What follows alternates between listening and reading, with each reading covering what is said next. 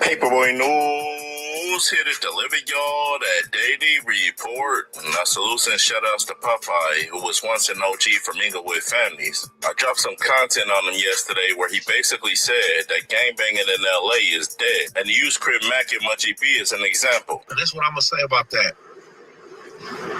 I know a lot of Hoovers that won't go for none of that shit. I'm not gonna say it was timing, bad timing. It was timing or bad timing. That's why he escaped. He escaped by the hair of his chin. Nah. I'm assuming they're talking about the Crip Mac being the homies but being disrespectful all at the same time situation. I'm gonna say this. I got a lot of love for a lot of. Assuming it has to be what they're talking about. That's a different generation.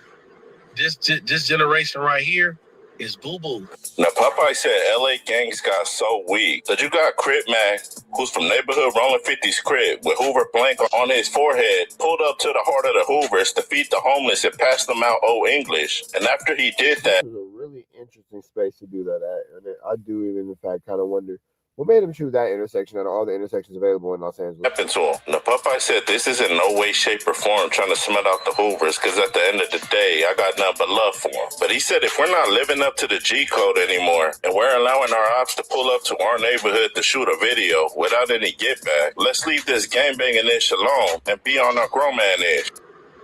All right? This generation is watered down. It's over. It's over. It's over. So that's why you can expect this type of buffoonery. That schizophrenic hanging out in your hood, dissing your hood, posting up in your hood like it's his hood and saying on hood. Got eye bust across his forehead, right? With no fear in the world. Because it's boo-boo. You can't say nothing to me. Can't say nothing to me. I'm not promoting that shit. I don't want nothing to happen to nobody. But the reality of the fact is, get on y'all grown man and leave the gangbangers alone because it's over.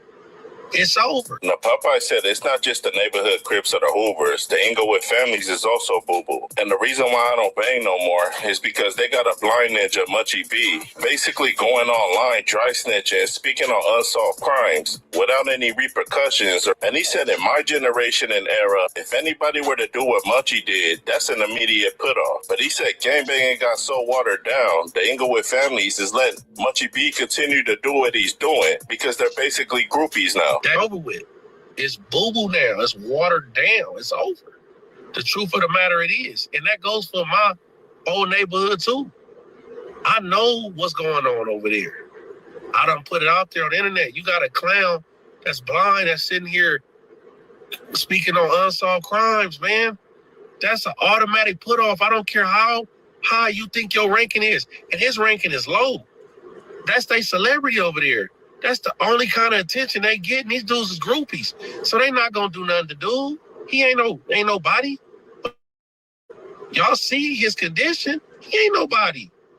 Ain't no love there. It's just a bunch of groupies over there. Now, after ODM Slim heard what Popeye. Now I can imagine that this situation is not gonna fare too well. And I can imagine that a lot of people are gonna have things to say about this situation, specifically Munchie B. I was wondering if ODM Slim was going to have something to say. I guess we're about to get into that next. But the reality of the situation is as follows. You know, the concept of just gangbanging in Los Angeles, as far as the classic gangbang and the classic Los Angeles gang street culture, is in fact non-existent by the ways of which it was traditionally ran or traditionally, orchestrated. But I say all that to say this. When it comes down to the reality of the situation, you do, in fact, have to grow with the times. You do, in fact, have to move with the times. And as things develop and as things evolve in life, nothing does stay the same. Had to say about his homeboy Crip Mac. He basically told Popeye, before you address anybody or anything, why don't you talk about how the Inglewood Families put you off because they caught you trying to take another man's back fade, and he ain't talking about fighting neither. Popeye, you got a lot of sexual allegations on your name, brother. You know what I'm saying? And you should be talking about nobody. You keep speaking on why you not from Inglewood Families and all this and that because you try to take somebody's backside, brother. ODM Slim said it's not a backsider. crazy for being punk skunk. They always go online and basically try to talk about how gangbanging is trash, when in all actuality, that's really them. Now, Slim told Popeye, let's forget about Crip Mac for a second. What in the hell was you doing in a cell with a transformer? Then he said, I need you to address when Munchie B said that Wasn't a robot in disguise.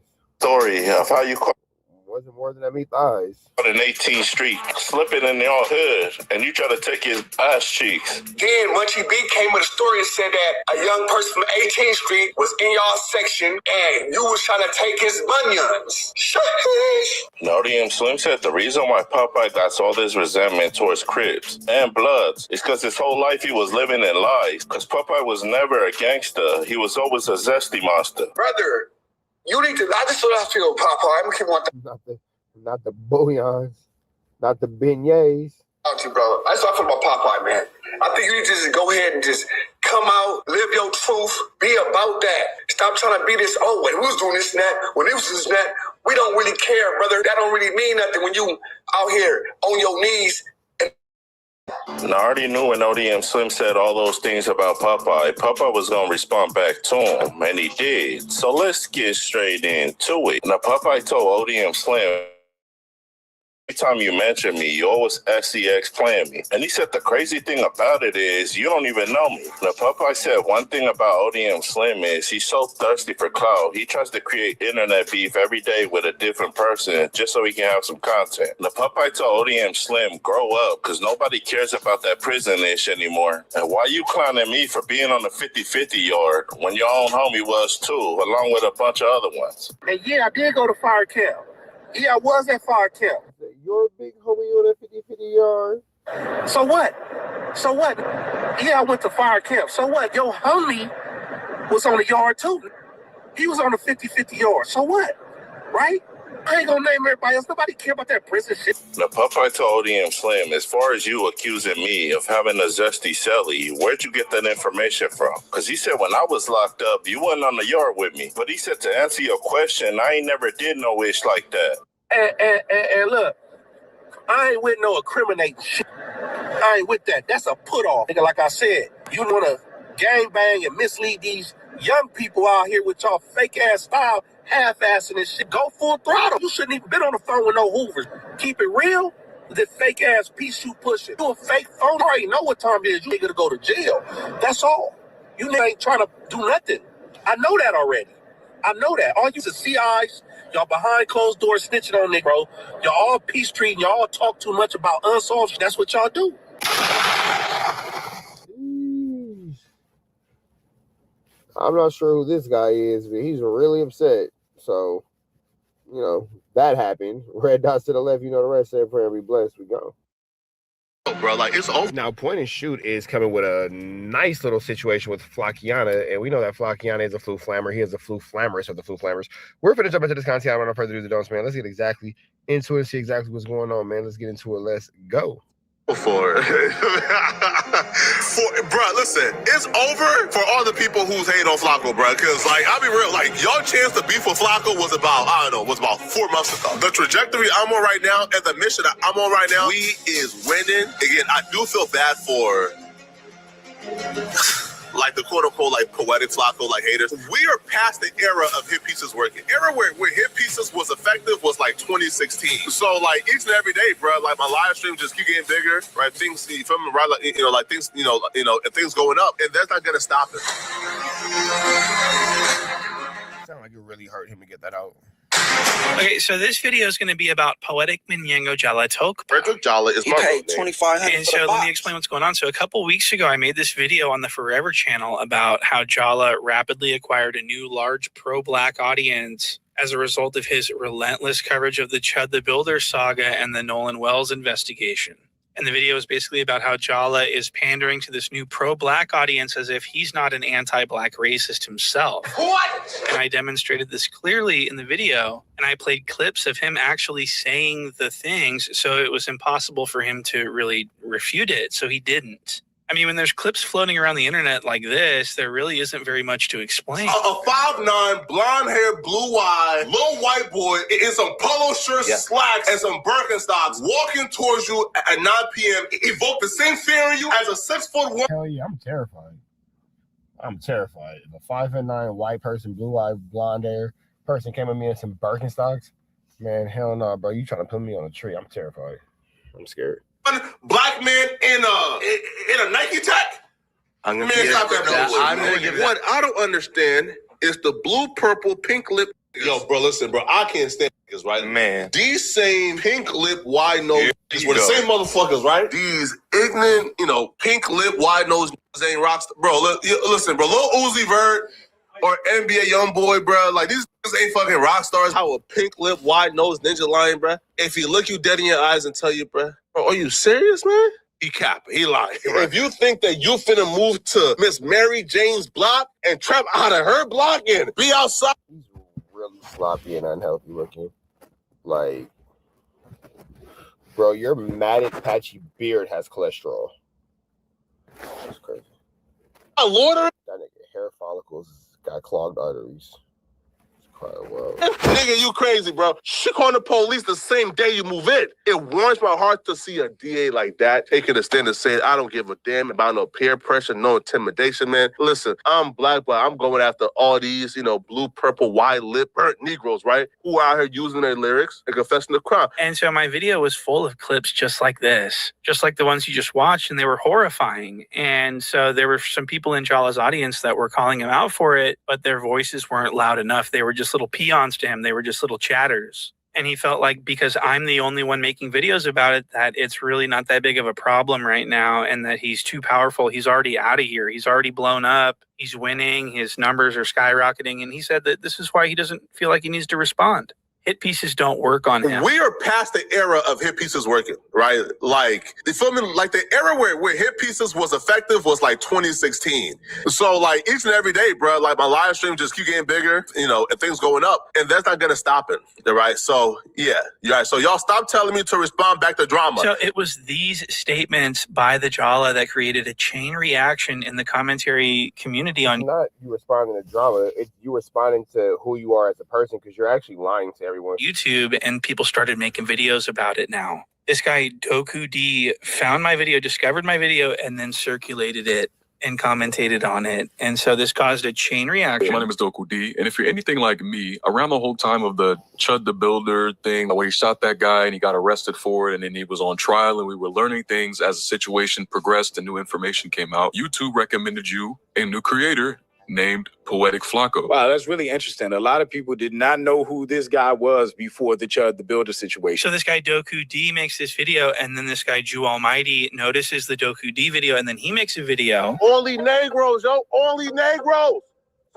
Support crime. Oh, he's literally just talking like a white supremacist. He sounds like MAGA. So at this point, Jala now has a huge problem. The Jew Supreme was pretty weak with his approach. Problem on his hands because now other black creators are calling him out for being a racist, not just me. So Jala panics and he immediately drops an apology video, but he misrepresents the apology and he apologizes for something that no one was calling him out for, which is his political beliefs. And he also lies to his audience and tries to make it seem like he became aware of the backlash from his YouTube comment section and not from me or other creators that are torching him online. He actually thinks his audience is stupid, so he's going to try to trick them. And he thought that he was going to get away with this. I want to give the tap dancing sellout of the day award to Poetic Flakko. Now, who's Poetic? Well, I'm Poetic Flakko, okay? No, but all jokes aside, the tap dancing sellout of the day award goes to Poetic Flakko. Now, you're probably asking, why are you talking about yourself this way? Well, this stems from a comment I got on my last video from a But you're not going to show the comment? subscriber called Beauty. Now, Beauty is a subscriber.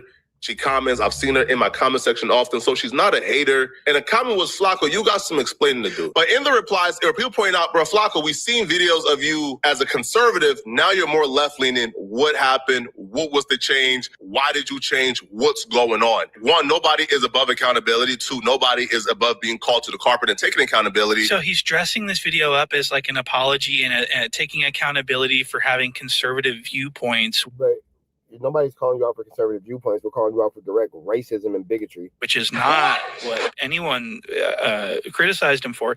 They criticized him for being a racist, smelly bigot who is grifting off the black community, the community that he hates. And so for him to misrepresent this, it's because he thinks he can trick most of the people in his audience. He thinks they're stupid. But I'll tell you, he's not stupid, Jew Almighty. What? And I'll show you this. This guy's really smart. He's going to do most of the talking because he's, I mean, just, you can't explain it any better than this. As a conservative, now you're more left-leaning. What happened? What was the change? Why did you change? What's going on? That's not the criticism. He's lying again. The criticism is not about him being a conservative. We're criticizing him for supporting. But the dude, Jew Almighty, gets in front of Flakko or gets an opportunity to talk to Flakko and brings up like not really any of this in a strong point, very passive. For supporting white supremacy, for glazing Nick Fuentes. Well, why I admire people like Nick Fuentes Going right now is trying to gain fake brownie points by acting like he's addressing criticism, but he's not. He's only addressing being a conservative, which was never the criticism. It's very disingenuous. Real slimy snake grifter shit. Any black people supporting him from this point on, just know you're listening to a very disingenuous person that does not care about you or your community. So this is a huge problem for Jala. He did not count on this at all. He thought that everyone was just going to forgive him immediately and everyone was going to move on immediately. He did not think that Jew Almighty was smart enough to understand the apology grift that we just saw. That was a total scam. That was a scam apology, okay? So Jew Almighty made a follow-up video criticizing the apology because Jala attempted to trick Jew Almighty's audience into believing something different and tried to make Jew Almighty look like he didn't really know what he was talking about. So Jew Almighty got mad and he made that follow-up video and he made it clear to his audience that we are not criticizing Jala's political viewpoints. We're criticizing, it was the political viewpoints that were closely associated with racism that was the problem. And I want to show you some clips of this exact thing. Look at these clips and please, use your discretion. These are upsetting clips. She was always of Indian heritage, and she was only promoting Indian heritage. I didn't know she was black until a number of years ago when she happened to turn black, and now she wants to be known as black. So I don't know, is she Indian or is she black? She is always racist. I don't know. Is he racist for questioning somebody named Barack Hussein Obama being born in the U.S.? I don't know, bro. You feel me? I don't think so. You could think so. The crumbs and details of whether or not Trump actually committed a crime, I don't think so, bro. Yo, I think a man, bro, who is married, man, should be able to pay some hush money off, man. Feel me? And if he want to conceal it and hide it from the media, bro, hey, I don't understand why this is like a 20 felony count. You feel me? So the Democrats have been able to sort of brainwash and manipulate black folks into thinking that the Democratic vote is the black vote. I know probably a vote for Trump is probably what's best for the country. It feels like a lot of us are just giving Kamala a lot too soon without her really earning it or deserving it, bro. So as you can see, it wasn't the conservative political viewpoints. It was the racist political viewpoints that Jew Almighty had a problem with. So he makes this follow-up video criticizing the apology and Jala panics. He absolutely freaks out. The same day that this follow-up video comes out, Jala reaches out to Jew Almighty and asks if they can go live and hash things out. What? And this was a mistake. Jala was not prepared. He didn't have, you know, when you lie this much, you don't know how much you've lied and it's hard to keep up the lies. So Jala does this stream and he gets confronted with point and shoot. Now, Jew Almighty doesn't know. That's where the issue comes in at. Is Flakko lies so much, he's having a hard time maintaining yesterday's lie with today's lie. That Jala denies my existence and refuses to talk about me publicly. So Jew Almighty's talking about me to Jala, not knowing this, and it's so funny. I want to play this clip. Look at Jew Almighty saying that the reason for all this is because of point and shoot, and look at Jala, how sheepish he looks. This is so funny. I laughed at this. He became a fan and a sub to your channel during the Chud the Builder saga, like a bunch of people did. And he saw, I think it was 2 videos by Point and Shoot, which addressed a lot of anti-blackness, a lot of disrespect to the black community, a lot of glazing white supremacy and Trump and Nick Fuentes and the Proud Boys, and all of that. Addressed it on a surface level, which made me then do a deeper dive into the Point and Shoot videos, which I'm gonna just be honest with you, as a black American that loves black people, that's raising black babies, that love black women, was very disturbing to see. Wow. So we've got a whole new Jala here. I mean, this is a completely different Jala than we saw at the beginning of the video. Yeah, for sure. Like that video with Jew Almighty. For sure. Yeah, I understand, for sure. Yeah. I'll be real, bro. Like, it's over for it. Which I'm gonna just be honest with you, as a Black American that loves Black people, that's raising Black babies. So this live stream debate was a mistake. Jala got ate up. He completely failed. He looked like a complete dumbass. And this stream created an onslaught of people watching my videos and shouting me out and giving me full credit for this downfall. And so I do want to take a quick victory lap, if you guys wouldn't mind. You have told me to react to this channel called Point and Shoot Forever. And apparently they, have helped expose this information about Flakko that a lot of people didn't know about. Looks like we're going to have to react to Point and Shoot, man, because it's been a lot of people asking me to go ahead and react to this video. Point and Shoot. I got Point and Shoot Forever. Point and Shoot. So we're going to play this clip here. After Point and Shoot initially dropped the receipts on Poetic Flakko's anti-Black, calling him out for it, specifically Point and Shoot. Shout out to Point and Shoot Forever. Like, he's been on his neck for a while now. What Point and Shoot is doing is really exposing the grift that Poetic Flakko's been doing. Point and Shoot has been picking his shots like an elite sniper, landing perfectly placed headshots on the bison. Do shout out to the platform Point and Shoot. Shout out to them. They considered the GOAT for managing to collect all these clips throughout the years and put it into one video. The reason we know about any of this is because of his longtime nemesis and personal boogeyman, Point and Shoot. And I have all the credit to give for the YouTuber Point and Shoot. I also want to say shout out to Point and Shoot Forever for covering all of this and providing all of the information, because without him, we would not have seen just how much of a two-faced liar Poetic Jala is. Point and Shoot, big shout outs to you, man, because you were the one that had all of this footage, that put it all out, that made us all aware of the anti-Blackness and all the other racist shit that he was saying all that time. So big shout out to Point and Shoot. Jala's having a really bad time. What? And it's all because of me. It's all because I've played clips of him saying things. It's not because of anything I've made up, or it's not because I've defamed him or slandered him in any way. I'm playing clips of him saying the things that I'm saying that he says. So that's why it's so effective. That's why it's so damning. And it's causing a lot of problems for Jala Flock. So I want to play some more. I actually want to rub salt in the wound and actually... Jala Flock is crazy. Calling this nigga Jala Flock is absolutely animalistic. Jala Flock is crazy. The Flock Daddy, the Daddy Flock. Go further and play... The Jala Flock, the Flock Jala. More clips.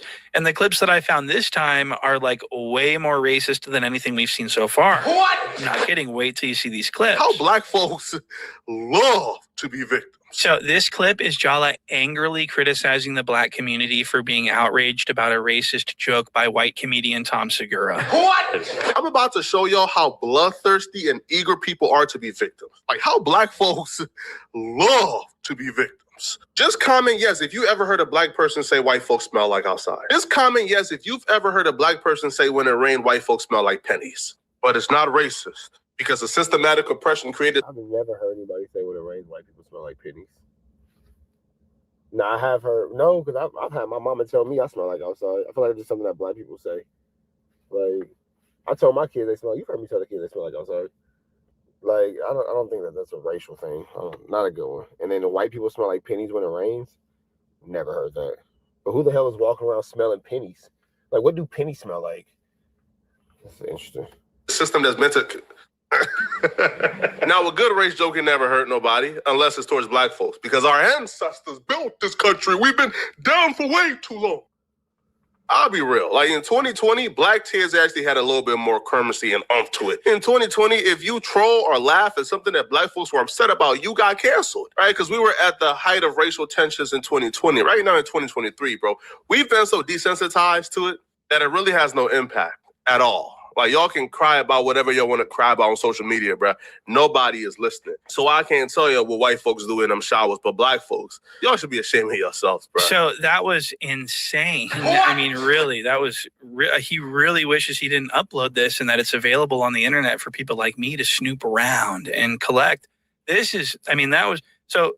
Just look at the clips that he's putting out now. Just look at the stuff that he's... The talking points that he's putting out now are much different. Again, more racist jokes, making Black folks the butt of the jokes, showing all 32 teeth, clapping up, cheering when Tony Hinchcliffe was disrespecting George Floyd and making jokes about the Black community. The George Floyd joke to me was especially egregious because George Floyd was not in the room. You do more to make sure that George Floyd legacy isn't disrespected for cheap laughs. Isn't even about black people being soft or we can't take a joke. It's not. So Jala is extremely passionate about standing up for the black community, and he's very sensitive about George Floyd jokes, right? Wrong. What? He's not. I'm going to play. He's got a lot of disrespectful things to say about George Floyd. Like, he's been outwardly disrespectful towards George Floyd and his family. But shout out to Point and Shoot, because I know he got the clip. A clip of just a couple of years ago. This is what he was saying about George Floyd jokes. His conservative values, his love for Donald Trump, and a joke about George Floyd, damn near in a celebratory fashion. Now, me particularly, I feel like when somebody is on stage, they should have the liberty to make whatever joke they want to make, as long as it's funny. I don't believe like we should put a restriction on comedy. The liberals on the left who get offended by everything, they have an extreme issue with this, and they're calling for him to be canceled. I don't think that a comedian making a joke on stage in public should be cancelable. If you like the joke, you want to come back and watch him, come back and watch him. If you are offended and feel like they are a horrible person for making a joke, then don't watch. Trying to,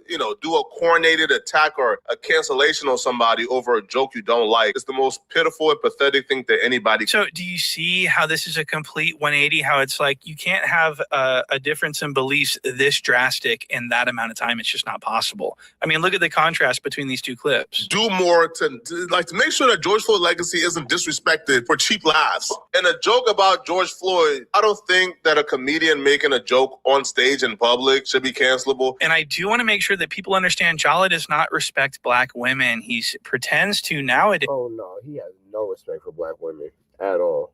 At all. You should hear what he said about black mothers. He has no respect at all for black women.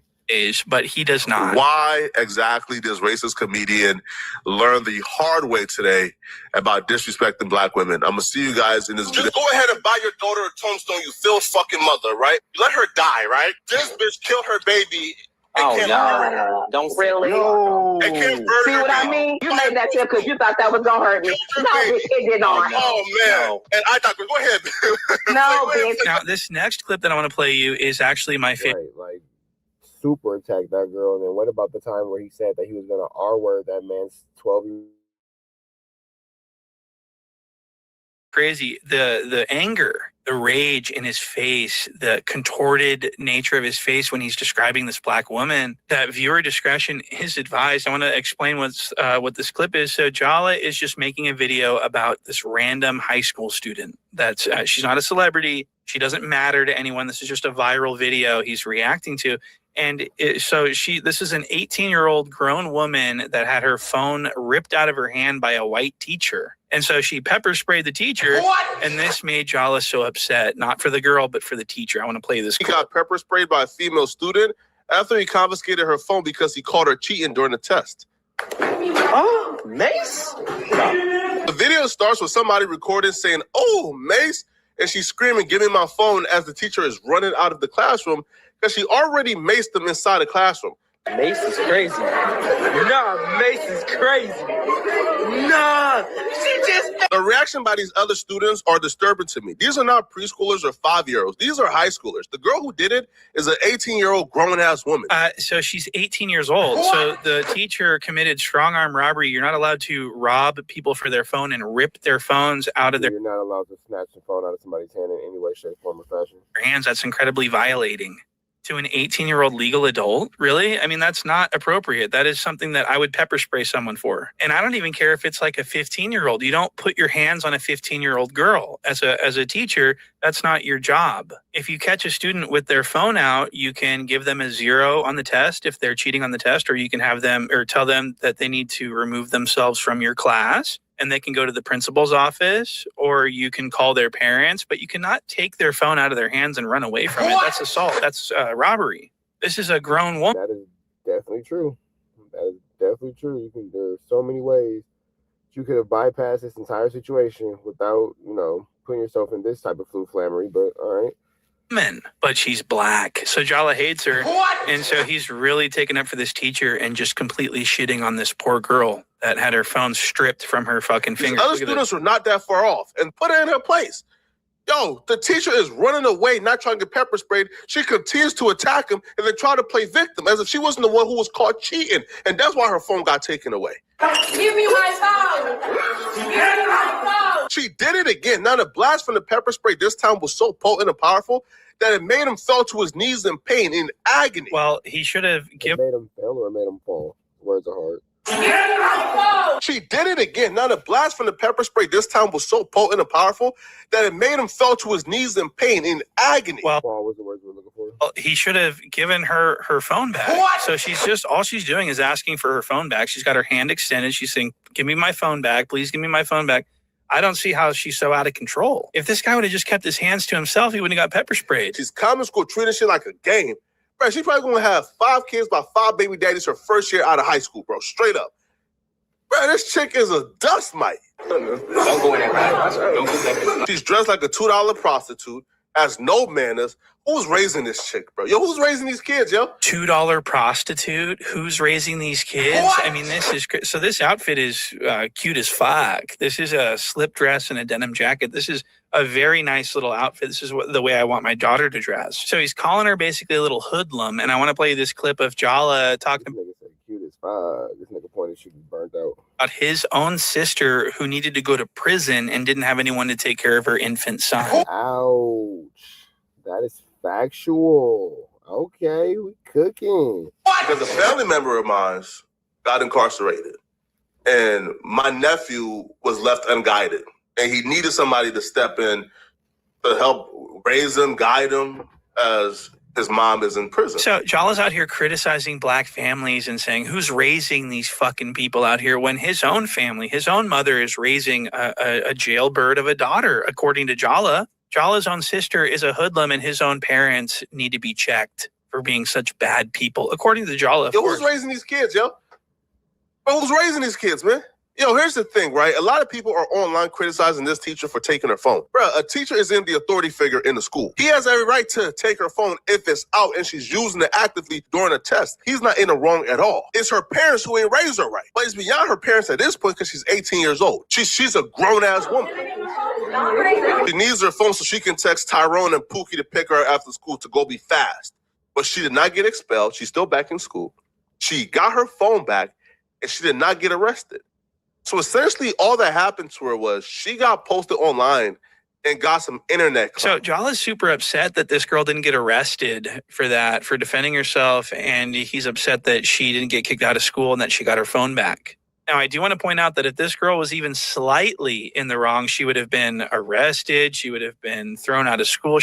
An onslaught of things would have happened to her. But because all she was doing was defending herself, no one could do anything to her. And so Jala is really upset about that. So that was super crazy. Jala's acting like this girl is like out of control, pepper spraying her teacher for no reason, just to be violent and everything. He's just he hates the black community. Let me tell you about that. So for this next clip, I want to show you, this is something that I've been keeping my eye on for a couple years now. Jala is constantly telling people that he retired his mother. What? That his wealth is such that he is able to retire his mother.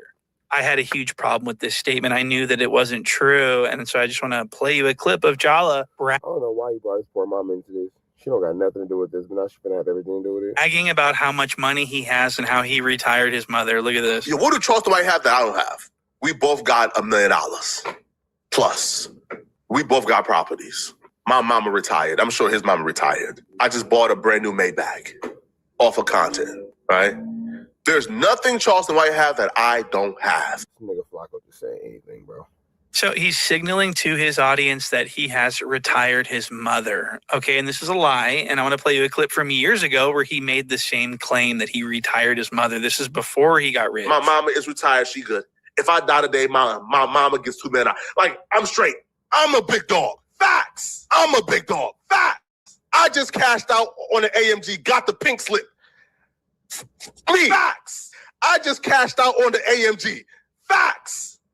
My mama retired. Facts. So Jala single-handedly retired his mom years ago. What? And I just thought that was so weird because it's not true. First of all. Second of all, his mom is in his 40s. In her 40s. And my mama's 42, 43. Right?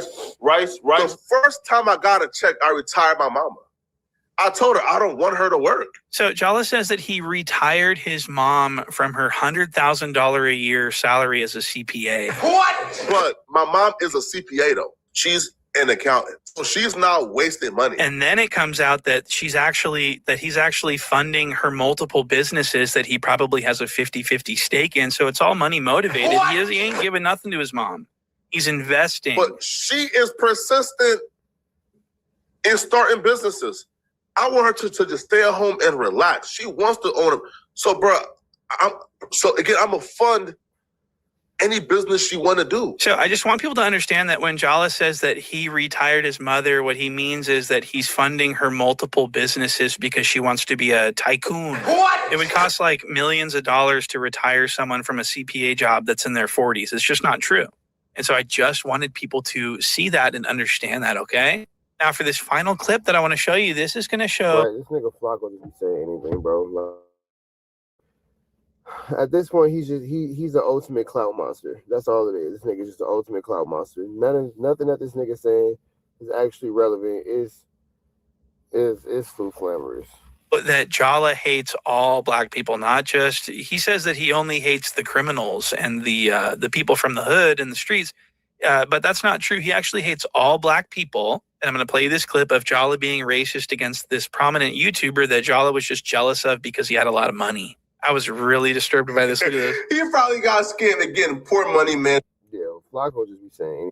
And he just has so much malice inside of him.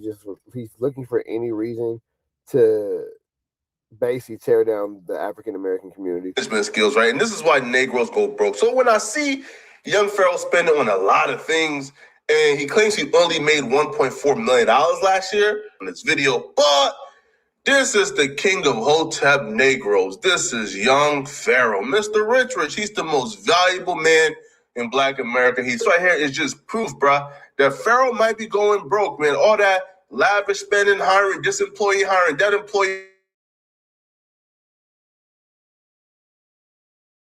funding people buying cars and all that other nonsense, bro. Pharaoh might be going broke, but y'all let me know that. So he's criticizing Pharaoh for doing the same thing that he does, which is buy a bunch of lavish shit. What? I just bought a brand new Maybach. So now he's all fat and rich talking about Does anybody actually believe that? black prosperity and black, he didn't have anything to say about this. This is Jala's best friend, the cuck. On purpose. No, I'm not. I just think it's funny. I think it's funny to take a phrase that was popularized by probably the most famous racist of recent memory and to recontextualize it to describe myself smoking cigarettes and drinking alcohol while I'm in Vegas. I think that that's funny. And I used Chud the Builder inspired language about myself to say that we were chimping out. I don't think that that is racist. I think that, if anything, I was comparing myself to an actual chimp.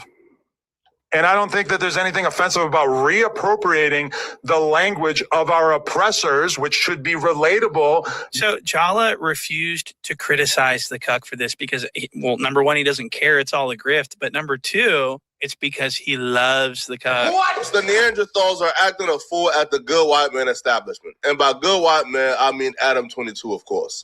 The good white man, Adam22, have given these hooligans a huge platform and an opportunity to be hip-hop journalists. And so that is going to do it for this video, guys. Thank you so much for watching all the way through. And, of course, for hitting the like button. That's really going to help. All right, man. We're going to get up out of here to the next one. Y'all make sure y'all hit that like, comment, subscribe. Y'all make sure y'all subscribe to Point and Shoot, man. It's Point and Shoot 1.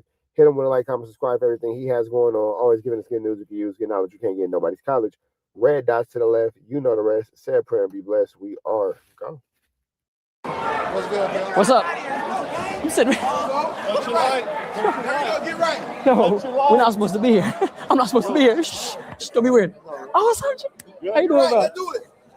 I'm not supposed to be here.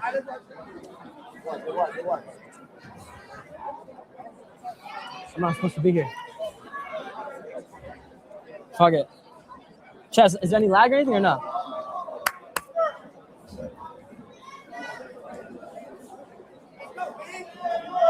Get right, man. They do it. Fuck up. Come on. Is there any streamers up here? Nah, there's something to move. Fuck it. It's all good. We'll stay while we can. Oh, all good. Ate it. Good shit. Yes, sir. Yes, sir. Wake his ass up. Bang is a great fighter, by the way. Great fighter. There we go. Wake his ass up. Hey, come on, keep going, boy.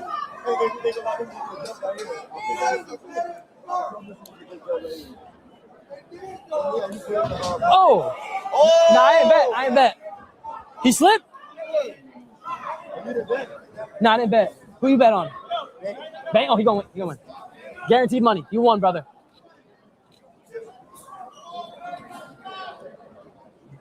Chad, if you don't know, Bang is AB and Dean's prodigy. I hear Ray J somewhere. This guy's voice is just so loud. Oh, yeah, right there. Right there. I knew it.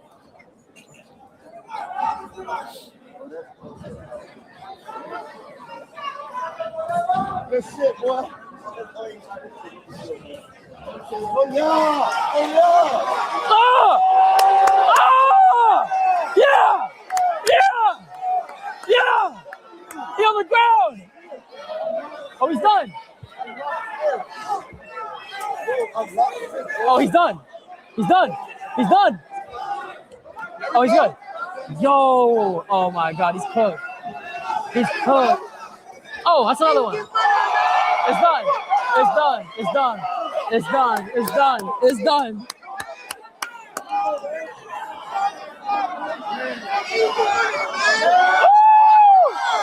Damn!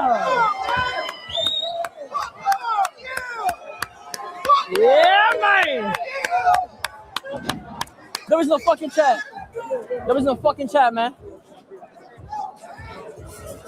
There was no fucking chat. Quick fight. Quick fight. Quick fight. All right. We got one more fight, then I'm up to bat. One more fight. We're spamming Bang. Yo, chat, we got one more fight, and then I'm commentating the no neck fight, and I'm commentating the other one they said. So I'm just doing what they're telling me. I just need like a Red Bull in a cup. Mia, where's Mia?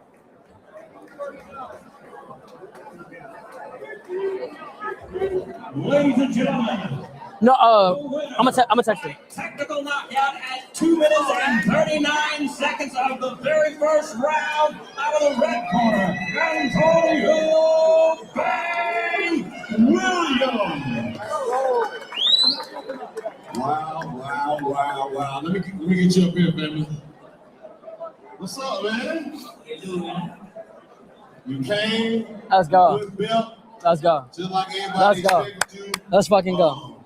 How you feeling right now? Feel good, man. I ain't even tired. I got touched. Feel like I got touched. He ain't even get touched. Strong ass jab. He ain't even get touched. First round. I'm gonna have to move, I'm not gonna lie. Knockout. Knockdown, whatever you want to I'm call gonna have to move a little bit. He looked like he supposed to last way I'm long. gonna have to move a little bit. Been through some shit. Let me tell you what it was. Once niggas gonna feel that power, and that power knocked the fight out of a nigga. You serious? You serious? Pocket. Certified crash out. Are we good here? Man, it's a crash out party, man. I told you I was gonna have a crash out party, man. COB in this bitch, nigga. Go to Drake's emo girl. Who the hell is that? I'll wait for you, family. How you doing, man? Where the hell you from? Conda? Conda. How about Conda? I ain't know that was real. Oh, okay, well. Ring girl is emo? Oh, they do have an emo ring girl. What the hell? Yo, she emo. She's talking to Emily. It's an emo ring girl. I prepare for the war again.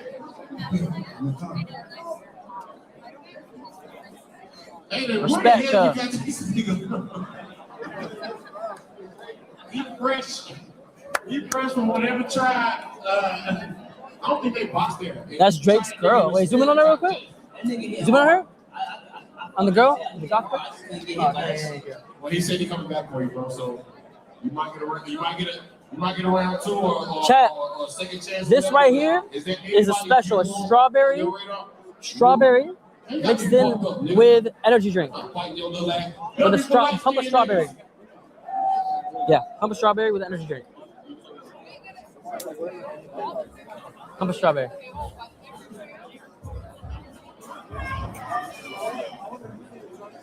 It's with a pump of strawberry though, so it's like, it's cool.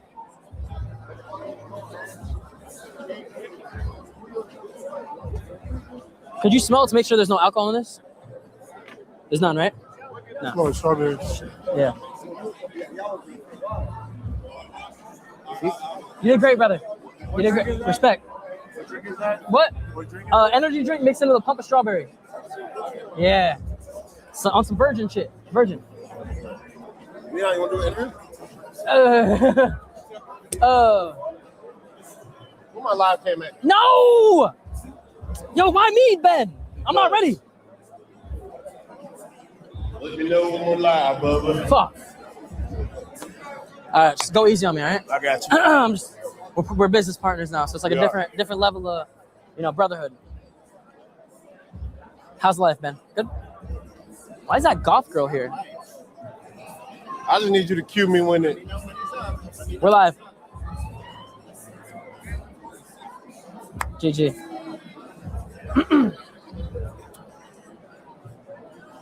Is my outfit good, Ben? They smooth, little chill, calm motherfucker. I'm just a calm guy. Yeah, I feel that. That's how we get when we get too much money, man. Yeah. Chat, Marky's on the comms. Look at Marky. Hey, Anthony, I love you guys. You're doing great, brother. Yeah, you're doing actually a good job, bro. He's sweating, working his ass off.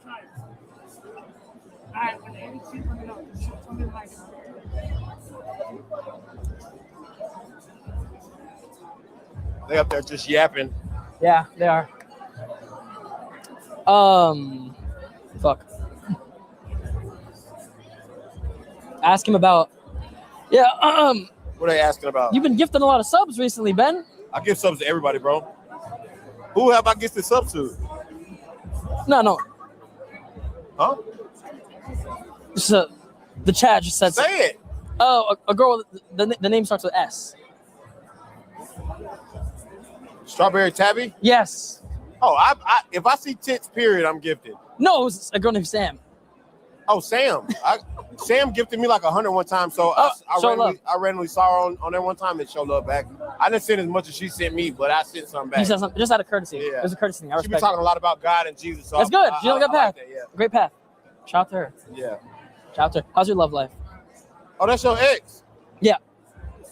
I don't care though. I thought that was like a thing, like a bit. A skit? Yeah. I dated her for 2 years, bro. Yeah, but you didn't smack. So Yes, I did. No, you didn't. You think I'm gonna date a girl for 2 years and not? Come on, That's bro. what y'all be doing. Yo, I'm an undercover freak, bro. Do you not understand, bro? Bro, I can look in your eyes and know. Look me in the eyes, Ben. You probably cry soon as you get in it and whisper little sweet nothings to her. That ain't what we doing. I'm gonna send you a video. We pounded straight dick. That's what you do? Yeah. What's your favorite position? I like getting missionary, but you got to get up on it real close to it and grab both cheeks and pound drive. Oh, from the front. Yeah, like you on missionary. What if you don't have? What if your arms aren't long enough? Yeah, then you gotta stretch. Fuck. I like getting up on there and scooping her. What if she has no butt? I probably wouldn't be hitting her. Yeah, that would be just a head situation at that point. Seriously, you ever put a? I get way more head than fucking, bro. Fucking is special to me. Because our dicks are precious, bro. I've told you this before. Like our shit precious. You gotta be careful where it goes. You probably got way too much skin on your shit. No. So we're finishing up into this Cantiano where Adam22 is speaking on the chaos that ensued at the No Jumper studio where Kyle threw a table at Doughboy. And now Adam's going to call Doughboy pathetic. But that all being said, man, let's jump into this Cantiano without further ado. Let's get into it. Let's go. Don, Rampage, Aiden Ross, Dean the Great, and Fred, aka boxing media guy Fred. So yeah, pretty excited about this. I'm gonna turn it. Well, maybe I'll just talk to you guys until we actually get a fight going here. A lot of people want to know what I think of Kyle. Should I give a Reddit clip? Probably. Okay. Kyle. And this is for the No Jumper fans, okay? Kyle. You're done on No Jumper. You're never coming back to No Jumper. Let me explain why. It's not because You explain why, Adam. I don't see some potential in you. It's because I think you're mentally unhinged and you have no respect. And listen, and I said this in the group chat earlier, I said there's almost nobody in the world who could make me feel bad for Doughboy. Doughboy has over and over and over proven himself to be one of the most pathetic podcasters that we've ever had under the No Jumper umbrella. And I'm not saying that in a mean way. I'm saying that because, let's be real, this guy just can't stand up for himself. He glazes everyone constantly. It's terrible. But Doughboy being one of the most pathetic under the No Jumper umbrella ever is crazy. Because there's some pretty pathetic things that have happened at No Jumper. And for Doughboy to take the cake as most pathetic, disrespectful. Kyle threw Doughboy's birthday cake on the ground, right? That's messed up. That's not cool. Even just that is just really not the kind of energy that I'm trying to bring onto the podcast, right? Doughboy stands up for himself. Doughboy grabs the cake off the ground, smashes it in his face. W Doughboy. Big W for Doughboy, right? Wrong. Doughboy made it way gayer than it had to be by basically whispering in his ear as he hits him with the cake. He mashes the cake into his face and then puts his head down by his ear and whispers to his ear and goes, "Hey, bro." And I don't know this, but he kind of confirmed in the group chat. And also, like, I just know Doughboy well enough to know exactly what he's going to say in almost every situation. He goes, "Hey, bro, it's just for content. I had to get my get back. It's cool, bro. You my brother. I love you. We should keep potting together. I'm a comedian. I'm Doughboy." Fucking lamest shit I ever seen, bro. I was like, damn. You got a nigga who got curled up into a ball in a fight and ran by the same dude who he allowed to spank his wife, calling you pathetic. Doughboy, it's over with, brother. Pissed off to even know Doughboy when I saw that clip. He like finally does something cool and hits him with the cake and just has to cushion it with the lamest shit ever. Shout out to this dude for basically wearing a shirt that says "free a cereal," written pretty open-minded about the guy, but it's not going in a good direction. That shirt is an L. Anyway, all I'm saying. Okay. And so then Doughboy does the gayest thing he's ever done in his life by whispering in a man's ear before he hits him with a cake, right? Lamest shit ever. I'm still pissed off at Doughboy about this, right? But then Kyle reacts by attacking Doughboy with the cake again, and then also like trying to whip the whole table in his face. If he had been successful at whipping the table into Doughboy's face, I think that like he might have like really would have Doughboy off. For sure. Sustained like a serious injury. And I'm not trying to incubate that kind of energy. Like that's terrible. So yeah, I was pretty pissed off about that. I'm still pretty pissed off. Kyle, you're done. You're cut from the team. You're not coming back. And it's just like, why would you think that we would want to deal with that? Like as terrible of a podcast. I mean, y'all deal with a bunch of other things. So that's actually not the most, in my opinion, pressing thing. That's not the most like random. I don't know. Worse has happened at No Jumper, if you ask my opinion. As Doughboy can be, as much as Doughboy is truly one of the most pathetic humans that I've ever had to deal with. It's just, be serious. Why would we want to deal with people who are trying to attack people with tables? I don't know, man. I'm just fucking pissed off about the whole thing because I really like, why did Josh and them like give Kyle another chance? Like, it's his birthday. It seems like when adam22 is around, it goes down at the Jumper Town. Hey. Yo, when he was about to hit him with the cake, though, Doughboy keeps going, "But it's my birthday, though. It's my birthday. It's my birthday, though. But it's my birthday. No, don't hit me with the cake. It's my birthday." Bruh. No one cares. Like, Doughboy, I just don't get it. I don't get it. adam22 sounds genuinely disappointed in Doughboy. I don't get how you live like this. I want Doughboy to change so deeply. AP the fighter right here. I've seen this guy fight on Brand Rest a bunch of times. Seems like a good guy. I talked to him a little bit. I forget his win-loss record and everything like that, but I'm going to put the sound on right now that I've spoken about Doughboy and Kyle.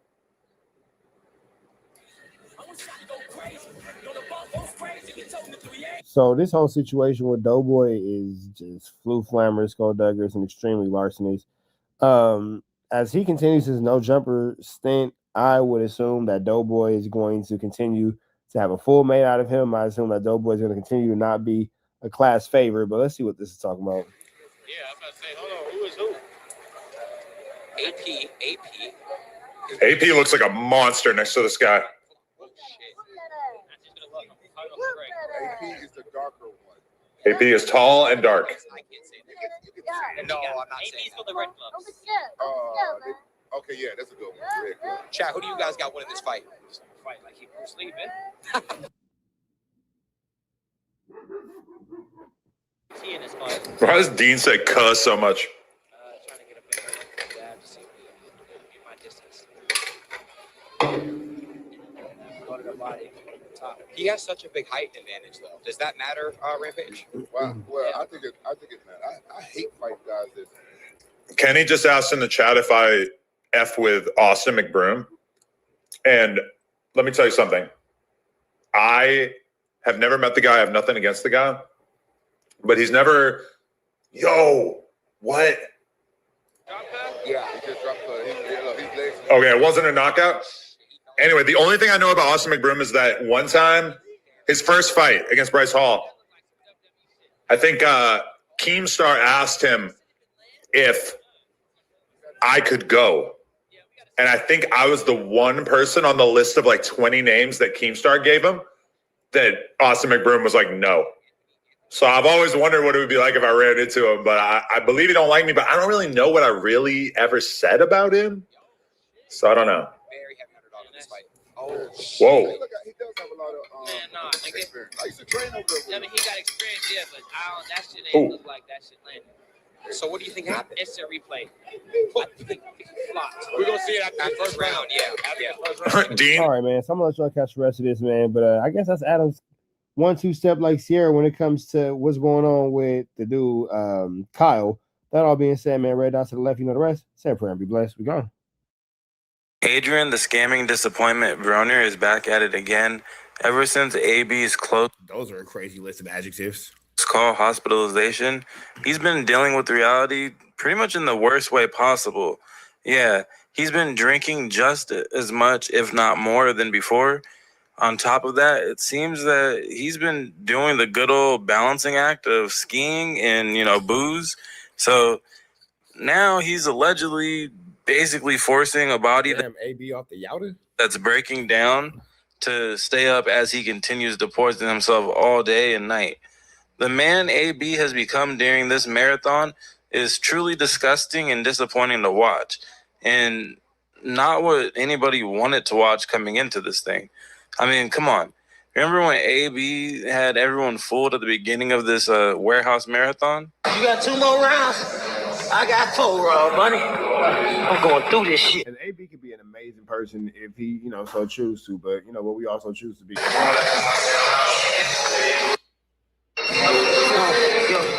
take all these waters, man. Hey, take these waters back, man.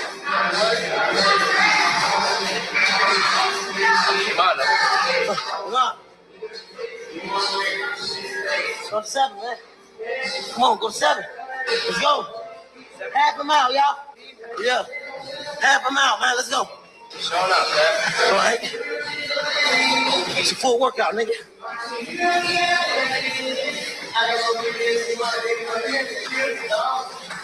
I'm showing up. It's a regular workout, bitch. Yeah. 100 yards, y'all. Let's go, baby. Come on, boy. Come on. Come on. Let's go. Oh, yeah. Come on, boy. Come on. Push me, boy. Push me. Sit in that bro. Please, 1 to 1.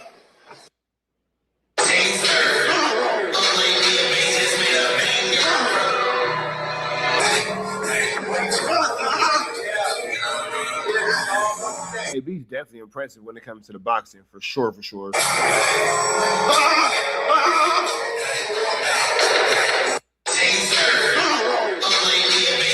Remember, those clips were going pretty viral it's safe to say that AB had most of social media rooting for him, right? But that version of AB was very short-lived, and not only did his mindset never return to that, because the marathon is over. They still got a few more days on the calendar for the 45 to like technically hit, but they've been outside. All these clips are from the we'll call it the final days of the marathon. You niggas went to go see Ray J in Atlanta. Or the new form that it's taking as it's now transforming into a 90-day marathon. But yeah, I think AB actually got worse mentally and physically during this whole ordeal. That's technically nearly over, but again, it's over, it's done. But let's look at AB not being so locked in from a mental aspect, because I feel like after you did this lock-in-a-thon, you should be able to go back into those same environments, even though that's not ideal, but they got to for content and shit, right? You should be able to go to these environments and control yourself a little better. Not only has Adrian Broner brought all of the bad things from their lifestyle into the warehouse, he's also constantly going out and just staying out all day and indulging in whatever he wants to. Bar? God damn. This nigga went to the bar at a department store. He be smelling alcohol like dogs be smelling treats and shit.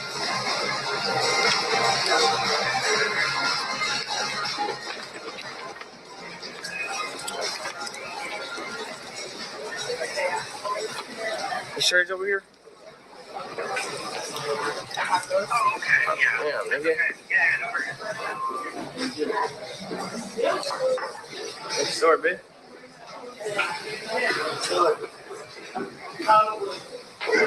Did you get a satin green? Hey, chat. I'm here for another day. So I say, fuck it. Yep. Did you get a satin green? It's crazy. Take a shot with her. Or two. Don't blame this on me.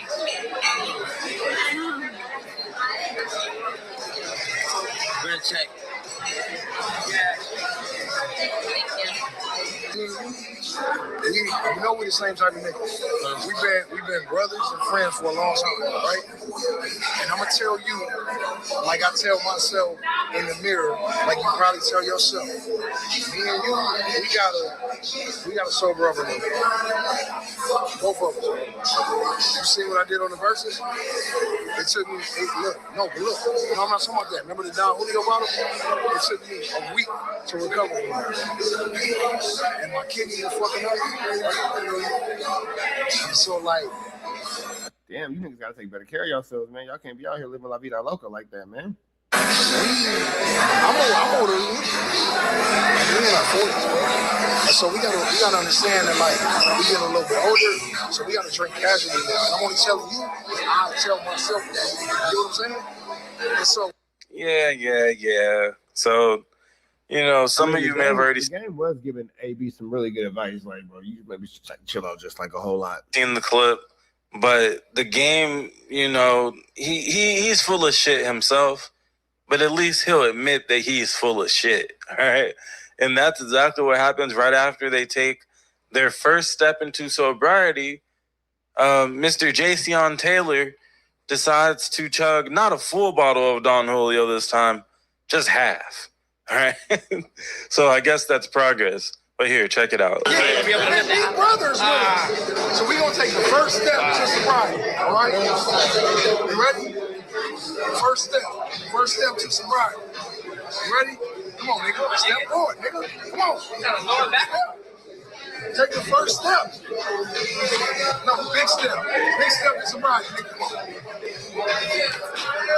on. We're working on it. There you go, man. Steps to sobriety. Man, hell no. This nigga AB took the first step like he was trying to step on a roach real quick. What's that? I can't drink all that, though.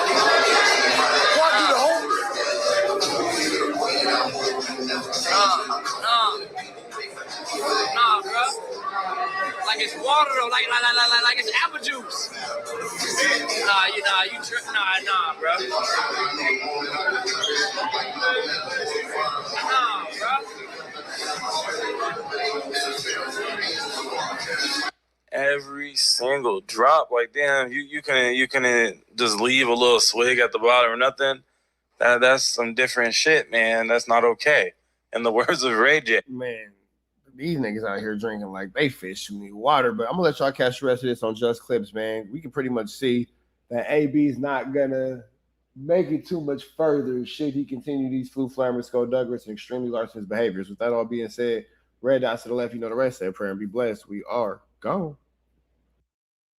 So they say that Munchie B gets into a tense back and forth with this individual right here. Let's see exactly where this situation finna goes on. Let's see exactly what's finna go on with this situation, excuse me, as we go through the Doughboy 24-hour podcast stream. And you know that this stream has been kind of an SHIT show. You know, Doughboy has yammeted on himself a few different times. Lush calls in and wants to have Kyle banned. Kyle throws a cake at Doughboy, or you know, some flu flammers, things like that happen. It is just a lot. Moose Man ends up going into the parking lot to take a fade. So let's just see exactly what's going on with the drama at the jumper. About to introduce a new character? Mad Jack. Mad Jack?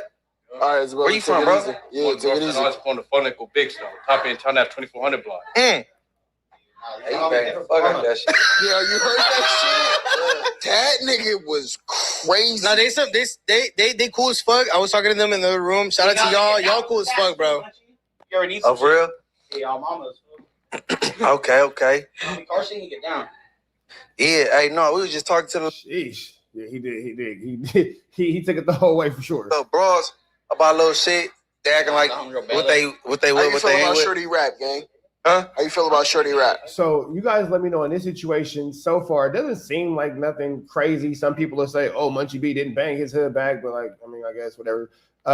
It doesn't really seem to me like that big of a deal. I'm not saying anything too crazy. It's definitely, you know, a tense situation, but I mean, I guess no jumper. You feel me? It belongs to a beat. Like certain rappers, they be having like no freestyles prepared in their brain. And they go freestyle, acapella, and then certain shit. But so that was something she already had. That's a song, and she rapped it acapella. I could tell, you know what I'm saying? But I'm gonna get Lonnie her little credentials. I fuck with Lonnie, bro. I don't want but it was inevitable for that laugh game. It just was like it. Yo, Steven told her, like, yo, it's not a good idea to rap up here. Man, Steven, bro. It's really not a good idea to rap up here. I'm not rapping much, you know this. Yo, drop some. Hey, look, you know what it do? It's not. Yeah. Hey, but look. It's Doughboy birthday. Hey, all right, so look, we got homie in the ski. It doesn't really seem like Munchie B's taking him too serious. Ask next to you, what's going on? You in a ski? Yeah, on God, he in the skizzy. Oh, bloods. My name ain't Gucci, nigga. This shit ain't for fake. Hey, look, bro. This shit ain't for Oh, he turned up. He got the zipper on him. Get this shit for real. Well, I'm gonna tell you what. Oh, let me tell you. Hey, Munchie, he can't see. I got my own shit. Let me tell you what ain't for fake. I got something here. My vision fucked up, right? I didn't know you had a screen next to me, bro. On Bloods, or I wouldn't even let you sit next to me like that. Blood on beaches, but look. You documented with PTSD though? No. Documented with schizophrenia though? No, none of that. So then you shouldn't have no reason feeling like that. I'm a documented blood. Ooh. Okay, he's starting to trip a little bit. You know what Bloods is? Documented Paru. You know what a Paru is?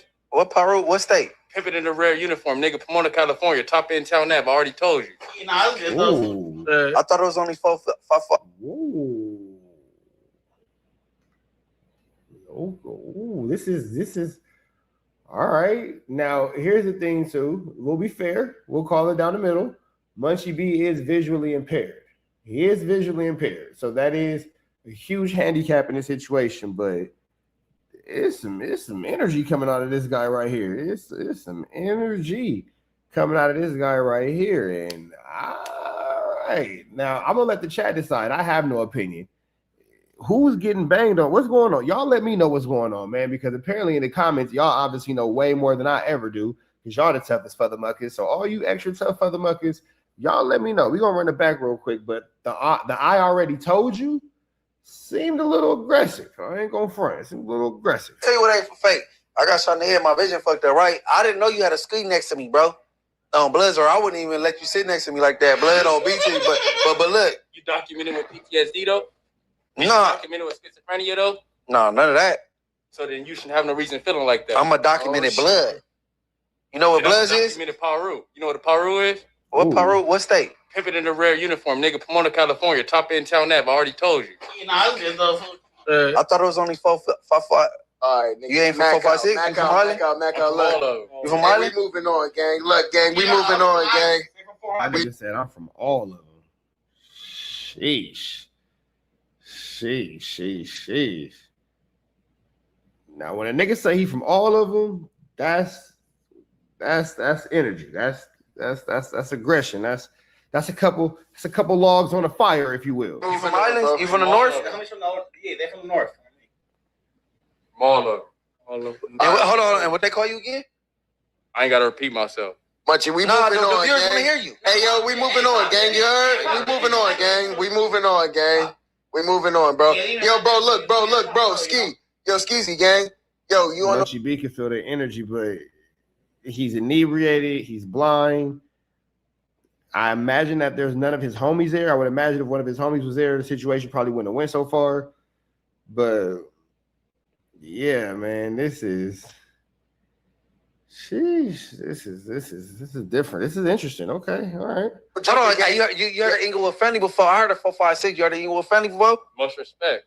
All I'm just letting you know what it is and what it ain't. Yeah. No, I don't give if it wasn't what it ain't, it wouldn't even be around me. I mean, a nigga had some type of feeling about how I had a mask on. You feel me, nigga? I suffer from PTSD just like you do. No, I don't. But you say you. Bro, listen, this is what I'm saying, bro. Niggas back on. Hey, hold on, nigga. Look. Hey, hold on. Hey, look. I got shot in the head, right? I don't suffer from PTSD. I'm comfortable. I Uber up here on days. I don't live nowhere near here. You know the reputation No Jumper got. I'm not. That nigga said I don't need no mic. Hey, this young dude up here tripping. That nigga said I'm on a podcast and I don't even need no mic. Who brought this aggressive young lad up here? You heard the bitch ass nigga whack on hand before? I don't need to refer to nobody. Oh, all right, fuck him. Okay. Well, I'm not nervous about nothing. I mean, they might put that on me, but I don't claim PTSD. But we're gonna keep it pushing though. Paru love. Hey, yo, look, we on the 24-hour stream. Yeah, likewise. Put the cup down, give me. No, I'm not doing it. No, we're gonna lock it up after I put the cup down. I'm at work, bro. On BT, we on the 24-hour stream. Hey, yo, we ain't gang banging. Yo, bro, Munchie, I already told you outside. Yo, bro, and Ski Mask, respectfully. Niggas ain't gang banging on the stream, bro. It's a stream. We having fun. Goodness gracious. This is what's going on at No Jumper. This is the drama at the jumper. This is what this is turned into. This is what we have to look forward to out of these guys. Goodness gracious. It's a lot going on here. So it's a lot to unpack. But I say this guy right here, shifty, man. Got to keep an eye on that guy. Kid Shaky. Fun is my boy Doughboy birthday. We ain't gang banging on the stream. Y'all niggas do that shit somewhere else, bro. You feel me? No, I respect that. I know good. It's all love. That's your shit, but I'm saying keep that off the stream. Nobody raising their voice or nothing. We just off the stream, bro. Like, listen, we on the stream. Bro, shout your shit out. What you do outside of that? You feel me? We don't know each other, so you feel me? No. What you do outside of that, gang? You heard? What you got going on outside of that you could promote that's positive, you heard? I don't push no peace. Yo, okay. Munchie. All right. This is what's going on at No Jumper. This is all right. This is interesting. This is an interesting situation. Okay. All right, tap me in. All right, look. All right, no, we're not gonna do that. Cause homie cool as hell. No. He might be on his bullshit. No. He on his bullshit, but he cool as hell though. The elephant in the world. The elephant in the room. Words are hard. Don't worry about it. It is the world though. The elephant in the room. What's up with King Pill? We don't speak on nobody. Bro, that you talking to two niggas from 4 5 that's really from there, blood. Yeah. We don't speak on them. Yeah, man. No. No, but you talking about somebody crank up on? Hey, bro, So Munchie pushing the situation off of him on the King Pill. I see what he's doing. I see what he's doing. We ain't gonna talk about me no more. Let's talk about King Pill. But it seemed like little ski mask is going wild over there. Just claim that, you know, you gotta put on a frizzy and full different. All right, hey, bro. All right, look. Shout out, bro, with the skeezy, right? Bro, hey, Munchie, that's my word. Just say you stole that, though. You heard? The skeezy. Look. The other homie from Pomona. Yeah. Well, so, is he official or no, bro? No, fuck no. No? I'm not gonna say too much, but fuck. No. Can I ask you the question? All right. Can I ask you a question? Yeah. How many niggas is from your hood that's posting on Instagram looking cute? A lot of them. But just leave that there, though. But say a name. Just leave that there, I said, say a name. We don't gotta say names. Just how many niggas is it that's posted on Instagram in 2020 big stuff? Bro, talking to the mic, eh? You want to share the mic? To the mic right there. Okay, hey, Pop, if you want to talk, just so you feel me, they can hear you and shit. Just so they can hear you clearly. They can hear you pretty good. You know what I mean? To my boy Shiesty Root, right? They can hear just right next to you. Hey, look. My thing is, if it's somebody that's questionable from Inglewood family, I clear it up right now. Nah, or not even Inglewood family, Inglewood period. I don't care what blood hood, because there ain't no Crip rappers in Inglewood that's like making noise right now. Shout out them, no more power. But like if it is, I clear it up like, man, you know. It's no specifics. I'm just saying in 2020 bigs, how many niggas it is on Instagram looking cute trying to bang for they set though. A lot of them. That's the only point I'm trying to prove. No. But I asked about a specific person that's a nigga that been on podcast. It wasn't nothing directed. No, I'm saying I directed it. Because he been on podcast. He been on No Jumper. What the fuck is this?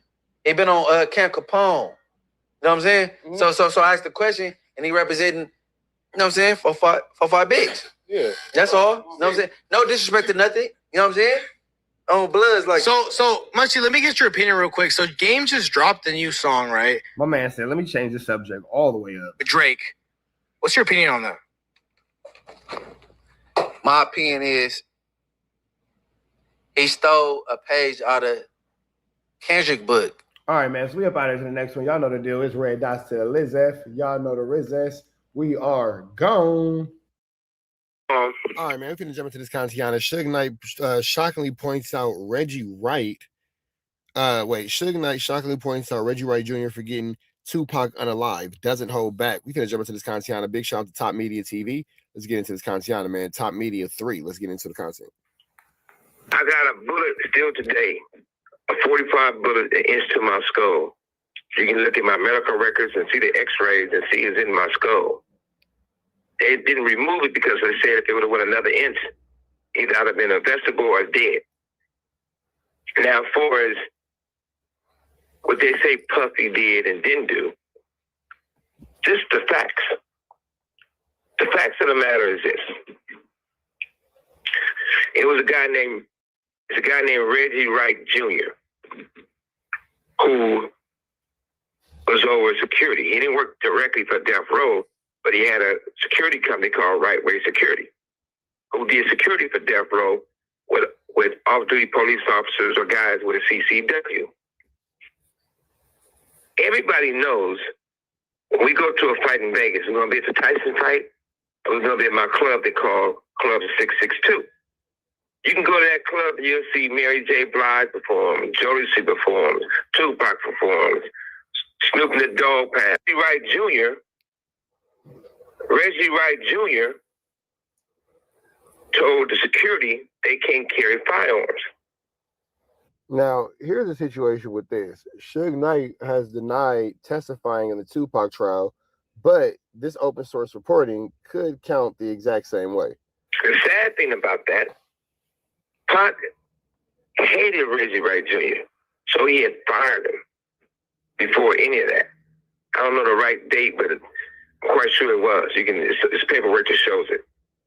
But the crazy thing about that, it was a bodyguard named Frank Alexander. Pac hated Frank. He was cool at first, but towards the end, he hated Frank because Frank always went. So on the way to the fight, Reggie Wright Jr. tell Michael Moore he can't carry his weapon when he's doing bodyguard work for Tupac. Michael Moore said, well, I'm going back to the hotel. If I can't carry my gun, I can't protect myself or Tupac. So I'm not going. Yeah, if you can't carry your firearm, why are you even there? So Reggie Wright Jr., who nicknamed that Pac gave him Pork Butt. So Pork Butt goes and says, Frank, you can go, but you can't bring your gun. Now, everyone knows you can't be a bodyguard without a gun. So after the fight,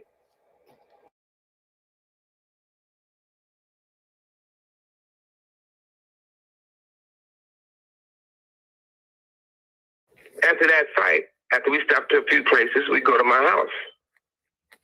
I told Frank, I told all the security, I told everyone, Pac just beat up a well-known game member. Send 4 or 5 guys extra to the house to escort Tupac to the club.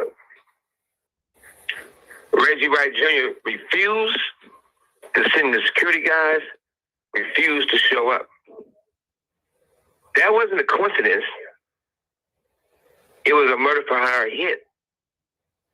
We was blocked in. It was more than one shooter. Only person know the truth, the real truth, is me and Tupac. He's not there to tell it. Only person knows is myself. But Reggie Wright Jr. tried to change the whole story of the narrative, what actually happened, and he was not there. During that situation, Snoop, who everyone knew at the time, wanted Tupac dead. Snoop had a meeting with Daz, Corrupt.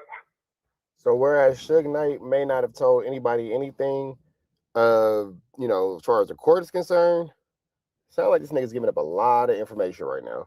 Nate Dogg, the Dog Pound, said, we're not going to Vegas. This is their words, not mine.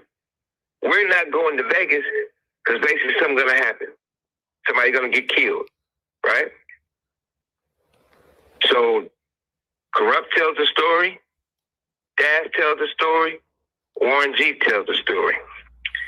Reggie Wright Jr. and Michael Moore in the car. They get on the radio and they say, hey, got him. Another guy gets on the radio. They say they think he's a white guy or a lawyer. And they say, hey, don't talk on the walkie-talkies on the radio. Don't talk on the air. Right? So to move things forward, maybe, I don't know if it was 6 months or longer, however it was, since I've been in this prison right here. Somebody played that for me with Michael Moore said.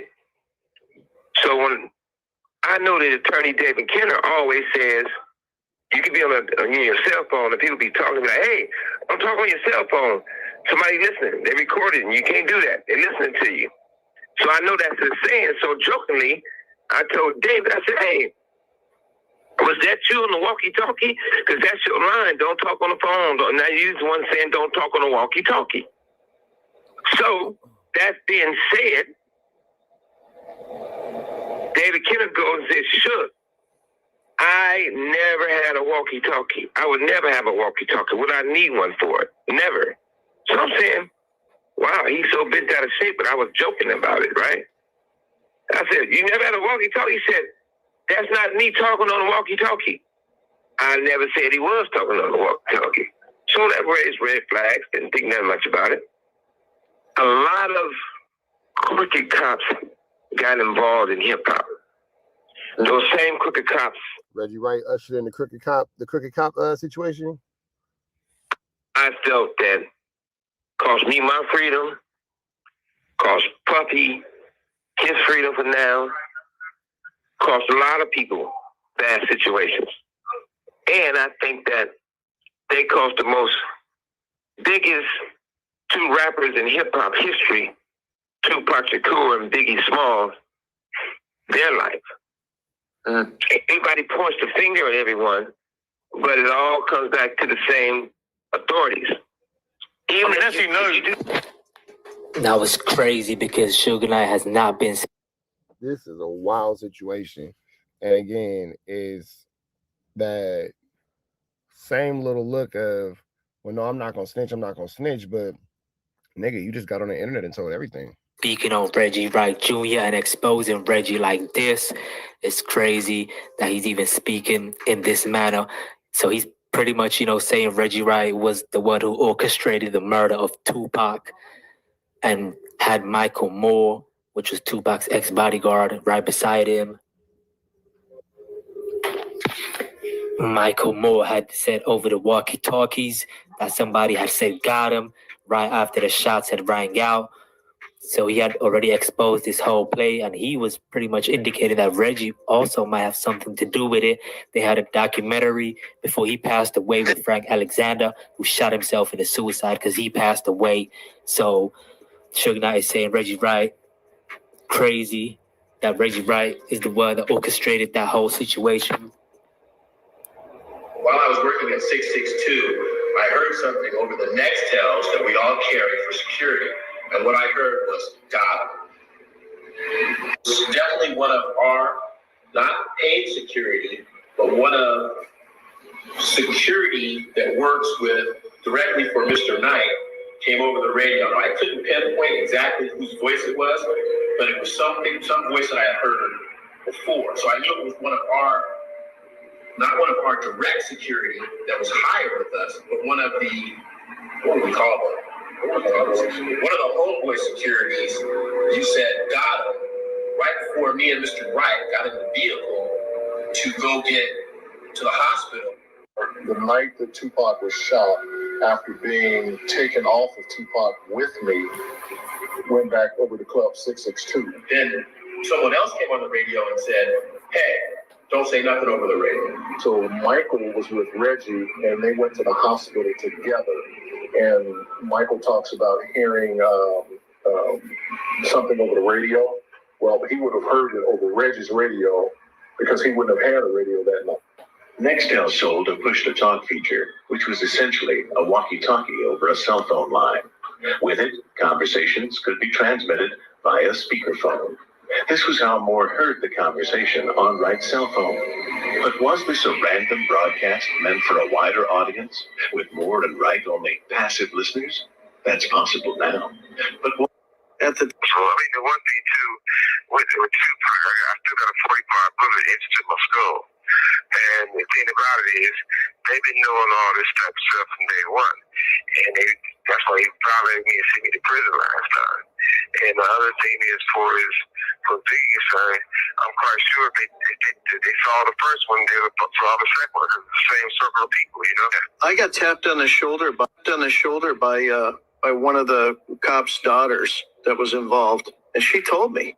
I mean, this isn't conjecture anymore. We know the facts. Yeah, it's the same people, same circle of people. Yeah. It has nothing to do with me, you know? No.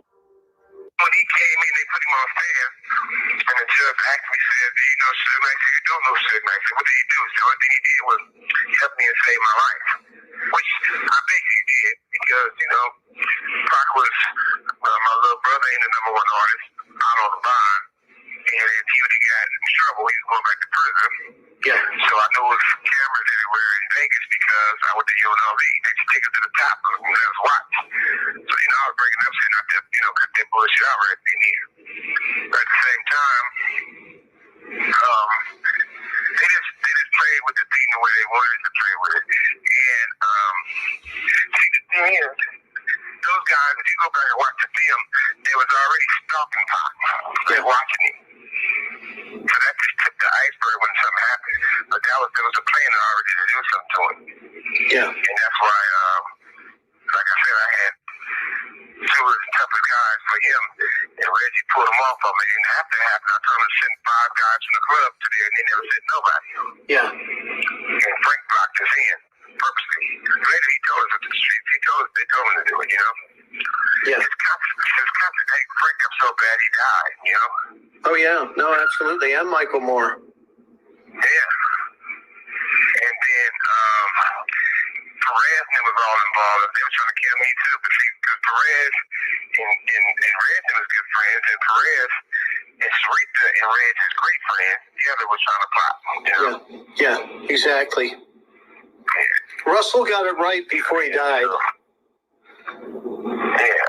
Yeah. Well, and the sad thing about it, Orlando wasn't even a shooter, no, exactly. No. And it just said that to us, not at all. He was actually a good kid too, Yeah. And there you have it, man. Suge Knight may not understand, but this is for sure open source reporting. That all being said, man, red dots to the left, the rest said prayer and be blessed. Seem like all these old ninjas is selling. We gone. I don't know why Wax Old Ass feels the need to talk about me and anything I got going on. Stephanie Lynn with the 50 gifted. I don't know why he even talks about my situation. Like, what are you talking about? Why would I submit to anybody? Especially a person like that. Thank you, Mama Bear XO, and happy with my family. Like, what the fuck?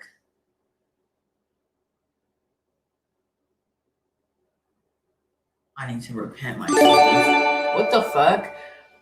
What do you mean? Like, he did it first. Does he not need to do that? The fuck? Anybody who lays with their ass out on the bed like that should not be talking to me. You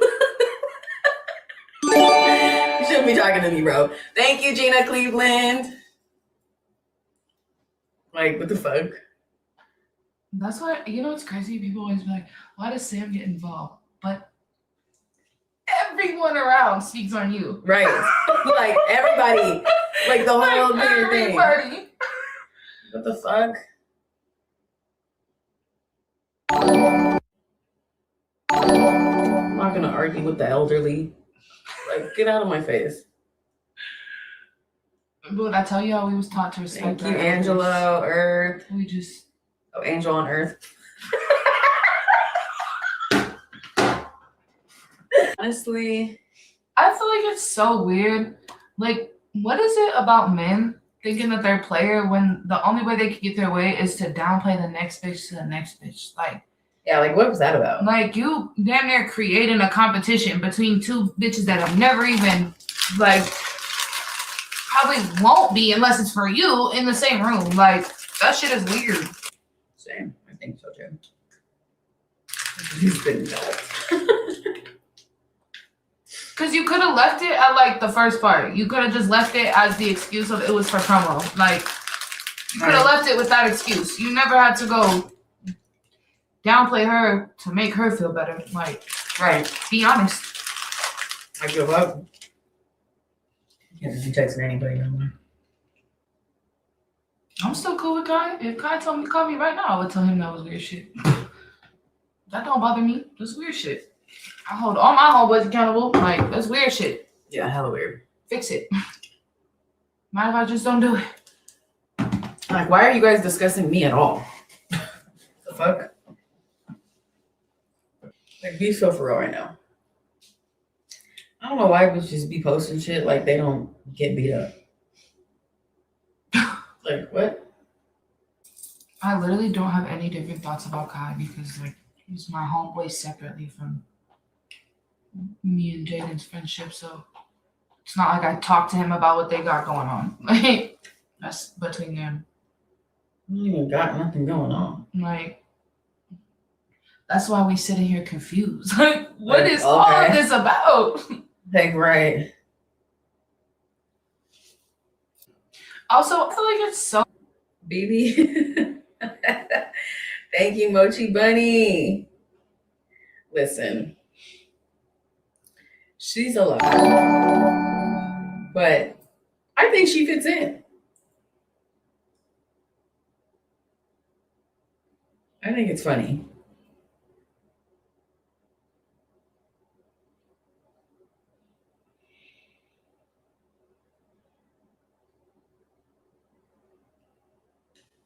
She didn't leave us to go, like...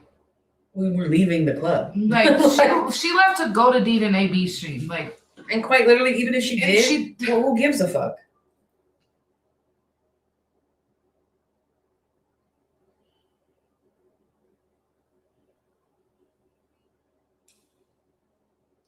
Yes. What about her? I told y'all we're cool. Like, it's not that serious. Like, we're not together. It's not. It's vibes. We were going to a gay event. How could I not?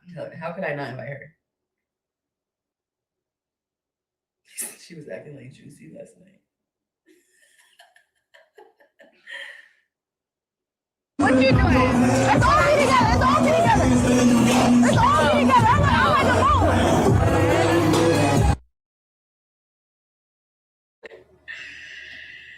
Oh, chat.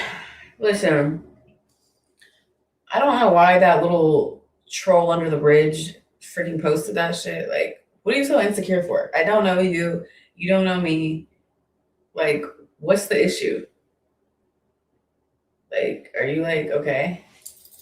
Like, but now we have a problem now. Because I didn't say nothing to you or about you. The fuck? Like, you're insecure. You're mad. Like, the fuck? I know you don't think you're the only bitch he's fucking. Like, I know you don't think that.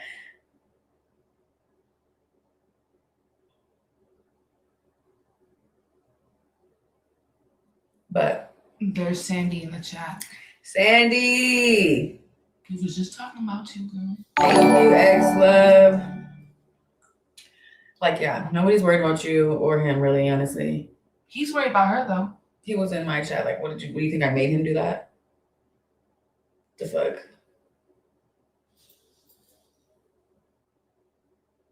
Like, I don't get it. Like, what about Jaden makes y'all so mad? Like, I'm confused. Mind you, this bitch be in the house 6 out of 7 days. Thank you, little China.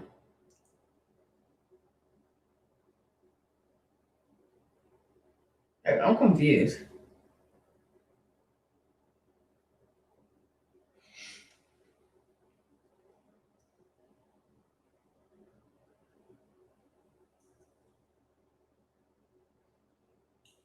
Y'all think she was trying to sabotage some shit?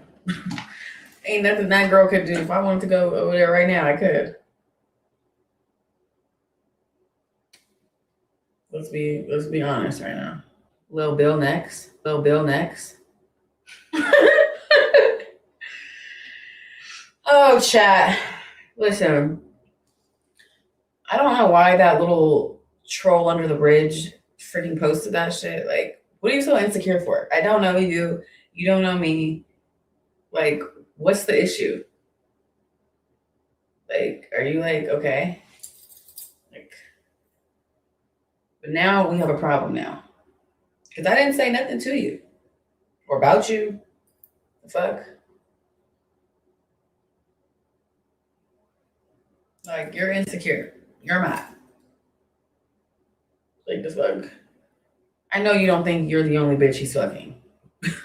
Like, I know you don't think that.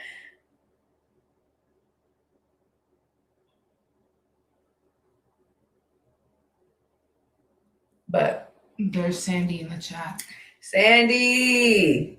He was just talking about you, girl. Thank you, ex-love.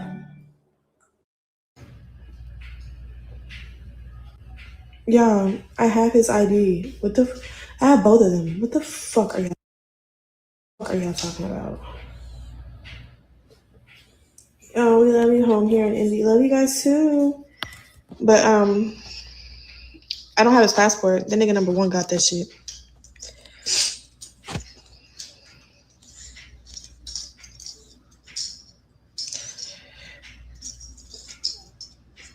Can we keep it coming now? Can we fill up my gift gallery, please? Thank you.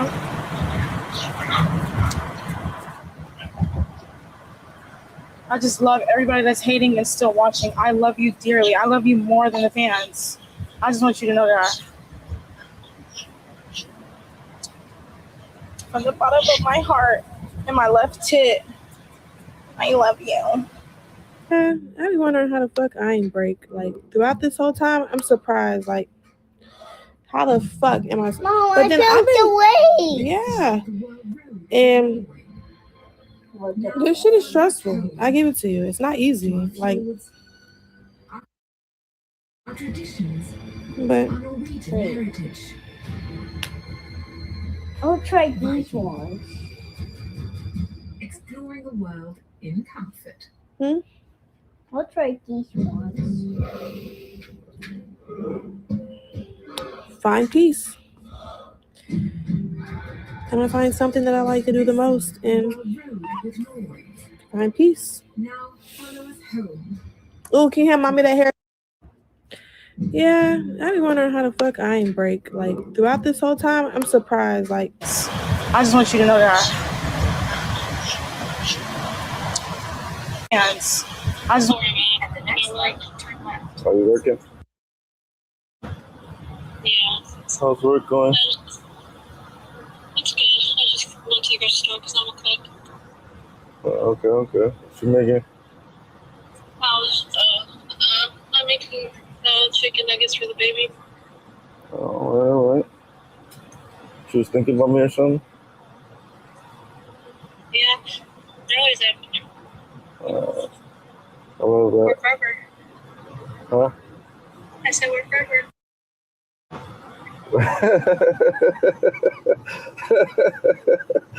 Hey, I love that. I'm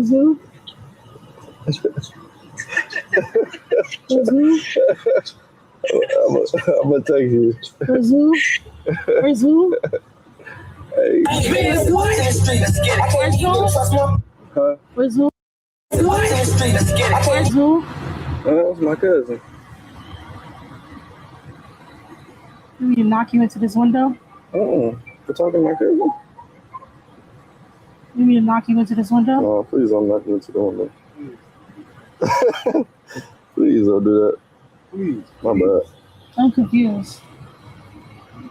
At the light, turn left onto Venice Boulevard. He must want me to knock him into this motherfucking window. No, we don't want that. Mm. No, we don't want that. So why would you do some dumbass shit like that? What? Talking on the phone? At the next light, turn right. You didn't even know who that was. No, I don't. I don't give a damn. Okay. You interrupted the motherfucking music, nigga. I was vibing. You wanted to answer an unimportant call. All right. My fault. Blood Bear. What? I said my fault, Blood Bear. No, please don't. Stop. You want to happen again? Is there any song you want to hear? No, you was doing good until you interrupted us. I'm tripping, huh? That's right.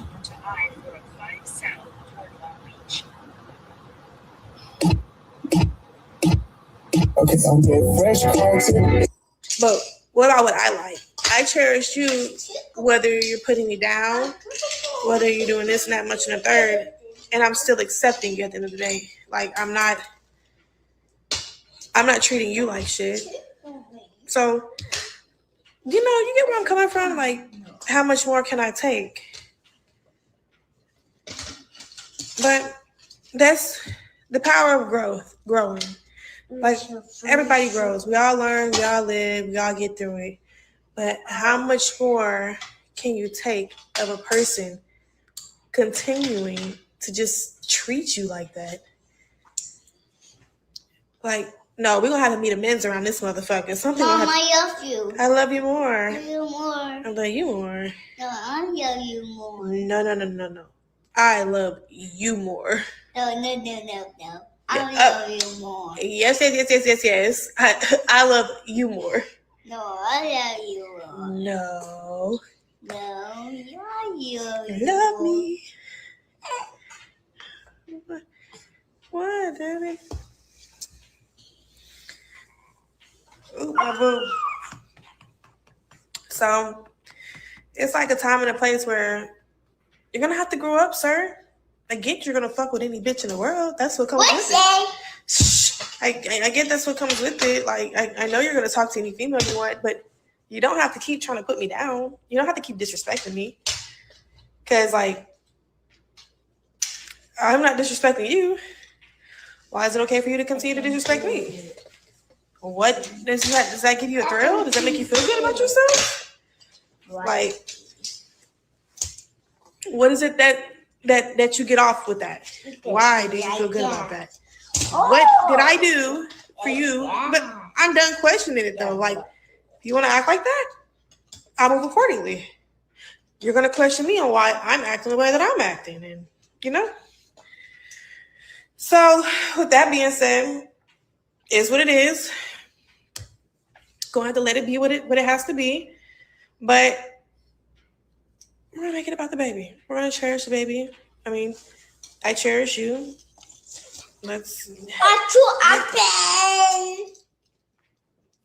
You're cherishing me in weird aspects. But because to the world, they just see you simply fucking disrespecting me every day, talking bad to me, just everything's just be upsetting. Like, damn, I see why these bitches felt the need to say why he hates me so much and he's miserable. Stop fucking looking at me like that. But before I slap you with a dick. Stop fucking looking at me like that. Oh shit, my bad. I thought I was calling nigga number one. Yeah, no, you calling your girl. My bad, girl. Alright. I'll be home soon. Love you. I love you too. No, me too. Wait, this door. Yeah. Right now? Some golden retrievers over there?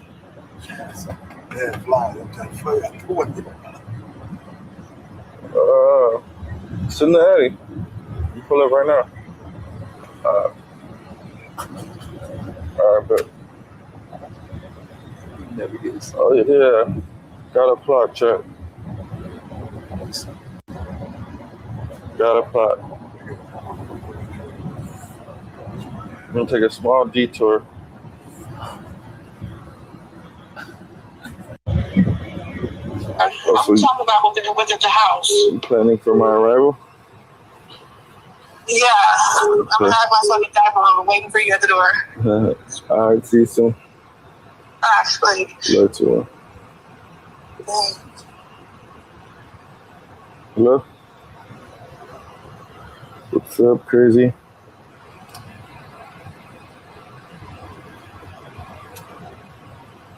Can you hear me? Yeah, okay. What you doing?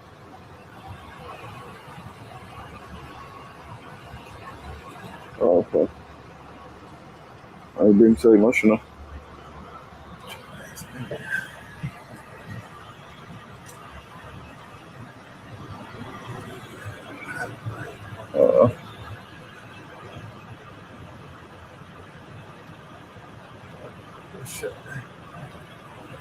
Well, I miss you too. You're waiting on you. Okay.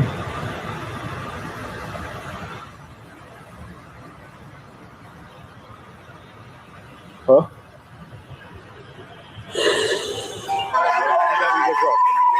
Nice to meet you, gang. What up, brother? Hey, what's up? Seen over. Fucking wizard. My brother. What's up? How you doing, bro? What's up? I fuck with all this content shit I got going. What's up? How are you? Nah, that's my boy, man. He asked for it. He actually did. What up? Yeah, get up and move around. Let's get right to it.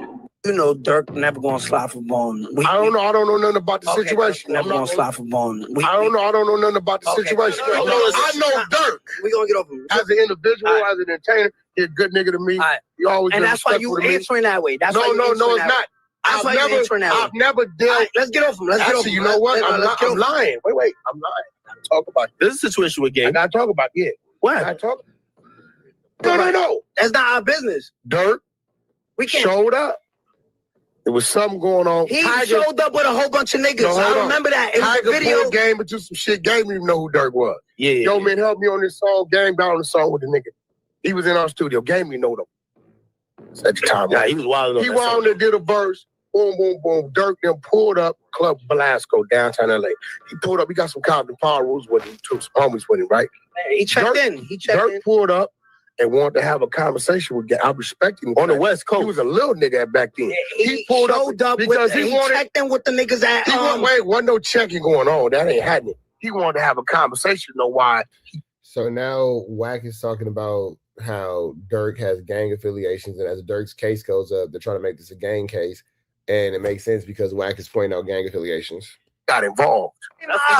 Because I don't know nothing about King Von's situation. If Dirk was right here, look me in my eyes. Do you think Dirk is a killer? Look me in my eyes and tell me, is he a killer? The Dirk I know. Yeah. Tell me, is he a killer? The Dirk I know. Yeah. Right. The Dirk I know. I think he's no, listen. He's not. Listen. Like, yeah. I'm gonna tell you what Dirk is. Let me tell you what Dirk is. You put me in the same. Let me tell you what Dirk is. I'll tell you. You got Dirk will whip your ass 6'9". Dirk will whip your ass. Make the call right now. Whip your ass. No, I'm saying make the call right now. Let me tell you what Dirk is. I think the point was we don't talk about who's killers. Wait. We don't talk about those kind of things. Wait. A real gangster's not gonna talk about it. Wait. It's real shit. A real gangster's not going to talk about it. Yeah, you're all on the internet talking about the situation with Big U. So I'm trying to figure out, like, at what point does a real gangster start talking about it? Because I hear you, but then we're also hearing, like, the contradicting things that you've been saying in the past. I'm going to rephrase what he said. I'm not. Yo, Wack. I don't know. I'm telling you out my mouth. I don't know King Von. I don't know King Von. 9 and Von, like it's 9 been popping. Man, you know, I did that interview. That shit was hilarious that day. I never thought that Lil Durk would feed into that shit he was saying, but I guess he did.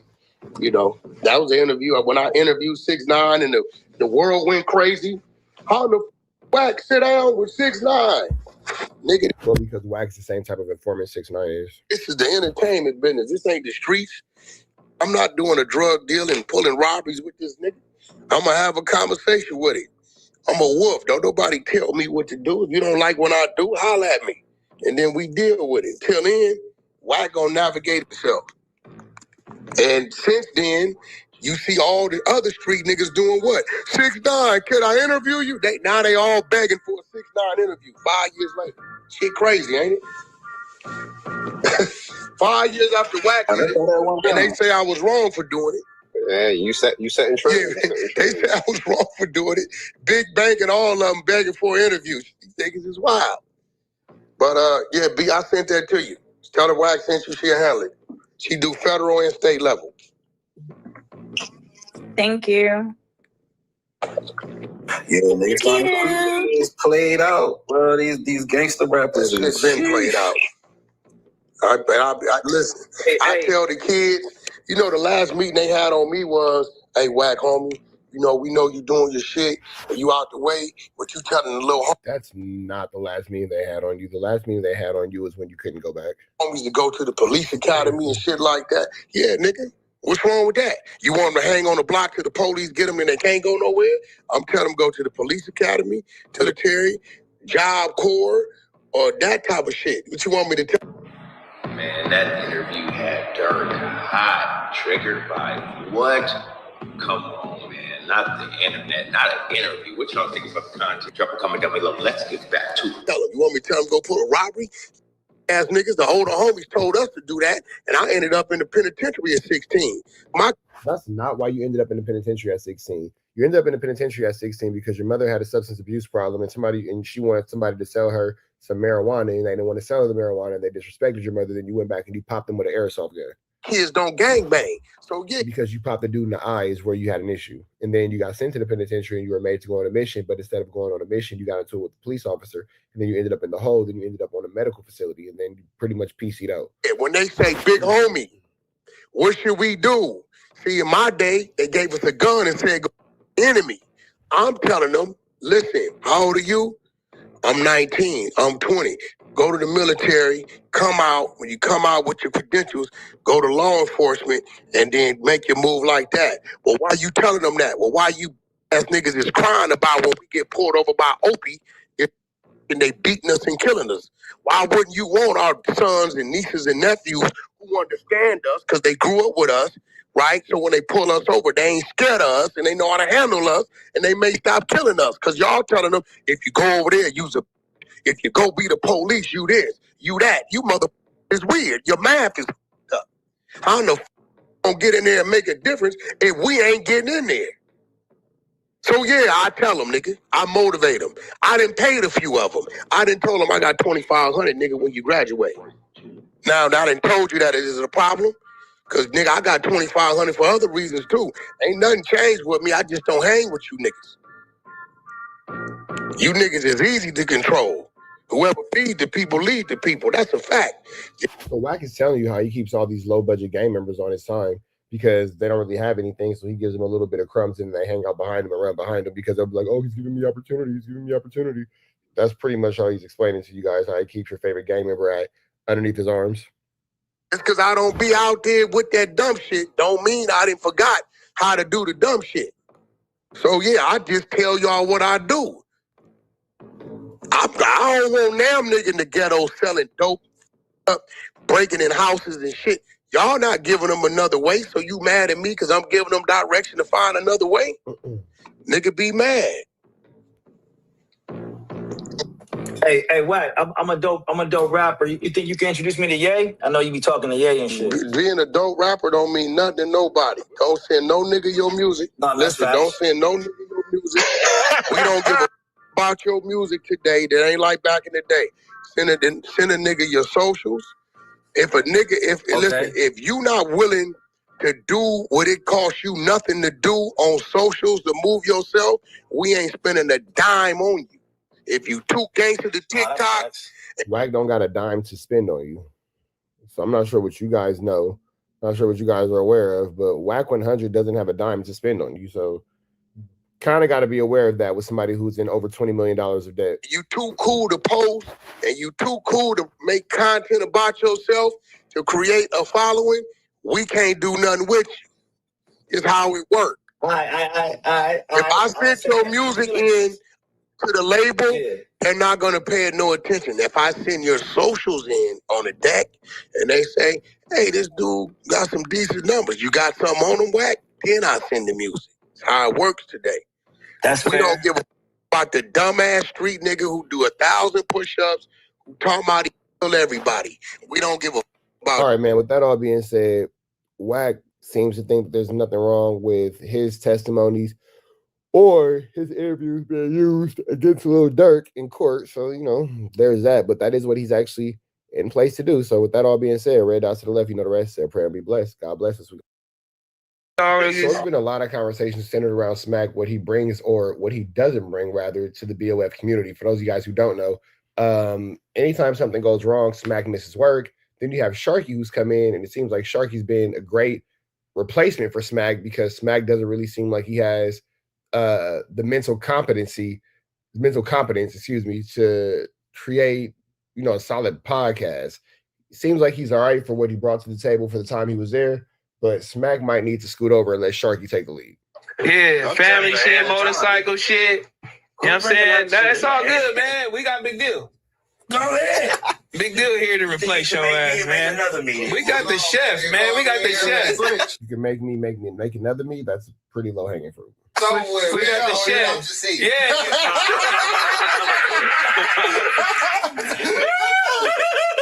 Get out your seat, man. You know what I'm saying? I promise you, if you ever think you replace me, we're Big Deal. He don't do the content I do. He got me. What's the difference between you and Big Deal? The difference between me and Big Deal, personality, everything. The fuck is you talking about? Explain. He forgot I was here. No, I didn't. How can I not? Smack's gonna have a hard time because he's not able to articulate. Every time you walk, what's the difference between you and Big Deal, bro? I'm me. That's the difference, nigga. What can you do that he can't do? See what I mean? Issues with articulation. Everything I'm doing now. What you doing? What I'm doing now. What you doing? I'm doing a lot. Hosting my show. That's what. You for sure fucking over J. Lou. He's stupid. Yeah, you for sure fucking over J. Lou. It's all good. Oh, man. Smack does have a unique personality, but his work ethic doesn't match his personality. That's all. Oh, shots fired. No consistency, so hard work is always going to outbeat talent in any lane. Oh, shots fired. Yeah, boom, boom, boom, boom, boom. I mean, if Smack would have been able to articulate himself, that wouldn't have been able to get off. But Smack can't articulate himself. You own your own shit. That outbeats everything. You do what the fuck you want to do. Hold on, big deal. Hold on. Go ahead, guys. When you own your shit and you created your shit, that outbeat everything, nigga. That means you do what you want to do. Can't nobody tell you what the fuck to do, nigga. But you don't own your own things.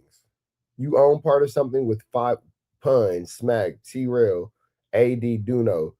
So you own a fifth of something that doesn't really make any money. Right. Because you don't pay any bills for that Sorilla warehouse. You ain't got nothing if that Sprinter get messed up. So you own a fifth of something that makes nothing. I guess. Remember that. I'd rather make 100%. I'd rather keep 100% of what I got. To fire you right now. You still gotta work though. I know you Smack because I'm just going out. Yeah, but I'm not gonna let nobody that I pay tell me. One, we under contract with T-Rail, and your name is not on the contract.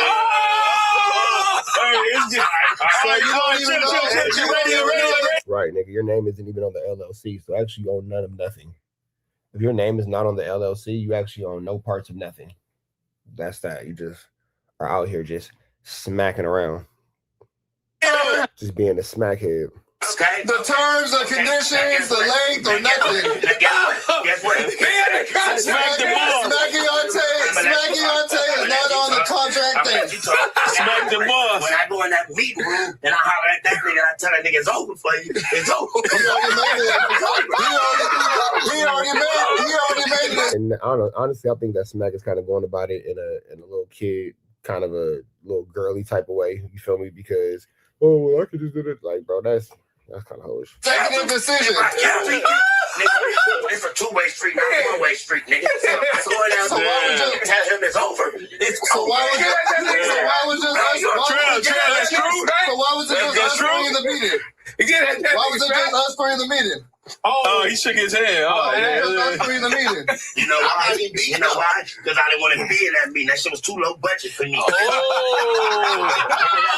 No, because the bike part they can't get, and you wasn't able to get transportation to come to the meeting. I had the meeting all in the motherfucking group chat. I paid for the part of here. I can't go to work. Shit over with. Nigga ran his course already. He done ran his course. You won't see him no more. Now let's get back to my boy. Fuck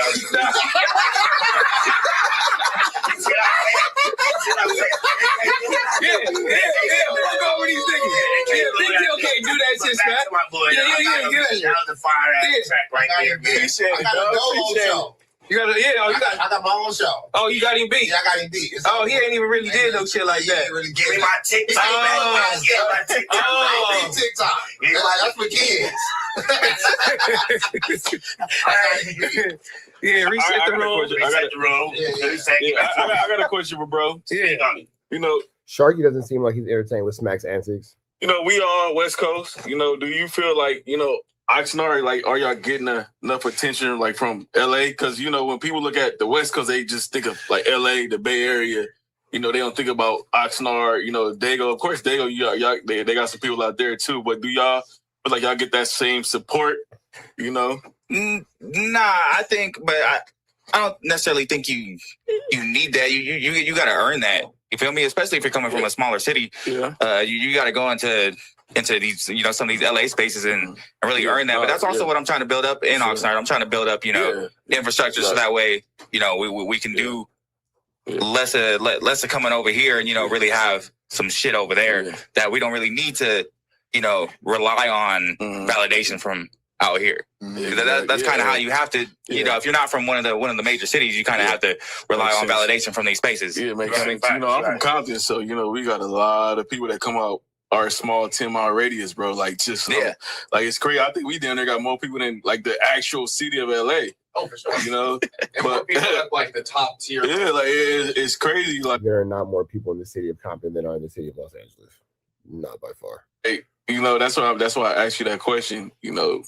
But I still feel like when because even Compton just started doing it. I feel like even once I feel like when you out of town and people like, hey man, where you from? You from LA? Oh man, You know what I mean? Instead of saying Compton. Yeah. You know what I mean? Like Oxnard, because I think a lot of people be unfamiliar. I said Compton, bro. I said Compton, bro.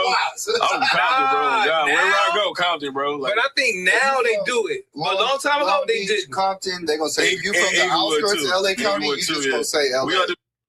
Yeah, for sure. But with that all being said, man, I want to ask you guys a serious question.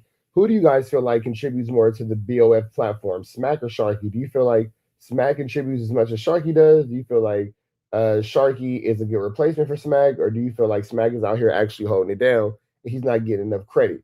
Do you feel like his contributions or everything that he adds to the platform and adds to the space is enough for him to be able to talk the way that he talks? Or do you feel like Smack needs to step it up and do a lot more, or he could be on his way out?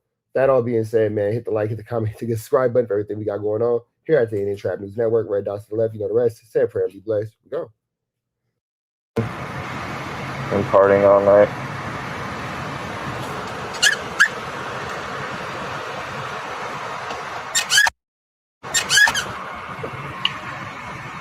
It gets like that, Chuck.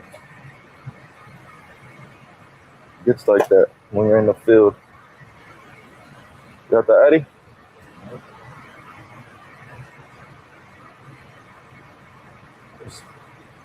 I took it to that 310 jump. I'm gonna send it to the other one.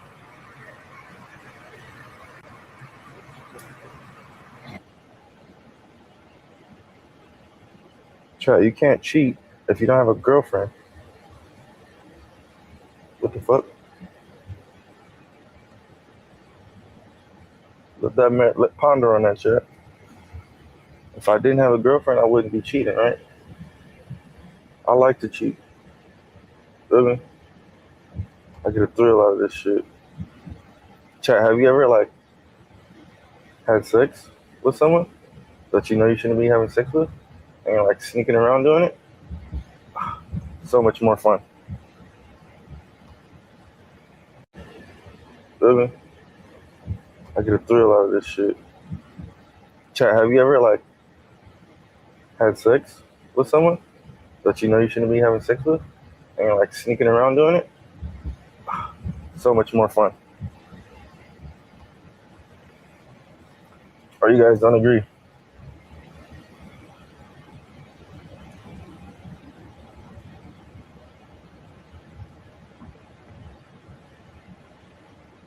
I'm doing it now, gang. You feel me? I know y'all feeling me. That'd be the best fuck when you like, shh, your mama coming, your mama coming. I mean, here come your son. Be quiet. Shh. You too loud. Love that shit. Oh. These bitches gonna do whatever bitches gonna do anyway, so I'm just telling the truth.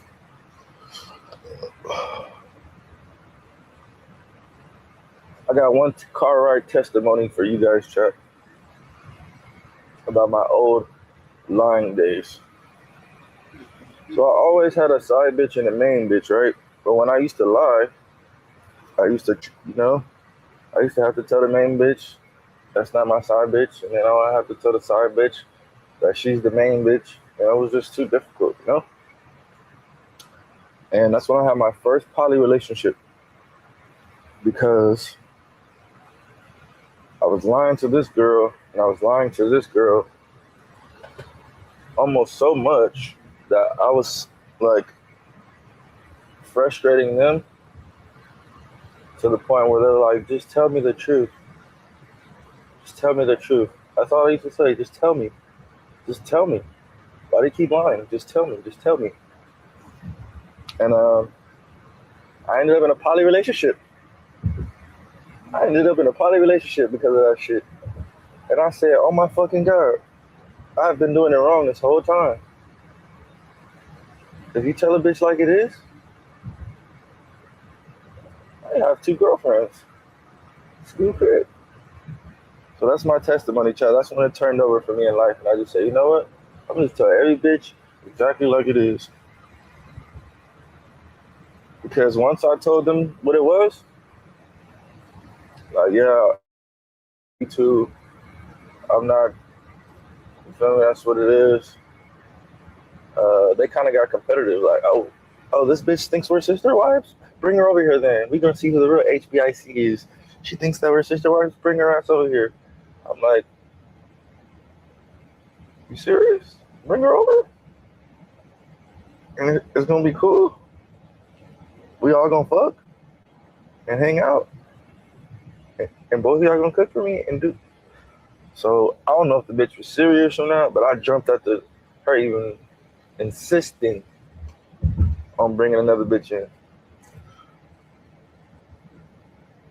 And I realized they were just tired of me lying to them. They rather both be with me at the same fucking time than me to lie to them separately. From that day forward, chat, been a straight dickhead.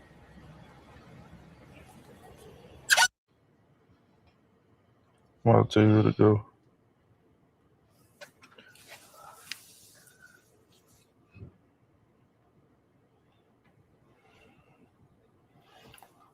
Come on. I retrieved the watch, chat. I retrieved the watch from the golden retriever. Boy. Mission accomplished.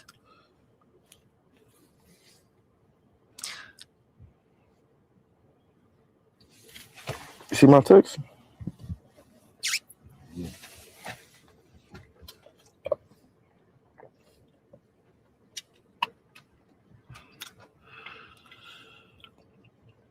Now, for her being so nice and not running off with my watch. Ew, why would I run off? Like any broke bitch would do. That's weird. You're gonna go have some food. You won yourself a date. I was gonna get that anyways, man. Please. Okay, well, introduce yourself. Tell them your sign, your name, your age. They've seen you They multiple know who times. I am, but motherfuckers wanna act like they don't know. Closest one. India, skinny ass India. Even though, got a little bit slim thick. I'll take both of your numbers. Oh, you don't got that 310? Sagittarius. The big one, not the little one. Yeah, it's not coming through when I text you. You see what I'm talking about, 3Z? On the shit. Thank you so much. I'm definitely not. Cool storyline for India. When I was in jail, India decided to expose all my business. Because he wanted to act like he was married. And yeah, that's how me and Whoop-de-Whoop ended up breaking up because of India. Yeah, thank you. You know, somebody had to do it. No. Somebody had to do it. No. Yes. That's not a good thing. How's that not a good thing? You rather the bitch be your downfall? No, she was looking out for me and you wasn't doing Boy, shit. looking out for you, sucking toes. I would have did everything if you was right there to the end. I'll give you my whole entire check. Clocked in 40 hours. Now you talking my language. Keep talking. What else you gonna do for me, baby? What else can you do? You know, the possibilities are endless. Okay. You just have to give me that chance, though. Like, Give that chance. yeah, I'm gonna take it if you're gonna give it to me. Simple as that. Did you tell me your sign? What sign are you? Yeah, I'm a Sag. If y'all didn't know already. Sag. Very compatible. Sagittarius, Aquarius. Cool, it rhymes. It does. You didn't know? Is there any Sages? It's Aquarius. Cool, it rhymes. It does. You didn't know? Is there any Sages in the chat?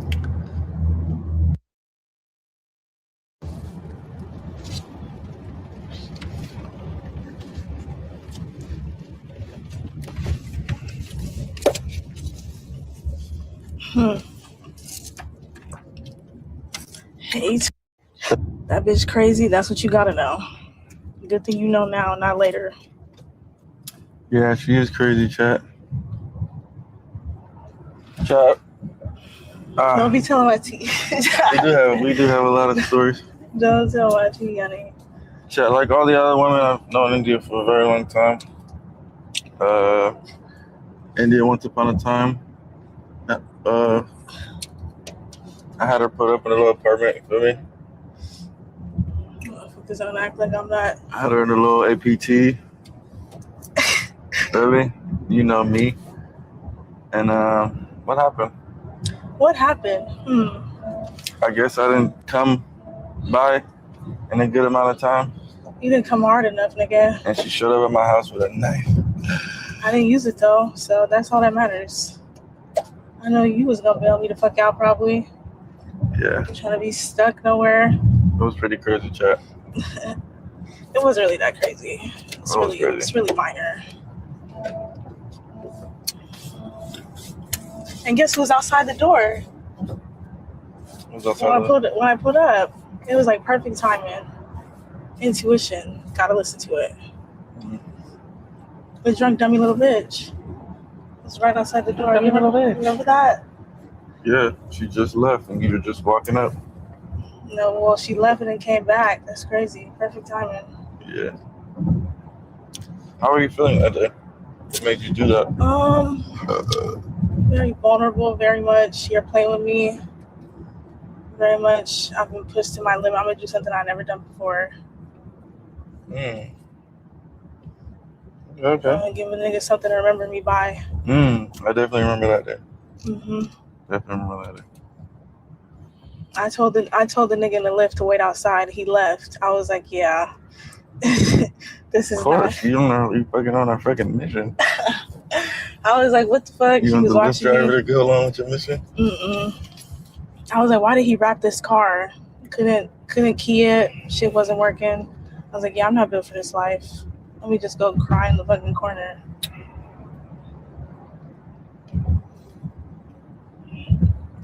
Pretty much. What? How long have we been knowing each other? 2020, 6 years. Yeah, 2020. You had a great time in 2020, huh? And India's still waiting for her shot, right? Any day, India's ready to play. Your day gonna come, baby. Shit tight. Don't suck too many dicks. I don't do that anyways. Because if you ever get in position, the main pitch position, you feel me?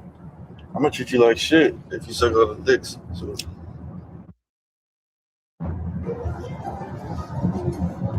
Stay where you at, baby. Your time is gonna come. I can see it. You make me laugh. Your future's bright. Your future is bright. Take off them shades so it can be brighter, nigga. Hey, you funny as fuck.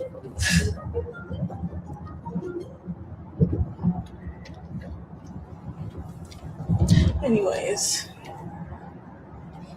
Yeah, just keep everybody in position. Yeah. And then we won't have no issues, because that's where shit fucked up. Motherfuckers was getting out of position. Like, motherfuckers thinking they bigger than the program. You're not. Ooh. Everybody plays a role, motherfucker. I like the way you chat, baby. It's not hard to understand. Like, at first I had to, leave and then understand, okay, this is how he is. Yeah. Yeah, she's left plenty of times. Yeah. I always find myself back. Doesn't get any better than Jonathan Blue. What keeps you coming back? I'm not gonna let the big secret out. I wouldn't want anybody else to go try it. Other than dick, yeah, but no, I think you're very much caring and affectionate, loving, generous. Real generous now. Very generous. Like, and this is my opinion. I don't know how he was with the others, but very much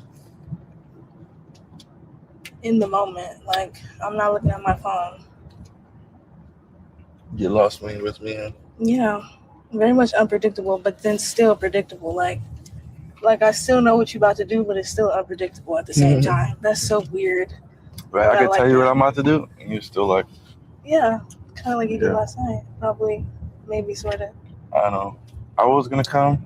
Yeah. But I was. No, it's all right. You had to get out because you was in the house. Yeah, I told you I was gonna pull up though. No, I wouldn't just leave you in the room waiting.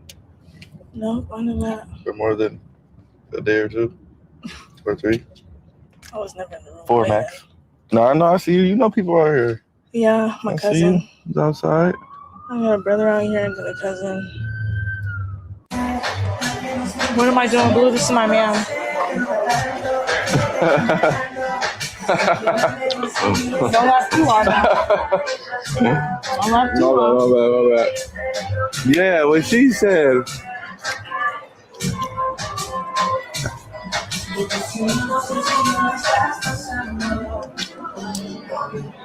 Don't piss me off. Oh, my bad. Be out here embarrassing me. No.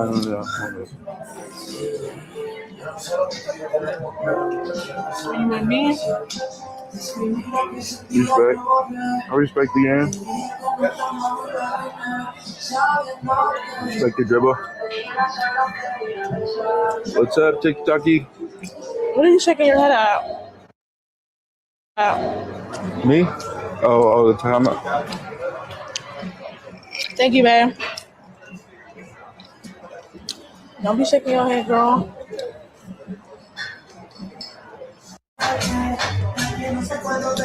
I'm not telling them that bullshit. Exactly. Thank you, Ro. Another 6 years? Yeah, probably, because we're doing life together. So I need a new shirt. My shirt is so drunk right now. I want to go to London. Oh my god, I'm on 4%. What's the You want to charge? go to London? Where you want to go? My birthday's coming up. I don't know if I want to be on an island or like. Yep. Ooh, say no more. I know where I'm taking you. Where? Yes. Catalina is not a fucking island. Catalina Island. She's going. It would be an honor. It will be an honor. It will be an honor. Yeah, like if I take you to Catalina, that means I like you. Boy. You should.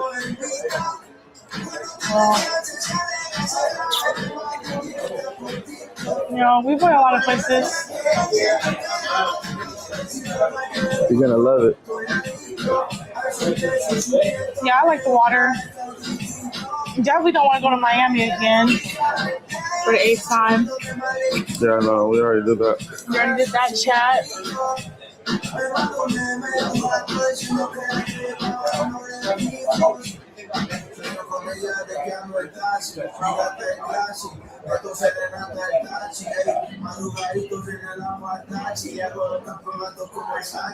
Let's see how this goes, chat. See how many shots before she starts like feeling the effects Thank of you, the girl. cognac in her blood system. Running through her canal. Next time I'm gonna have your baby on the island. Huh? I'm gonna have your baby on the island.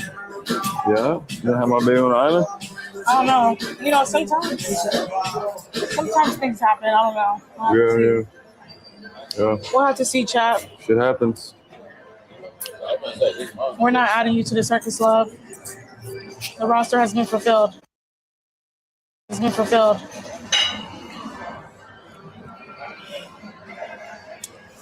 Such a lovely couple. I know, right? Try to find a flight for me. Try to find a flight.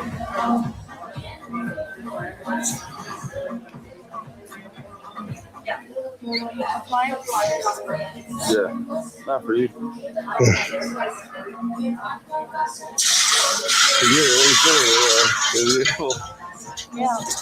Yeah. From there to here. You dig? Tonight.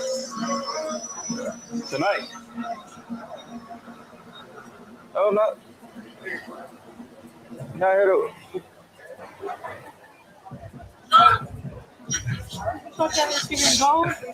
That's my niggas. Man, just think about what I'm saying.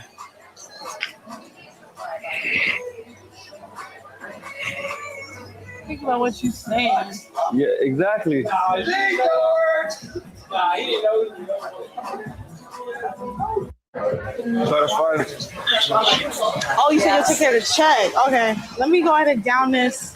Because you know this nigga gotta be quick. You gotta be quicker than that. It's a 3-hour time difference. All right. Do Apple Pay. We finna jump right into this Kantiana, man. And as you can see, the game has a new album out. The Documentary 3 is out now on all streaming platforms. And it's a song that's been called That Part, featuring Lefty Gunplay, YG, AZ Chike, produced by Mike and Keys, that has been removed from the album, man. That's right. This song right here, That Part, has been removed from the album. Removed from the album, removed from the album, removed from the album. They're saying it has something to do with this. So Game has this song out with Draco the Ruler, and as you can see, the comments are going crazy. You feel me? For sure. But, you know, we know the truth. Long live the ruler. Yeah, man. You know that Draco and AZ Chike and all those guys have had some problems. Let's go to this. Make jokes about it because I don't care. Like, I respect that, and I respect that you kept it up. I respect that. yeah, like, I don't care about none of that shit. Like, you can't. Man, all right, we gotta get into this topic. Mm-hmm. You called out Drake the Ruler. Mm-hmm. Well, yeah, I didn't even know that he called out Boosie for working with you and Rucci. I thought that was a little. Yeah, that was random. I ain't gonna lie. I just woke up to that shit. Like, you know what I'm saying? I think he had like deleted the post. Right. But I think Rucci had already posted it. I'm an asshole, so I'm make jokes about it because I don't care. Like, I respect that, and I respect that you kept it up. I respect that. yeah, like, I don't care about none of that shit. Like, you can't. Because if that's the case, a lot of artists should just be, you know what I'm saying? Yeah, you know, make. Now, you can sit here and see that there's a lot of issues. And then you have, you know, the situation right here with Ralphie the Plug. I didn't actually mean to go to this. I'll take it back to AZ Chike, as a matter of fact. Sorry, Ralphie the Plug was speaking on the same subject, but there's a lot of situations and a lot of 1-2 steps like Sierra that come across where you can see that the AZ Chike Draco the Ruler situation has been less than something that's complimentary of the whole situation. You see that Draco the Ruler has made it to where he has a lot of people who are against him, and AZ Chike, although, you know, not saying too much in this interview, does stand along in allegiance with YG and the members of the Inglewood community, as Draco the Ruler has accosted them via, you know, songs and so forth and so on. So let's see what he's talking about with the rest of this before we get into the subject at hand, because the game has lost a feature from AZ Chike as a result. And, you know, Officer Rat Run Hunter is going to be the one to talk about it. I mean, unless, like, you in the city, like, or you know the politics, like, man, Boosie is Boosie. Right. Come on, man. That's right there, man. For sure. You know what I'm saying? He definitely was, like, hella cool. Like, I fuck with Boosie hella. Like, hella. For sure. When we shot the video and shit, like, hella down to earth. Like, right. And at one point, he was, like, the homie. Like, he was asking me where I got my shoes from and shit. The Vans support? Yes. I swear to God. He like, where you get your shoes from? And I was telling him, like, you know what? Just text it to me. Put his number in my phone, the whole shebang. I probably want to get him for his kids, yo. I'm like, hey, man, this nigga, like, he hella down to earth. Like, that internet shit, usually people different in person, but, like, nah, he hella down to earth, stupid funny. Like, you know what I'm saying? Like, you're me because none of that shit stick. Like, that boy knew it didn't stick, though. That's why he deleted it. Like, you know what I'm saying? But it is what it is. You know what I'm saying? Right. It is what it motherfucking is. How did the little thing with Draco start? I guess niggas was just mad that I didn't want to work with him because who I fucked with. Like, you know what I'm saying? And out of the loyalty of who I fucked with, it wasn't fuck him at the time. It was just like, I fuck with them more. Like, you know what I'm saying? Okay. And they don't fuck with you. And these like who I really be around. So if I do something with you and I got them around, even so, that's still bad for you. Like, I'm crossing paths, like paths that, you know what I'm saying, that shouldn't be crossed. For sure. So I just was like, nah, you know what I'm saying? We was under the same management at the time. I was gonna ask, like, was that weird? Because, you know, it's all. I mean, shit, it is what it is. Like, you know what I'm saying? I can't even really explain. Like, That's interesting. It's interesting. like, it's very interesting. Even now, I can't explain to you keep it being like, I don't know. It was what it was, but like, that's all it was. Like, niggas was asking for a verse while nigga was locked up, and like, guess he was just fucking with all the hot LA rappers at the time, getting verses and shit. And I just like kind of played it. So that right there, you know, is again just showing the origin of this issue between these gentlemen. I'll give you guys a little bit more before we get to the game actually losing his verse from AZ Chike. Left. I ain't disrespect him or nothing. I just left it alone. Like, I ain't, you know what I'm saying? My Damn, people. he took that to heart. Huh? He took that to heart. I swear. So, you know what I'm saying? When he got bounced out, he was fresh out, you know what I'm saying? Just popping it, going crazy. And I ain't gonna lie, I don't go for none of that. I mean, now I'm a different dude. Like, you know what I'm saying? If you wanted a response with some beef, you should have did it then. You missed your window. You know what I'm saying?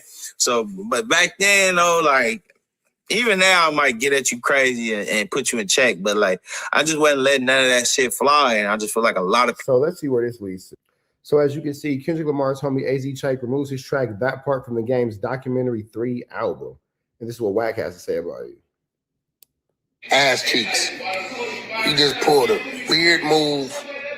You had the song with YG and Lefty Gun playing yourself snatched down off the Documentary 3 album. Hey, bro, I'm going to be real. I've been told Game to replace you with Mark Lux. He way harder than you anyway. Don't nobody really know who you are. I mean, I don't even, your name AZ Chikes, your name Ass Cheek, we don't know. But I think you was doing that for the sake of Kendrick. Kendrick don't care, bro, who feature on Game album. I think you thought you was gonna get some brownie points. You was in the studio, you did like 8 songs. I told Game you was ass. Replace you with Mark Lux. I told him, right? It was just an error. The wrong version got uploaded. The real version will be up in a minute. Y'all stay tuned. AZ Chikes. So that's what the game is. That's what Wack is saying, excuse me. You can see Kendrick. Okay, so it's a quote from AZ Chike where it says, Kendrick don't put nobody on from the West, LOL, literally just changed my life. So I don't think that Kendrick Lamar has anything to do with it. I think it has more to do with what I was saying earlier as far as as AZ Chike having that situation with Draco and Draco being on the record and, you know, the other record on the Game album. So if that's the stance that he's putting and that's the stance that he's taking, I'm not saying that he's 100% wrong. Should he want to take that spot, should he want to take that, you know, way of going about it, that's the way that he's going to go about it. But the reality of the situation is this. Myself personally, I wouldn't think that it would be, you know, logical or wise to remove myself from it. But at the same time, too, AZ Chike might know something about the situation that we don't. AZ Chike might, you know something about the situation that we're unaware of. Or AZ Chike might have such a prejudice towards Draco the Ruler that he's not really too worried about if he's missing out on an opportunity. He's not really too worried about if he's not able to, you know, be on his album with the Game and all that kind of stuff. He might not feel like he's missing anything. Meanwhile, Wack 100 makes it extra awkward. It makes it extra disrespectful. You feel me? So, you know, there's that. But with that all being said, man, we finna get up out of here to the next one. Y'all know the deal is red dots to the left. You know the rest. Say a prayer and be blessed. We go. 100! What's the deal? He's way too excited for that. Glazer, man. No, they stop doing that. He don't even mention my name no more. No, I called you. I've been. You asking why you don't mention my name? Because I'm fake. Why don't you mention his name, though, boy? That's what I'm saying. Everybody needs to have this conversation. So listen, tell me. Okay, so listen. Let me break it down. Okay, so when it popped off, when it popped off for you and Lush, and everybody was asking me the questions. I said, no, it got nothing to do with Lush. Why did you all of a sudden go on mute? Tell him. I'll tell him. Because I did some hope. I called Wack on the morning and I said, look, can Moose pull up to the podcast? He said, no, Doe, I don't with him. Don't bring that around me. Shit'll go bad if you do that. I said, all right. Later in that day, Adam and Moose had hit me up and said, we gonna surprise him and we gonna bring Moose anyway. As a real and as a homie, I should have reached out to Wack and said, you know what I'm saying? They playing this little bit of a game because I know what type of individual he is. I didn't do that. So I wanted to take this time. You know what he did? He faked. Nigga, you finna apologize? Doughboy, you gotta stop being a 304. The whole time for 2-3 weeks, like he never knew nothing. No, stop. That's where you're wrong. It was the same day. Why'd you cover for him and not say, I told this? No. That's where you got it wrong. Wait, whack. So finally somebody told me, Doughboy do the whole time. I said, impossible, Doughboy. I will pull it up on my phone right now. It was the same day. See what I'm saying? And I was wrong, and I'm glad that you pulled up because I wanted to publicly apologize because I was wrong, brother. You are a 304. A 304, bro. It's crazy though, bro, because I could have really been taking count right now. Right? Because you dealing with one thing about this. Doughboy, you're way bigger than Wack. Why do you even allow him to deal with you the way that he's dealing with you, bro? Building, you dealing with a who's oblivious to what it is. Because of the time that he came into this game in LA County, he hasn't been subject to certain that would have taught him a lesson a long time ago. So Adam don't think. Have you guys realized that Wack is always like living in the death row days? Oh, back in the day, this would have happened. Oh, back in the day, that would have happened. Oh, y'all, you lucky this didn't happen. Oh, you lucky that didn't happen. Well, nigga, it's not happening, bro. Don't nobody give a damn. That happened. You get what I'm saying? He has no idea that get real quick. And then I'm there doing life, thinking about like, damn. And that's where I was wrong, and that's why Because you know. Right. And the crazy part about it, I'm gonna be real. If the woman that's in my life now wasn't in my life, this building would have been shut down that day. And I could be mad. Telling you, you always got an excuse on why you didn't do nothing. Oh, if this would have been like this would have been like that, the building would have been shut down. If this would have happened and that would have happened, it would have been shut down. If this would have been like that and that would have been like this, it would have been shut down. Because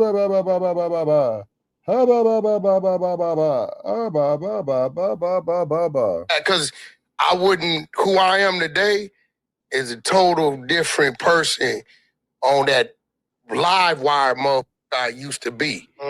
You on some real, like, the demons, like, you probably seen me, like, turning on and off, and I kept hearing her voice like, calm down.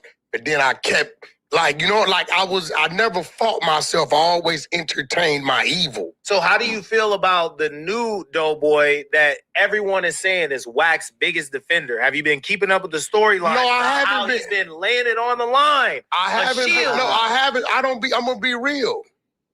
Unless somebody send me a clip, I don't be knowing what's going on.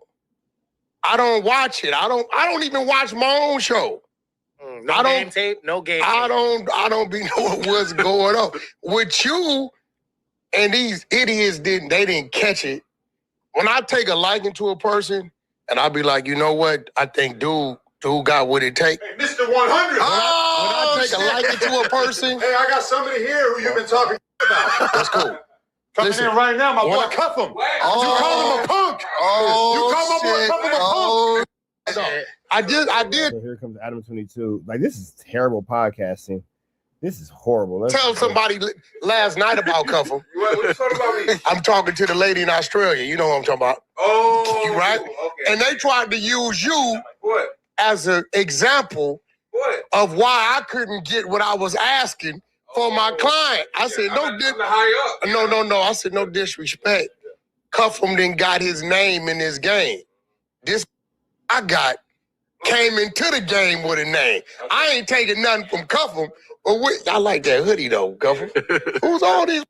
You with nigga look old DDG looking ass. Walking in the podcast studio smoking a cigarette is crazy. Oh, DDG looking ass nigga. I just looking like DDG. You? Yeah. What you mean? That's nothing. Nah, I don't believe that. Somebody, he didn't never say like to deal, brother. Yeah, you feel me? You joining us or what? You want to come sit down? You was there? All right.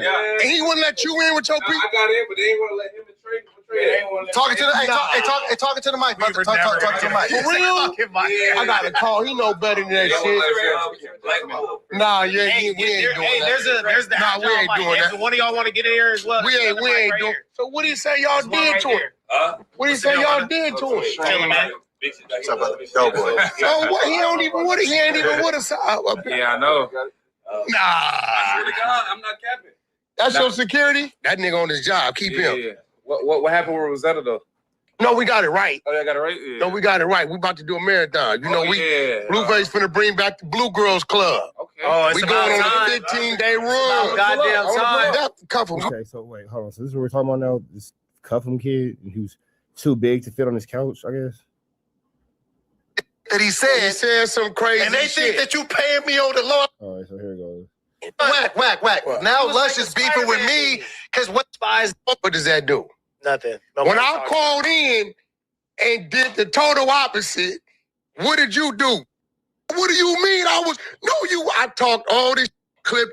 What did it do? Some of the sharks. Bro, if I don't with you, I'm not going to say a word. Yeah. Because I know if I say something, it helps you. Yeah. I know this game. I know how to turn it on, turn it off. So if I'm calling in with you, that's because I with you. We got distracted though. How come the spies don't send you the Doughboy defense? He was in here. I was really 3 against 5 now against Whack. Now Lush is beefing with me because what I said to him was It's sad how Doughboy like just swings from Wax testiculars. Yeah, that's a really sad Lush thing. can't listen. Bro, look, respectfully, Lush is he's letting me win. See, I approach every situation differently. Ever since Lush went to drug rehab, I have managed to keep him focused on me, talking about me, which keeps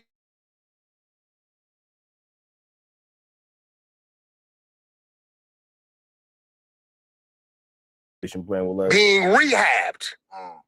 All I do is every 3 days is I put the same video up. Wow, can we call him Nick? He's going by Nick now. He's burying Lush. He's turning over a new leaf. Bro, the nigga ain't bro. He been in there a week. Every day he talking about me. Then my spies feed him my house and say this whack house. He puts it up, right? So No. Lush did not feed him a house. Lush found you where you stayed at, and you was spooked. Lush found that Vegas address, and you was spooked. So I'm not sure what you're talking about with that one. What happened? Now, if I wanted to be a dirty, you know what I would have did? I'd have sent a team by that house to do some drastic, and then have my wife call the people and send them the video of Lush putting it up. And guess what would have happened to him? See, I'm a dirty playing. So you were admitting that you would call the police on Lush? You just admitted that you would have R&B call the police on Lush the same way you had R&B call the police on Lush for those dudes who popped at you on a freeway that are now in court and fighting for it, and you're testifying on them, and R&B's testifying on them, and they have the police phone call where R&B's calling and reporting you busting them up, that same type of way. You know what I would? Because I don't know if y'all know about this, but Wack was on the freeway one day and somebody bow at that boy, and R&B called the police. Did at Wack's request. I'd have sent a team by that house to do some drastic. Now he's admitting that he would call the police on Lush. Crazy. And then have my wife call the people and send them the video of Lush putting it up. And guess what would have happened to him? See, I'm a dirty playing when I want to be. I'm an old that understands the youthful game, and I've been slick and tricky all my life, right? So I'm telling this, I'm like, Lush, you not mentally ready to with me. And Doughboy knows that. And so I ain't doing nothing to it. This the thing, though, right? Hey, watch this. Hey, watch this. Nigga telling you, hey, ass nigga, I'll whoop your ass. I'll you up. And I'm calling the police, press charges, and suing you.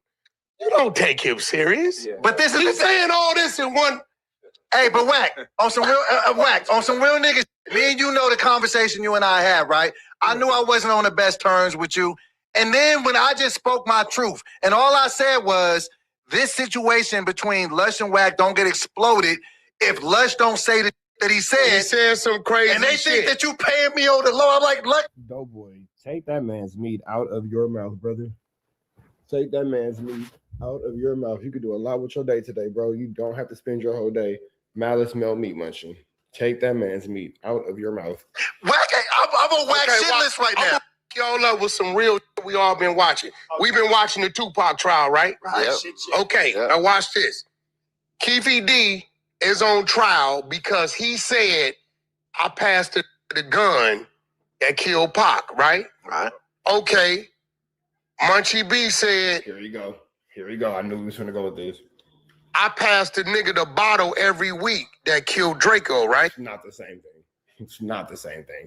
Passing a bottle to somebody who's already committed a crime is not the same as passing a firearm to somebody who's about to commit an act of unalivement. This tried to say, Whack, you saying you confronting Future is the same as what this nigga said. Absolutely not. And then when I called in and addressed him on it, this is what I don't like, and you don't never do this. If he say some shit and I call in, we're going to go back and forth. Then get to playing victim, talking about you bullying me. Hold on, nigga. I ain't never seen a victim kick a bully in the ass. You don't pull a pit bull's tail if you scared of the dog. But his argument, though, Whack, was... Where's a pit bull? A pet bull? You gonna pull a pet bull? A pit bull? Pit bull? A pet bull? Oh, the level of education here can just fill up a Capri Sun pouch, can it? He's a podcaster. He has to be able to use literary devices, make comparison, contrast, and all that. This is where they get the game up. They'll say some about you, right? And if you don't respond, they beat their chest like, yeah, you heard that? And then when you respond, they say, I was just trolling. No, podcasting did not eliminate the line of respect and disrespect. But Les said that, though. He said he had the utmost respect for you. He was defending your name. He was just being a podcaster, talking about the subject. Did you watch the clip, nigga? I was there. And that's the thing I keep telling niggas. I'll tell you, I was there. Playback. I'll tell you my real playback. When I saw the one Doughboy's pathetic. you sent, I was like, oh, if this is what Les said, I'm not tripping. But when I went back 20 seconds, he said, I'm not saying, and then he went on into his comparison. He said, I'm not calling Whack out his name, but we have these two situations that we need to juxtapose. Yeah, here goes the problem, I think, right? And part of it's on me. Because I have allowed... All of it's on you. Right? Myself to come in this space, right? When I see Cover, I always because his nephew, right?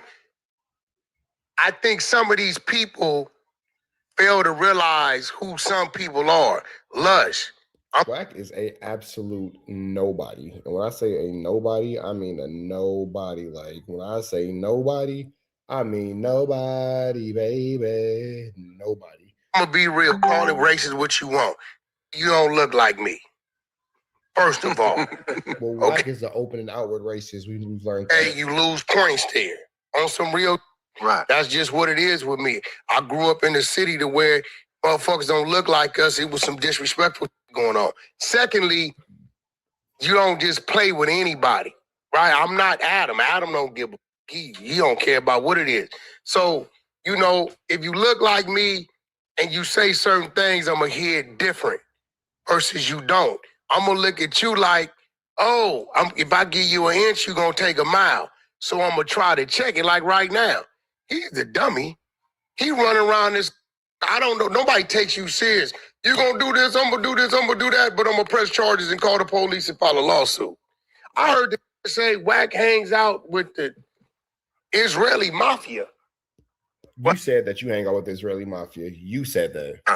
This nigga said some shit like this. All right, brother. Bro, you said that. You actually said that. Hey, bro, let me enlighten you to some. Majority of the people that y'all call the mafia, the ones you see running around on the corners, the supplying the fireworks, those are the workers. As long as I've been doing business, walk with me now. Right. With UMG, I'm dealing with a form of mafia. As long as I've been doing business with these now he's telling everybody. Big real estate brokers who control the land somehow, some way, right? It's just an organization. All right, man. So we finna get up out of here to the next one. Y'all know the deal, man. There's red dots to the left. You know the rest. Say pray and be blessed. We go. About him turning the fight down, cancel. You feel like I turned it down? Hell yeah. Feel like. But they was disrespecting Adam. Feel like, nigga, you did. What that supposed to mean? Nigga, Adam when it come to money. Nigga, he ain't gonna say that about you. He wouldn't have turned up. Yeah, Spotty Face keeping it real. You feel me? Adam. About what Adam talking about? This money for you. You tripping. Adam would turn down $5,000 for You's a dummy. You see, that's what I'm saying. Adam would not turn. Listen, Adam's gonna, if you get into somebody that today and it go viral, he gonna interview that tomorrow. So the It's just just content. was $5K. That's a good. It's bag. business. He wouldn't be That's a wrong. good It's bag. business. He wouldn't be That's a wrong good for bag. running him 5,000. Like you cost me 5,000. That's out of your pocket. No, it was now. more than that. Sponsorships and all that. Like even And other back rookies that we had, it was more than that. He wouldn't be wrong to for you to be indebted to that shit. Man, listen. I understand if Adam was that type of person that he gonna hold it down for you. Just like, oh, this is my brother. Like, nigga, what the woo? He say something about Dope Boy. We cutting production. We doing this. Da da da da da da. I can say, oh, I can see that. I wouldn't be mad at that. But you talking about somebody? It's business as usual. Yeah, that's real. It's business as usual. Adam's not cutting down nothing for you. He gonna run the content. They gonna let the content. Dope Boy, you should have got your bro. And he said that he wouldn't have tripped if you did. Man, and That's what he then said let me later. ask you this. Was a part of the reason why you was also mad was because this was about to be the easiest money I ever made. Yeah. Running through this nigga. Hell yeah. Brody, I'll beat your Mad as a ass, motherfucker. nigga. Knock it off. I'm mad as a nigga. My bag up. Nigga, fuck my bag. Spotty, Dope Boy, there's no world where any of us think that you beat Spotty Face in the face. Damn, nigga, boy, tickets in this boy, hotel rooms, and they found too. Man, I ain't even gonna say nothing about, man, that's Easy crazy, bro. Easy money. Oh, man, Niggas had performers, and all type. We was gonna turn up. The Crips was gonna be in that, you know what I'm saying, in Vegas, man, Las Vegas, Nevada, man. Man, listen, man, we was gonna bring the whole city out with that, Dope Boy. That's crazy, man. Yo, how you get like whipped this, your bro? ass. Bro, Dope Boy, I'm telling you, bro, you don't hit hard enough. None of us think that. None of us think that. None of us think that. None of us believe that to be true at all. Over there talking I'm gonna about keep it, man. I start chilling. Dope Boy. I wouldn't even take you no serious, Dope Boy. I ain't gonna for you, bro. I understand. Moose, tell him. I was seeing the tried, footage, bro. I got him in the gym. I was seeing all y'all in the footage. I said, look I at got these him in the little gym. I motherfuckers. was trying. I'm like, Look at these bro. little- I'm like, if I gotta at least get him some trainer, he's gonna get like he might actually die in the ring. So I was trying. Nah, I was gonna kill him. I wasn't gonna kill him. Shout He out was to gonna go out. Jinx. Jinx was helping. Yeah, I seen Jinx. Shout out to you, Jinx. Yeah, Jinx was trying his best, trying to get him right. I ain't gonna lie to you. I stopped training, bro. I ain't even gonna lie to you. I still want that. It does. All right, Dope Boy, shut up. chill out, Dope Broner. Like, chill out, brother. You know what I'm saying? Like, my man is Blizzard. He over here full AB mode right now. But you know how? Oh, see, come on, Dope. And you got to crack out. And then you got to crack out. Oh, he's laying down. Up, bro. Oh, he's chilling, man. Huh? He's asleep. Mike, no. This man lays down in the middle of the podcast. This is crazy. It from back there every once in a while. All right. You can still pop it from back there every once in a while. Don't worry, guys. Here's a pillow. I'm still in the building. There's a good, nice space back there. There's enough room. Yeah, he good. It's cold back What's the there. deal? The question of the hour, for real, is This mic, why is this for? I don't know why that shit keep leaning like too. that. I don't know. It cracks after you tighten it. Lay on your stomach is crazy. You never lay on your stomach, boy. You ain't never been to the pen before. Kick your feet up. Kick your You feet lay on your up. back under all circumstances. Better never lay on your stomach in a room full of men, boy. You tripping. Listen, you never down on your stomach. Don't not listen to him. Not listen look to like him. a canoe over there is laying on his Not stomach. listen to him. Oh shit. Hey, Dope Boy. I know you too lit. You know I don't even drink, but I'm gonna take a shot for you though, bro. I love you, Spody. I love you too, bro. Get well soon. It's my brother, man. How many hours did he make Hey, it? I'm 47. He made it 9 hours, 30 minutes. Do you want This nigga's 47. Dope Boy's 47 years old. I love you, Spody. I love you too, bro. Get well soon. It's my brother, man. How many hours did he make Hey, it? I'm 47. He made it 9 He's 47. That is the actions of a 47-year-old man. All right. hours, 30 minutes. Do you want some water? That's pretty good. Nah, I'm fine, man. Shout out Spody. That's my brother. There's waters in there too. Damn, this is dope. I knew it was somebody major coming in. The way everybody at the door was looking, I was like, who the f- about to come up in this motherfucker? Solid. Oh, Solid. I took this out for you, Dope Boy. I love you, brother. Love you too. Happy C-Day, nigga. I'm still gonna I'll find be your up face up when soon. you get well. I'll be up soon. Y'all hold the chat down. Up the bag like that. Nigga. Nah, Spody really made Doe throw up. Yeah, Doughboy got spooked when Spuddy Face came in. That nigga lost it all. That was like that make shit a nigga seasick. He saw him at the door. That shit. Hey, but wait. Before I go to sleep, can I say one thing? Can I say one thing? Talking to the mic. Before I go to sleep, before I go to sleep in the middle of a podcast, can I say one thing? Can I say one thing? Yeah, go ahead. Before I go to sleep, the reason why a fight between me and Spody wouldn't be a good fight is because, man, I think he's a real good brother, and that's my friend. And so I can never fight my brother. I'm going to sleep. ABCS movie ending. I ain't gonna lie, I want to fire your face up, Doughboy. I still want to test that chin. You messed up my back. I want that little bag. Yeah, come on. Yup. I want that bag. Shit. What's back, good, baby? bro? What's the deal, Jinx? Oh, we need that mic back, bro. Why is Jinx sitting between those two men when there's an empty chair? There you go. So it's the boxing instructor. Yeah, the boxing coach. Yeah, podcaster, all that, man. Let's go. Why isn't Jinx sitting at the chair? What's the deal, Jinx? Man, I'm posted chilling, baby. You know what I'm saying? Another day, another dollar holler. Yeah, like a 6'4" poly. So, Spody, what's up? You back, or is this just like a little pop up, or you just gonna see what the vibes is? Nah, I pulled up for Doughboy. You know what I'm saying? Ain't no telling what the future hold, but I definitely pulled up to That sounds like Spody Face is going back over there. Doughboy. You know what I'm saying? I had to, man. I had to, man. And when are you gonna get back to the content too, Spody? When you gonna get back on it? Matter of fact, man, y'all go like, comment, subscribe to my page. Sporty Justice is up right now. Now I've been starting getting back at it. I took a vacation. You seen? I've been on family time, bro. Yeah, I've been enjoying life. But he been posting the reactions because I be reacting to his reactions on my street. I've been getting back into the swing of things. I gotta follow the new page for sure. Then maybe I wasn't up on game. I gotta follow the new page. Yeah. I definitely appreciate it, man. I'm back in the YouTube streets. You know what I'm saying? So what? But at the end of the day, it's like shit. I'm just fortunate. I ain't had to depend on no jumper, you know what I'm saying, in YouTube for a check, you know what I'm saying? I'm one of the few that did, you know, I took 60 days off. Yo, that's real. Yeah. Spody Face is low-key saying, I got you. You niggas is broke. You know what I'm saying? I took 60 days off. Munchie B called me out. So y'all had to go fire up the old Macintosh. You know what I'm saying? I had to fire it up. I fired up. He was outside. He was outside. Let me get this nigga right here. Yeah, you know what I'm saying? He said he wants some answers. So I said, Munchie called me.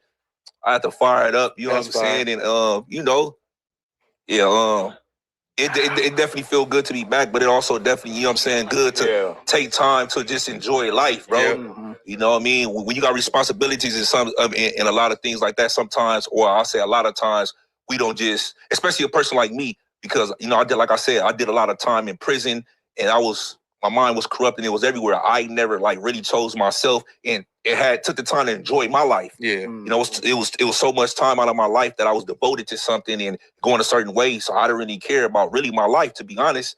Now that I'm out, I'm free. I get to enjoy those two things. Like, you out, you free. Hitting the tropics, you know what I'm saying? Toes out, having a good time.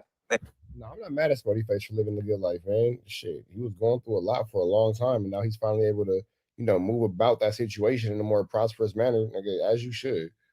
And saying in between my toes. Enjoying the better parts of life. Nothing wrong with that. You know what I'm saying? You learn your lesson, and now you're improving. Can we get those crack off the screen? And the what's dope about what you did was the podcast for Sharky. Oh yeah, shout out to Sharky. That was dope also. You know what I mean? Like active out there. I saw that shit. I thought that shit was vicious. Yeah, we definitely tackled a lot of topics as far as mental health. I'm a firm believer mental health need to raising awareness to mental health and also acknowledging it, because it's like a lot of people they don't think mental health issues is like real. Yeah, but it is. Even like I had to learn the hard way, especially like simple things like postpartum. Yeah, for sure. Stuff like that with women dealing with that, you know. Yeah, mental health is for sure a real thing, man. Now we can see that Doughboy's not finna get back up. So y'all catch the rest of this on the No Jumper channel. Red dots to the left. You know the rest. Say a prayer and be blessed. We go. They done brought Spody Face back to No Jumper. Spody Luther King. Here it go. Here it go. Chat, start your engines. Shout out to the bro. That's a surprise like a motherfucker. Look at the state he's in, bro. Look at the state you got him in. He's in. Yo, I think can we get the trash can? Hey, give me a trash can. Oh, wait. No, get off camera, bro. Go on camera, though. Go on camera. Come on, Doe. You can do it. You can do it. You can Doughboy talking about he finna lose his lunch on camera. That's disgusting. do it. Come on, brother. Oh, whoa! You done scared that throwing up. Look, Spody face come up and Doughboy got a yamit. He's scared. He's spooked. What's the deal?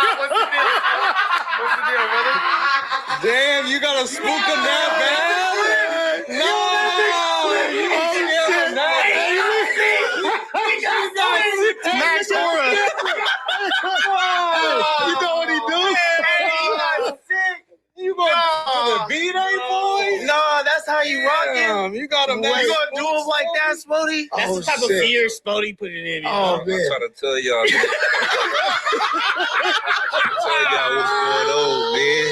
I'm trying to tell y'all what's going on, man. Hey, Yo, Spody, what's good, bro?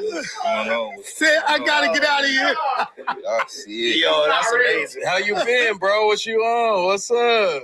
Hold on, wait. Is this Spody face return to no jumper? Is this the very first time that you've been on the platform since you parted ways? This is his first time back on the platform since he parted ways. Yeah, I pulled up a dodo. Okay, Yeah, real one. Don't gotta get back up in here, man. Oh, Shout damn. out Spody, man. That's great.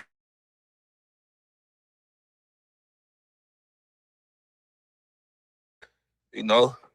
Yo, they finally got to meet the words that they was talking about. Sick to his tummy's crazy. On your 47th birthday. Spody, just leave him alone, bro. Like, stop pressing at it with the fight. You see what's going on? Like, why did it have to get this far, though? Hey, Why did it have to get this far? He the one called me out initially. He called me out, so y'all can't say that I'm called him bullying the JB thing. I mean, I said it. He was offended. I'm not taking it back, but He's just supposed to be like, you know what, though? It's cool, bro. Like, you know, it's hold cool, on. He messed up your bag, all that. Hold on. Since Doughboy here, we're gonna pause that. I'm gonna wait till Doughboy get himself together to go back. But I got another issue. Hold on, Doughboy ain't the only person. When I was on vacation, I was on family time. Yeah. I heard Ricky Rose was popular. You know what I'm saying? He brought some shit. Hold up. Yeah, Ricky was talking some trash, man. Ricky was talking some trash. Oh, we seen the video. You know what I'm saying? Like a vape pen. I was like, Spody! Where you at? So I definitely got some questions. Where was you at, Spody? I was trying to get you to come out your shell, start making content. You know what I'm saying? The streets was missing you. So I said, let me go ahead, pop a few off, see if we can get them out of retirement. Nah, man, I was enjoying it. It was a much needed break. It was definitely a much needed break. You know what I'm saying? I was on vacation. You know what I'm saying? It wasn't enough to get me out, but I heard it though. I was listening. So what you were saying about again when you was addressing me, Forrester's cousin? What was going on? I didn't look at the whole clip. I heard that part though. Yeah, Ricky, talk that ish, man. Do what you do. I'm back. Yo. Yo,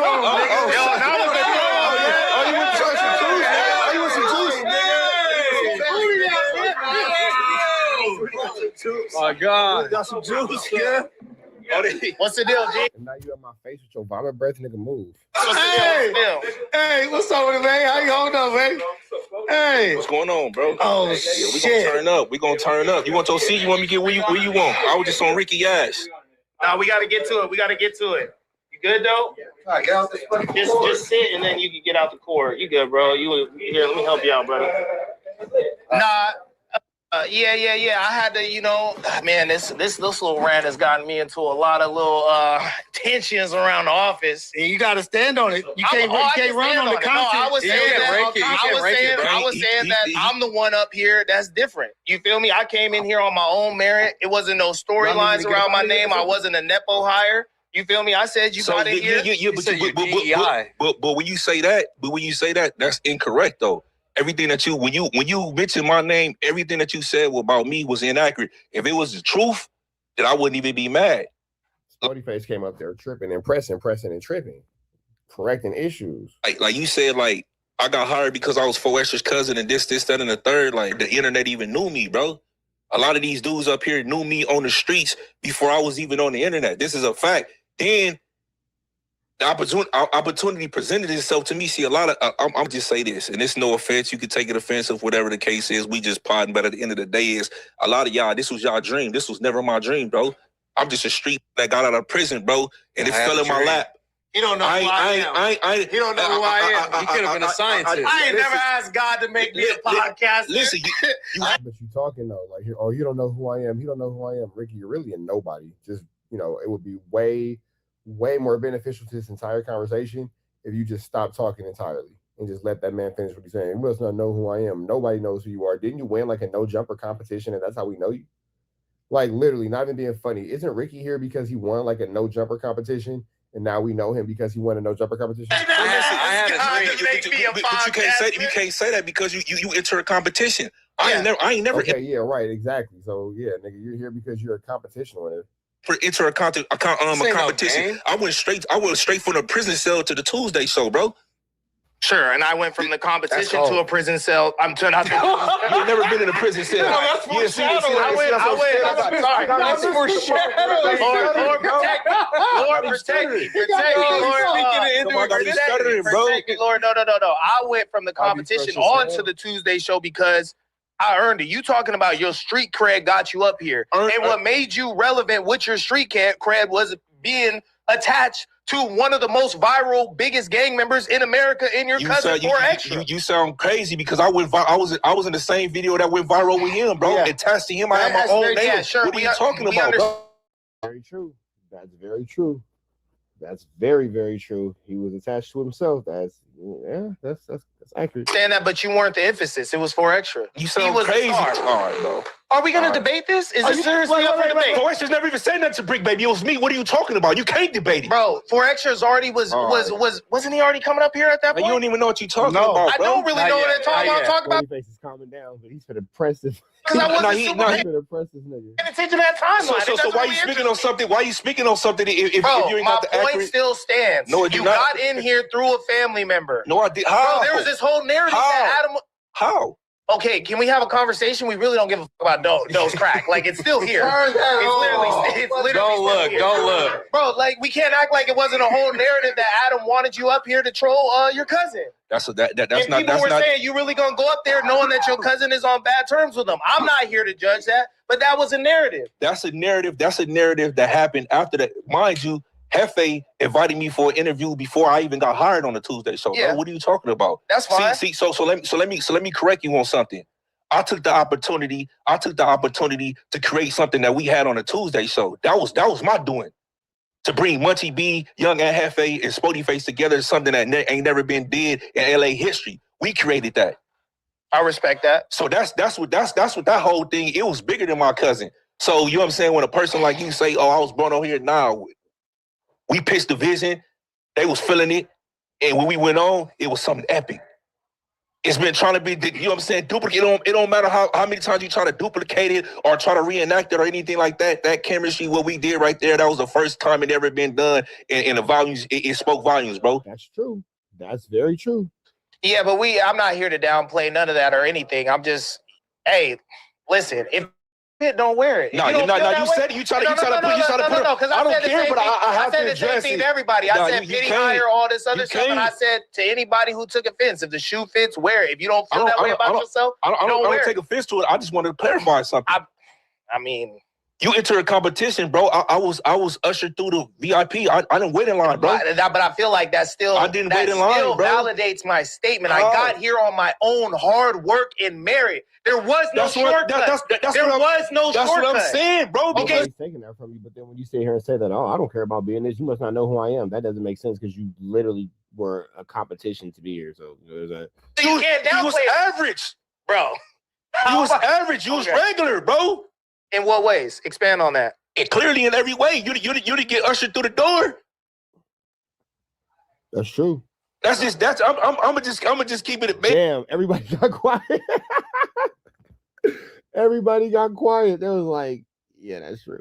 Yeah, I didn't, and there's no shots at nobody who did a competition. If that was my inspiration or this was my motivation to get on a podcast or be a no jumper host and all that, I would probably did it too. But I didn't do it. I didn't have to. So this wasn't my dream, bro. So just answer this for me. The link with 4 extras didn't help you in any way, shape, or form. You believe that totally. You was just that's his shining in the cell so hard. Adam said, "Go get me him." When there's a J Hood going viral in jail right now, making videos around the same time entertaining our audience, being a podcaster. I didn't see none of that from you. But you were so special that he just had to go pluck you? Before I went and did this year violation, bro, I was already viral, bro. That's what I'm trying to tell you.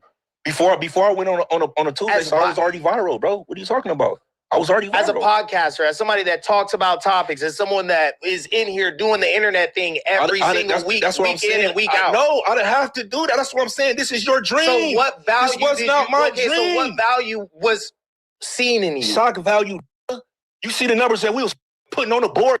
What is you talking about? It was cool. It was cool. You ain't never put no type of numbers like that. What are you talking about, bro? It was cool. When I was coming up here, the first couple you of was shows, the most hated. He was 100,000 easy. Fake dope boy. That's fine. He the one got you up to be shock factor. Oh, you were the most hated. You were the most hated too for acting super dense in every conversation and going against Adam about racing all the time. I'm the only person who had balls enough to say thing. I'm the only person that had balls enough to disagree with him in his face. I disagree with Adam plenty of times. Moose does the same thing. Everybody does the same thing except Doughboy. We know what it is. Dr. Umar posted mine. We don't be blazing. Dr. Umar posted mine. After the fact. Go. I've never been labeled a glazer. That's never been a narrative up here about me. I've never glazed anybody up here. Why you haven't?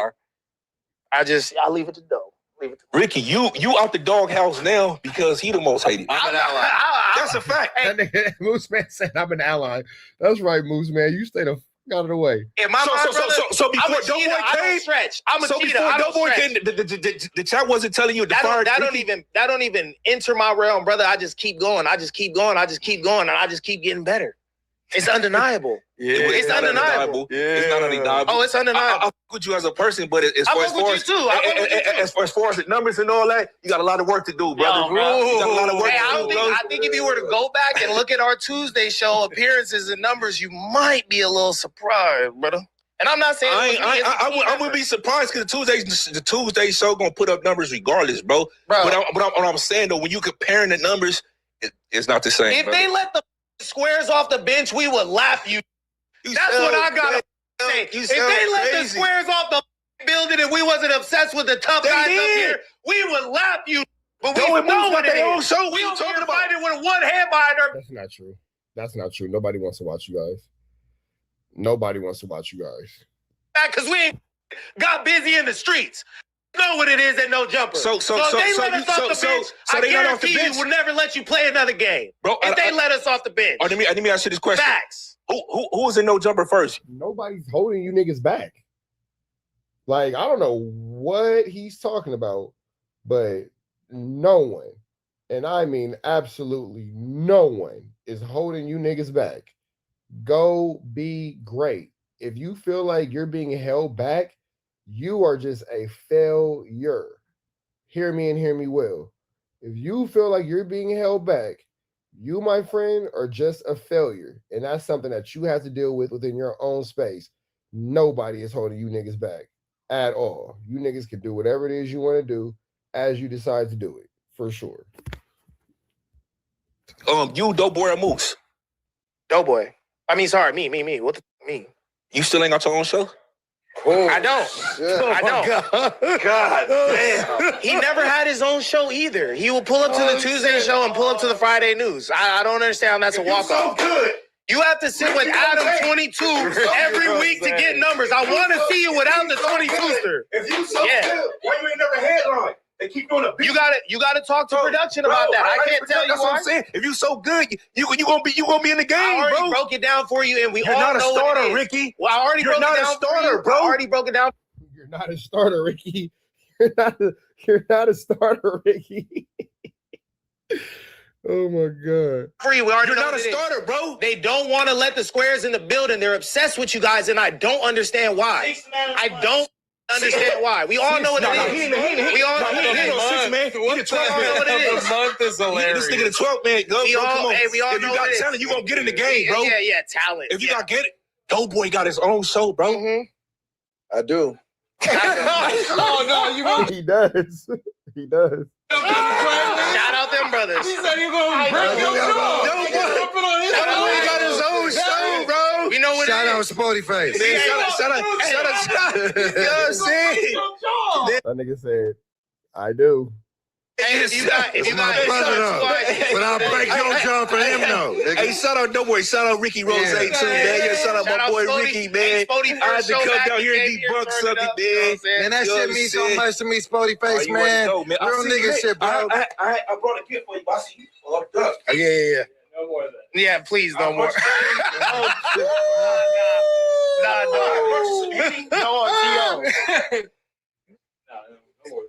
No more. I bought the Julio. He's supposed to be prepared for a fight. What fight he turned it down? Hey, what you feel about What fight he turned it down? that, Spody? About him turning the fight?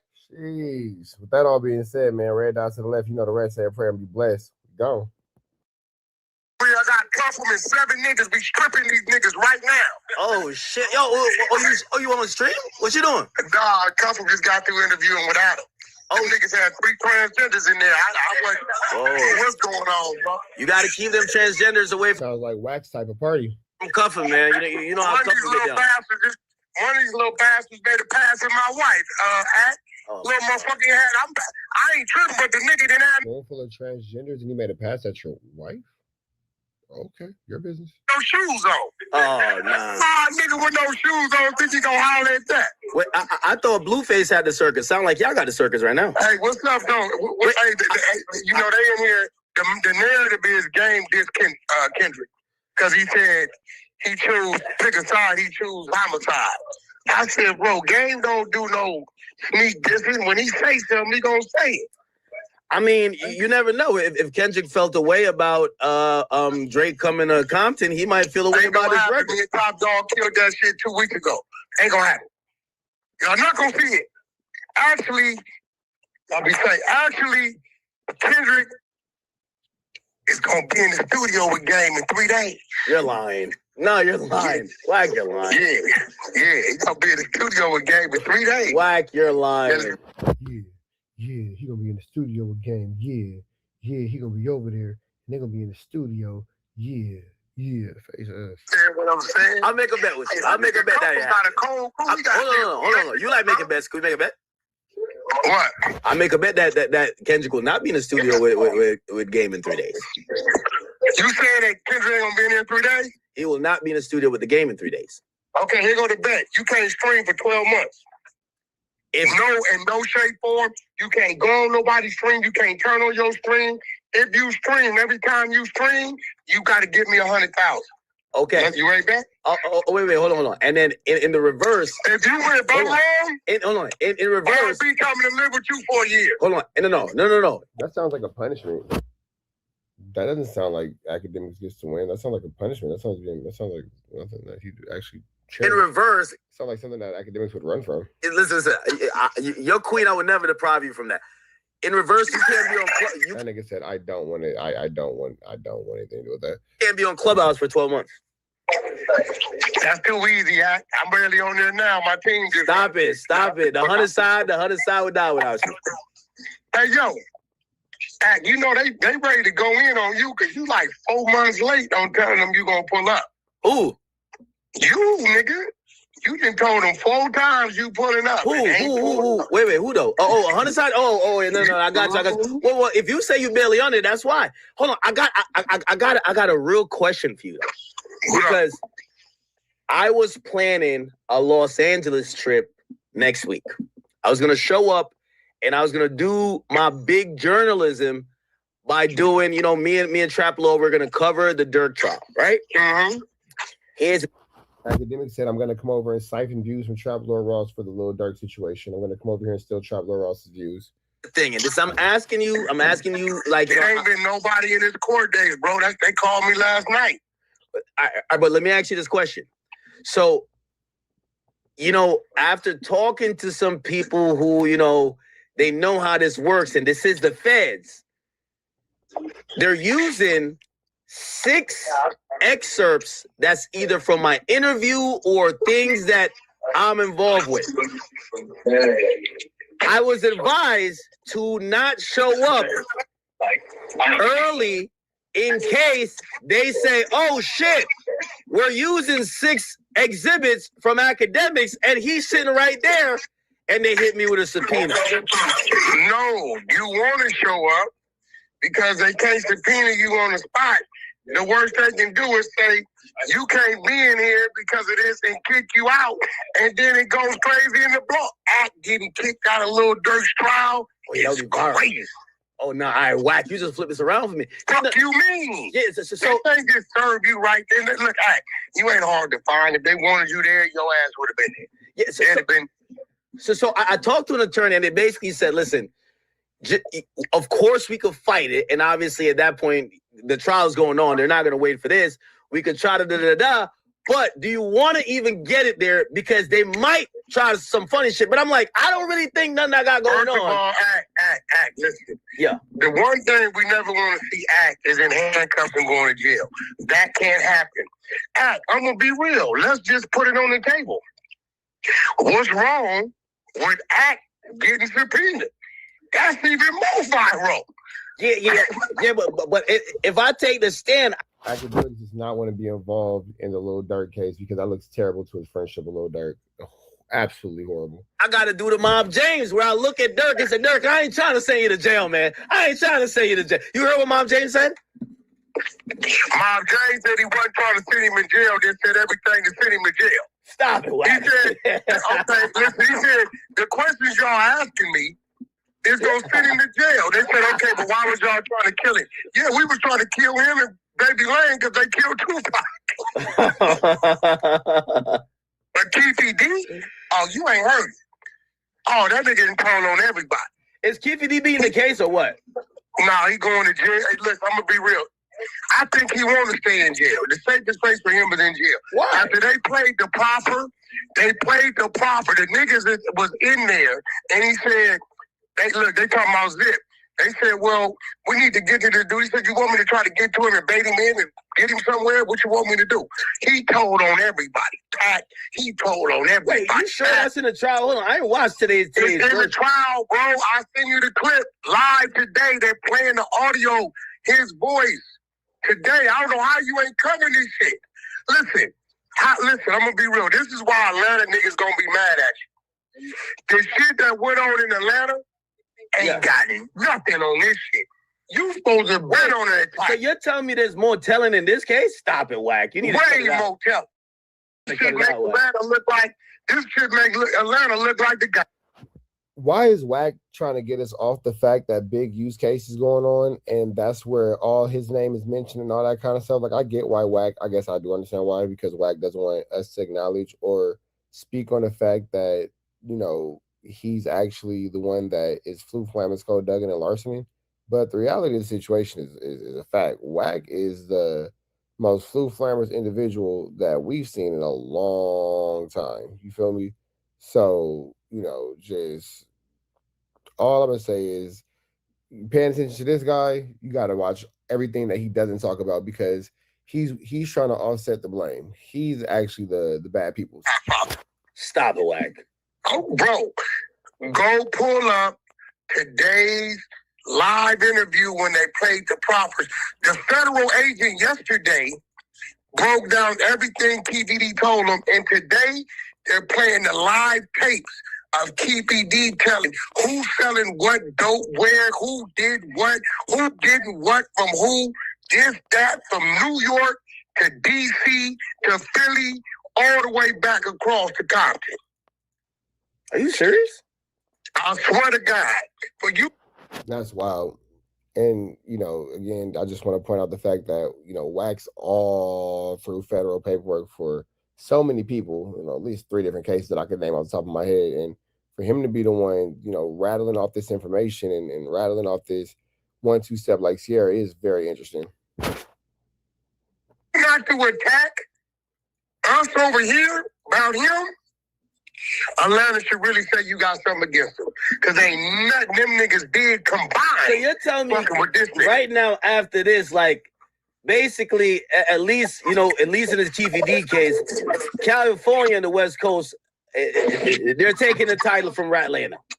And not only, what's going to make it worse, when Big U trial come, It's Nah, gonna Big be U not doing. And then we can see all your name in the paperwork. But I don't know. Your name's all through the paperwork now. For whatever reason, adam22 and academics and Flakko don't really want to discuss that. But Traveler Ross brings it up. Traveler Ross is always kind of bringing up the fact that Wack has this bad people's stigma upon him. But, whatever. Don't tell him, Wack. We got it. No, you got a bunch of niggas. Listen, you got a bunch of big names telling on you.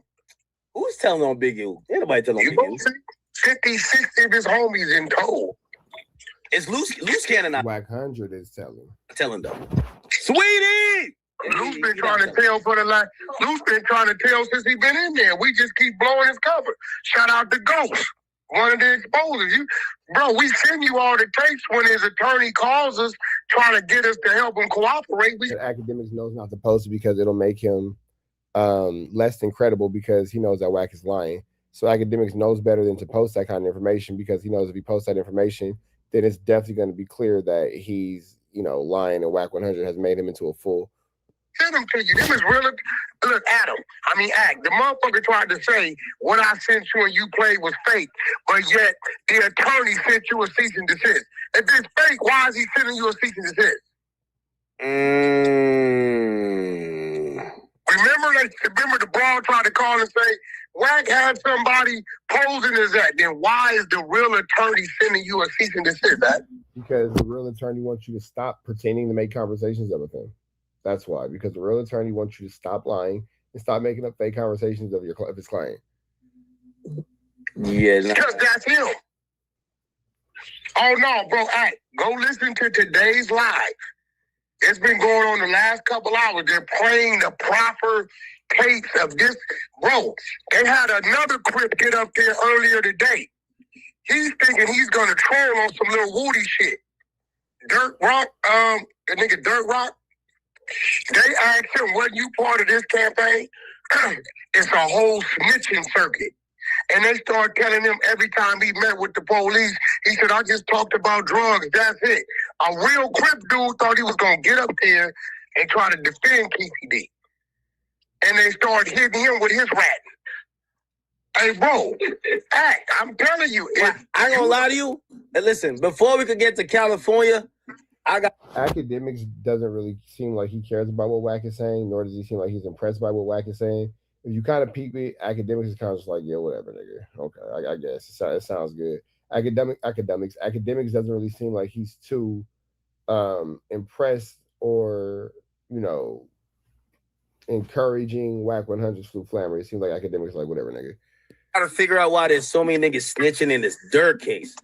Hey, they said. What did I tell you? Hey, I told you them niggas was gonna tell. Wack. They said, and you might have missed this. You probably covered it on the Hunter side. I know Ghost or somebody come. Hey, OTF Jam supposedly took a deal with the feds to confess to every murder he did, and he had posted on Instagram. He said, "Tell me something I'm doing that Sammy the Bull ain't doing." He compared himself to Sammy the Bull. And he also said, here's my pin drop. I'm on house arrest. Come see me about it then. I think he like one of them killer rats. It's like Alpo. He's a killer rat. Bro, listen, let me tell you what's going to happen over the next 2 years. After this Keefy D shit and the Big U shit and the Dirt shit, and they see nobody did nothing to these dudes for telling, everybody sitting in there with another 10 years left or looking at 15, they going to say, shit, all the killers that's getting the money then told, it's more snitches in the in crowd than the other crowd. Fuck that. I'm telling too. I wonder if that's what led Wack to snitching. I wonder if that's how he got into the space where he's so outwardly working. Watch. Wait, what they do to them niggas? They didn't do nothing? Man, them niggas running around here balling, making it rain in the strip clubs. They got the women, them niggas pulling up in Rolls Royces and shit. And this nigga in here sitting on 15 years or another 10, and he know where 3 bodies is at, where the guns at, who did it. Man. Bro.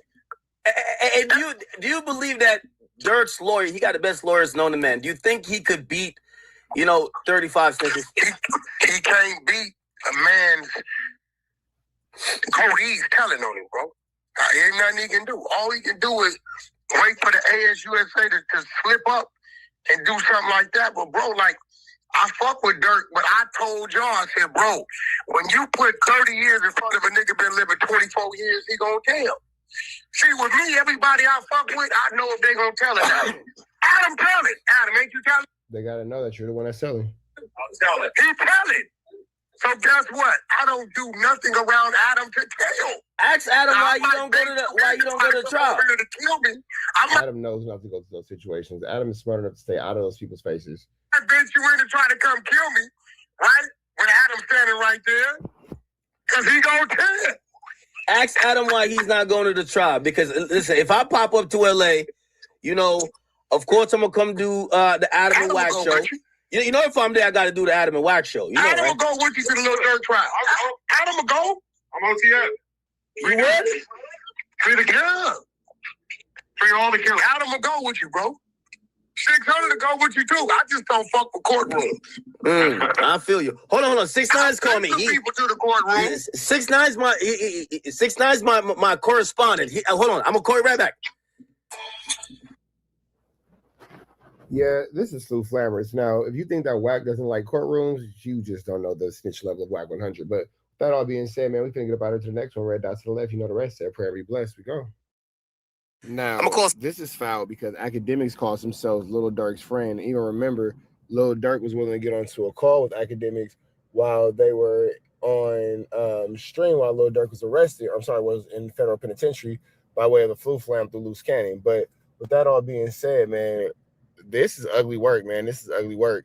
Academics' interview is now being used against Durk. So a friend turned interview user against her, I guess. 6ix9ine Wack Myron. 6ix9ine Wack Myron, right?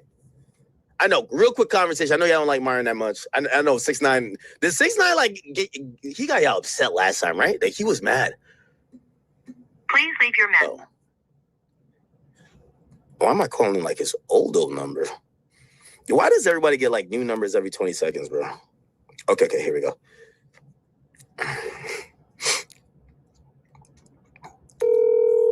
Let's see.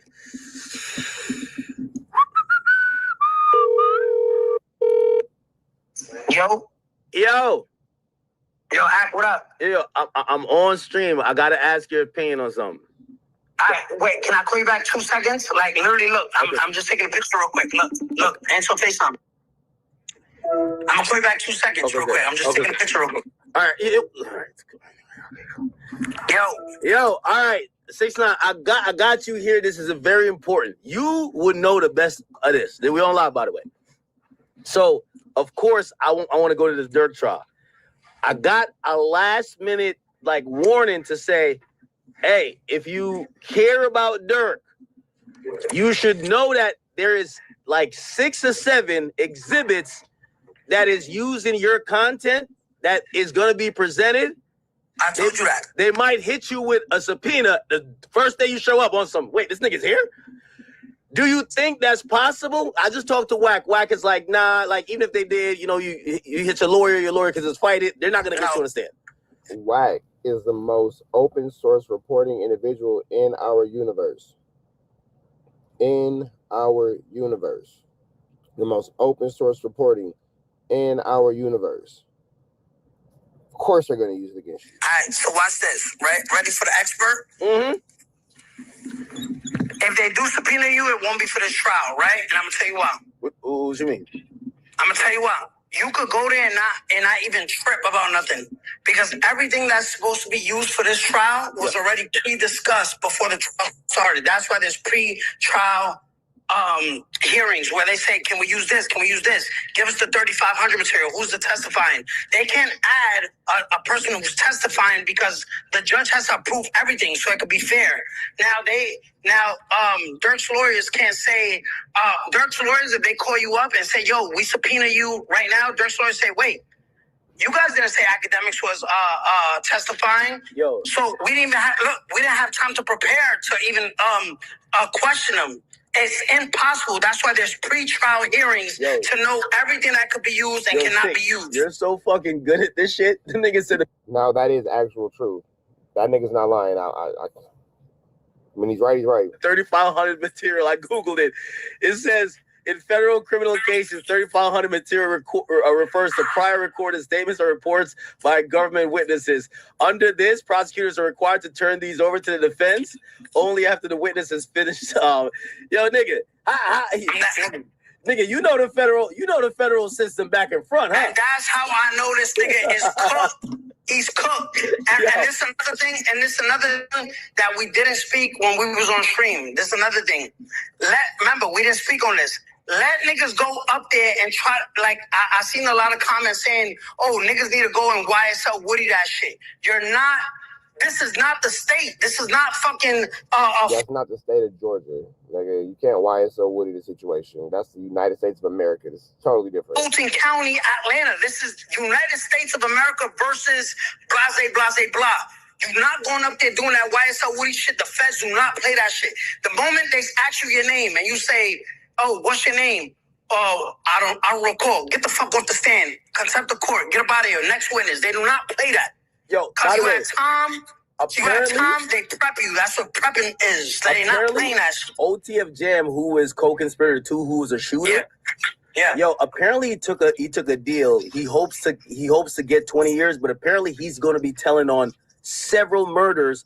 And that's why when he posted on Instagram, he says, tell me what I'm doing that Sammy the Bull didn't do. Sammy the Bull admitted to 19 murders, nigga. Ain't Sammy the Bull like a notorious flu flamer? That's cool. But let's not shy away and forget what I just said. No, he sound like he's not playing games. He sound like he's for real. No, I'm not saying that they are. I'm addressing the comments. Let niggas think they going up there acting like I don't recall. Yo, what do you do for a living? Breathe. The moment you start acting stupid on that shit, you're out of here. This is the Fed. The Fed is gonna wash you up. Start playing with the people if you want to. This is not Fulton County people who don't know how to run a fucking. This is not state. This is federal court. Hey, did you ever, like, when you took your plea, did you ever be like, you know what? I'm down to say certain shit, but certain shit I'm about to play. All right. So again, you cannot remember when I had that black niggas like, you're not hearing what I'm saying. Nigga, I keep saying the same thing over and over. You cannot play with these people. Stop acting like you can play with these people. I'm telling you, you can't play with them. TV interview and niggas like, oh, you told on Cardi. You started telling on the world. No, the moment you on that stand, they ask you something. The moment you try to act stupid, lie. Remember, these niggas prepped for you. They have a 3,500 material. Once you're on that stand, the best thing, their goal is to catch you in a lie. Oh, you don't want to talk about this? You don't want to talk about this? Oh, look, jury, you're going to believe this kid? Oh, he don't know. Oh, look, in 2018, he right here, him and Cardi B in LA, as blood saying flu. Remember that whole shit? Yeah. Oh, he's a liar, jury. So his whole testimony, throw it out. You get it? You can't go in there saying, no, I only want to talk about this, I can't talk about that. You're subpoenaed under oath. That's it. Your 5K1, gone. Your Rule 35, whatever you want, gone. You're in the trash. Now you're labeled. Now you're labeled a rat. You're about to do jail time. Yeah, I feel like you could damn near be like, because nigga, you know the system really well. No, but understand me. I think people really love being stupid. They want us to be stupid with them. But that is a very true statement. like, yo, this nigga is crazy. This nigga, super rat. No, nigga, you just want me to be stupid like you, fucking working on. I'm not gonna be stupid for a nigga putting fries in a bag. I'm not doing that, nigga. Y'all be stupid. That's y'all lane. Yeah. How'd you learn all this shit though? Is it like just kind of like reading through your shit? By being human, nigga. By being a fucking civilized human being that say, yo, do I want to be ignorant? Hood nigga my whole life? No. Let me have common sense, because in the time we live in, common sense is not so common. Let me just have my own backbone. Let me just see the things for what it is. Not be like, nah, that ain't gangster to be smart. Nah, I'm not being these niggas, bro. Let these niggas be stupid. Hey, okay. That's why they in the position they in now. Hey, okay, give me an official prediction. How many years are we talking about? I don't know. I just know he's cooked. Remember, even if he beats, this is the thing, bro. You know this. You should be telling the people this. Even if he beats the murder for hire, he got to beat the stalking, right? Even if he beats the stalking, he got to beat the other shit. And even if he gets found not guilty in all things, nigga, you're not coming home. You got to face another murder. So, bro, it's like he's cooked. Yeah, it's a tough road. You know what I mean? But like, you never know. You got to have hope. It's like YNW Melly. But hear me out.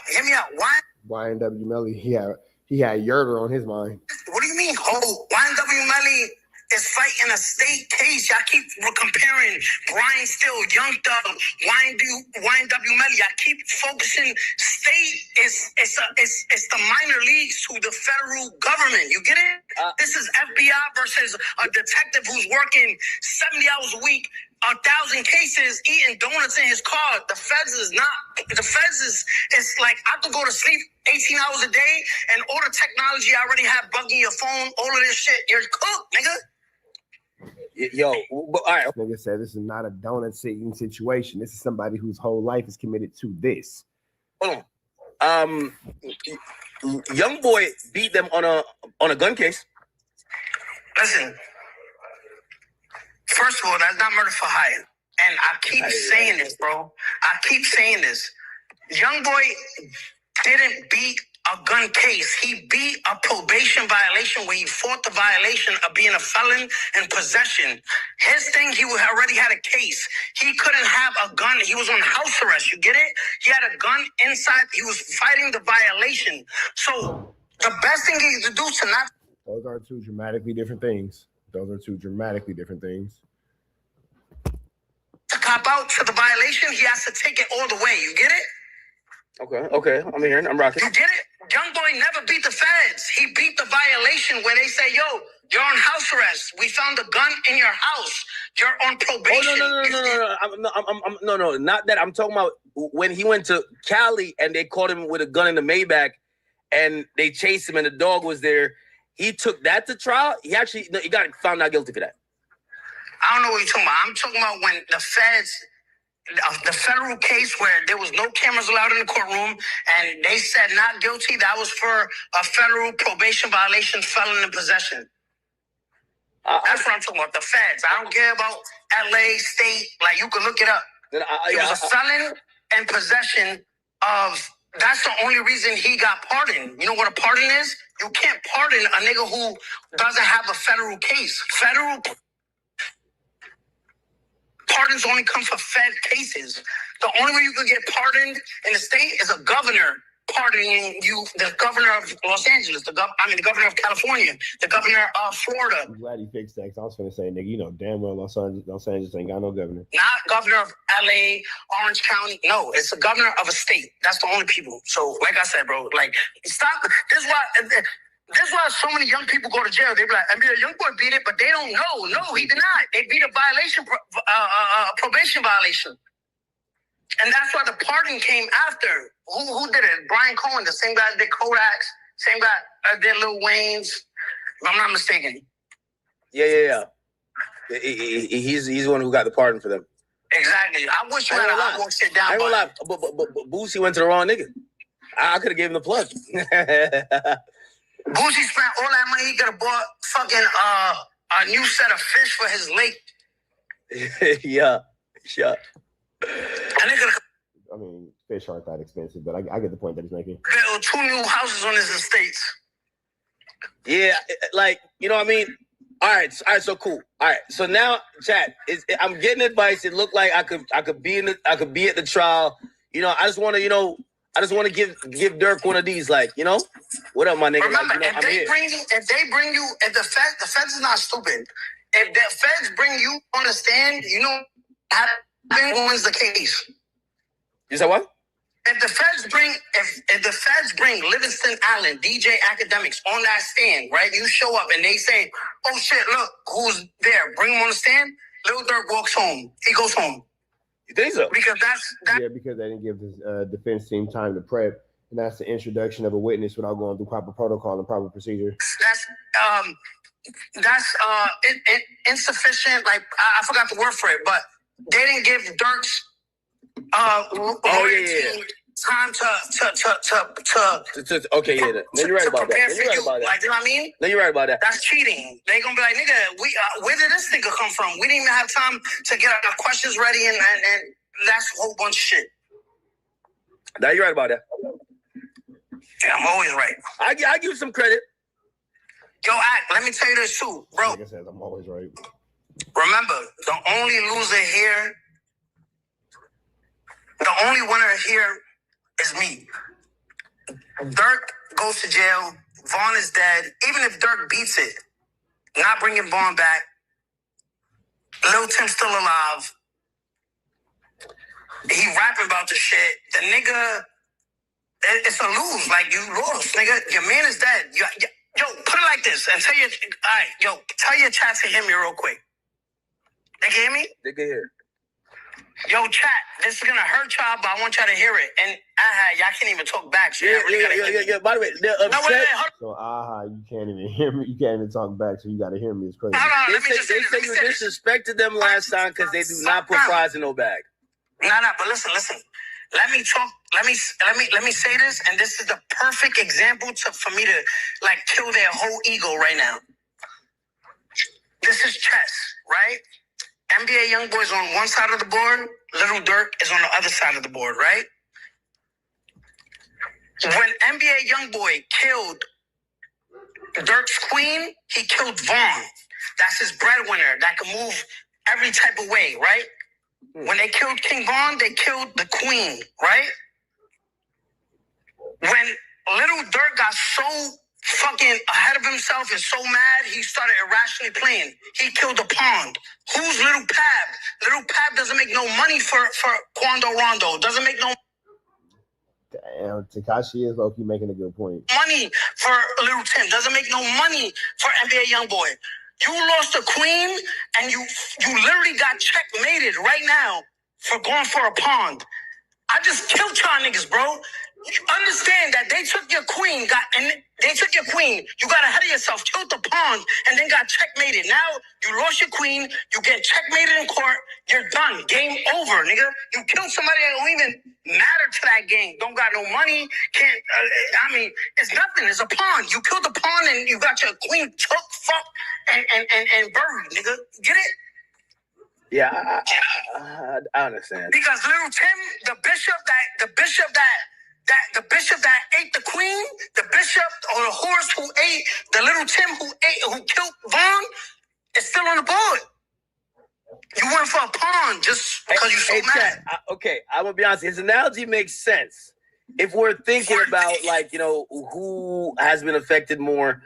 We got to say Vaughn and Dirk being removed from the. He was a breadwinner for OTF. He was a breadwinner for a lot of mouths to feed. You get it? They killed somebody that matters. When they killed Bat, they killed somebody who don't bring nothing to the table. Anyway, I walk shit down. I'm gonna holler at you. All right, nigga. Damn. That all being said, red dots to the left, you don't rest. Say a prayer and be blessed. We gone. We have a Lush calling in, and he bans Kyle from No Jumper. Now, this is prior to Kyle crashing out and throwing a table at Doughboy. And maybe if Lush's warnings would have been heeded, then we wouldn't have seen what we saw this past, last night in this last stream. But let's get into this content and see what Lush is talking about. The biggest joint stomping. Shut your ass up. Hey, feliz cumpleaños to my dog Doughboy. Run it up, you feel me? Do the damn thing, you feel me? I just have one humble request of Josh. Josh. What's going on, bud?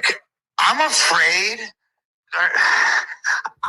that Kyle Young is gonna Mark David Chapman me. I mean, that guy was a barista. You feel me? He wound up smoking John Lennon. This dude is doing 4-hour streams about me. So I just want to request that when I come back that I don't ever pod with that fool again. Oh, damn. So, is it really like that?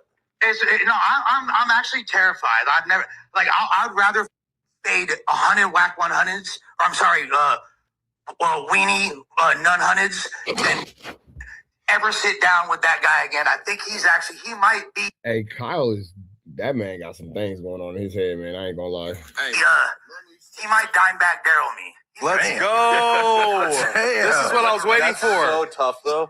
That went 0 to 100. It's the easiest decision you've ever made, and you don't even need to say it on camera. We already know what time it is, but just he can pot on other days. I'm not trying to get in the way of his $75 or whatever you pay him, but I'm just saying the level of obsession, especially when it was initiated, but by something Adam said and he mistook it for me. I don't need that smoke. I want. Isn't it crazy how Adam says all these things, but then everybody else gets blamed for him? Nobody ever actually goes at adam22. No smoke with Kyle Young. He's gonna murder me. I'm John Lennon. He's Mark David Chapman. So I refuse to ever be on a podcast with him again. But Lush, I think there is like a really important lesson here that you can't overpass. Is that not? First of all, is this not hilarious? No, it's I've been waiting for you to go at Kyle for sure. Like, I think you and Kyle beef has been long overdue.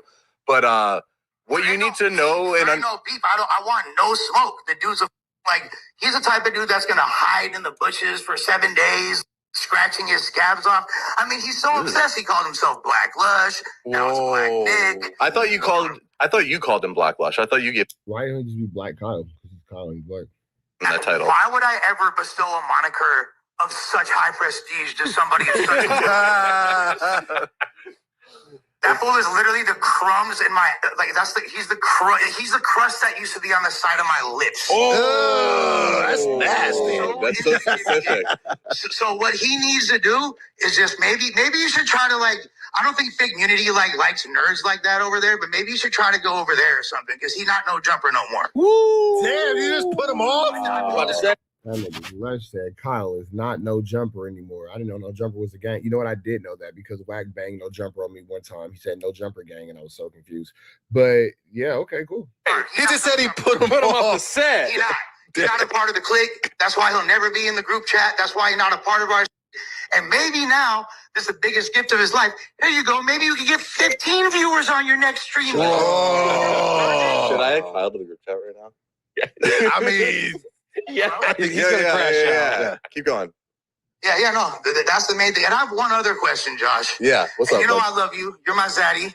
I want to know, Papacito Suavito. I got one question for you. Okay, Paso. How come I got fired for pillow talking, and you allowed to pillow talk? You lied to me, Josh. $1 million question. Okay, I think the things that admitted to it on the stream. That's what I said. I think that I came to terms with how I could understand how you would define what happened as pillow talk. I don't find it that way.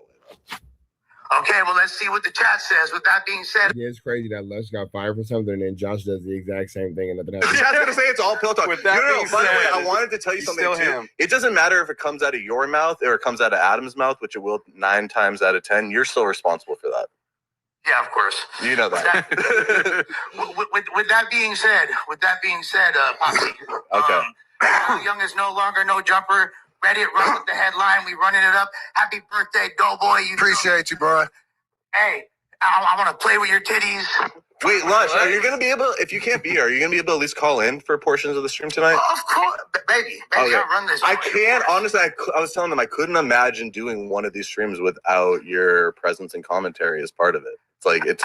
I don't think Doughboy's gonna. So what is Adam just gone for the week? He leaves Thursday and just leaves Josh in charge, and then Josh leaves Doughboy in charge, and then Doughboy destroys the facility at night when the 24-hour straight. Is that how this goes? To stay up all night. I know Moose has struggled to stay up for these. It's like, dude, me and Steven being on this is gonna be insane. We're gonna need energy. Also, he was drugged up. When I said this the other day, he was pretty on sober. The pod, Adam and Munchie were looking at me, or Munchie was gazing at me like I was crazy. But the fact of the matter is a fact. You feel me? The joint is required for the smoke. But shouts to Doughboy, shouts to Moose, shouts to Ricky, shouts to Munchie, shouts to Rios, shouts to J Hood, shouts to Adam, Josh, Weebies, Nathan. You feel me? Who am I leaving? TF. He's in here. You're forgetting about Tayford. You're forgetting Mikey. Brother Tayef. Shouts to Trid. Shouts to Mikey. Jeff West. Mikey. Shouts to everybody. Shout out Mikey. That's a part of No Jumper. AKA not you, Kyle Young. You. You heard it, Kyle. All right, well, We appreciate you, brother. appreciate you, Lush. Well, I guess Nah, you guys are squashing that, right? Man, we're fine. Yeah, Oh, now you're fine. When are you gonna stay mad at Lush? We're cool. How you gonna stay mad at Lush? He said happy birthday. He said happy birthday. I I mean, Lesh seen the we're beginning good. yet, bro. I don't think Lesh seen the beginning of that. He's gonna go back. Fuck homeboy. Well, there you have Nah, it. yeah, bro. classic. Shout out to Lush. We miss Lush, man. Yeah, we miss him. Shout out, Lush Lush. don't Shout pop out up to him. today? Get better. Huh? Is he popping up today? No, he's locked in No, he's rehab. still in the facility, but he's probably gonna Lush is in rehab where he needs to stay. call. No, he's definitely He's gonna call a lot. If I had to He's guess, definitely gonna call. especially when some women show up. Oh yeah. If I had to guess, he go, "Hey, baby." Yeah, no, it's gonna be good. Hey, so Kyle, Kyle's about to bleed you though. Kyle, we got you on live right now on the news. Lush has said that he has effectively put you off the set on No Jumper, and you don't no longer belong here. How do you feel about that? Does he have the authority to say that? No, I don't know that he does. I don't know. He just kind of self-proclaimed it and said you put off. Like, what happened? How did this? He doesn't want to pot with you ever again. He told Josh don't ever schedule you with him again, and then he kind of alluded to you're no longer No Jumper. So and that you're some type of super fan that might kill him. yeah, he said that he's like John Lennon, and you're like the other guy that's trying to take him out. Yeah, I saw that. That's so crazy, and it's like The John Lennon take her outer. it's so funny that he thinks that it's about him. It's like if anybody that I'm like trying to be cool with is Adam. Like I don't give a fuck about Lush like that. That's insane. That's the most ridiculous take of all time. That like I have some sort of obsession. Like if you say something about me, if you do something to me, I'm gonna make content. I stream every single day.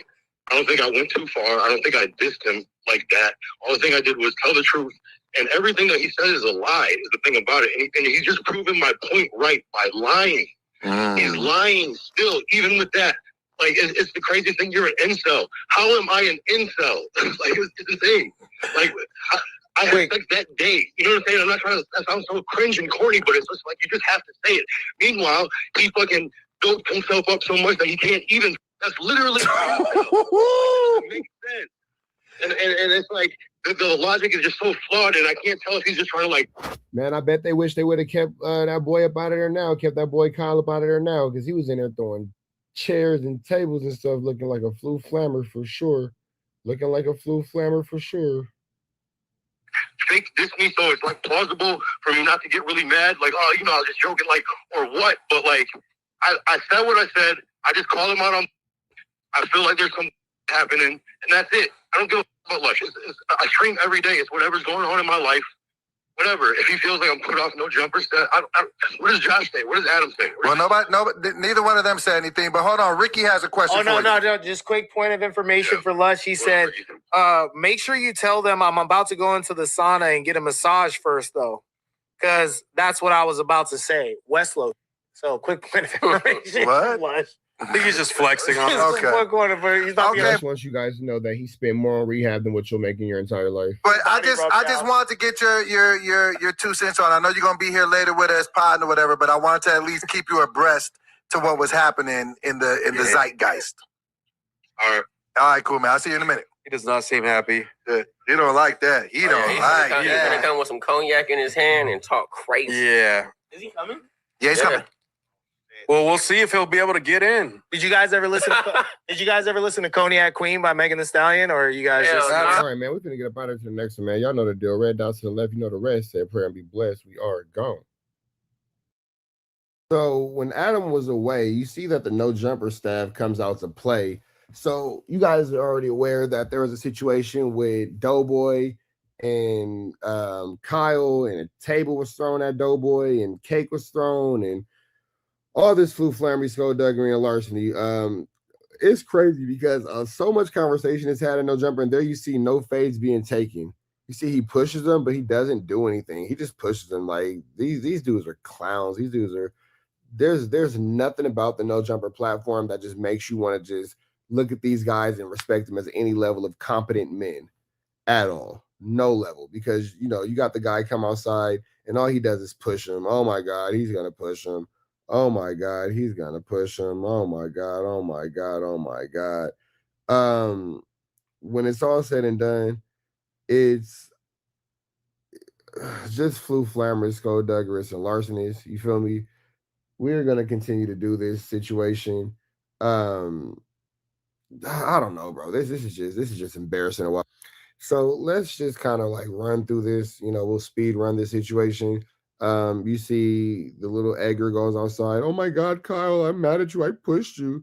I'm not gonna fire on you. And then the other Edgar is gonna point and there's nothing that's gonna happen. He's just gonna come push. Then you got brown shirt Edgar, he's gonna point. And then you got black shirt Edgar, black shirt Edgar is gonna hold back the other Edgar, and it's just a bunch of Edgars. It's an Edgar brawl. Now, what caused the situation? That's from Southern gangs, or you got Mexicans that's from black.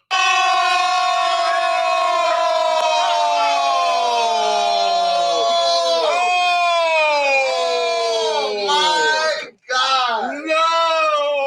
That's the mark out that is. Oh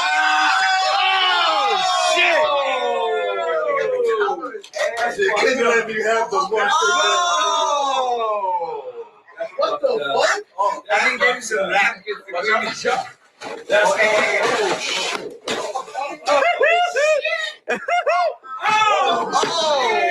what the damn!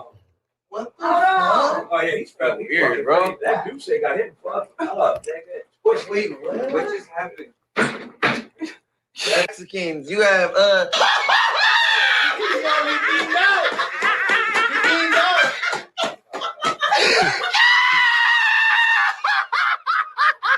Happy birthday, Doughboy. Happy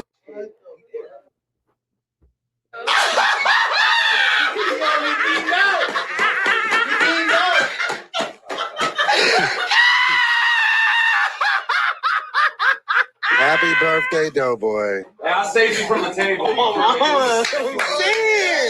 jumped in front of it. That nigga don't move. Shut up, nigga.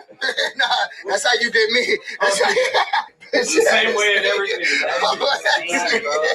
Nah, but but though, everything, bro, you can't let, bro, respectfully, man to man, bro, I fucks with you. I love you, bro. You already know I love you like a brother. But don't let niggas throw tables at you, Kyle. You wildin', gang. You right. What you doing, gang? Here, you want your phone? You fucked up the whole setup? You just said, what did I do? You could have mashed the cake, and that would have been payback. The cake would have been payback, Hey, he was a bit much. Oh! What the fuck you doing, my nigga? Oh, God, bro. Oh, my God, nigga. Don't throw no other shit like that. Knock this nigga. Hey, I'm gonna keep it entertained in here. Don't worry.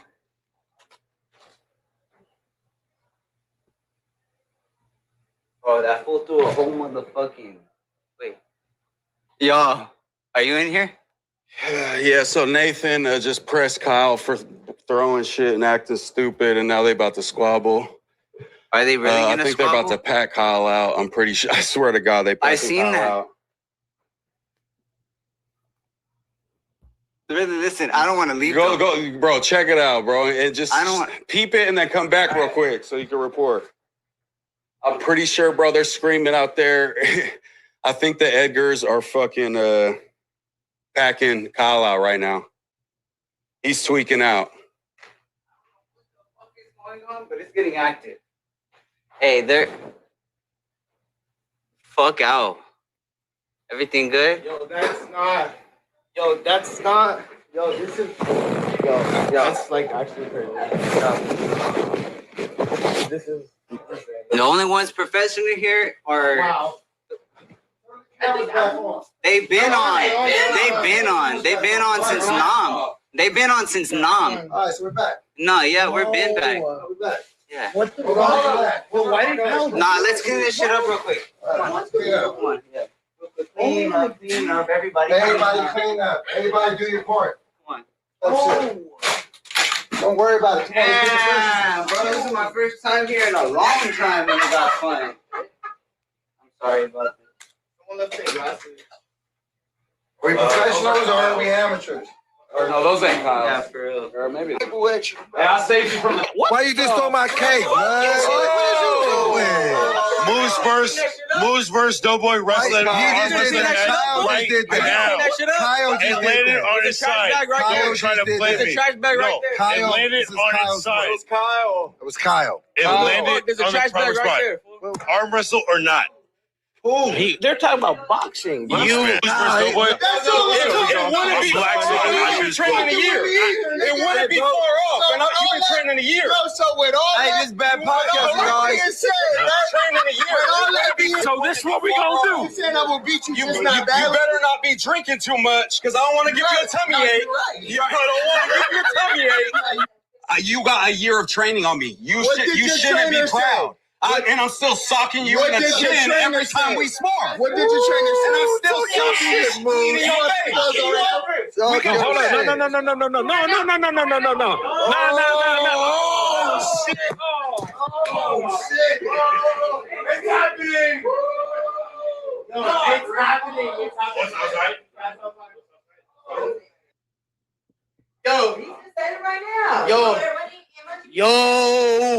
Yo, chat. Yo. What's that story? Come here. Sit down. Doughboy. Fuck. Bro. What the fuck? Wait, what happened? Bro, they went out. We gotta call that. Oh my god. We might have to call the ambulance. That nigga got his face cracked. For who? Nigga got his face cracked. Bro. I can't say. What? No way. Yeah, go see. Guys, Moose beamed out. Moose is beaning out, guys. Everyone here. And yeah, so this is how the situation is. Yeah, this is how the situation is going on. This is Flu Flammerous, Skullduggerous, and Extremely Larcenous. Flu Flammerous, Skullduggerous, and Extremely Larcenous. This whole situation is just tacky, and this is just disgusting. Everything about this situation is wrong. And how you guys continue to go about this in a no jumper atmosphere is crazy. And I'm just wondering how long it is until somebody just, That all being said, red dots to the left, the rest said prayer and be blessed. We gone. Shit, I lived that. So now we have Moose Man finna step outside with this individual right here. I'm sorry, I don't know what his name is, but another squabbly wobbly drop it like it's hot at the no jumper office, and you have Adam22 not there, and these guys are just conducting themselves like idiots. Life I seen from the first hand standpoint. They fucked it up because they kept interrupting. This Gary Owens. You just couldn't explain it good, bro. You couldn't even ask the question right. No, for real. One drop of alcohol. Y'all Whoa, hold on. Moose Man is going off on Munchie B now. Okay. two fucks are drunk as fuck. That's your bitch ass high as a motherfucking nigga. I'm trying to talk to him and get understanding. I had one drop of alcohol. That's you. Moose Man is upset with Munchie B because Munchie B gets drunk and can't keep up with the class. Let's see where this goes. Brody, that's you. No, for real. One drop of alcohol. Y'all two fucks are drunk as fuck. That's your bitch ass high as a motherfucking nigga. I'm trying to talk to him and get understanding. I had one drop of alcohol. That's you, Brody. That's you high as a motherfucker over there. I was trying to get understanding about something I was trying to understand for a long time. I got it. Y'all niggas keep calling each other bitches and talking about, this nigga. Made the combo an hour. Trying to make it like that. That's really my brother. Man, y'all should have shot out there, nigga. The fuck? You was saying some bullshit. Man. Oh my God. See? Adam, this is what we're doing. This is what's hot in the streets, Adam. This is the point of the 24-hour stream. This is the future of no jumper right here.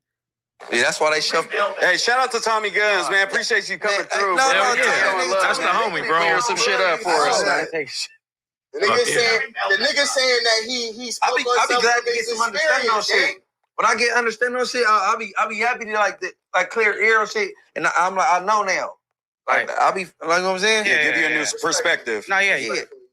Like, I ain't going like this because basically, like from everything I said, I didn't mean to disrespect nobody. It was nothing like that. Right. Dead ass. It was just like I was talking to Jinx. I forgot the camera was rolling. I'm talking to Jinx. Yeah, we looking at Jinx in his eye and telling him about my experience.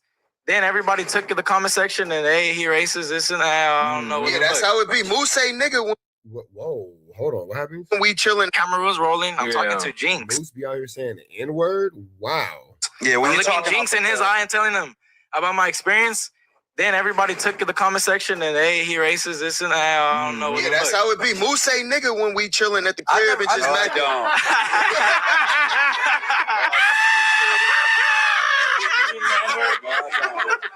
Hey, I never got racist. I'm so I just got misinformed.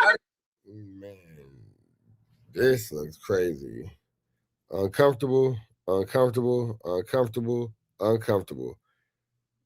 Right here, annoyed, drunk. Let's see where this goes. It's been some years. These niggas different, bro. I don't know what they talking about. Lush spams it way more than I ever will. Shut your pale ass up. You be spamming the N-word. You're fucking Edgar. Of course you say the N-word. Jeez, so now they're calling out all the racist Mexicans that no jumper who are saying the N-word. Wow. All right. This is what's going on. Okay. Escaped to come in yesterday. No, he didn't escape. That's the title. Oh, okay. That clickbait. Oh, okay. He talk shit so I get yeah, right. That nigga got to pull up for this motherfucker. That would have been nice. You'll be the perfect North escorting him here so I get. Oh, okay. Hell yeah. Who got marked out like a Sharpie? Yeah, me and Tommy. Imagine. I don't have a rat tail. What the fuck? Have you ever had one? I had a mullet before for sure. I had a mullet for sure back in the day. Hey, I heard the homies were rocking that rat tail first though. Straight up. In San Jose. They're up there. They were rocking it first, but they just took over it. So hold on. Well, what's the rat tail? The markout is crazy. The disrespect at no jumper is incredible. Like, just, I don't know if you guys are just paying attention and noticing to the just extreme levels of disrespect, the extreme levels of just flammery, skullduggery, and larceny and disregard, but those little eggers are pretty disrespectful. What y'all call it? That shit not even important enough to go into detail over just a fucking haircut. Nah, I the back. Oh, okay. And they braid that shit. Exactly. Okay. It's for identification. Even like where we from, like when we was kids, we called it ducktails. Give it a little bit of time. Like where we from, we just assume it's for when you go to jail. It's easier for them when they wrap their hair around from the back. They can hit it like bing, bing, bing. So like when we grew up, all the. So basically, this Tommy Guns dude just insinuated that Munchie B had a ducktail. So yeah, you guys heard it. This is crazy. Is nobody catching this disrespect? Nobody's catching these little shots that are being thrown at Moose Man by the Egger, the races, the N-word thing. Then you got Tommy Guns, who's a black Southsider but doesn't really F with black people. Just made that comment to Munchie B. Let's run this back. Oh, it's easier for them when they wrap their hair. Munchie B actually has this hairstyle. Okay. It's for identification. Even like where we from, like when we was kids, we called it ducktails. Give it a little bit of time. Like where we from, we just assume it's for when you go to jail. It's easier for them when they wrap their hair around from the back. They can hit it like bing, bing, bing. So like when we grew up, all the. That's why they let their hair grow out. No, I had a ducktail. It was the homies are on some G shit, on some militant shit, shape your head, fucking bald head, no DNA. What hair is gonna fall off? Nothing. Smooth bald head. About your hair, bro. They gonna swap your mouth, bro. You bad. Hey, we go ahead. Hey, no, I had a ducktail when I was like in first grade. Long as fuck. Answer. We got a call from fucking. A call from who? Who's cameraman? Well, let me hear what he has to say. Right now. Who's cameraman? I appreciate you coming through, man. Yeah, I'm a big fan of your shit, man. You're doing your thing, I appreciate you, bro. Hey, don't lock. How many songs you know of his? Mic Check is my favorite. And what's the other one? It's a whole bunch. Shoot it. That's what he represents. Don't help him out. He got a glazing reputation. He got to stand on it. Hey, you got to learn 2 more songs, bro. Yeah, right. One more. Just one more. Eastbound. Just one more. No, he got to learn it. When we come back, he'll know 2 more. Yeah. I was just gonna say. Yeah, it's first day out. The whole catalog when he comes out. Okay, dog. Hey. Appreciate you coming through, fool. Munchie. No. It was good, bro. It'd be good to get clarity, bro. That's what I was trying to do. ASAP. You know what I'm saying? Okay. Like people yelling. I'm not trying to debate. I want to get. I want to get an understanding. Don't say too. Yeah, that's what people don't understand, bro. Try to dox us. Yeah, they was gonna be blowing you up. Don't trip. Some dope shit. I was trying to address that shit on your shit. I know. It just came out. Yeah, don't trip. Hey, no, nigga, double down again and do it again. Hey, but it had to happen because like tripping, like, you know. And I'm glad it did. Hey, it ain't a debate with me. I like it understanding gets it clear. I'm ready to answer a question on the spot. Like, you can ask me anything. I'll answer. You know what's up? That's how I got myself in trouble. Yeah. He got fucked up because a lot of people that come to my pod do get in trouble. But Tommy, I'm not a content. It's like drink champs. They get hella faded. You just end up saying some crazy shit because you faded. Hey, Tommy. That part. Hey, Tommy.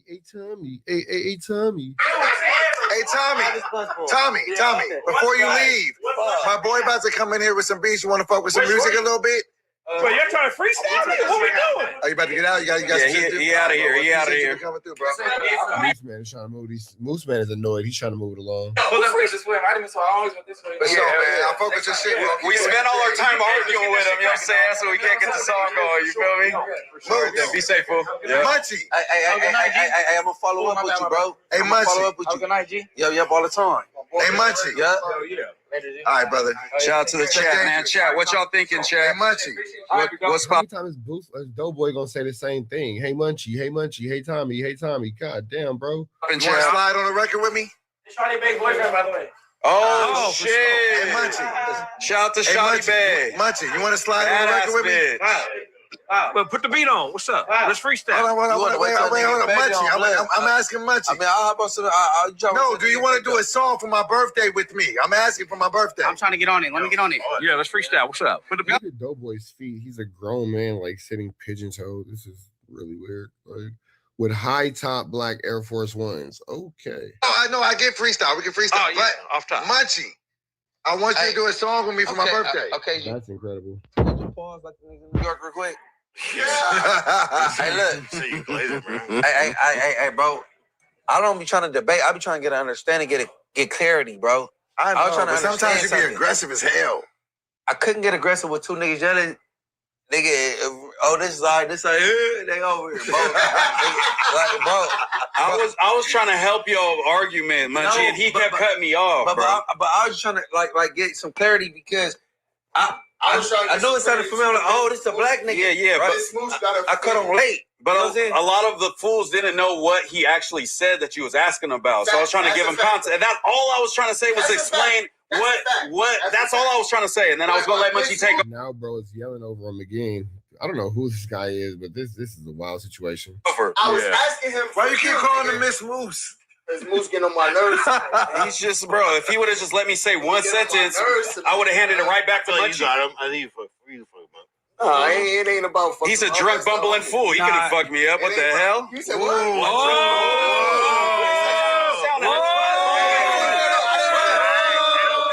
You sound like a drunk, bumbling fool arguing with me. That's what I said. We got Bumbling fool. Yes. state capitals of Sacramento. And guess what? Now he hyping it. Now he dragging it. Oh, shit, dog. Now he dragging it. Excuse me, go ahead, Munchie. Look, hey, Moose, look. Talking to your mic, bro. Hey, yo, you high tonight, you heard? Oh, yeah, talking to your mic. I'll show you how to pause. Nigga. I'll show you how to pause. You know how I get, nigga. He did. You high tonight, right, nigga? You know how I get, nigga. But this is the most ignorant thing ever. Like, just Adam, this is what you're doing.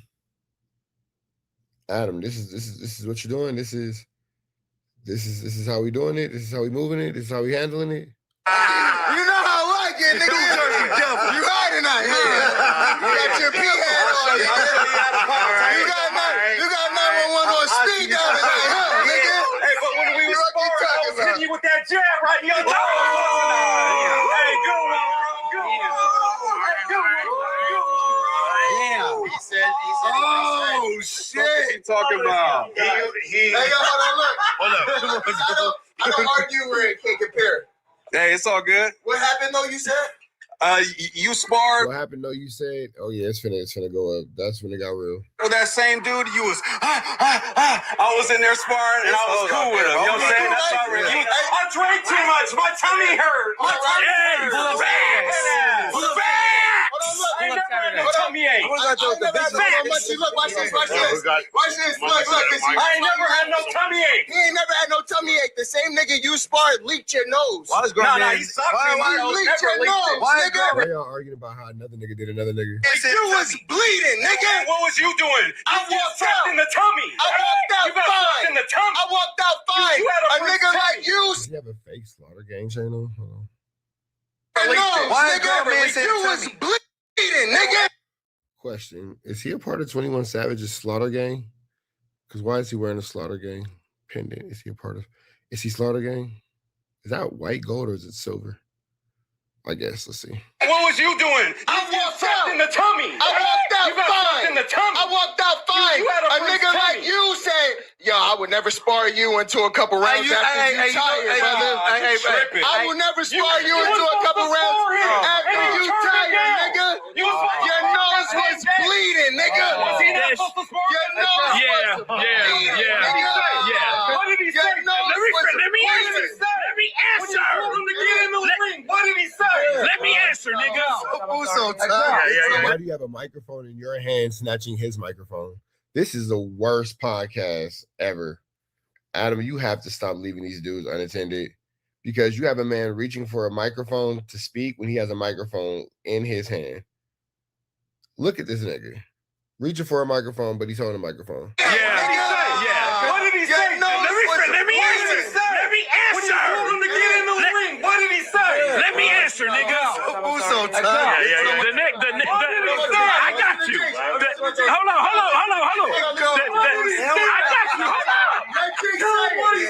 The nigga. Let me finish. I'm going out to I got you. I don't care. Keep going, Moose. Shoot up. Let Jig say it. Okay. Let Jig say it. Tell him what he said. Let me answer. Hold on. Sit down. Let me answer this shit. Complete and absolute chaos. Hold on.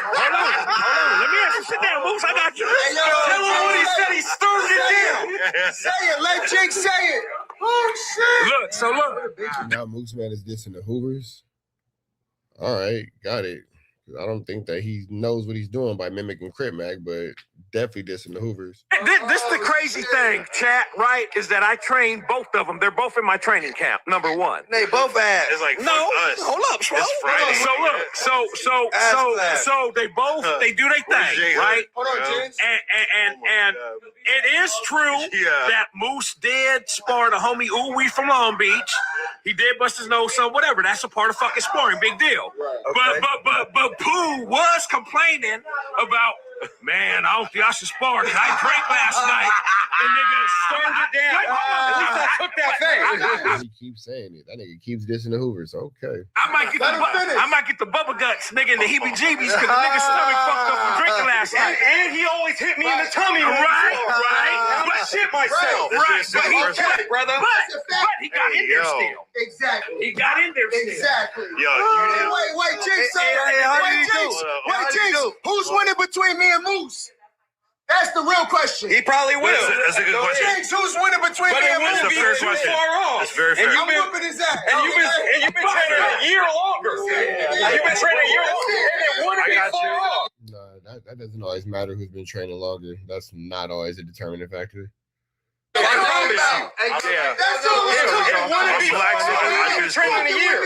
It wouldn't be far off. And you've been training a year. So with all This bad podcast, Here's the thing, though. If he's better than you and you can't handle what he has going on, why are you even getting involved with that? Like, why are you going back and forth with this nigga? If you can't handle the fade, why are you even, doing this? Training a year.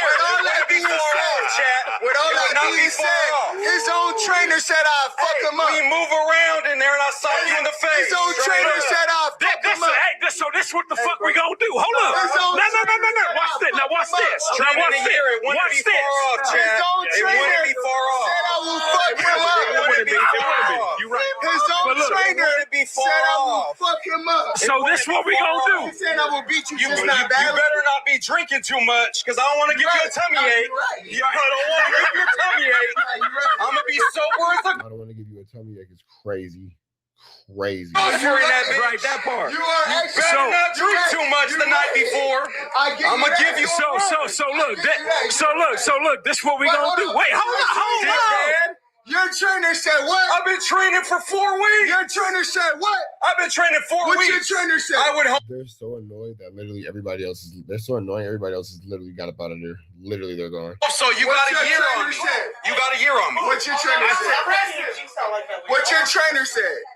You got a year of training on me. You shouldn't be proud. And I'm still socking you in the chin every time we spar. What did your trainer say? And I'm still socking you in your face. Hold on. No. Oh, shit. It's happening. These dudes are such bad podcasters. In the middle of a podcast, everybody gets up and just walks out the room. That's how good of a podcast we're watching is. Everybody just gets up and just walks out the room. Middle of a podcast. Everybody takes a camera with them, nothing, just walk out the room.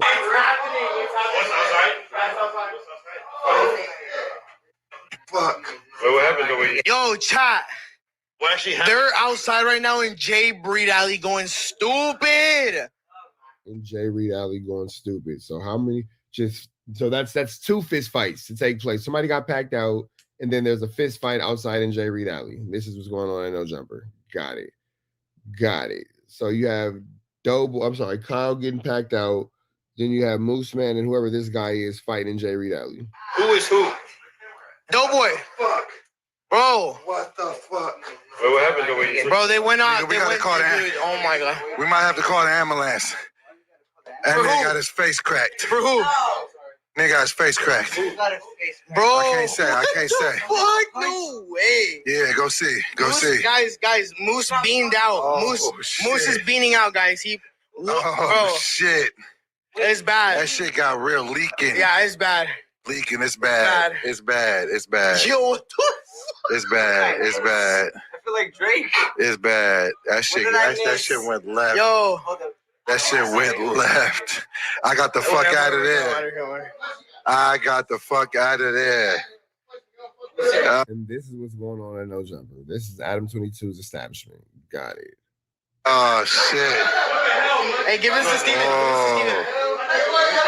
Steven. Oh.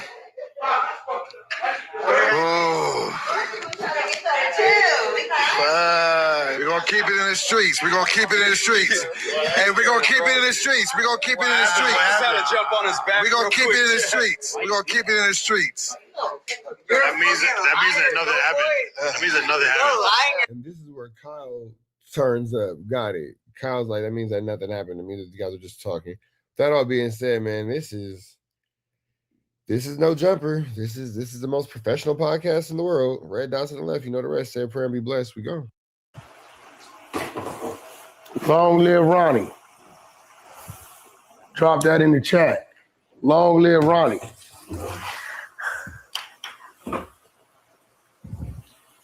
We ain't got no ill feelings towards Ronnie.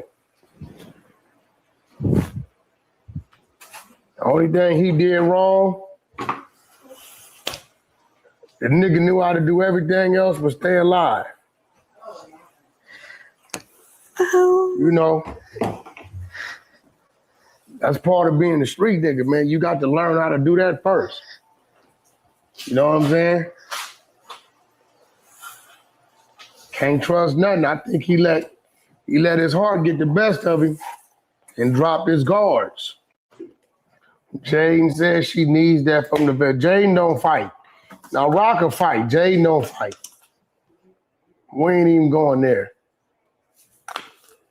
Her mama got a black man fetish.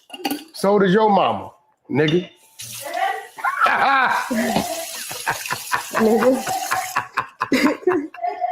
Well, that's okay. She's sticking to one thing. A black man instead of a white. Jaden says yo, Rock fans, let's just keep it real because y'all ain't gonna let up off this what somebody said. Are y'all holding Rock accountable for her actions for Junior? When y'all start doing that, when y'all answer that, then I answer the other question. All this one-sided flip shit ain't cool. Man, I don't care what Jaden talking about. Jaden is over there mad because nephew on what he on. Jaden don't know nothing. Jaden ass from motherfucking Valencia. Jaden even grew up with the Mexican people. She grew up with the white people. What you mean hold a grown man accountable for being who he is? What are y'all talking about? Y'all do know nephew 29 years old, right? Y'all okay? We don't like Nevaeh because she's rude and always complaining. Okay. Okay. Do y'all know what knocked out mean? Knocked out mean unconscious. Not moving, can't move. I like that. C Junior. You're so cute. Now I know who y'all talking about. Who talking about? Knocked out mean you unconscious. You slip, motherfucker push you down, and you get hit and hit the ground and bounce back up. I ain't never seen a nigga knocked out bounce back up. Hey, we don't give a fuck what Bino said. Bino ain't nobody. Yeah, with the boo. Bino grew up in Lancaster. Talking about he from the bottoms. Scratch, scratch, scratch. Rashawn lookalike. Wack, read this to Nevaeh. Fuck the haters. They. You are beautiful. Don't forget to wear your faja. Oh my fucking God. That's Krishan under. Wear your faja. Looks like under ET. I'll start tomorrow. Why was she arguing with Blue with her newborn in her arms? Blue was on the phone last night, damn near getting physical as a mom. That's. I didn't even put my hands on him. What the hell? I just threw a little water. People. All y'all in here black? Stop acting like your mama wasn't arguing when you was in her womb. They like, I just threw some water. That's what black women do. That's the best. I hope Krishan beats black ass too. Yeah, baby. Never happened. Tell her to get the blood test. DNA. I don't know why CPS ain't got involved. You gotta ask CPS. Shit. You know, I can't tell you the first thing about nothing. Listen, can we all admit that Blueface is a father to some? He might be, you know, provider to others. I don't know. Shit, you know, men have a heart sometimes. You know what I'm saying? Can't get mad at him for having a heart. The man has a heart. Y'all see how nice and cordial and respectful he is? The hell? Y'all know we've been open up Blues Clues Gospel Church. Yeah. Yeah, we opening up the church. Y'all want to pull up with the offering? That's all you got to do is drop off. You ain't even got to stay and listen. You know what I'm saying? Nevaeh, the first lady, and Superior is the head deacon. Get what I'm saying? Oh. Nigga number 2 is the mortician. Number 3 is the gardener. Making sure we got soft ground to bury your ass in. Pull up. God damn it. Come on, she ain't called Junior nothing. Junior over there with R&B. What y'all talking about? I'm I will. Okay. Go Ain't nobody ducking no fades over here. I don't know nothing about nobody talking about nobody. And if y'all don't like what was said, why y'all keep saying? Why did you not tell Blue to respect Rashawn and be nice to her, but you coaching and dick riding him to treat her better? You a bitch. You always dick watching him. She called that baby and her retarded and said Blue can have his family, you lame as fuck, but that broke ass bitch will be y'all downfall, and all she could do is wash dishes and do this and do this and do that. Well, she over there cooking right now. You fucking riding this hoe. You barely know her. You just don't like Rashawn because you can't make money off her. I've never made money off Krishan. What the fuck is you talking about?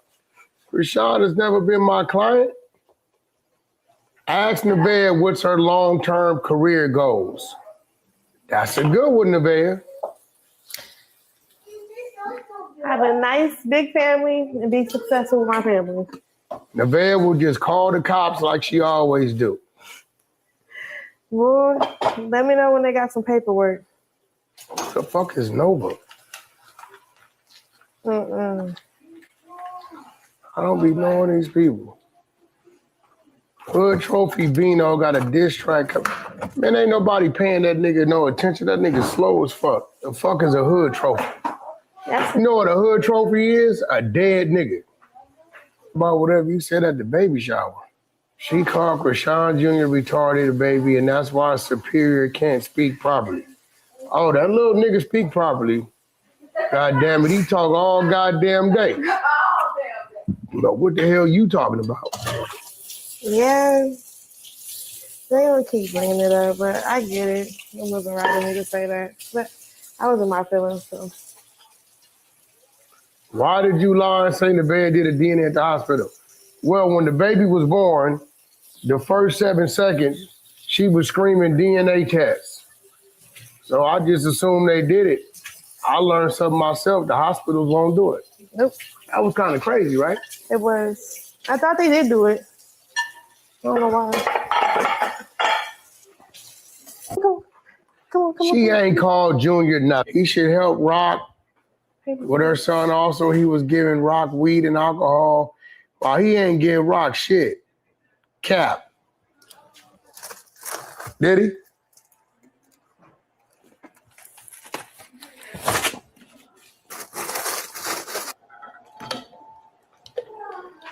Arby's too old to be in the business anyway. Is Blue gonna do therapy with Krishan Jr.?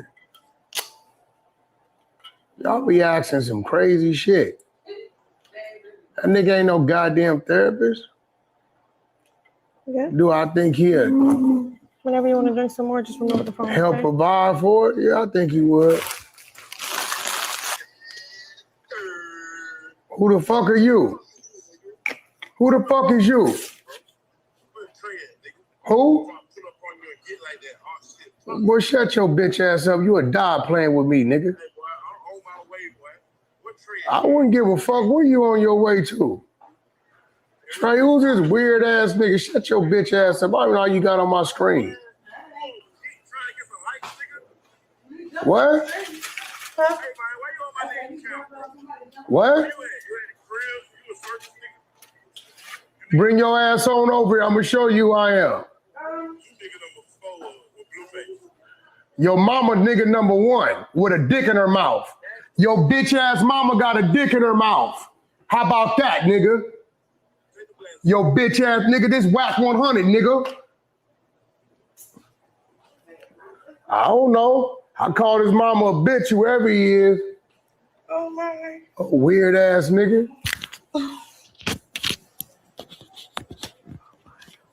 Who's versus Doughboy? Fucking I don't think that. What? Why you just on my cake, Moose versus Doughboy wrestling. You just did that. Kyle just did that. Kyle just landed did on his side. Kyle Don't try to play me. trash bag right there. It landed on its side. It was Kyle. It landed on the proper spot. Arm wrestle or not? They're talking about boxing, bro. Moose versus Doughboy. So we got Cheeks out. It's Doughboy's birthday. It's a lot of grown men sitting really close together in one tight space, but hey, that's their business. And just like always, man, it's drama at the Jumper. No Jumper at this point has to be one of the most toxic workplaces in YouTube history. There's always fights, there's police, there are police raids, there are police knocks, federal informants, local informants. There's just so much going on as far as drama at the Jumper. And you can see Doughboy and Kyle, I'm not sure what their relationship is in real life, but I can't imagine that after this, their relationship will be anything positive. As you can see, Kyle is absolutely doing the dos muchos, rubbing cake and balloons and kicking over tables, and all these things happen when Adam22 is not around. It just kind of makes you wonder how many more times are we going to risk having a workplace related lawsuit, at the risk of content. I'm not really even sure what the point of all this was, but that all being said, we're not going to hold y'all no longer. Let's turn this audio on to see exactly what's going on. Let's tap in with a tap in and see what's going on. That's from Southern gangs, or you got Mexicans that's from.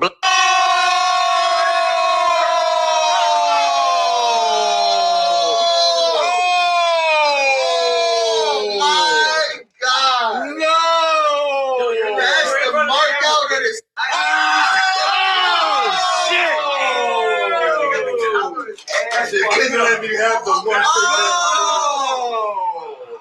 What the fuck? I didn't give you some napkins to give me jump. That's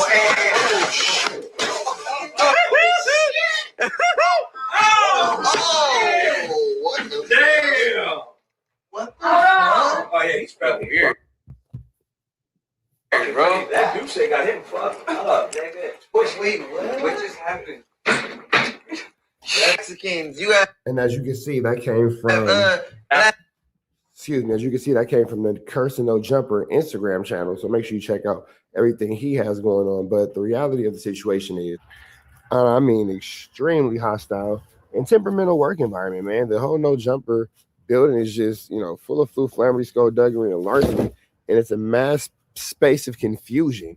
Now, what's the issue with Doughboy and Kyle? I'm not really sure. I'm not interested in Doughboy or Kyle enough to find out really exactly why they have beef. I know that they don't like each other. What's the reason for it? I guess he thinks he's a BAN. He thinks he's a BAN. Wham, wham, wham, wham, wham. We all want Adam22's attention, I guess. Not really 100% sure. But what I do know is this. When it comes to this flamboyant, skullduggery, and all this larceny that's going on in the No Jumper building, you have to pay attention to these simple facts and these simple things, that this is just a continuous behavior and a continuous repeat of bad decision-making and bad judgment. I don't think anybody's going to be happy until somebody really actually catches something hot around that motherfucker. And I ain't talking about a hot pocket. I'm talking about a life sentence. But let's continue on with this good content.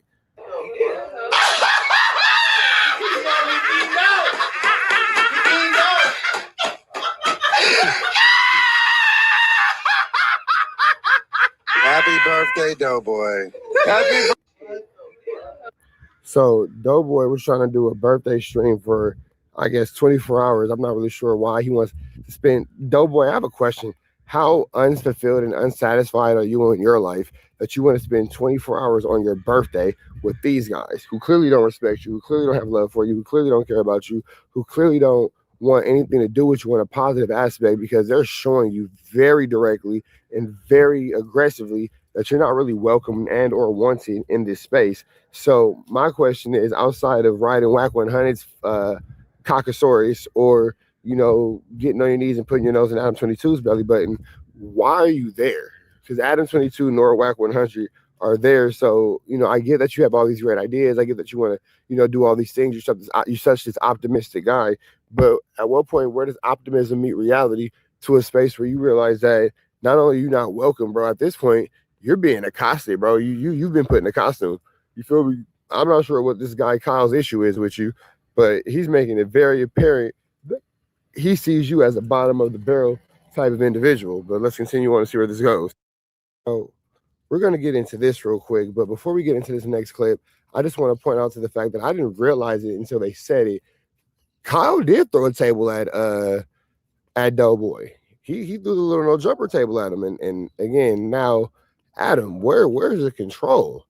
Like, you have people throwing tables, and then you're gonna come in, oh well, Kyle's just not allowed back up here, and he's my friend, but I'm not gonna let him come back up here because that's just inappropriate. You can't be here throwing tables and blah blah. There are no boundaries, and I mean none. There are none in this No Jumper building. I mean, like, anybody could be accosted, anybody can be put in a costume. This situation is flamboyant, skullduggerous, and extremely larcenous. I don't understand why these dudes continue to act in such a barbaric manner. You have to. It just really shows a direct disregard in a direct lack of respect for Adam22 and his, you know, his building. These guys are in here throwing tables.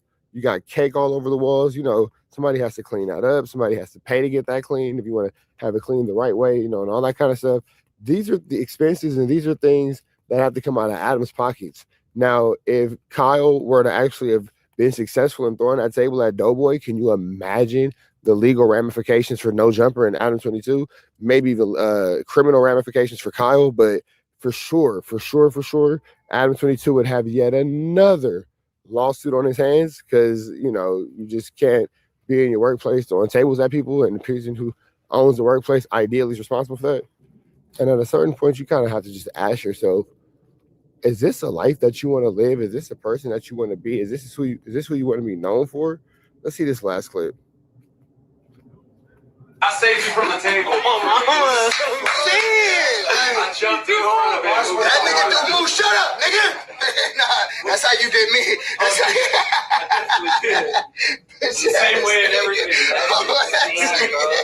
Nah, but but though, on everything, bro, you can't let, bro, respectfully, man to man, bro, I fucks with you. I love you, bro. You already know I love you like a brother.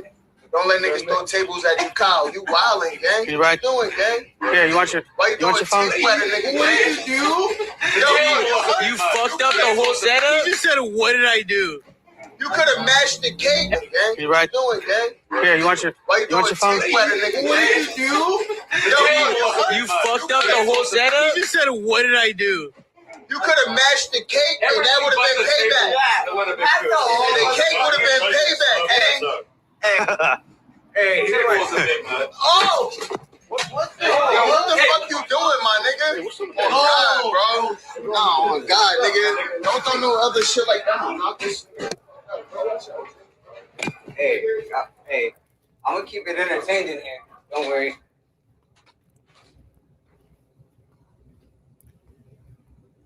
Oh, that fool threw a whole motherfucking... Wait. Y'all, are you in here? Yeah, so Nathan just pressed Kyle for throwing shit and acting stupid, and now they about to squabble. Are they really gonna I think squabble? they're about to pat Kyle out. I'm pretty sure. I swear to God, they pat Kyle out. I want to leave. Go, bro. Check it out, bro, and just peep it and then come back real quick so you can report. I'm pretty sure, bro. They're screaming out there. I think the Edgars are fucking packing Kyle out right now. He's tweaking out. But it's getting active. Hey, they're... Fuck out. Everything good? That's not. Yo, this is. Yo, that's like actually pretty good. This is. The only ones professional here are... Wow. They've been on since Nam. They've been on since Nam. All right, so we're back. No, yeah, we're been back. We're back. Yeah. Well, why did Kyle? Nah, let's clean this shit up real quick. Come on, let's clean up. Come on. Clean up, everybody. Everybody clean up. Everybody do your part. Come on. That's it. Don't worry about it. Yeah, bro, this is my first time here in a long time when we got fun. Sorry, but... We professionals or are we amateurs? Or no, those ain't. Yeah, for real. Or maybe. You guys are amateurs at best. Packed him out. Table thrown. This level of fluke, flammery, skullduggery, and larceny can only be found at No Jumper, bro. And again, just when you think that they're trying to pull themselves out of a dark hole, you got the Doughboy pack out. Goodness gracious. I don't know what Adam22 is going to do to get this situation under control. I don't know what it's going to take to get the situation under control, but these guys are not going to learn, it seems like it. So it's absolutely too late and things are too far gone because, I mean, I just don't understand how we continue to find ourselves in these spaces here, these places and or spaces. But let's you know what? I think there's one more. I lied. Let's see. Snapdog getting into it with Dean the Great. Let's see where this situation's gonna go. Stick the internet up, bro. 2 streets. Shout out to Wig TV. That the world want to see. We really the best duo. You feel me? I ain't gonna lie, I really think we could take over the streaming shit on the duo side. No, bro. Let's do it. I ain't gonna lie, you got the team, I got the team. Bro, nobody got our energy, bro. Scary. Real shit. Be terrified. Niggas be hoes. Real shit, man. Real shit. Yeah, they was semi popping it though, bro. How you know this, bro? Huh? I DM'd you. Alright. Yeah, I definitely ain't open that. But I'm talking about a music video right now, though, bro. Hold on. Well, hey, chap.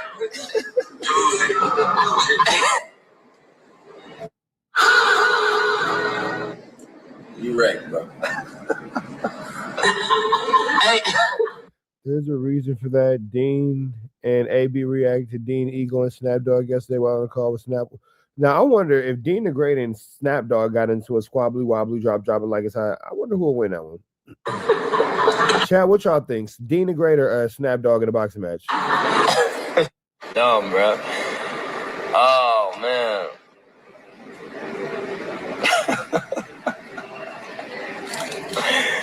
Oh, man.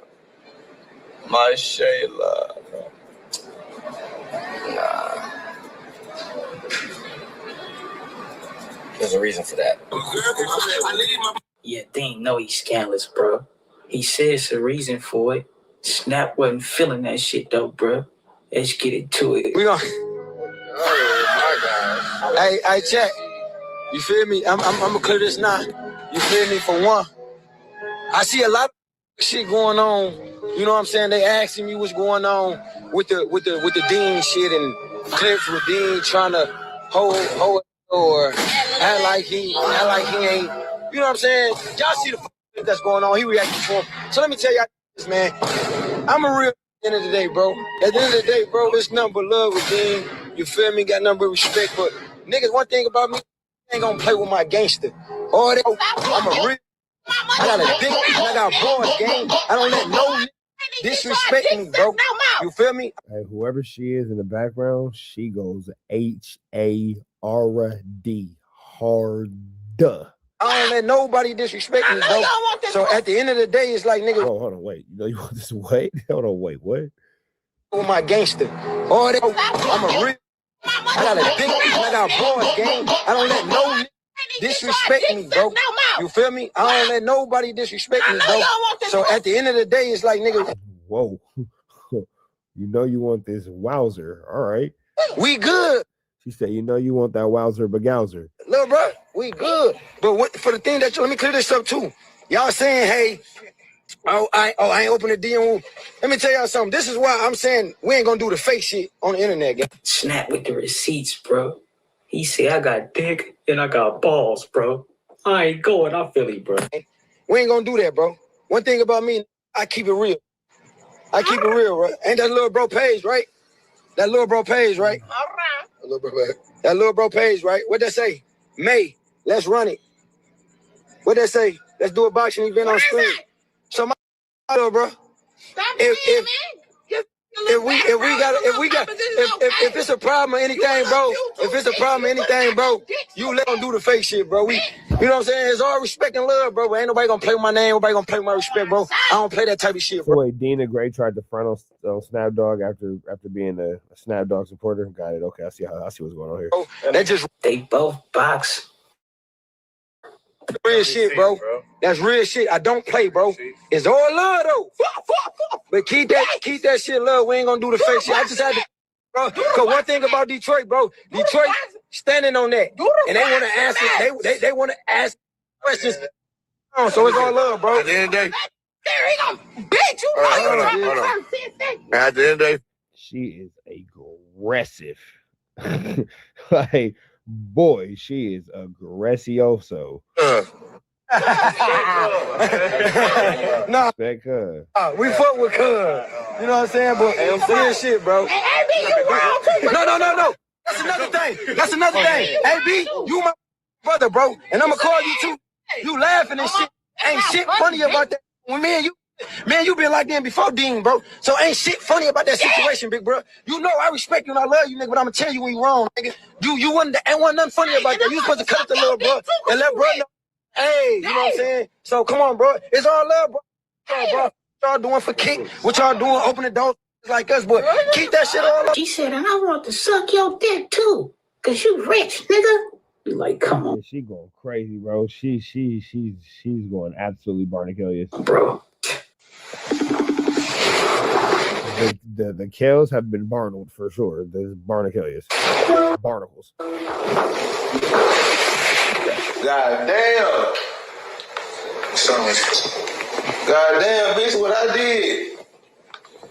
Oh, yeah? Yeah, I'm sorry, cause I don't know what happened. I'm telling it.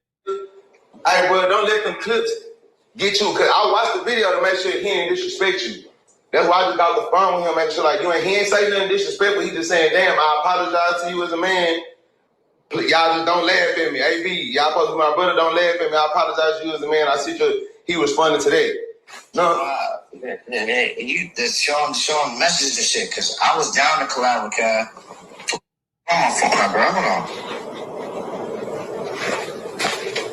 I was down to collab with him until I remembered that video. Right, and then, but this my thing is, I made bro eat that and accept it. Like, bro, you called blood out his name on the internet. Laughed at him whenever you did that snap. So at the end of the day, if blood can fade that and have to think about that snap. So now calling somebody out their name should automatically be out of the question. At the end of the day, if blood can fade that and have to think about that 2 years later and this, that, and the third, he can laugh at you on the internet and make his little get back too, bro, before you I gotta forgive you. Yeah, this shit really ain't that deep, bro. Y'all squash that shit, bro. Nah, it's really not that serious, but mountains will be made out of molehills.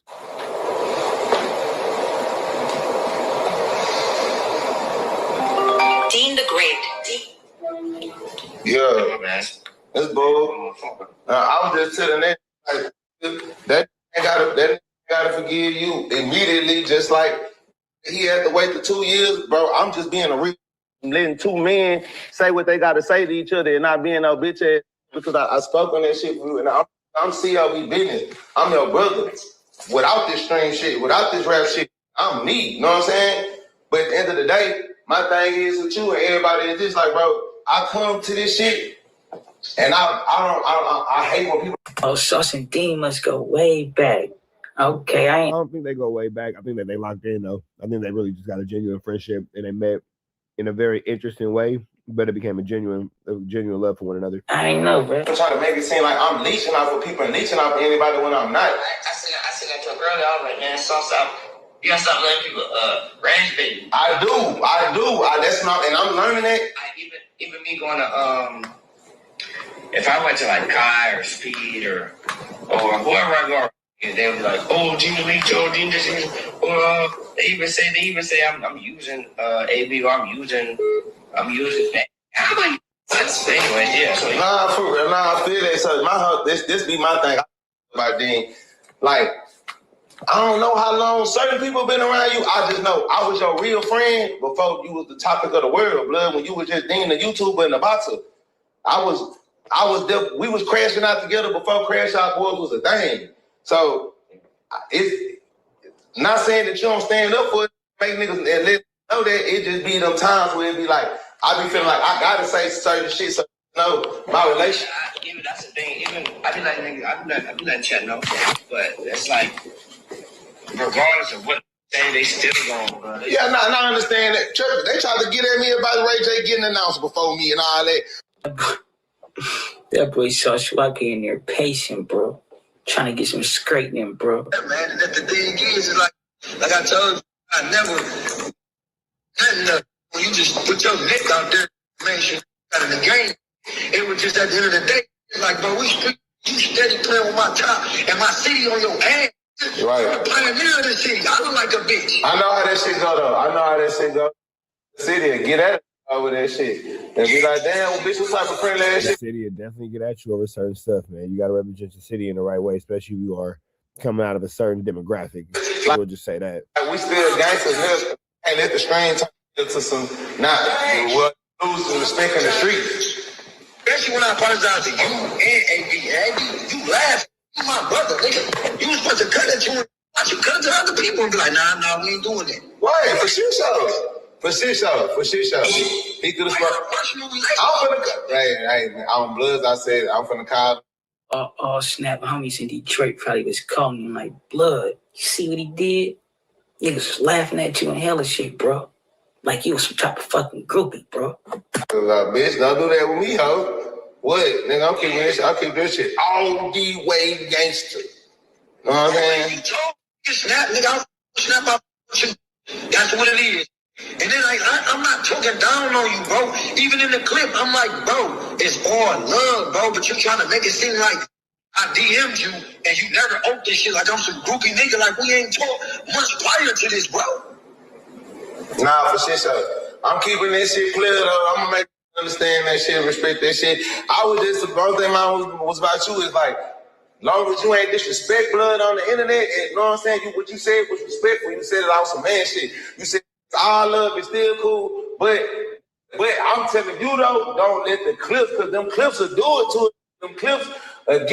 Them clips will get people fired up. It just. Hey man, don't blame us here at the Clips pages, man. We just out here giving y'all news y'all can use and knowledge you can't get nobody's college. Like what Wack tried to do with me and you. Hey, but some of them clips do be, man, flamorous. You feel me? I understand. And that's what I'm saying. You stood on business with, and that's what AD puts.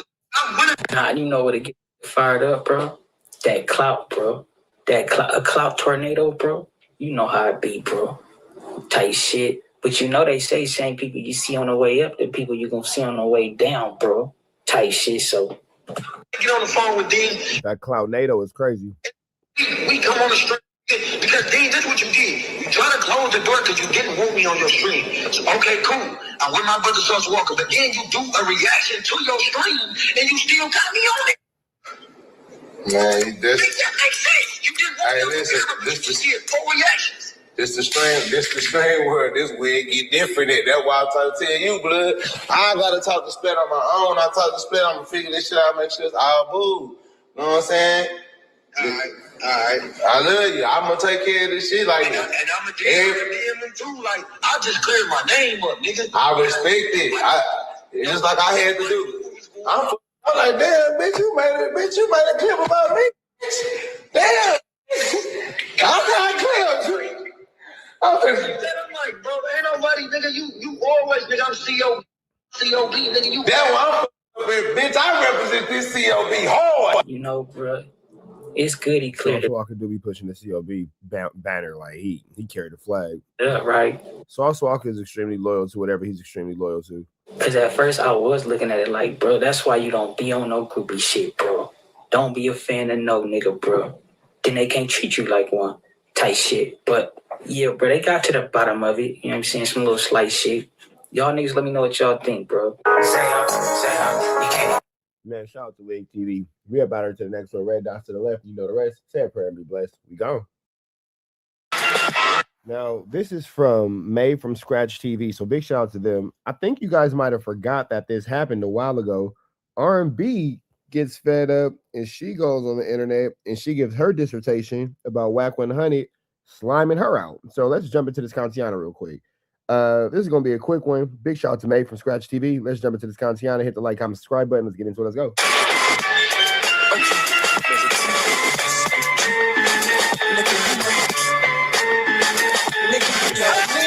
So I need you to help me understand this, how it can be understood why I'm so upset, knowing your history, right?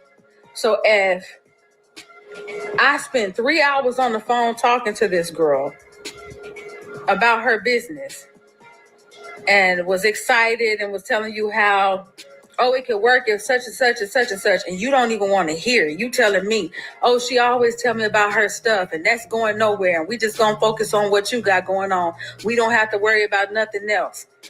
And then a situation occurs where this person might look like a snake, and you tell me out your own mouth, oh, that bitch ain't your friend. Oh, is she slow? She's snaking you. The reason why Wack started downplaying the girl and saying she ain't your friend and she's snaking you is because that was Wack's side chick, and R&B caught Wack being less than faithful to her with this girl. And yeah, here it is. This and this and that. You play devil's advocate. You sit there and not only... Because what other reason would Wack have to go so hard at this girl for no reason? Do you talk about the business, then you tell me the person is a snake and how you don't want to do business with this person and you're going to focus on what you want to focus on. And then all of a sudden you get this big, bright idea and send it to me and tell me I'm producing it without even bringing it to me and talking to me about it, and then don't understand why I'm upset. Keep in mind, my shit. And then Wack is just out here feeding all these girls hopes and dreams because he hasn't manifested anything. We still ain't seen an incredible diaper. Ain't even off the ground yet. And this was like a year ago, and R&B had this little spaz out, and here a year later, she still ain't off the ground yet. Supposed to be excited about another bitch show when the things I want to do aren't even done yet, and you don't understand why I'm mad. It's like every fucking time there's an op against me or people hate on me, you're quick to help those people. But if I went and helped all your ops because of their talent, how would you feel? If I went and helped every op you had based on their talent and said, oh, it's just about making money and making the bag and made it okay, even though you pointed out to me that the bitch was a snake and that her business wasn't going to work. And well, things change when he falls between them thighs. You feel me? So Wack gets soft and get real tender for these females. That's what we do know. He get extra tender for these females. So, because it was a one pony show and all this, but now you want to produce a show. And to me, it just seems like you're doing things based on, it's almost like these bitches reject you. Then you come up with a way to help them. Like you don't even respect me. It's like you don't respect me at all. You don't respect how I feel. Nothing. It's like you just do shit and then you so self-centered and fucking. Well, Wack has done all kind of things to this woman, but he's done some things to his wife Kim by the way of alleged accosting and all kind of stuff like that. Apparently, he put her in a costume. So this is kind of what he does. Heartless that you don't even understand why I'm so mad about it. It's crazy to me. Then you take your ass and get on the freeway and leave and then try to throw it all back on me. Like, I'm tired of that. I'm tired of you being so fucking narcissistic and so selfish that you don't understand how shit hurts me. R&B, blink twice if you need saving. Blink twice if you need saving. You know what? One thing you said may be right. And I might need to snap out of this because for some odd reason, I feel like you're going to get it, you're going to understand, and you never will. Because you always make me the villain. And you don't understand how that makes me feel. Like you don't give a fuck. Because all you see is business. Like you still not looking at the fact that that's something you're going to have to produce. You bring it to me like you're fucking, it's almost like you're insulting my intelligence as if I don't know that I'm being used as a doesn't seem like that's the hardest thing in the world to do, but all right. Fucking pawn when you do shit like that. As long as I take it through this bitch, she should be all right. No, it's not all right. I sat on the phone with this bitch for 3 hours. Excited, like cool. You know what I'm saying? Every bitch on the app you done turned against me. Like all of them. So then when I do get on the phone and talk to them and get excited about something, you shut me down every time. Oh, that's not gonna work. But then you turn right back around and tell me how they done fuck with me, how all of this stuff. And you be knowing they don't really fuck with me. You be knowing that shit. But it's like, you're so... And this is like a argument over people in Clubhouse. Like, can you imagine this much tension in your household being based over your imaginary friend? Like, this is crazy work. Like, this is the wildest of work. Bitches in your life, it's like you get off to that. That turns you on to have people opting up. Like, it makes your dick hard that people can disrespect. Whoa, language.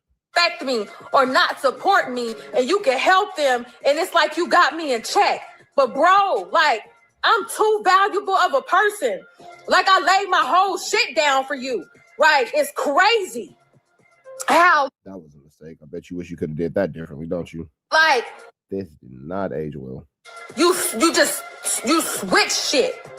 You switch shit, and it's like you don't think about how it will make somebody feel. But let me do that type of shit to you. Boy, I'll be dead somewhere, floating, stanking around this motherfucker. Like, real talk. And you don't understand why I'm so upset about it. You really don't? Out of all the shit and all the different things, like, you gonna bring this to me after we just went back and forth? It'd be fresh shit like Nisha Kim. Like the fact that you was still fucking Phoenix after I kicked the bitch off the mother.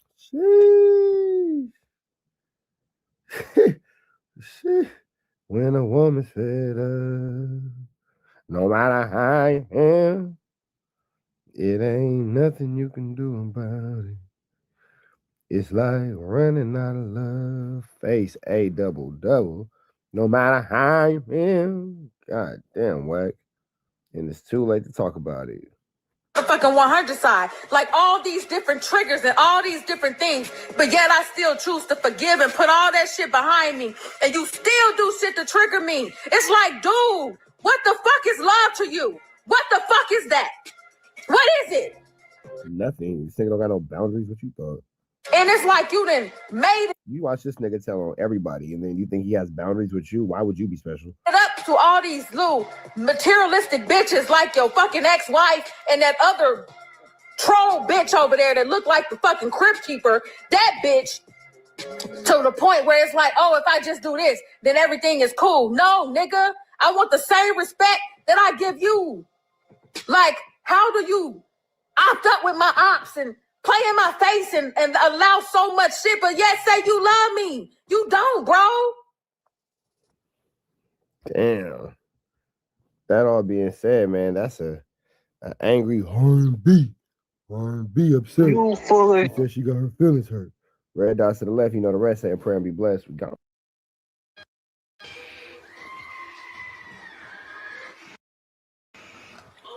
It's your baby. I gotta get some pants. Get your baby. Get your baby. Or you rather me say get my baby? Get your baby.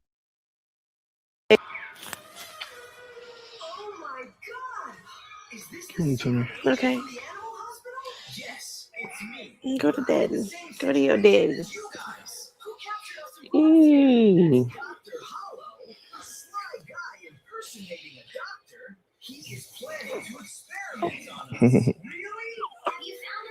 He has your mama top face, by the way. Who? Your mama. Fuck that bitch. I got him. Get your ass back somewhere. You say that. You say what? You. Me? Yeah. I'm not talking about your mama. I'm talking about my mama. Is that okay? No. Aww. Good job. He don't even know how much your mama been talking shit about him, and he's sticking up for her. Yeah.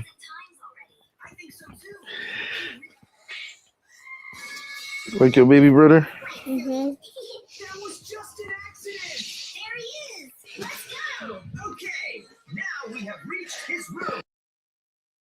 You're being sneaky. Chat, today we have our first doctor's appointment. Yeah, doctor's appointment.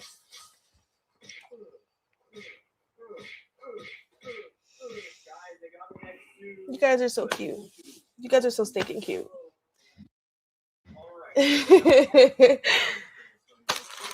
Yeah, we family now. Yeah, chat. We're a family.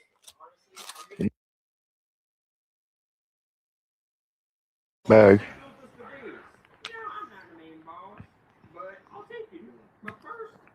Aww.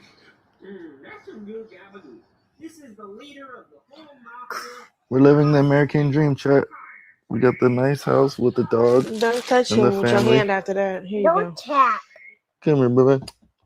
No. Baby. You being sneaky? Fat fuck? Your fat funky ass? Get down. Get pet him. No. Why? Cause you been Pet him and then he'll get down. get down. Give me the remote. What? This dog is. Leave them on me. Oh, there's a mother phone. You see that dent? You got a real big dent in your lip. Is that the only fucking thing?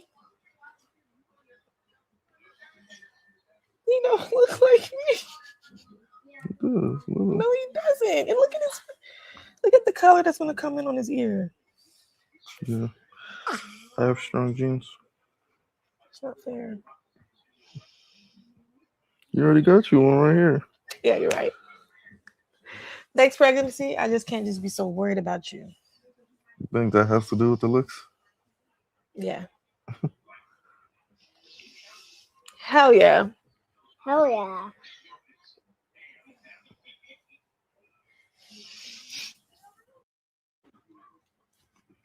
Just put him like that. No, not like that. He's not gonna get all the way up. He's just gonna be right there. Not like that. Oh, at that bag. Because she got the CVS DNA test. You want to go to a walk-in clinic? I mean, no, we can try it. Open it. Let's do it right now. We can ship this so off. Thirsty for this. And you guys are gonna come with us to mail it off too. We're gonna ship it off expeditiously. Cause you know what? I'm tired of you motherfuckers playing with me.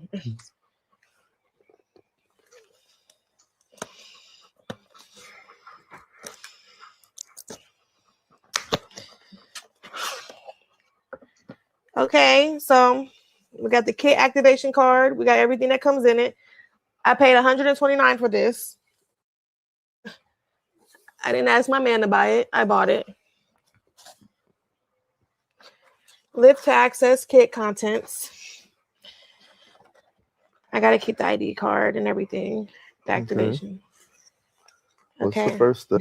10, 11, 12, 13, 14, 16, 21, 22, 23, 24, 25, 26, 27, 28, 29, 30. I lost count for this second. Yeah, keep swabbing. Okay, my DNA is on there. Look at the top, baby. How about we slowly close up on it, then run as soon as it moves? That's a great idea. What's that saying?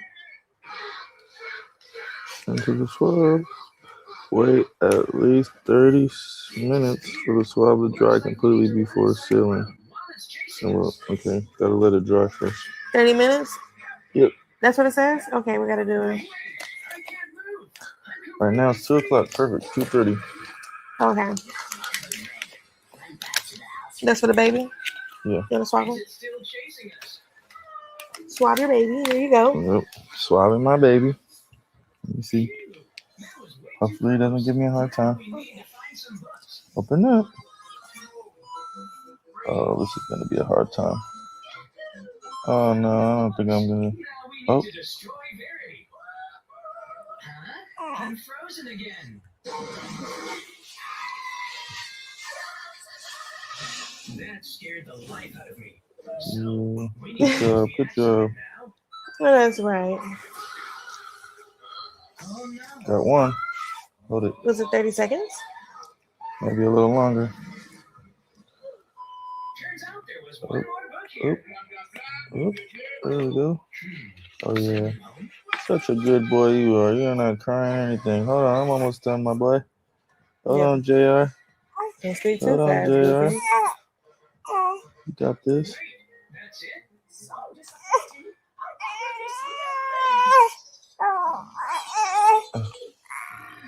There you go. Is it wet? Yeah. Of course it's wet. My turn now, chat. Your turn. We don't know if you're the mom or not. Yeah, he don't look like me. He don't look shit like me. No way. Ew. Chat, you guys want to see his face? Messy, messy, messy, messy. Since you guys are already Messy, messy. Subscribe to Brother Messi. You're not alone. I'm Congressman Ford Whiteside. My job is to make sure you don't have to Shake his butt. Spank his butt. Yeah, shake it. I spank him, shake him. Like he was I yesterday. like pat him. No, shake his butt. Yesterday he was doing this and he was like moving. Shake his butt. Man, we're quiet. I'll show you guys. Now you go put on your shorts. Go put on your shorts.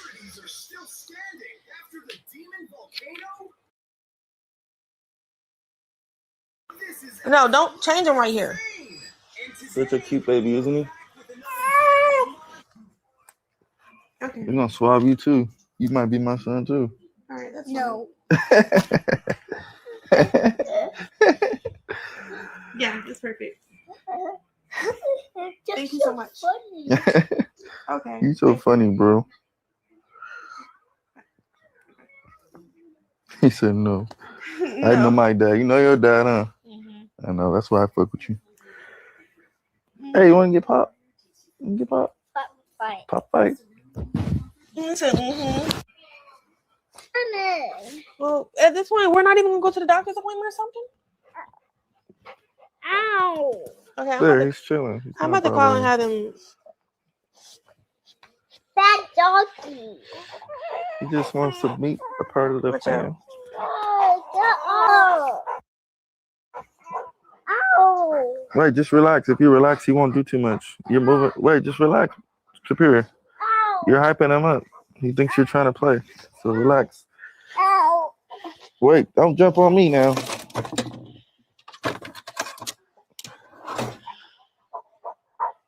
Yo. This dog off the damn bed. Hey, watch out, bro. He's excited. Here, take him. Let me get the dog. It's a baby. Get off the damn bed now. He likes babies. Get off. Come on. Get out. Get your ass butt, dog. Get off the bed. Get him out. Get him out.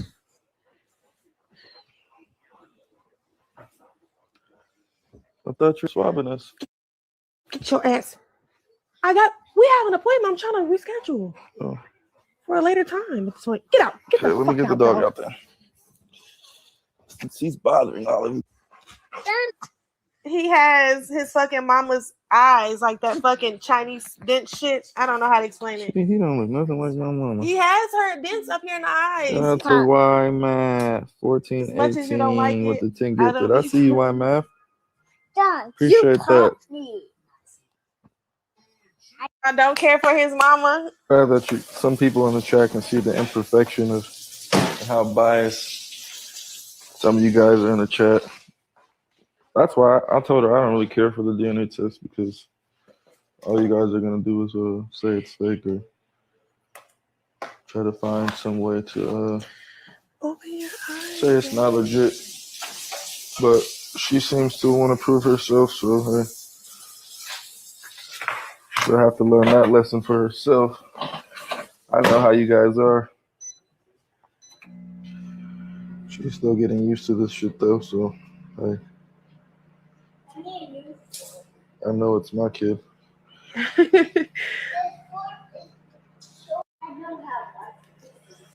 Started. The first day of trial has begun. I was back in the courtroom. Okay. So Traveler Ross been covering this since day one. Let's jump into this content. It was very, very interesting today, and there was a lot going on. So things were a little bit different in today's session. Okay, we went to the main courtroom where Lil Durk and them were going to be. They basically brought in like 80 jurors. They basically said, look, there's so many people that actually need to be in this courtroom juror-wise. We're going to basically put all the media, all of the reporters, we're going to put you in another courtroom downstairs. We're going to have a live audio feed, so you guys are going to be able to hear everything. We don't want you to see the jurors at this point, but you're going to be able to basically hear everything that's going on. And, you know, we saw people walking into the court. I saw Brian Steele in the hallway, bringing that aura as always. Okay, but basically it kind of all went forward, and there were some very, very interesting things. Now, there was rumors that there was going to be some kind of free Durk protest today outside the court. Now, I didn't see that, but what I did see was a lot of Lil Durk supporters in the courtroom. There were people giving out free Durk pamphlets, postcards. I got a whole bunch of very interesting little Durk postcards, which I hope I still got here. Like, shout out to the Durk supporters that were showing love and giving out this kind of free Durk pamphlets are crazy. Like we got these little free Lil Durk kind of postcards going on. And look, even though like I'm not entirely sure how this is going to go down. All right, respect to the people that are kind of doing their thing and showing support, printing things up. They had a whole free Durk magazine in there, and they said there was going to be some more copies of it available soon. I had a look through one, but I didn't get to keep one. But it was very, very, very, very interesting. A lot of support in the courtroom for Durk today. I would say like more support than I really had seen thus far for him. And like it was really a lot of people in there, more people than I'm used to seeing in there, but it wasn't completely packed out by any means yet. So basically from the Lil Durk trial is going to be absolutely from here, okay, the judge arrived at about 8:45, so things were starting a lot earlier than they usually have done in these previous hearings. The judge basically said that he wanted all the defendants to sit at the same table. There was like a weird little back and forth about where people were sitting. They felt like, I think Didi was kind of sat at a slightly separate table. They said, no, I don't want him floating off on his own table. We need everybody at the right spots and all together. But apparently there was some kind of drama where they said wherever Didi was sat, you could see his foot shackles. Obviously, they're allowed to have kind of their own outfits. They're not in the prison clothing anymore. But, Didi was basically apparently, in a position where they said, the jury can. Well, you don't want to look like a prisoner because it gives juries, a different way of looking at you if you're presented looking already guilty. His foot shackles, that's kind of prejudice. That wouldn't be allowed, basically. And they kind of moved them around. They said that they were going to. I think Didi's lawyer was angling for the foot shackles to be taken off, but the judge was basically like, nah, the marshal says foot shackles got to stay on, they got to stay on. And that was that. So they kind of moved them around. They basically got them to where they wanted to be. And then we kind of got to things. And the judge, look, respect to the judge, I think this judge has been very fair. The judge made a very small mistake that was kind of like, it felt like a big deal in the courtroom. I don't think it's going to really affect things, but there was a pretty wild moment where the judge kind of misspoke a little bit, and it was like gasped in the courtroom. I'm going to tell you about that in a sec. But basically, the judge kind of,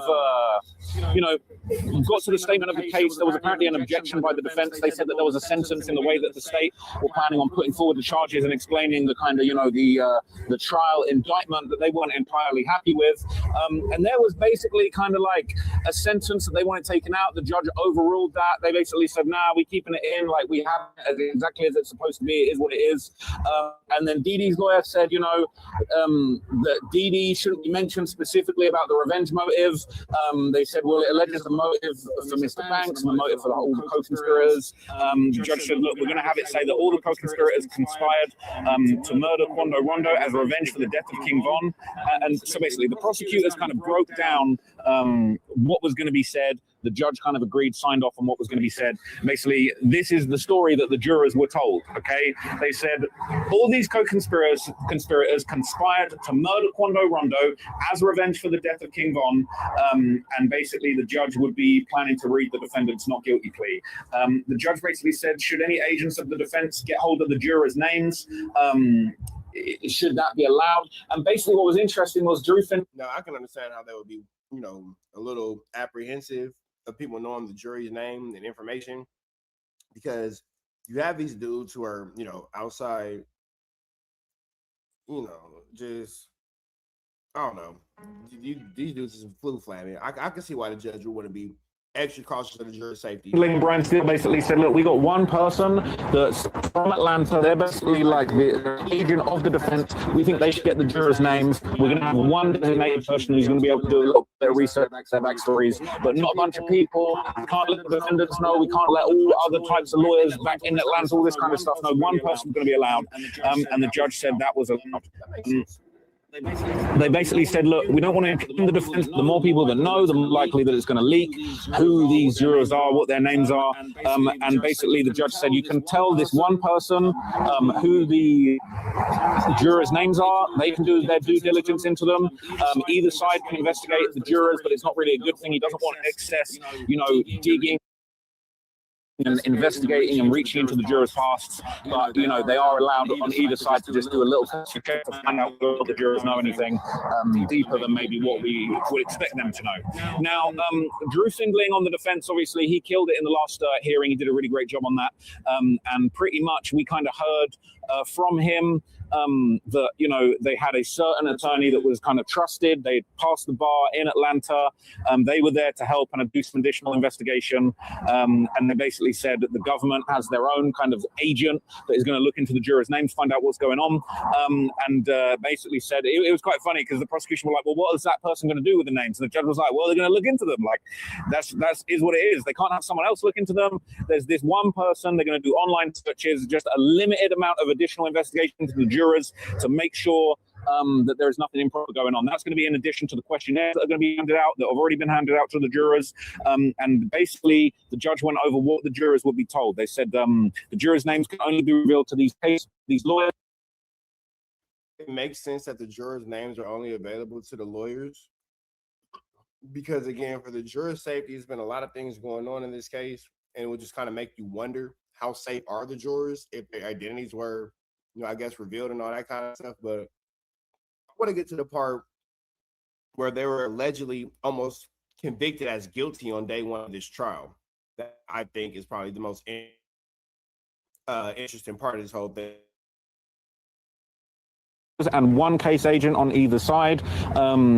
These names are not typically released, and basically they were trying to protect the privacy of the jury, which makes complete sense. Now, the judge brought the jurors in, introduced the lawyers, and got the statement of the case as was agreed before the jury was in. So they agreed what was going to be said before the jury was brought in, and the jury was brought in and basically were explained by the prosecution what the allegations are. The judge emphasized that the jurors are taken under oath, everybody is taken under oath, and they're expected to be truthful in anything they say. The judge also said we're going to talk about the gang issue. Questions about gangs are allowed, but this isn't a gang case. The gang is what kind of connects the relationship between the co-defendants and the motive. King Von's, you know, senior leadership as a black disciple is a big part of why they wanted to get revenge for him. But it wasn't a GDBD gang war. They didn't kill Quan. Wise guy, you said they lied about them pleading guilty. That never happened. Traveler Ross flu flammy, bro. Damn, Traveler Ross. Rondo because he was an op. They killed him because he had been involved in a rap beef with King Von, who was a famous gangster, and unfortunately lost his life in that quarrel. Now, they basically said that the jury, a member of a gang, they can listen to the testimony and they can kind of get an understanding and decide what they believe. The judge made it very clear. They said that, look, they could decide based on the testimony that they don't believe any of these guys are in a gang, but they still think they committed the murder, and vice versa. They said the jury could decide based on the testimony, yeah, everybody's all part of the gangs, are all BDs, but they didn't conspire to commit this particular murder. So it was very, very clear, and the judge gave really great instructions just as far as like where this gang motive starts and ends. We can talk about the gangs that connect these guys, but the gang doesn't dictate the actual murder. It gives a motive. I mean, it's hard to understand, but it's like the motive for avenging King Von is his leadership in the gang. They didn't kill Quando Rondo because of the gang he's in. Quando, a rolling 60 from Georgia, a whole separate thing, completely unrelated, and they made that very, very, very clear. Now, the situation with Quando Rondo, Tony, definitely not a direct gang issue. That's definitely hip-hop beef going way too far. Hip-hop beef doing way too much. If you look at Quando Rondo and Lil Durk's situation as a gang issue, you just want to paint that as a gang issue because there's no anything where these two dudes and their communities would ever cross. It's like, when the hell would a shark ever get into a fight with a bear? Literally the equivalent. It's just it's unheard of. And so basically after that, the judge made it clear the public is going to be listening into this, even if there's not enough room in the courtroom. They're going to have an audio feed, and that basically tomorrow they're expecting to be allowing all of the public into the courtroom. The judge said they need all the space for the jurors, but he is not intending to have a lottery system by the sounds of it. He is intending to have as many members of the public in the courtroom as possibly allowed. Brian went on to basically say, interesting back and forth. Brian asked the question and said, if an objection is made by another lawyer, so for example, if Didi or Brown Eyes' lawyer makes an objection and they're not working for Dirk, is this all going to be included? And basically what the judge confirmed was that unless if Didi's lawyer makes an objection, Brian Steele and them, and Drew Findlay, they have to opt out and say, we don't want to be part of that objection. Otherwise, the judge is going to assume that all of their objections are included as one unit, basically. So the judge said he doesn't see that being a big issue. Certain objections might be made by certain defendants. They would join together in all the filings. They're co-defendants. He's made it clear what exhibits were allowed. They didn't go over that in this one. And basically, they went over this thing with the leg shackles, and they said, the jury can see Didi shackles. Let's get him moved. Can we take them off? No, they can't take them off. We're going to leave them on, but we need to move him so that they can't see them. And the judge agreed it would be prejudicial if the jury could see the leg shackles. So that was that. From there, I could definitely see how it would be prejudicial. We'll just say that prejudicial if the jury can see the leg shackles, because again, that's not looking at him like he's a human. That's looking at him like he's a criminal, which is why they go to court in their suits. Well, no, it was a misspeak by the judge. Dalton Triplet KAT. It was a misspeak by the judge, bro. Didi kind of was moved around. They got people to where they wanted to be. Didi was put in the first row. Obviously, you couldn't see his feet in the first row, and that was that. So there was a short break, and then the court resumed at around 10:12 a.m. The jury was seated. Okay, the press were in a separate room, listening to everything in an audio feed, and I made all my notes on the audio feed at that point. So the judge basically claimed that the jurors' job, he explained to the jurors what their job is, what they're doing. He said the goal is we're going to turn 80 jurors into 16, 12 full-blown jurors and 4 alternates over the next 2 days. That's the plan. And they said that all jurors will have to come back tomorrow. Likely, even all 80 jurors have to come back tomorrow. Because I was thinking, are they going to work it all out today? But what ended up happening was they did half a day. They gave the questionnaire out. They explained everything to the jurors. And they said, go away. You all got to come back tomorrow. And then we're going to work out who's who. Now, what was really interesting is all of the jurors are numbered. And he basically said, it was really interesting. I was thinking, it's going to be random. They're going to pick who they want. No, they number all the jurors from the start. Number 1 to 12 are assumed to be the main jurors, and then from there they go on to eliminate that initial 12 and they bring in people from later. But the judge made it clear juror 1 is obviously more likely to be on the final jury than juror number 80, but that doesn't mean juror 80's got no shot. They might take juror 1, 4, 5, 10. Let me ask this question. Would you want to be a juror on this Lil Durk trial? Would you want to be a juror with this Lil Durk case? Would you want to have Lil Durk's life in your hands? What would you do with it? If you was a part of the jury in the Lil Durk trial, what would you say? Innocent or guilty? Let me know in the comments. And then they might grab juror 72, they might grab juror 65. But they said that it's starting sequentially. So in theory, if there's no objections, number 1 to 12 will end up being the actual jury that ends up being used, which I just thought was quite fascinating, to be honest with you guys. So from there, okay, my coffee has run out. So we are now switching to the Gatorade. So, can you open that for me, please? Thank you. So basically, after that, thank you very much. We then kind of moved on. Kind of explained all the different people that were going to be involved in the proceedings, their own role in the situation, the people that were assisting them in court, all that kind of thing. And he said the trial is estimated to last a total of 3 weeks. He said tomorrow afternoon is the official start of the actual trial. He is aiming to have opening statements made tomorrow, but obviously that's not confirmed. They said he's aiming for the trial to take 2 weeks. There's going to be a Labor Day break. I guess that's like, in the UK we call it a bank holiday. Here it's what's it called? What do you call it here? Like a national holiday or like a national holiday. Okay, so there'll be a break for Labor. It will be called a federal holiday, Mr. Trapalore Ross. Day. I don't know how long that's going to be, if that's a day. I don't know how they do things over here. But they basically said the 3rd week should be the final week, but a 4th week is possible. Deliberations could reach into the 4th week if they're taking their time. Could happen quicker. But I think the judge wants this done in 2 weeks. I think if the judge has his way, this would all be wrapped up in 2 weeks. But it's a complicated case, so who knows if that will actually end up being the case. So the judge made it very clear there would be questions that are asked to determine who's appropriate to be on the jury. The questionnaire is long but simple, he said. He says yes or no answers. It's not complex. It's not a case of right or wrong answers. It's not a pop quiz or a test. He said it's not a case of right or wrong answers, it's a case of truthful answers or complete answers or incomplete answers. So he said that he's given them the question instructions on it. That will be completed and handed over by tomorrow. It will be scanned. All sides will be allowed to receive that.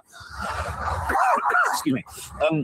It's dusty downtown right now, man. But he said, look, nothing is certain, right? He said that you just got to be honest and truthful in your questionnaires. He said some people might be excluded due to hardships. If people are, it's not feasible for them in their financial situation to attend every single day. If they got childcare obligations, if they got family obligations, if they got sick family that they're the only people can look after. Various different reasons. If you are a business owner and you're the sole business owner and your business is financially going to suffer by you not being there, he said that he could give you hardship. But he said basically no one has. He could say no one has a true hardship. He's saying that he's got a balance, like how important I definitely appreciate Mandingo Gibbs. Okay, it's quite a name. Thank you for the jewels, man. Pause. Thank you. Appreciate you for being a supporter. He did this. He did that. Thank you for being a supporter. It's quite a. Just gonna get back to the car. is for this case to get super pause tried with honest in combination with who has actually got genuine hardship. And he said he might not accept any excuses. It depends what's going on.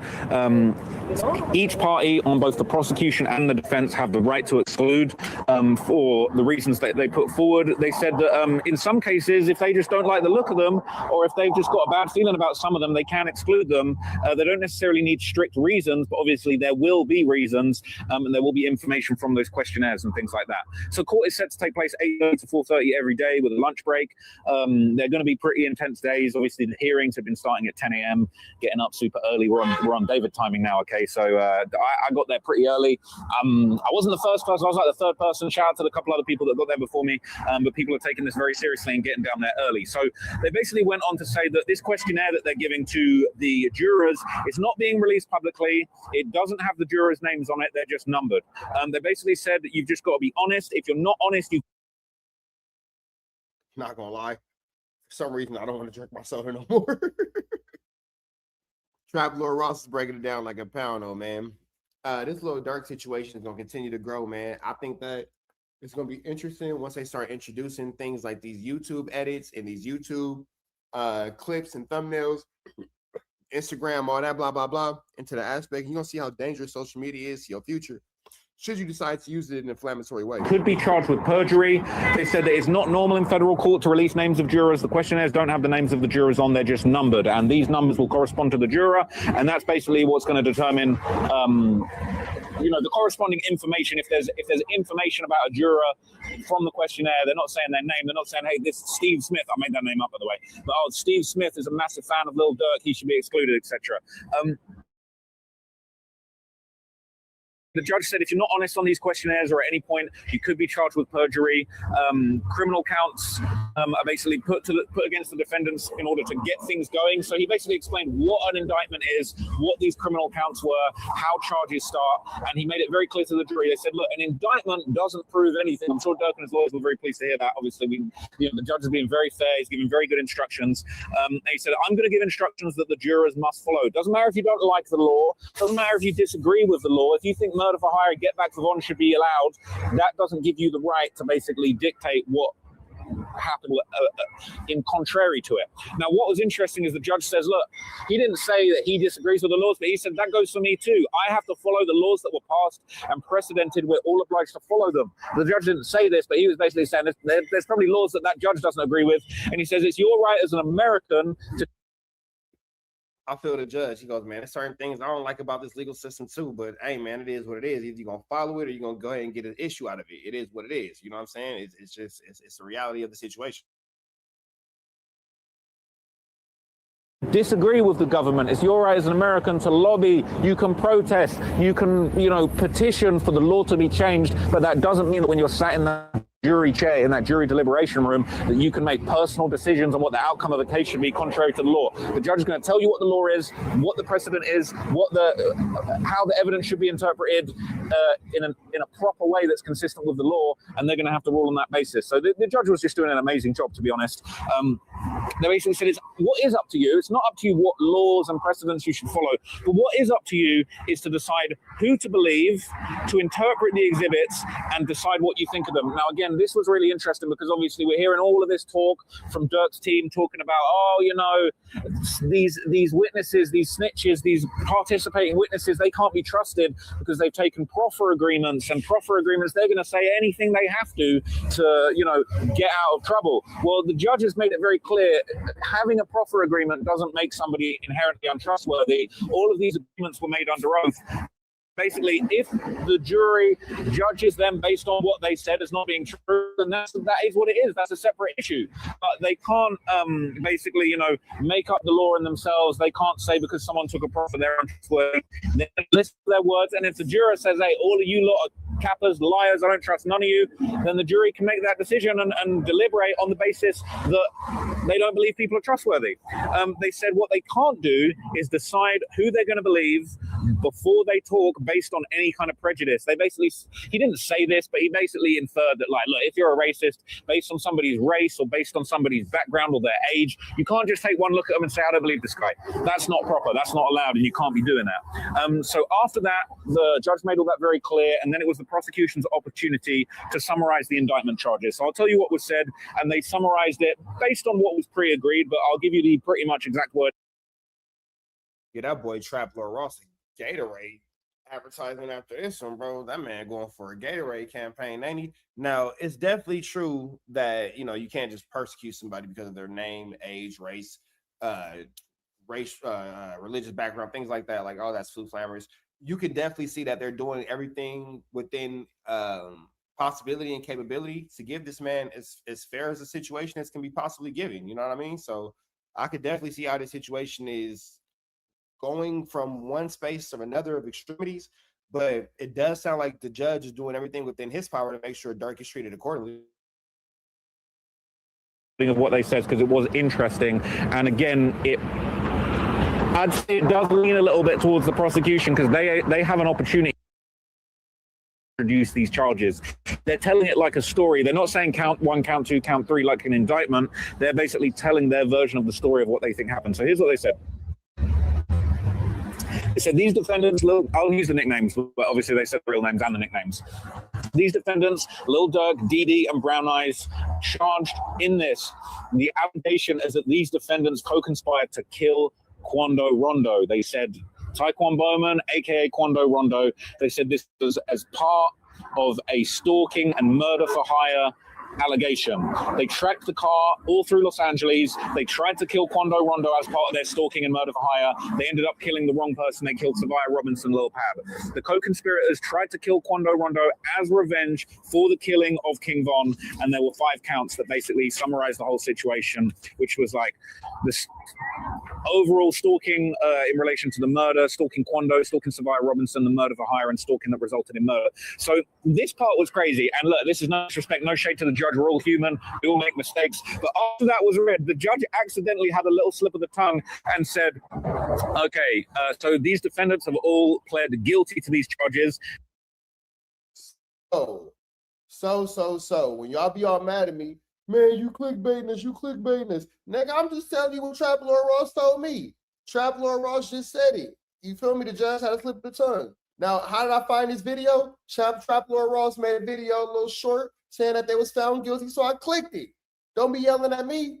Said, okay, so these defendants have all pled guilty to these charges, and it was like audible gasps in the courtroom. Everyone was like, wait, what? Huh? Like, huh? It was like, wait, what? And then the judge was like, oh, my bad. I said they meant not guilty. No, look, I'll be honest with you. I think it was just like a little slip of the tongue. Everything was moving fast. This was a big moment. I don't know. That could be something that Brian Steele and Drew Findling would be like, if they were being hysterical, they could have said, oh, you've tainted the whole jury. Like, you've said to the jury that they pled guilty when they didn't. But realistically, he corrected himself straight away. It was a slip of the tongue. This judge has been absolutely brilliant on all bases and been very, very fair. But that was almost like everyone in the courtroom, when he said guilty, everyone sort of was like, huh? It was like, wait a minute, have they just taken a plea? Like, what the hell? But obviously that wasn't the case. The judge corrected himself, and then from there on, I felt like he was very, very eloquent. Like there was not a word out of turn after that. So yeah, I don't know exactly what was going on with that, but obviously no disrespect to the judge. I think the judge is great. Just we're only human. There's a lot going on. It's high pressure. There's 80 people all watching him. But that was a moment where for a minute it seemed like, wait a minute, is this case about to be something completely different to what we were expecting?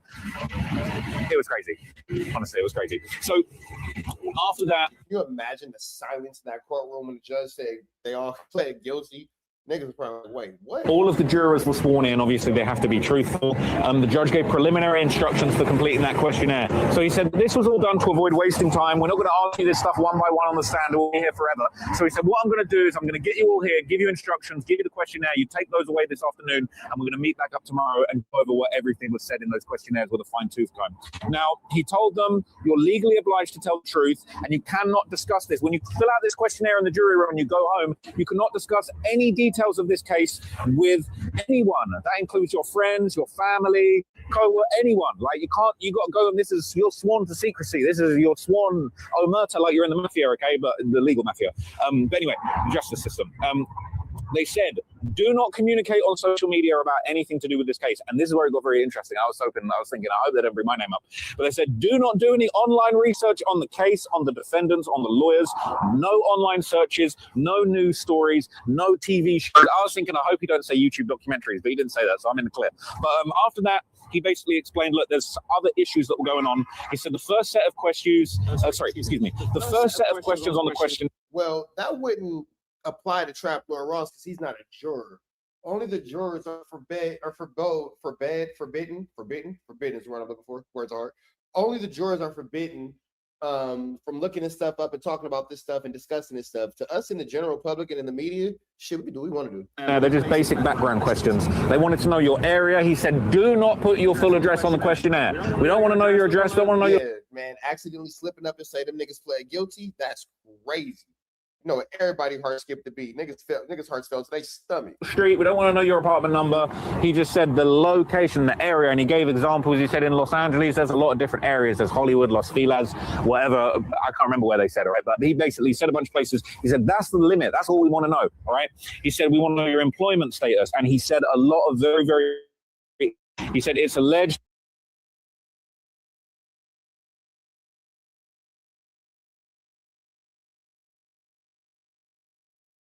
that the rap music culture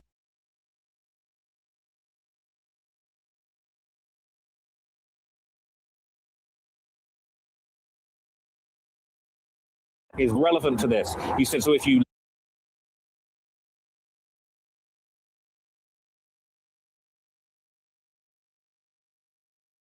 live with a music executive,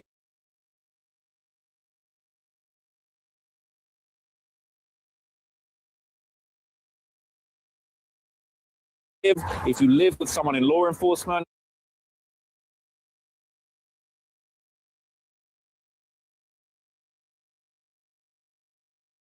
if you've done past jury experience, if you know anything about this. And this was crazy. This killed me, okay? He said there will be questions in this questionnaire about your music taste. So I don't know, they're going to be asking them if they're into Chicago drill, if they're chiracologists. He didn't say this, but I'm thinking, is he going to ask them if Reddit or any of that stuff? But I don't know. Maybe that's just me. Isn't it crazy that these are the questions that they have to ask you when in court or when in a jury of a public case like this? Like, man. And then to think, if the judge is doing all this to make sure that the people are not, able to, I guess, be swayed and be biased, would it be safe to say that all the stuff that these guys are saying on social media about other cases could be used against them in indictments if the judge is telling the jurors, hey, stay away from this. Don't get involved in this. Don't look this up. We want you guys to be non-biased. That thing is crazy work, bro. The judge in this case is telling you how dangerous social media is. But he said one of the defendants is a very well-known musician. He said rap culture is a big part of what ties these defendants together. He said you might know rap music or you might know the defendant specifically. Obviously, they said Lil Durk and his nickname when they introduced the charges. They said Lil Durk, Didi, or D-Ski, which obviously is a rap name. As far as I'm aware, I never heard no music from Brown Eyes. But anyway, they basically went on and they said that, look, I could have got this wrong because this part just flew by, but I feel like he said that he's hoping that this whole thing will be done by the 14th of September. And then he kind of was like, it could change. That's why I thought he said it could be done by the 14th, which would kind of add up. But anyway, he said that he's going to ask them in the questionnaire about their personal hardships, if they've got any prepaid vacations that are conflict with the estimated timing of this date, these court dates, this trial. Do they have childcare obligations that they can't get out of? Are any of them sole business owners that are responsible for their own financial income that will be harmed if come to the courthouse every single day? He said he's going to be tough but fair on this. He said jury service, I thought this was really clear. He said jury service is a duty and a privilege. He said jury service predates the United States of America as it exists. He said they had juries in relation to crimes in colonial times. Before the US was even a thing, we were sitting together as juries. I was getting a history lesson. I thought it was really fascinating and really important. And it just goes to show you that the actual justice system and this process that Lil Durk's going through, this predates America in itself. Now, he said, look, I'll be fair. He was like, back in them times, the only people that could be on jurors were white landowners. And he said that would be appalling today. That's why this is going to be a diverse community of people that are invited to be on this jury. He said, I need to know about that man said this jury is all for one and one for all. You niggas finna have diversity hires around this motherfucker. Imagine a jury full of diversity hires. That's the thing. That's something that we don't see every day at all. Any mental or physical illnesses that are relevant that will, impede your ability to appear as part of this jury to make decisions. He said he's going to ask them if they've ever heard anything about any of the defendants or the crime on the news when it happened. He made it very clear when this happened. This was very high profile. It happened outside the Beverly Center. It was mainstream news all over the world. The footage of Quando screaming on the news was on TMZ. This was massive news in LA, all over the United States, all over the world. I was in the UK still when this happened, and I just could not believe it. I was dumbfounded by this news. So, interestingly, when I was at the David trial, I was asking other reporters, you're going to cover the Durk trial? And there were people that were like, I don't know who Durk is. Who's that? So I think there are going to be plenty of people that don't know who Durk is. We are in a sort of social media, rap music, drill music bubble sometimes. But at the same time, the judge kind of said, look, knowing who Lil Durk is doesn't necessarily impede you from being on this jury, but specific things that are going to tie you to this case or any sort of biases is not going to be okay. He said being aware of the case and the murder that happened at the Beverly Center doesn't mean that you can't serve on the jury, but you have to tell them, you have to let them know. They said if you know anything about the defendants, the victims, the judge, the lawyers, etc., you need to let us know and we're going to work it out from there. So they're given a long list of all the potential witnesses. They said, look, don't be scared. You got 35 witnesses from the government, 25 witnesses from Durk. Not necessarily all of them are going to be included. Just if you recognize any of these names, let us know. He then got into the whole gang situation, which was very important. He made it very clear. He said, look, being asked questions about gangs, it doesn't infer anything. He said, this isn't a gang case. He said, the government is in their rights to say that certain co-conspirators and defendants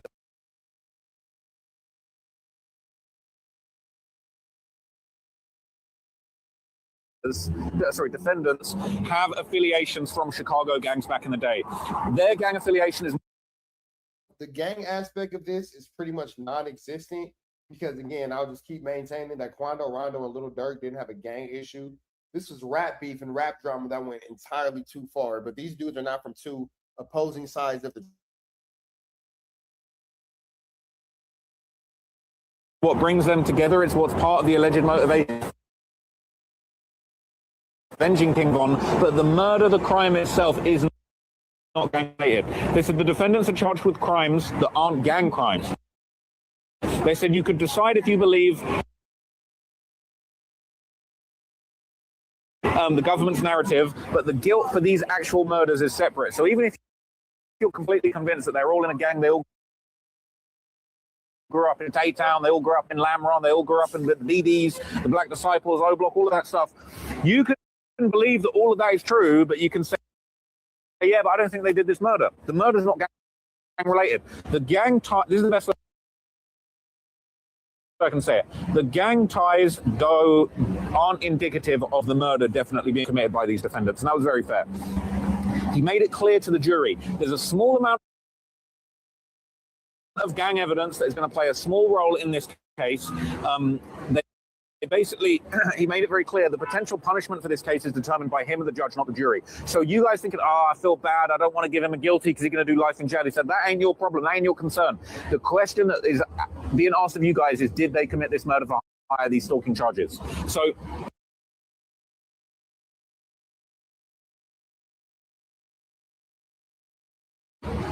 they said that the jury is allowed to form or express their own opinion on the case.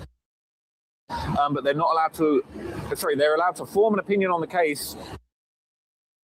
Excuse me, let me rephrase that. They basically said that the jury is allowed to take in all the information from the case, but they're not allowed to express their fully formulated opinion until deliberation. They're allowed to take in that info, they're allowed to think about it. You know, they might be convinced one day, oh, he did it. The next day they hear some amazing evidence that turns that around. They said, until you get to that deliberation stage, you guys aren't allowed to sit around and be like, yeah, I think he did it. So he made that clear, and that was really important. So it's like, obviously you're going to build up a picture of what you think day by day, but he said, until you get to that deliberation, you can't be sat around saying, I think he did it, this, that, or the other. If you ever seen the film 12 Angry Men, you know how this stuff's supposed to go down. But now that makes sense too, because you want to make sure that he's given a fair chance. You want to make sure he's given a fair trial. You know, you can do what you want to do, but you don't want to just sit here and see somebody get their whole life thrown away because people are looking at a situation in a way that is less than comparable and they're not really given a fair chance. You feel me? So I could definitely see where they're looking at this situation like, nigga, don't just be out here convicting this man and throwing this man's life away because you in the bad. Anyway, they said you are forbidden from reading or watching any accounts of the case. They said if you inadvertently hear about the case, any details about the people involved, you have to tell the judge. That doesn't necessarily disqualify you. If you accidentally saw something on your algorithm related to this case, you know, halfway through, you got to tell the judge, hey, look, I saw some shit. I'm sorry. All right. Who knows? Who knows what they might see or they may or may not see. So they said the jurors are not free to talk about the case after they leave today. So they left around lunchtime. They obviously fill out their questionnaire and then can go home. Can't talk to your friends, can't talk to your families, can't talk on social media, can't even look the case up. And they said tomorrow the judge is going to respond to any details from the questions. They said this case is significant due to the seriousness of the charges, Lil Pab's death being so horrific, the publicity around it at the time, and the role of rap music being the cause. He said, I know it'll be tempting for you guys to go home and research this case, look at the news about the murder, look at the defendants, go listen to the OTF group. He didn't say that, but you know, that's what that would be like. You'd be tempted to go listen to Loyal Bros 2 by OTF. You know what I'm saying? That would be pretty tempting to go and hear that, where they're talking about all sorts of stuff. You're not allowed to do that, all right? Not allowed. Denied. So the judge explained that, you know, all of the rules will be explained to them. You don't need to know about the rappers' careers. You don't. Which all also makes sense, because why do you need to know about their rap careers and their success within their industry and all that? We're not here to talk about anything outside of the facts of this situation that's now. Demetrius Flannery introduces. So basically, everybody Big Meech introduces people to, or everybody who Big Meech introduces people to get set up to go to jail. That's it. Everybody who this man shake hands with and do business with seems to go to jail. That's what it's looking like. So Demetrius Flannery arranged introduction to Swartz and to Gatling through CS1. So through CS1, who is Tammy, who we know got the BMF show, he used her to introduce to these other muckers that are now in jail, and they got in his paperwork. So Big Meech introduced people through Tammy, who's the middleman, and Tammy's working with the cops. Got it. Okay. Which means that Big Meech is working with the cops. Got it. Demetrius Flannery arranged the introduction of Tony Gatling as one who was not incarcerated. The telecom became more aware that Swartz could obtain, blah, blah, blah, the telephone. Okay, so that right there is a flu flam. That right there is a flu flam. So let's go back to what the Daddy Rat is talking about, because this is crazy how this situation is going. You watched her get on the stand. You got the paperwork on the cuffy, nigga. Identify her as a cooperative. It says cooperative one now has the life rights to Big Meech. It says all this, doesn't it? Let me ask you this though, what? Does it not? And again, it does. She does have the life rights because you know what I'm saying. Let's just go to this real quick. Let's just go to this real quick. He ain't making it. He lie a lot, and he keeping it 100. You feel me? He keeping it 100 for once. But it's crazy because now Wack and Big Meech are homies. But we'll get into that. Who has Big Meech's? Oh, it's killing me. Life rights. No, I want who has.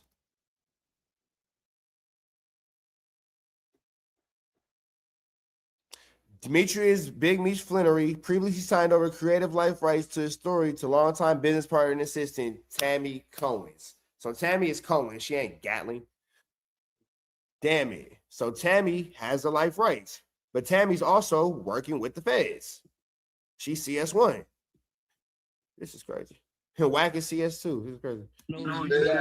I know you got time. Does it not say those things that this Yeah, it said okay.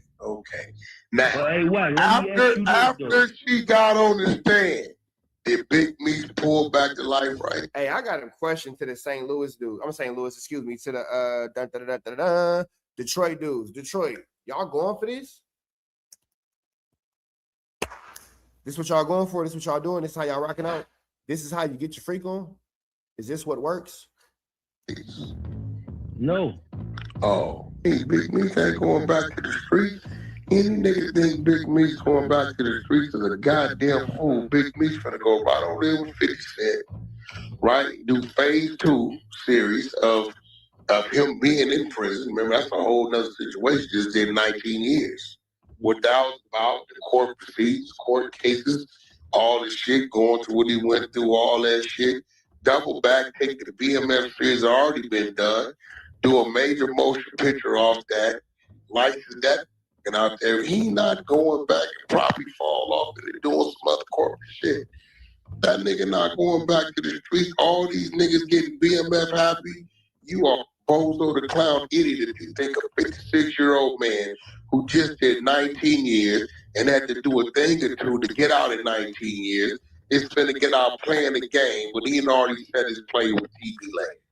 Yo, that was Wack 100 saying he got Big Meech's court transcripts and other paperwork. Now, here go this. Right, look, now let's look at this. Big Meech phone call. Let's see this.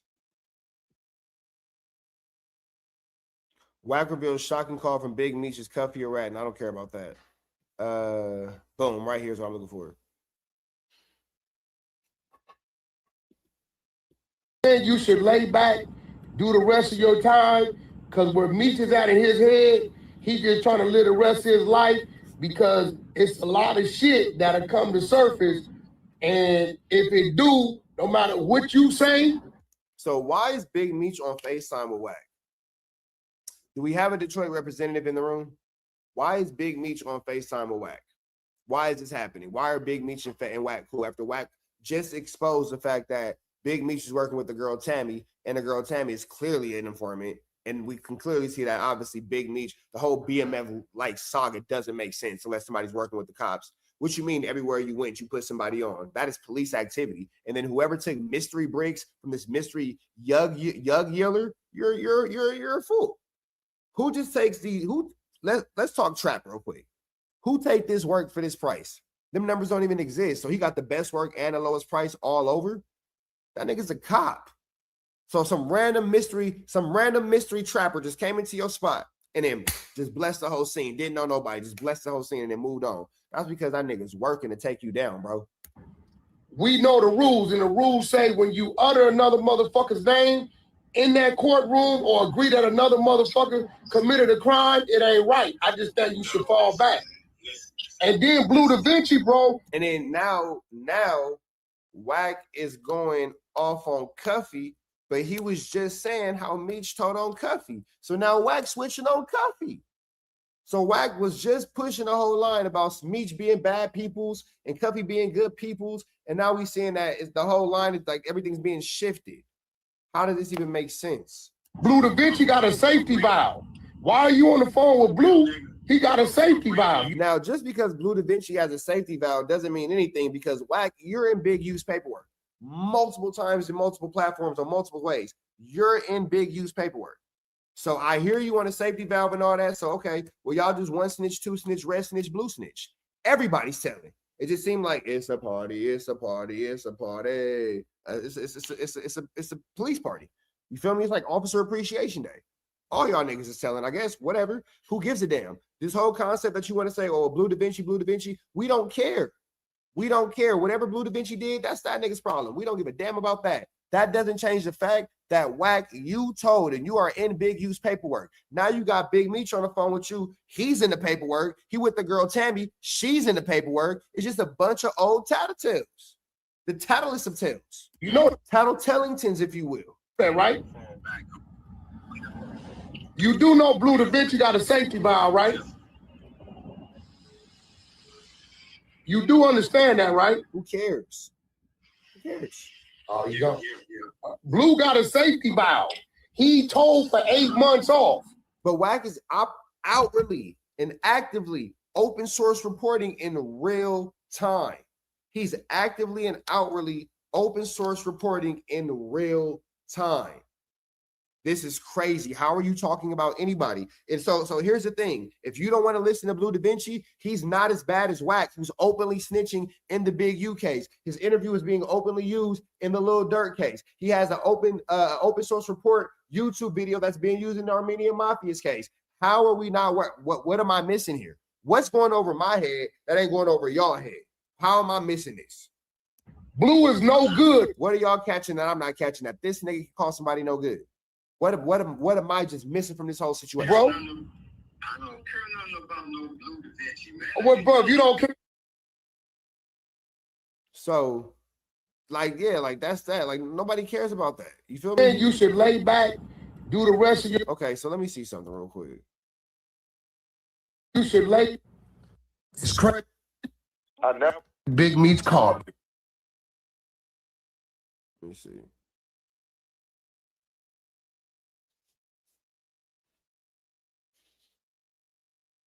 Let me see.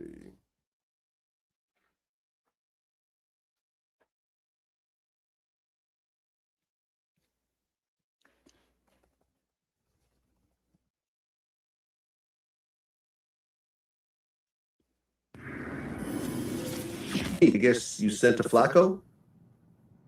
No, I sent. It's crazy because remember we were running a campaign on Big Meech. And then Big Meech called me. Okay. FaceTime me about 11 at night.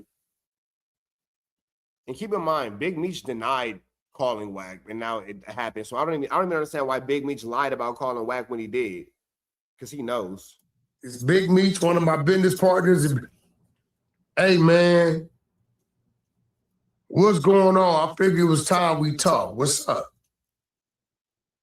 What's these things you saying? So I shoot at him. This third-party cooperation. This Tammy Cowan thing, you know, you knew Tammy Cowan was a cooperant, but yet you still chose to deal with her, turn over all your rights, let her do all these things. Why? Dude looked at me dead in my face, Vlad, and gave me an answer that we would give. Not that I'd agree with it. You know what his answer was? What's that? Because that's what I wanted to do. Now you gotta remember. So this is why this doesn't make sense. Let's pull up this real quick because I want to show you what Big Meech was just saying about Wack. And now they're cool, but Big Meech just had this to say about Wack. Let's watch this real quick. All you Wack 100 type bitch ass niggas don't get no playing all right. You feel me? So that's that right there. You know what I'm saying? Obviously, you know, he has stuff in the background, so I don't want to get a copyright. But I mean, that's enough right there. That's enough right there. So now all of a sudden they cool. And all of a sudden they homies. And all of a sudden it's love. Like, come on, bro. This doesn't make sense unless YouTube police. Remember, Vlad, you in the seat that you in being who you are. Me in the seat that I am being sometimes we do things based upon what? Because that's just what the fuck we want to do, right? So I'm sitting there like, yeah, but I'm telling myself, wait, he don't give a fuck what you talking about. He just straight up told you, as a boss, that's who I wanted in that position, regardless of what she was going through. And really, let's be real. We see how far the BMF series went, and we see the business really got handled. So did he make a right or a wrong decision? Yeah. Right? You know, when you look at it like that, Yeah, right? good point, yeah. Right? So then he says, so is this enough right here, just how Wack is going on and on and on about this, to kind of show that Big Meech might have some fallacies about him? But I'm going to take y'all to Chick Smooth, because and then this didn't make no sense. Yeah. Like Big Meech's whole 1-2 step like Sierra doesn't make sense right now. Oh boy, here Shout out to Chick Smooth. we go, you guys. I think this is about to go all the way left in a couple weeks. Now, And this was a month ago. This was 30 days ago. you guys all know Wack 100. So it was about to go left, and all of a sudden they're working together. Somebody's going to jail. The indictments are coming down. Let's keep going. Let's run this. Come on, Chick Smooth. My bad, y'all. My bad, y'all. And exactly how he operates. If you're a gangster or somebody that used to be in the streets, Wack 100 knows exactly how to take you down. Some way, somehow, Wack is going to find some kind of paperwork, whether it's you telling on somebody when you were 13, if you got caught doing something in prison, shit, even if you got a jaywalking ticket when you were 10 years old. Wack 100 is going to dig up any dirt on your name. So when it came to Big Meech, after Meech was released from prison, Wack 100 immediately started attacking him with paperwork allegations. Wack used the No Jumper platform and their reach to basically accuse Big Meech of being a snitch. work everywhere on everybody. See, that's more work. Right. Look, that's Big Meech's work. You know what I'm saying? Okay. You know, it's work. We got work. That's the paperwork with Big Meech's name really in it. This paperwork right here spells out that the FBI identified that Big Meech is the one that orchestrated the drug deal and the transaction between this individual, the cartel member, and Cuffy. Wow. He orchestrated it from inside the federal penitentiary, but he was never charged with orchestrating the drug deal. He was never charged with conspiring it. You got to ask yourself why. When you're in the federal penitentiary, and you get caught. So these are strong allegations to make against somebody. Now all of a sudden Big Meech just forgiving them and they cool. Or coordinating the deal, you already in there for these type of charges. That's a guaranteed 10 years, mandatory, extra. It spells it out in the paperwork that Big Meech coordinated the deal between the drug cartel member and Cuffy from inside the federal penitentiary. But he was never charged. And it got even worse when 50 officially fell out with Big Meech after seeing Meech and Rick Ross linking up and taking a picture. Look at what he did. You sided with Ross, some bozo shit. You got 19 years of being incarcerated. That 50 could have took that and converted that to about 5 seasons, and then turned around and then did the overall movie. He had a good 30 to 50 million he could have made. Now you standing next to a mother who couldn't even keep a concert going. Rick Ross is on the concert. Second on the in lineup. about 10 days. So again, how is Big Meech cool with Wack 100? None of this makes sense. And I'm wondering again to the Detroit dudes, I'm looking at y'all, please explain this to me, because we telling you from the West Coast perspective, we know that the nigga Wack tell. We know that. It ain't no question, comment, or concern about that. What's up with this boy right here? Because this guy right here got giraffes and tigers in the clubs, but no federal indictments. And then he just doing that like that's normal. And he's on the run doing this. He on the run making clubs in Miami, Big Meech Monday or BMF Monday or whatever you call it. Still got the girl Tammy and she flew Flamisco, Duggan. It's a lot of things. It's a lot of things. It's a lot of things. All of a sudden now Cuffy bad, but Cuffy was just good, but now Cuffy bad. But then now Big Meech, the same time Cuffy go bad, Big Meech get cool with Wack, who we know is bad because he all through Big U's paperwork.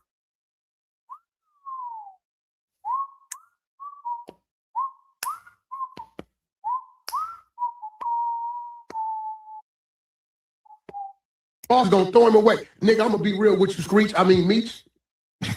If Rick Ross seeing what he did to you, because he knew what he was doing standing on the side of him, right? He know Meech ain't thinking straight. If he don't throw you 3 wing stops, you ought to knock that nigga out. What 50 gonna do? He's gonna burn that motherfucker down. He gonna release that last season, and then he's gonna release the Tammy shit and discredit everything that people thought that man was. Now, so far, Big Meech has addressed all the snitching allegations, and he denied it. I wasn't gonna address this because I'm not trying to let nobody trick me off the streets. But I never folded, never told, never will. Death before the time, always with me. So I'm doing this for my loved ones and the support of my friends and family. However, he has not acknowledged WAC 100 or his name until last night. While he was on stream, Meech might have had a little bit to drink, who knows? Meech went on the rant calling out WAC 100 and anybody just like WAC. And he also made it clear that he's not scared of any retaliation. Here's what he said. Are you WAC 100 type bitch ass niggas? Don't get no playing all right. You feel me? And we ain't never worried about what you gonna do. And we're not apologizing. Especially me. There's no apology. You know anything about me? I ain't worried about what you gonna do. Hey, listen, I promise you, listen. I didn't mention your name indirectly. Hey, I ain't worried about what the fuck you gonna do. Listen though, on some real shit. Listen, on some real shit. You don't have to opposite none of these niggas. Man, fuck these niggas. You have That's what I'm telling you. Listen, you have That's what I'm telling there's you. no pocket. Fuck these niggas There's no pocket. that's on some hate shit and don't know what the fuck they talking about. Oh man, Big Meech was doing so well ignoring WAC 100. The thing about WAC 100 is that he can only attack you if you keep responding. However, so that was Big Meech's response, but then again, you can't make this make sense. Again, I'm just gonna play this back one more time because again, You should lay back, do the rest of your time, because where Meech is at his head, he just trying to live the rest of his life because Big Meech on FaceTime with WAC. This is like last week. it's a lot of shit that'll come to surface, and if it do, no matter what you say, we know the rules, and the rules say when you utter another motherfucker's name in that courtroom or agree that another motherfucker committed a crime, it ain't right. I just think you should fall back. And then Blue Da Vinci, bro, Blue Da Vinci got a safety valve. Why are you on the phone with Blue? He got a safety valve. You know that, right? You do know Blue Da Vinci got a safety. So that's that. I'm gonna end y'all with this one little last clip because you can't tell me that this don't make no sense. I don't know what you're gonna tell me. Move like brothers, and then everybody from different places: Milwaukee, St. Louis, Detroit, Texas, Atlanta, Cali. You know what I'm saying? Florida. We got people from everywhere in our mind. Everybody moves. How is there not a snitch? So you mean to tell me this random high yellow feather mucker that went into all these places and just started blessing all y'all with work? Nigga, that don't sound like the cops. This random feather mucker just came into all y'all hood and started blessing all y'all with work. That don't sound like the police or nobody. None of this sounds law enforcement-ish. None of it. Everybody is prospering in some kind of way, in their own way. Every man plays his own role, and everything starts with the leader. I'm a good leader, so I got good people that follow. You know what I'm saying? It's simple. If you can only be like the nigga that's running your crew. If you got a robbing ass boss, then you're gonna be a robbing ass crew. If you got a real boss, and you know what's crazy? Everybody in BMF told. Everybody in BMF got an indictment for snitching. Everybody for BMF, yep. If you got a snitch in a boss, you got a snitch in a crew. That makes 100% snitch in a sense. who know how to sacrifice and take the bad along with the good and show his crew know how to be men, then this what you get. Everybody shining like new money. There ain't no other crew like this in the world, and there never will be another. Not black. It never will be, because it said that if niggas like this is shining all together, being together, doing shit every day, then they gonna fall out over some money or somebody gonna rob, steal, and get. I have yet to see that. Everybody move like brothers. That all being said, man, sound like Big Meech got all y'all locked up, and he working with WAC to do some more working. Red down to the left, you know the rest. Say a prayer and be blessed. We are gone. Now, we got Jane Alexis going crazy because Blueface may have allowed a little bit more disrespect towards them children than was necessary. No disrespect to the children actually is necessary. So let me replace those words. Blueface is allowing these women to disrespect his children and talk bad about his children. That's totally unacceptable. Now, what they got going on as adults is what they got going on as adults. How they move as adults is how they move as adults. When it comes down to the kids, that is a sacred, it's supposed to be a safe thing. So there's never an acceptable time and or place to defame, defile, or disrespect somebody's children. Blueface, them is your babies. If you feel a way about their mothers, you feel a way about their mothers. That's your business. You know what I'm saying? I personally know that baby mamas are not the easiest to deal with. But when it's all said and done, you cannot, just sit back and allow these women to be so blatantly and outwardly disrespectful towards the mother of your kids and think that it's not going to have a recourse. But even deeper than that, should you allow these women to talk about the kids, how are you upset at your baby mamas for defending the kids, as that is what they should actually, in fact, be doing as baby mamas? You feel me? If my baby mom ever let somebody talk bad about my kids, I would be looking at her crazy. So, Blueface, you kind of are getting exactly what you asked for in these situations because, again, there's never a reason or a point or a principality where a child should be being disrespected. And if your kid is being disrespected in front of you and you ain't checking it, a lot is to be said about your parenting. It's time to and honestly about your characteristics as being a man. bleed the scene. Is she listening to herself? It's time to bleed the scene. All right, so we got Stewie Griffin, aka Drewsy, going off. D Rose, who else was subbing? Slinky, who else just subbed? Ogan. Chad, I'm trying to figure out what's the issue. Everyone coming down all of a sudden? They off them revs? I'm pissed. I ain't gonna lie, I'm pissed. My blood is boiling. And I think it's really funny how motherfuckers try to try me. Who should I start with first? The two prostitutes or the baby daddy? Who? I really need to know. The baby daddy? It's Morgan McKnight. Damn, subs is up. We're up and we're lit. These are real subs, by the way. Okay, we get it. Get to the point. Thank you, she really her. My baby mama. I should start with my baby mama, huh? Because he's a bitch. Let's start there. Yeah, shout out to the child support. No, shout out to the suburbs, though, period. Fuck with y'all. So let's start with the baby mama. He needs to get that thong out of his fucking ass crack. That Whoa, I'm drowning. He be getting busted open by all these bitches talking about me. Did this motherfucker go on this internet and said, my kids are replaceable? I know you're not talking about Javon and Journey. I just know you're not. You better hope on your last day that you're not talking about Javon and Journey. You better not be. My kids will never be replaceable. You tried to replace them with that last baby. Look how that turned out. This baby still won't pop. It'll never be Javon and Pinkface. I'm sorry, it won't be. You're a shitty ass person. You're a disgusting ass person. And I'm sorry. No nigga that's getting knocked out on Hollywood Boulevard can talk to me. I don't talk. Sheesh.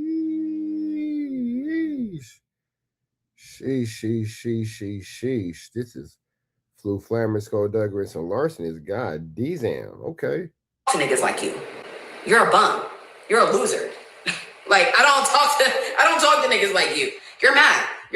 I don't know what you're so pressed about. I thought you just had a baby. You have a newborn in the next room and you're sitting there talking about me. I haven't talked to you in months. It's literally going to be 2 months in a week or two. Like, I don't talk to you, bro. What's your problem? What's your issue? Well, I would never be stuck with my kids. How would I be stuck with my kids? They're my children. They're a part of me.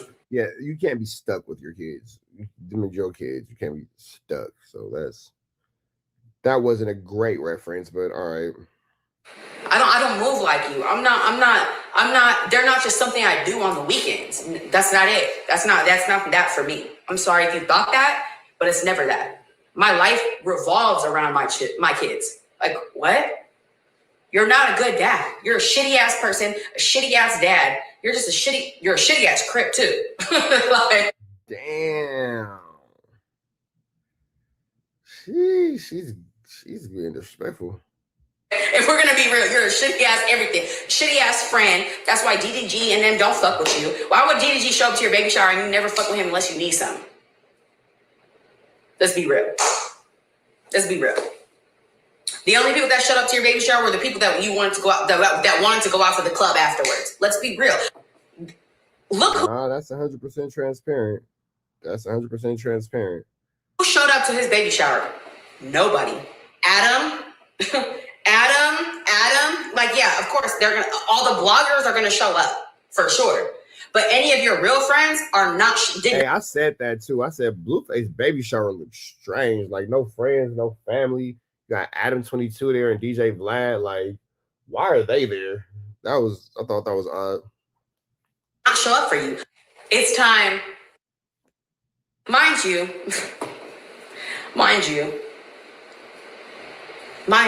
that motherfucker with the dreads, what's his name, 7 Bang or something? He slept you before.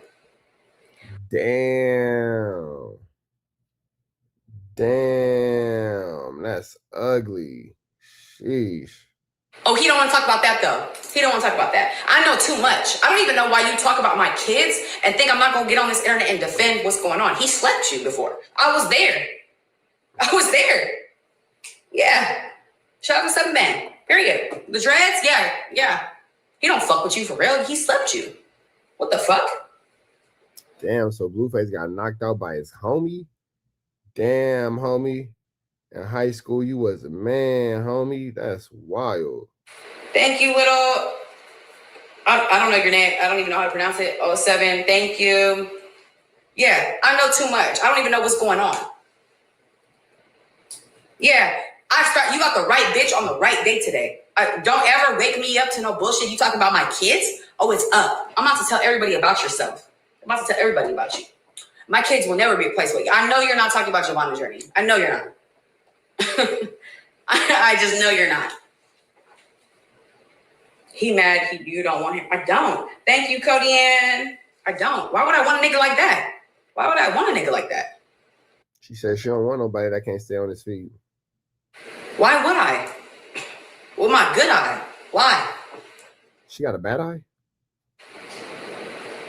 Yeah, clock in. Everybody clock the fuck in because I'm tired of it. You're not gonna play with me or my kids. I'm sorry. I'm not them bitches that let you not claim their kid and talk about them and post they dick and this and X, Y, and Z and then be that was really inappropriate. That was crazy.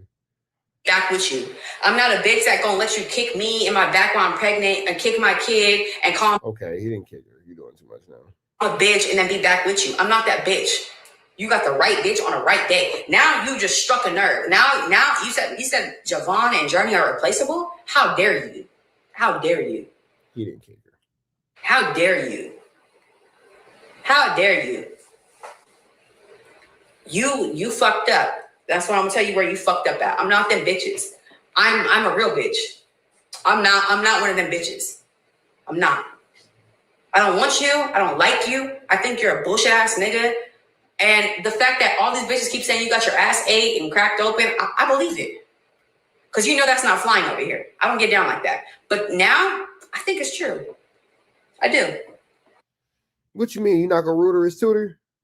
Jane Alexis, if that man asks you to root her as tutor, you're not going to root her that man's tutor? Come on, Jane Alexis. He just wants you to root her as tutor. Good morning. Here's my tea. Mind you, this is tea, just so y'all don't get to talking, you know? That could be some Hennessy in there. Hennessy, bro. I'm starting to believe it. I'm starting to believe it because you acting like a little bitch. Don't ever play with me. Don't ever play with my children. I don't give a fuck. You can say I'm this and X, Y, and Z. You play with me? Yeah. I'm about to believe the same. Driving. Man, this is absolutely Barnacelius, man. Stewie Griffin going. Stewie Drewski, we can call it Drewski Griffin. Drewski Griffin going barnacles around this mucker, man. But you heard her, man. She said Blueface out here getting knocked out. Says that she don't respect his cripping because cripping is kind of wizzack. No 100. Red dot to the left. You know the rest. Say a prayer and be blessed. We go. So you got Wack going off on academics? Let's see. You know, academics could be a bigger and better name. Right Academic now. is the number one nigga. So you talking about bigger and better? You sound crazy right now. Shit, bro. He is the number one seat. So you saying bigger and better? You sound crazy, bro. He's in the number one seat, bro. Who would you put above at? EB. But I'm saying he is not above. That's my business partner. He's not above academics. Nowhere. You don't think bro, so? Don't nobody As really far got as like no love for numbers, academics right now. Heck is Joe Budden, bro. He only nigga that's close like to him. You're right. I agree with that. And he ain't there. Shut up, State. And I give you that. So when you say he could be bigger and better, he's already in the number one seat, bro. And Joe don't report on this shit. That's what I'm saying. That's the only reason why Joe ain't up there, because he ain't. To him, that small potatoes type shit that Act be reporting on. But Act blow it up so big that he gotta talk about it at the end of the day. Like he gotta talk about the shit. Act Let me ask y'all: do y'all think it just be a coincidence that 10 o'clock at night he just calls my phone? You think I don't know 3 days? Why the hell are you guys even having this conversation? We know that academics is compromised. We know that Wack is a snitch. Like, what are we talking about here? They had a time Wack be available this time. We're gonna cover this. Type shit. That's just type shit, yeah. Like start doing shit like catching cases, bro, and politicking with rats. At that time, you know how that shit. I don't know. What do you mean politicking with rats? Listen. Academics is a civilian. He can talk to whoever the phone to talk to, bro. So why do you politic with rats? That nigga ain't held to no street code. If he want to talk to a snitch, he can talk to a snitch. I mean, I guess that's why he talks to you. If he want to snitch, he can snitch. It ain't even snitching to him. It's telling the truth. I don't know what makes y'all think that the world got to abide by you niggas' rules. Niggas, you okay? It's called shooting a gun and going back in the house. Ain't no way he can snitch. My son is 32 years old. I tell niggas, if you go for him, he'll squabble you. He gonna try to get away from you, then he might shoot you, then he gonna call the police, he gonna wait for the police to come and try to help the bleed stop, then he gonna get the police to report and probably drive one of my foreign cars and take the stand on your ass. My son is a civilian, nigga. I don't teach my son the gangster ways. What you talking about, bro? You know who you is. That's real shit. Bro. No, that's not what I'm saying, bro. You can't play. Ain't no middle. Act never said he was a gangster. He played. No middle. He's a civilian. A civilian should have snitch information. He's a civilian. Listen, civilians tell the truth. They don't snitch. You take your gangster ass over there, and you with that civilian that pays taxes is gonna call his big homies. Rodney Jergens. Real story. Suge was with Rodney. Going in his pockets and going to a studio with him. That nigga Rodney called me out of breath. Whack, you good people. I know this ain't got nothing to do with you. I got a message for your homeboy. Who? Suge. What? He just left. You tell that nigga I'm a taxpaying, God-fearing man. If he come back, I'm calling my big homies, the FBI. Man, Wack, stop playing, bro. Anytime Wack gets to talking like this, we just know that it's a flu flam, bro. We know that's a flu flam. Anytime Wack gets to saying these type of things or going off in these type of ways, it's a flu flam. That's what he said. Hey, Suge, Rodney said you go back over there. He calling his big homies, the FBI. Suge never went back over there. Some niggas play middle of the man too much. I don't know what niggas. Who was that? Bro? Academics is a civilian, bro. He playing Malcolm in the middle. With every situation, you got Act is a civilian. Talk shit. Then on his next video, he get to trying to be on niggas' side, bro. That's a lot of Malcolm in the middle. What do you mean on niggas' side? Hey, you know what? It's better to not say nothing. Nigga, you can't tell this man, nigga, who done made a living as a multimillionaire what to say and what not to say. Nigga, what you need to do is stop listening then, nigga. Quick question. So quick question, Wack. And can Gucci Mane stop being a gangster and turn into a civilian? Listen, and Gucci Mane is my brother, that's my partner, right? We all see what's going on with it, right? When I seen Gucci on Breakfast Club, right? Listen, when I seen Gucci on Breakfast Club, And I've seen Gucci in person with his queen and all that, but you know, we don't be engaging like that. We moving. I've seen every time they asked Gucci Man a question, he looked at Keisha for assurance to answer. At that point in time, there's no more Gucci. It's Roderick. He's dead. It's over with. So the Gucci Man y'all knew 06, that ain't who that man is. That's Roderick. That's Keisha Keour's husband. When I seen him wouldn't answer a question without her approval, I said, yeah, bro is all the way on the other side of it. My thing is, that's a you gotta know who you're dealing with. You get what I'm saying? If you assume you dealing with a nigga, you gotta know who you dealing with, bro. Man, just being real about nigga. That's Roderick. She tied up Leo Cohen and Clyde Davis. Yeah, you go over there, Leor, nigga. Leor calling the bed. Why you lying to these people? You know that's a clone. That's not Gucci Man. That's a clone, man. Why start telling the truth, nigga? That's my partner, my nigga. Look, I've been telling y'all everything that was gonna happen before it happened. Cause I talked to the nigga. I said, look, bro, they got the tape. They found the tape, and they got the video footage of the daddy going into the thing, getting the contract. So it sounds like Wack can relate to Gucci Man if Gucci Man is gangster turned rat, because Wack was a failed gangster turned rat. So, you know, I guess I can understand why he can, you know, empathize and sympathize. Everybody saying Wack, you cap. The Pooh Shiesty attorney went on there and said Wack 100 is telling you guys lied. It was just, he was writing raps. There's no tape of the situation. 30 days later, there goes tape out. Wack, how you know? I talked to Gucci. That's how I know. He's a victim. They gonna tell him first. Gucci can't come out and say it. You think Gucci don't know what he's doing? He know if he tell Wack, it gets to the people. Cause I don't give a what it is. I'm gonna tell you this. One of Pooh Shiesty's codees got caught with a bunch of guns when they arrested him. They ain't said nothing yet. He didn't flip. Remember I told y'all that. When it come out, you're gonna be like, nigga said it. Okay, still what now? I'm trying to figure out Roderick a civilian? Mind, bro. Roderick. I mean, now you can say Roderick is all the way a civilian, but let me tell you why he's dangerous. It's just like me, right? Listen. I wake up, Roderick is all the way a civilian. That's a fact.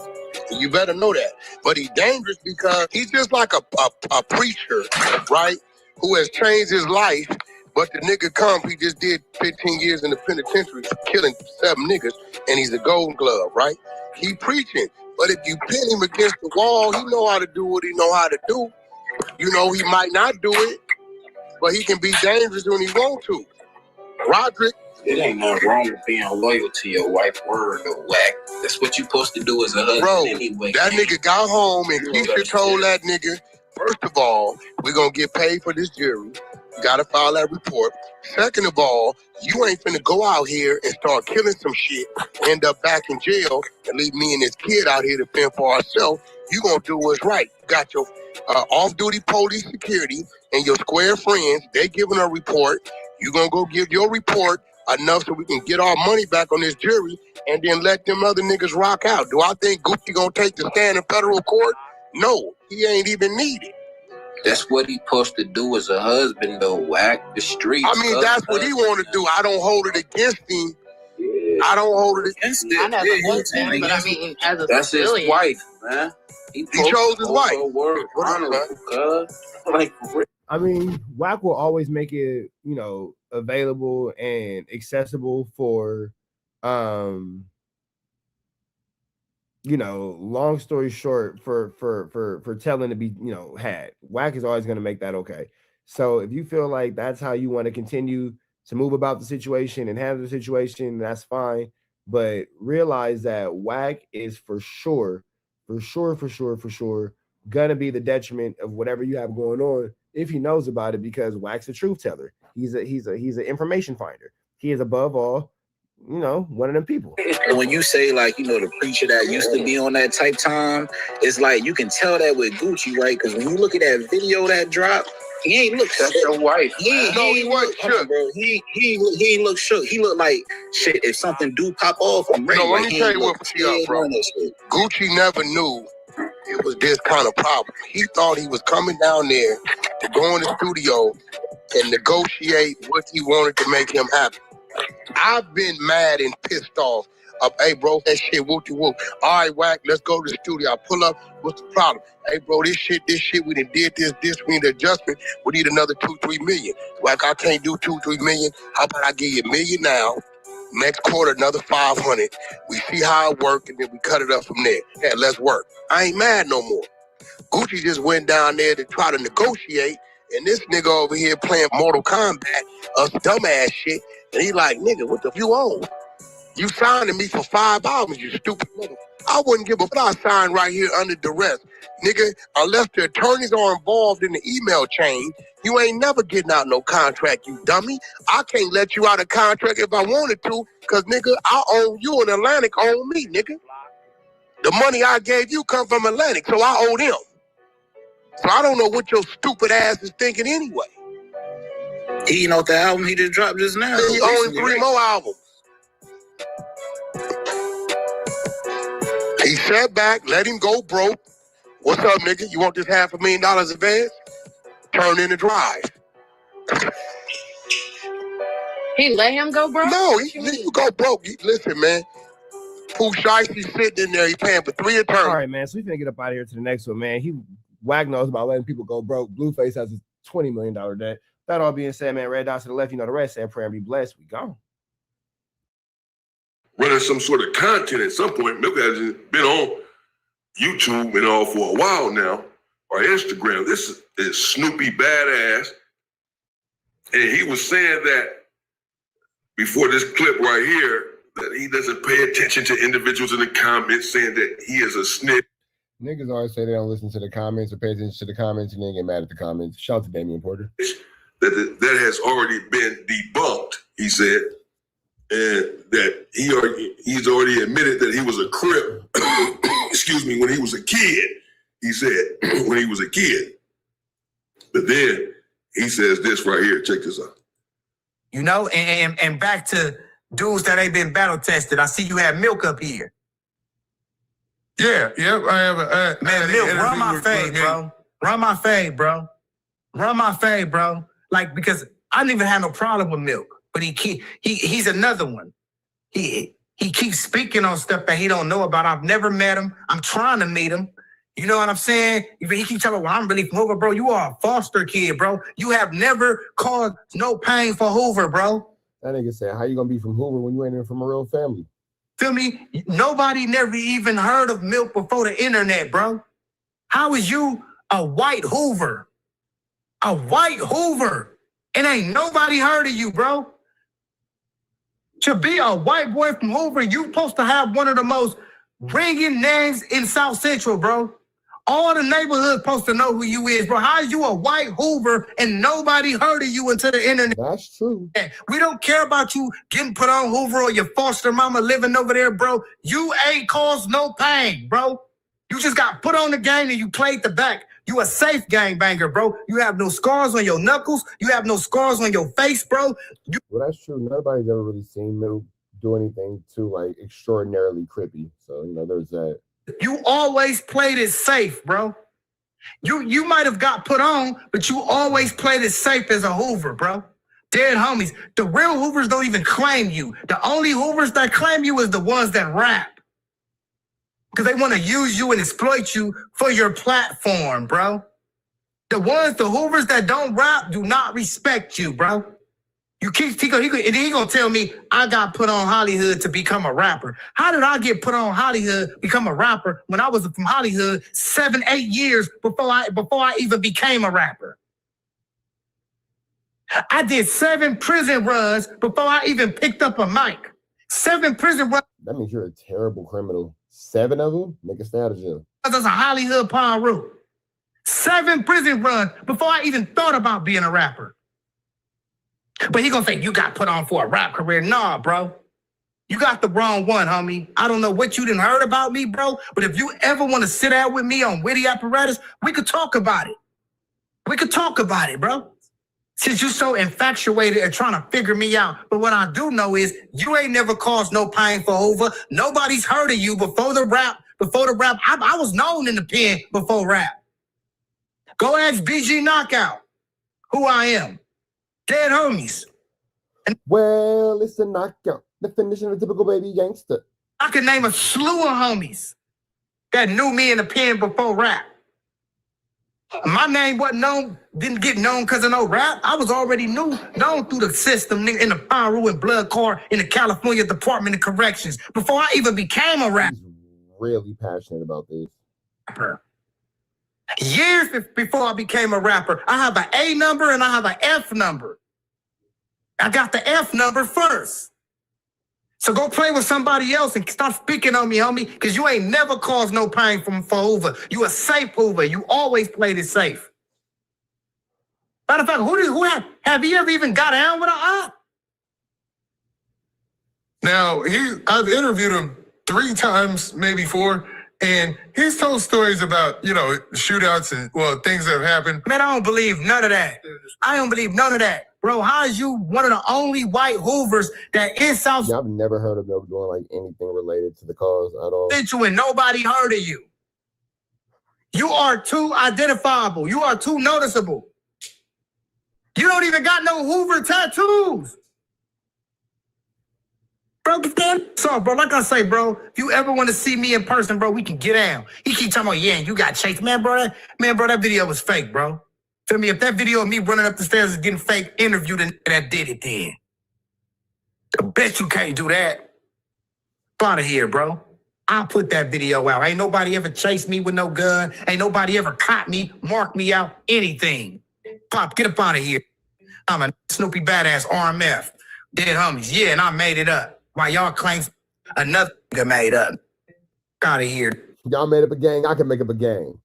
You banging something somebody else made up. At least I'm the maker-upper. At least I'm he who makes it up. You feel me? I'd rather die for something I made up than something another made up and that I don't even know. That I didn't even know I existed. The fuck out of here. The only white Hoover and nobody knew who your bitch was before the internet. Nigga, out of here. Where you grew up at? You a foster kid. Talk about your real parents. Talk about your real parents. Why you don't talk about them?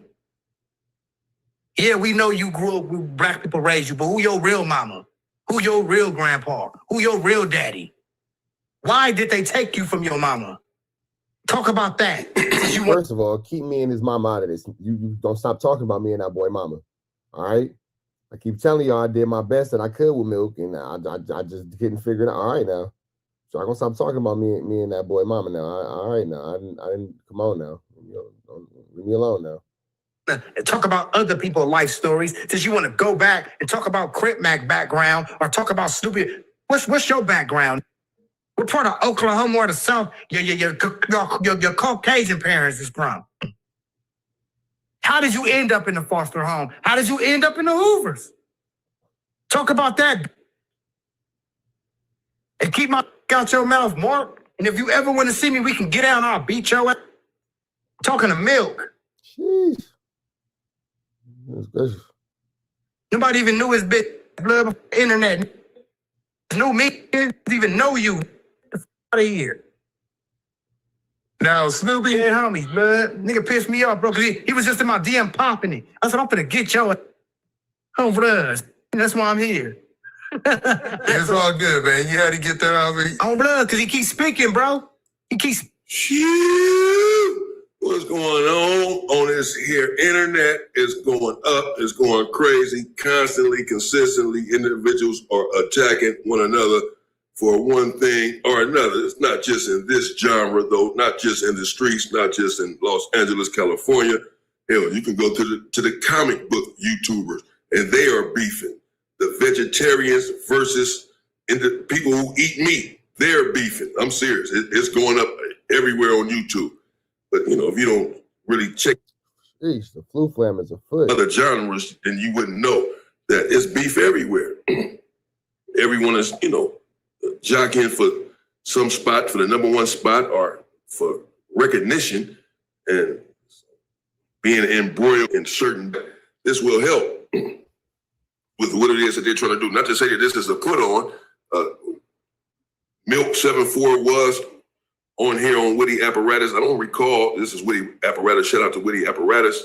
I don't recall exactly what Milk 74 said about Snoopy Badass that may have, that did upset him to this degree. I don't recall what he said about him, but apparently he said some things about him, which we can see he took exception to.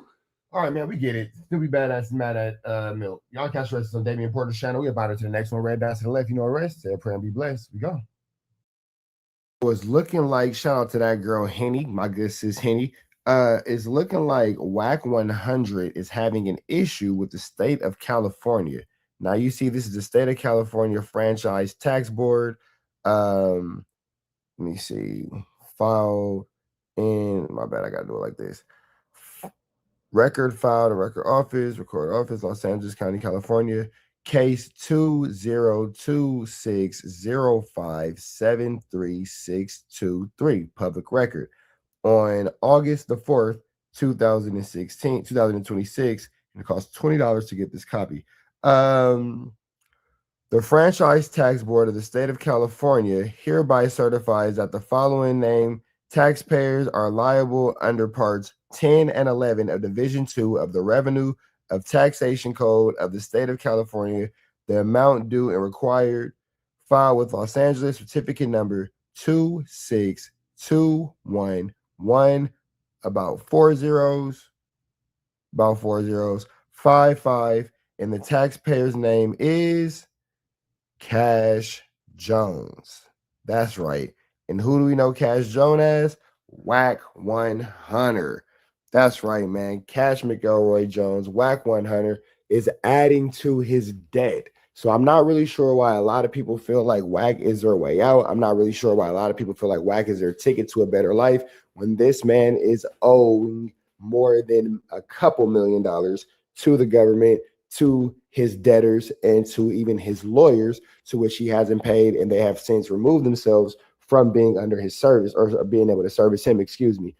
This situation is incredible because we do know that Blueface does have a $20 million debt. And as you can see right here, current debt right here to date, and this was of July 16th, is about $20 million, man. So you can see that the Euphoric Gentleman Club is at a 15 judgment settlement with a daily interest of over $3,000. You can see that Jacqueline Martinez has a judgment amount to Blueface of over $100,000 with a daily interest of $33. And Kenta Taylor has an over $1 million judgment amount with a $288 interest.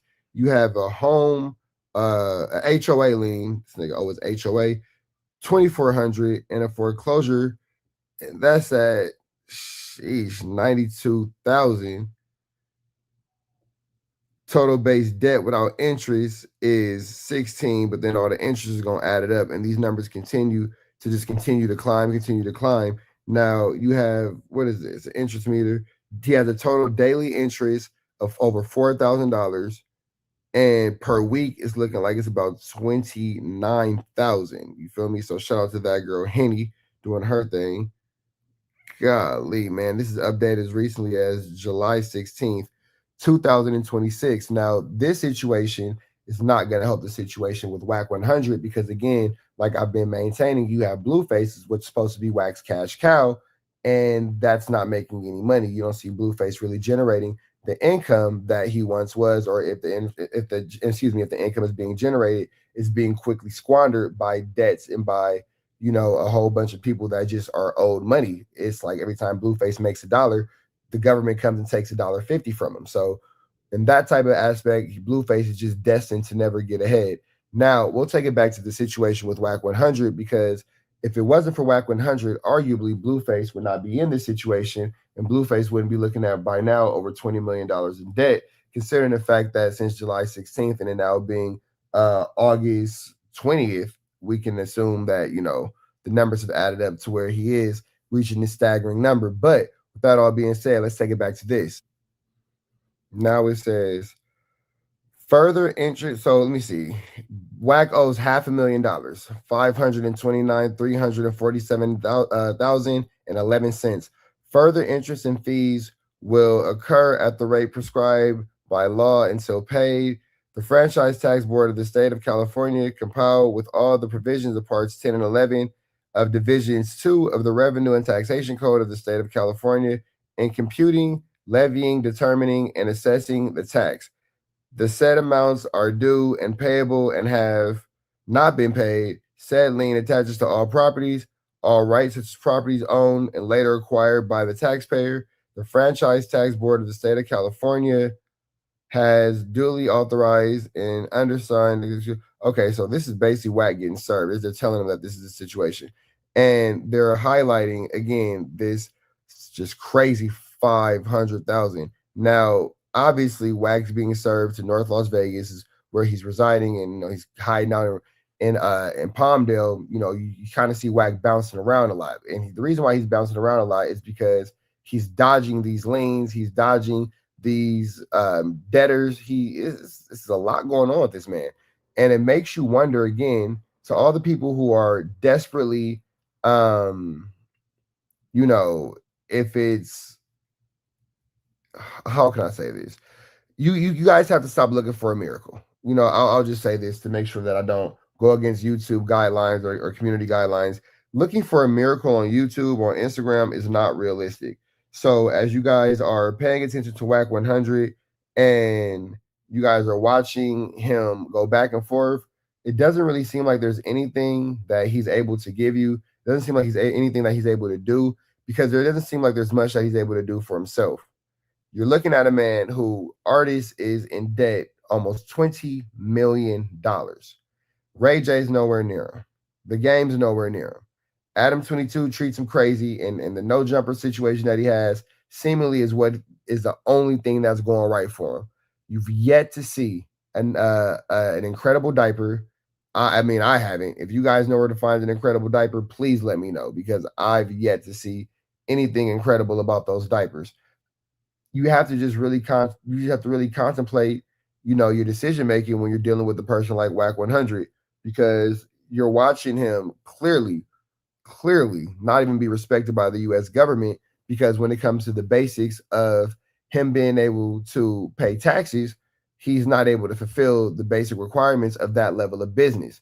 So as him, calling himself the manager, and I get the business done, BIDNEZ, however you spell business, or BIDNEZZ, maybe business is how you spell it.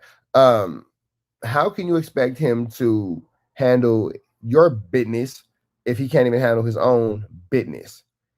When you're looking at WAC 100, you have to stop and ask yourself, is this a person who I should genuinely trust?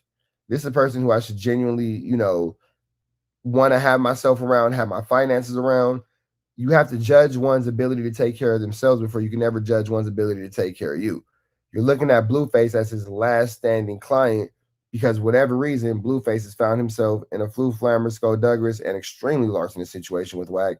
And, he's kind of caught up in this super crazy, I don't even want to call it a 360, a 720 deal. Spin him around twice, if you will. It's just not looking good. So with that all being said, take the information at hand and please make wise decisions, man. Make wise decisions, because again, having somebody handle your finances who seemingly can't handle their own lunch money, crazy. That all being said, man, we're about to get up out of here to the next one. Red dots to the left, you know the rest. Say a prayer and be blessed. We are gone.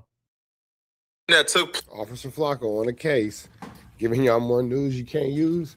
And some knowledge you really probably could have gotten in college. Flakko was giving a lot of Flu Flammer, Skullduggery, and larcenous information over the last few months, and 95% of it has actually not gone anywhere. And a lot of people are not really realizing or paying attention to the fact that Flakko is a failed investigative journalism. A failed investigative journalist. With that all being said, we're going to get into this content and see exactly what's going on with this. Green screen, no living room, having individual. Place at the Marathon Burger. You mean to tell me that, bro, these pillows are always in the same spot? This chair is always in the same spot? This remote's always right here? This nigga's in the green screen, bro. Flakko don't got no living room, bro. Flakko, we can't trust somebody's opinion, somebody's advice, and somebody's news who doesn't have a living room, bro. Grand opening in Long Beach that left one person dead. Now, that murder has been unsolved until now. The developing news in Long Beach, where one person is dead and two others are injured after gunfire disrupts the grand opening of a restaurant founded by the family of late rapper Nipsey Hussle. The shooting at the grand opening took place about 5 months ago, March 1st, 2026 to be exact. Now, the cause of the shooting was gang violence, multiple gangs who don't get along being at the same location at the same time. Now at 11, breaking news. Gunfire breaks out near the grand opening of a new burger joint in the heart of downtown Long Beach. I'm Jory Rand. I'm Liz Nagy. The deadly shooting just steps away from the newest Marathon Burger location, the chain founded by Nipsey Hussle. The family of the late rapper is speaking out tonight. One person was killed with no word of any arrests right now. A PR person for Marathon tells... Now, what Flacco's not going to tell you is this has absolutely nothing to do with what's going on at Marathon Burger. These are Long Beach niggas getting into it with whatever they got going on outside of what anything LA niggas have going on. So that's what Flacco's not mentioning. Thus, the incident was not related to today's grand opening. They called the opening a huge success, saying the restaurant continued to take orders as investigators worked behind crime scene tape just outside the front door. Eyewitness News reporter Abigail Velez has more from Long Beach. Liz, Jory, this street has been blocked off for a huge portion of the day after a deadly shooting here in the heart of downtown Long Beach. And on a Sunday night, on what was supposed to be a joyous occasion, this was the last thing anyone here wanted to see. Somebody said, well, they're fighting outside, but it looked like it was, you know, a real, whatever was going on, it was really serious. When it initially happened, I came out with my report documenting what took place at Marathon Burger. Others came out with what they believe took place at Marathon Burger. But for the most part, there's been very little activity on this situation and on this case for 5 months. It's been pretty hush and hush, right? But that ends now, all right? There are murder indictments coming down on 3 different gangs. So you mean to tell me somebody who's up $1 million? Like, I'm sorry, this is we're hearing everything, but this doesn't make sense. Like this right here, or like that doesn't make sense. And the pillows, that never moves. The remote that never moves. The chair that never moves. This is incredible. This is incredible. We just can't trust the word of somebody who just has such an atrocious haircut, and it looks like right here. Like Michael Jackson was moonwalking and your thing and golf cleats big dog. I'm not sure what's going on, but we're gonna see. Let's see. Let's just the Insane Crips, the Rolling 80s, and the Hoovers, and more specifically the A-Tray Hoovers. Currently, none of these people are currently in custody, so this will probably be breaking news for a lot of people. This will probably be the first time they find out they're going to be arrested soon on murder charges, and I mean, good luck. All right. You know, I'm not arresting you guys, right? I ain't the police. I'm just a journalist, right? And I'm doing my job as a journalist, right? So, you know, for whoever is named in this video, right? You know, I hope you get some good lawyers and good luck fighting this case, my brother, because you going to jail, and you going to jail very soon. Here's the full story of what took place at the Marathon Burger that day.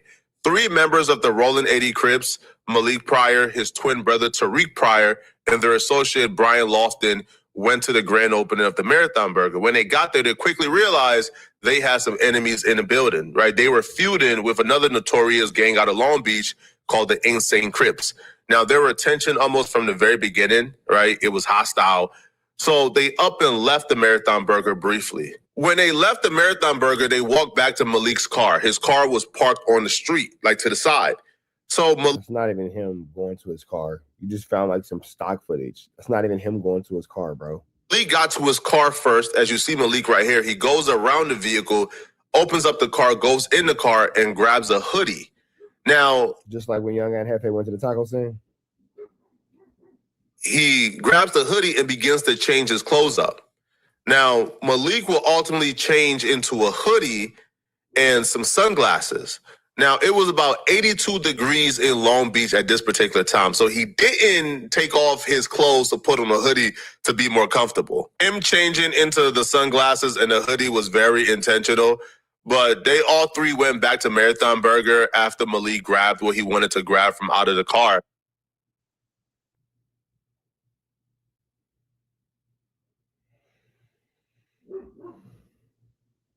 We're in the same building. You know, there was tension, there was words thrown back and forth, you know, and it's probably best that Black Sam steps in to try to fix the situation. Black Sam is Nipsey Hussle's brother. He's the owner of the Marathon Burger. So, but Black Sam, being a respected street dude, stepped in and tried to mediate the situation.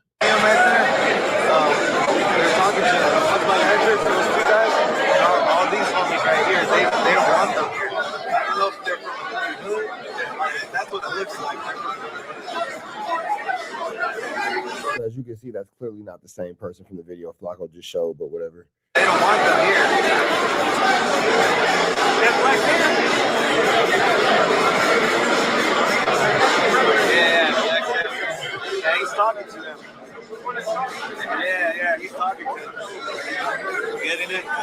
in the video, you can see Black Sam literally pleading with them to just leave because they were surrounded by the Insane Crips. They were drastically outnumbered. Like, it was like 10-1. It was. So now Flakko is pointing out all the members of the Insane Crips.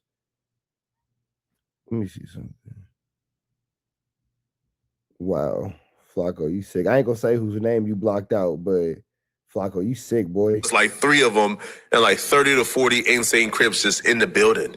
So Black Sam understood the dynamics and understood how much danger they were in. Out of the 30 or 40 Insane Crips that were present at the Marathon Burger grand opening, the ones that have been identified on camera is Donovan Holcomb, Royal Hugan. So now Flakko is telling all P Nice's homies. Got it. Kevin Moore, Jordan Bumphis. Now, Jordan Bumphis, his picture is circled because he's very important and very crucial in this murder-homicide investigation. Tajon Hill, Tyjair Hill, Ryder Huglin, Kamari Jones, and Christopher Thorne. Now, Tyjair Hill and Kamari Jones, they've been circled because they're also very crucial in this murder investigation as well. The Insane Crips already outnumbered. Keep in mind that, you know, everything that he said about the Draco the Ruler case, none of these people have been picked up, and none of these situations have come to fruition. So, like, I just think Flakko enjoys playing murder mystery. The rolling 80s by like 10-1, maybe 15-1, but it got even worse for the rolling 80s because the Insane Crips had their allies at the Marathon Burger as well. Kamari Jones got a relationship with Kareem Jones, who's from A-Trey Hoover's. So the A-Trey Hoover's was riding with the Insane Crips as well. So now the rolling 80s, like 3 or 4 deep, is looking at, you know, in opposition, right, in a man force of 40 to 50 that they might have to go up against if they stay at the Marathon Burger. If you look at the video more closely of Black Sam talking to Tariq Pryor and Brian Lofton, you see Kevin Moore, the Insane Crip, right here. Now, he's giving directions to somebody off camera, but they're literally surrounded right now by Insane Crips. Like they're it's Brian is Tariq, the rolling 80s, literally surrounded by a gang of Insane Crips. Now, if you move over right here, what you see is this nigga Flakko, boy. Sick individual. Sick individual. Malik. So Malik is right here as his brother is talking to Black Sam. Malik got his eyes on Kevin Moore, the Insane Crip. Now, Malik got his hands in his pocket, which would indicate that Malik got a gun, right? It doesn't. It indicates that Malik's hands are cold, bro. That's all it indicates, that man's hands are cold. Got a gun on him. So he's watching right now, trying to figure out what's going on, okay? So once Black Sam convinced them, okay, listen, man, y'all surrounded, y'all got to go, they agreed. Once they agreed to leave, Black Sam gathered up a bunch of dudes and they began to escort the rolling 80s from off the Marathon Burger premises. So as they're walking away, I began to realize something. When I'm looking at the footage, their car was parked on the street in the other direction.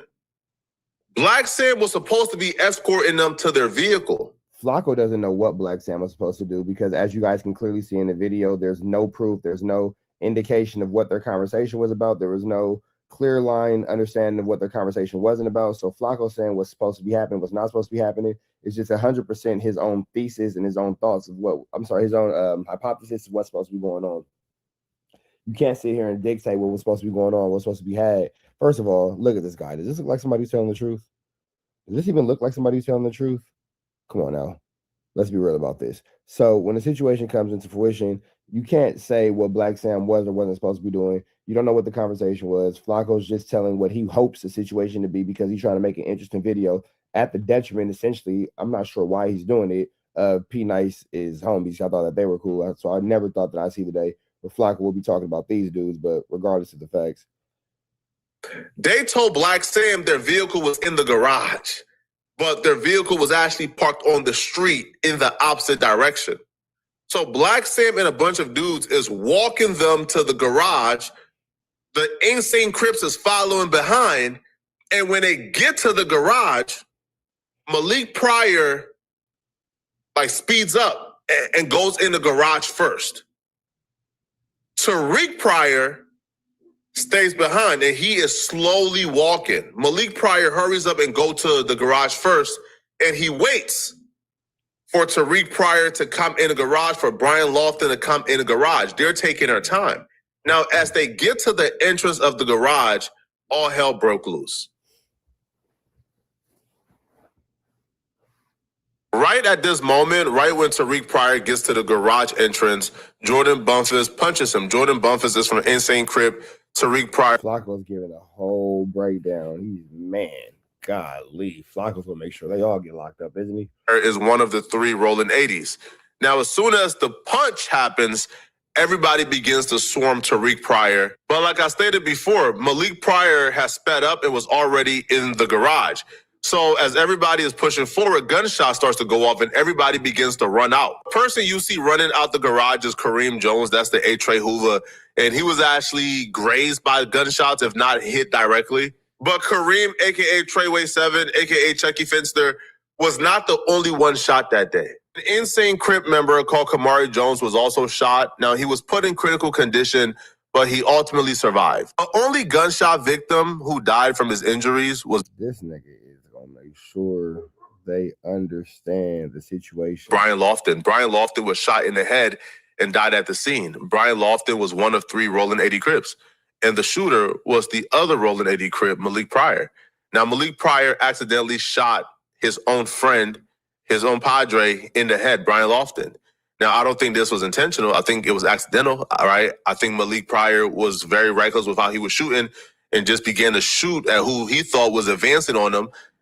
And Brian Lofton just happened to be nearby, and he got shot in the head. Unfortunately for Malik, he don't get to scream self-defense because of his actions that day. He went to the vehicle to grab...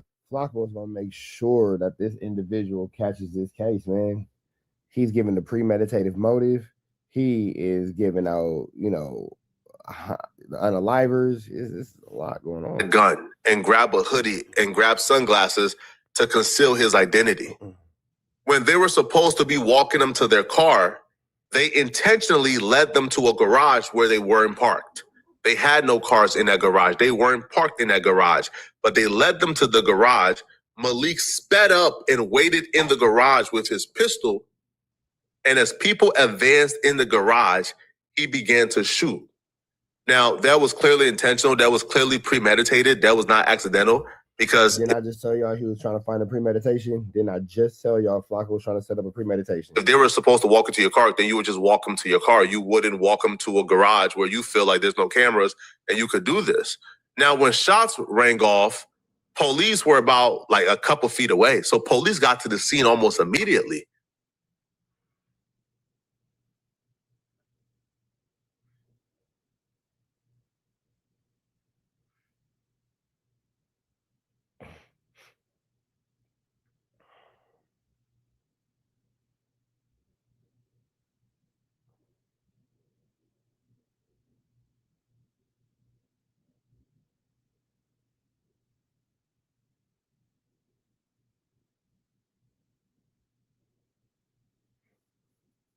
So we're just going to watch body cam footage in silence? Okay, got it. Hey, flat on his stomach! Flat on his stomach! I don't know. We got 1 person down, and we have possibly 4 shots. I don't know. I'm the DJ, bro. Hey, get it back! Hey, get it back! Hey, more people! Right here! Hey, back up! Back up! I'm just the DJ. Hey, I was walking back to you. Now we just heard shots. I'm just a DJ as well. Back up, back up. I was walking on hard.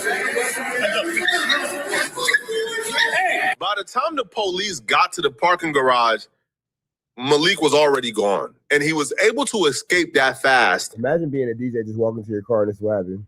Because he jumped like through some structure 8 foot to the fire escape. So he jumped 8 feet to the fire escape. So what is this now? Who is this nigga? The fucking equalizer? He jumped 8 feet to a fire escape.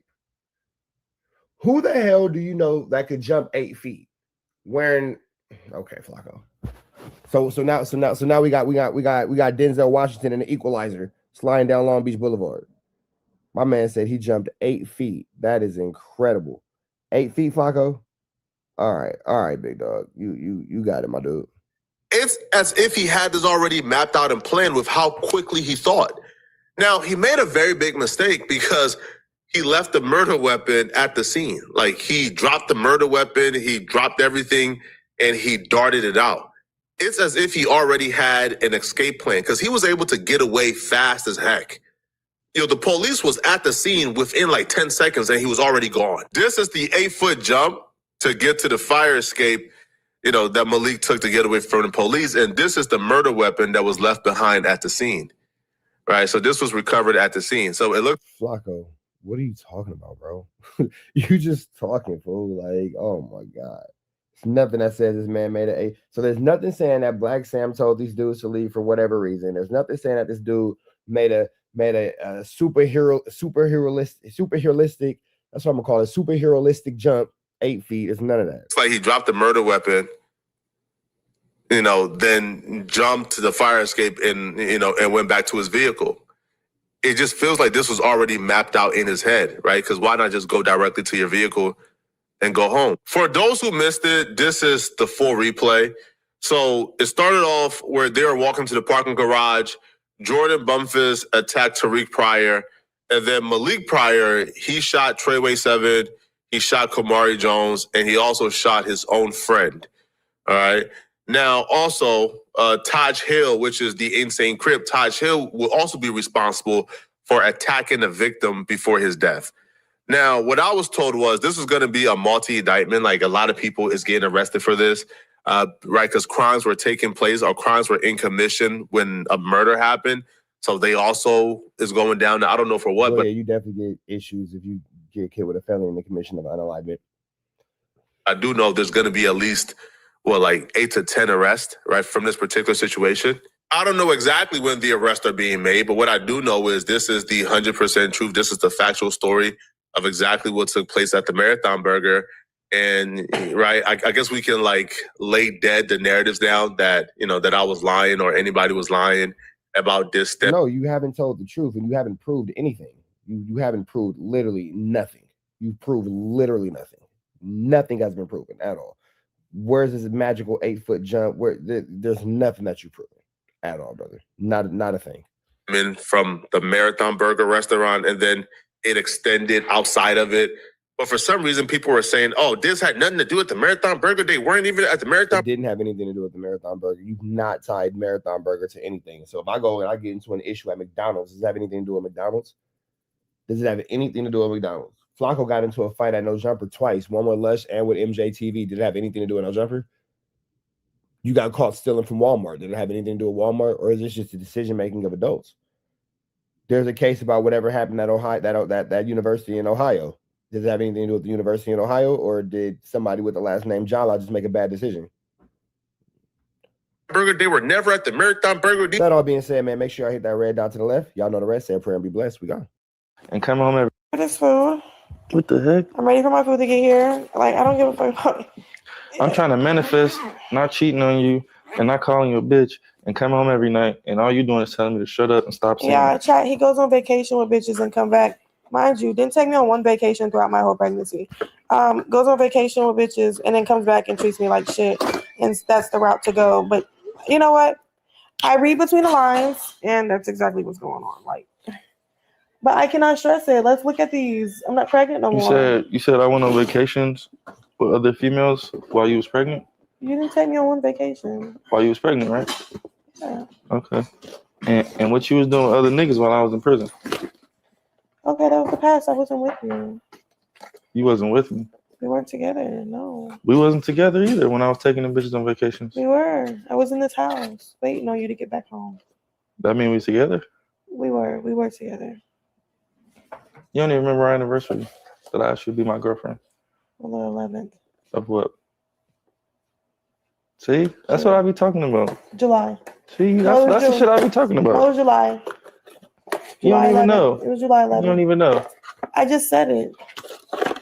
You don't even know. That's why I'll be taking you serious. I don't care. I don't give a You be saying we together. Okay. When did we start being together?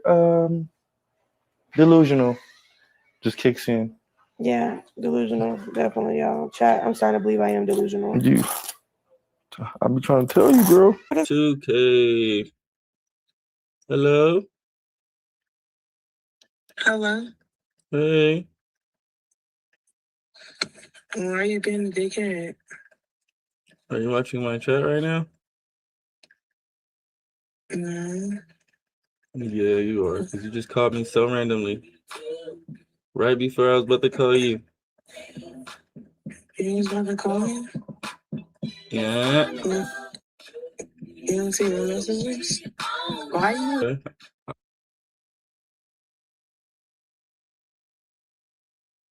I don't know if you was. I asked you. What are you doing? I'm on speaker. Yeah. Say hey to the chat. Why you blushing on the chat? Why you talking like that? Oh, yeah, I'm blushing for real because you called in for the win. What? I said because you called in for the win. Look. Stop clipping. I'm not. What you It doing? definitely is. You running your mouth. What you mean I'm doing? Disrespect me if you want to. It's time to go.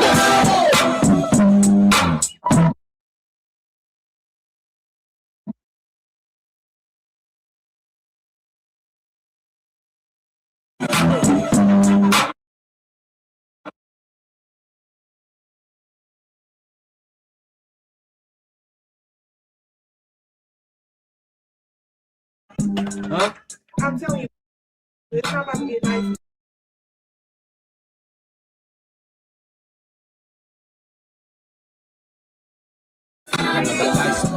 Look up at. Because while you going your way trying to get your mind right and get whatever you need to get right for yourself, I'm already with another bitch. Making a whole nother family.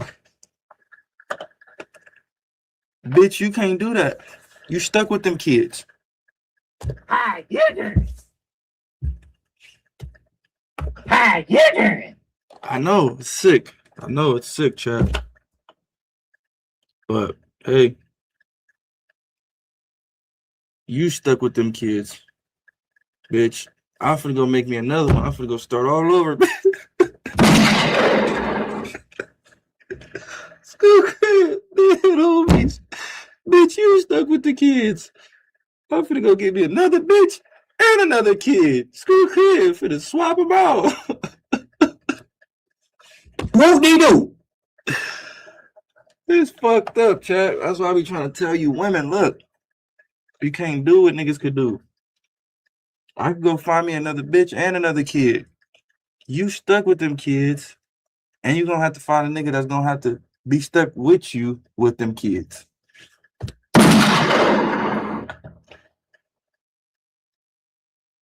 It's fucked up. But hey, this is the reality. This is how it goes. So while you stuck with them kids, feel me? I'm gonna go get me another bitch. I'm gonna impregnate her. And it's gonna be like a whole new thing for me. Did y'all doing DNA tests? Nah. I'm not tripping off the DNA test shit.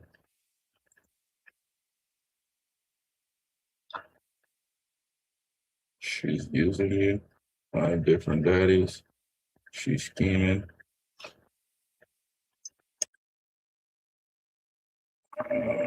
She's not with the BS. Slow it down. Did y'all doing DNA tests? Nah. I'm not tripping off the DNA test shit.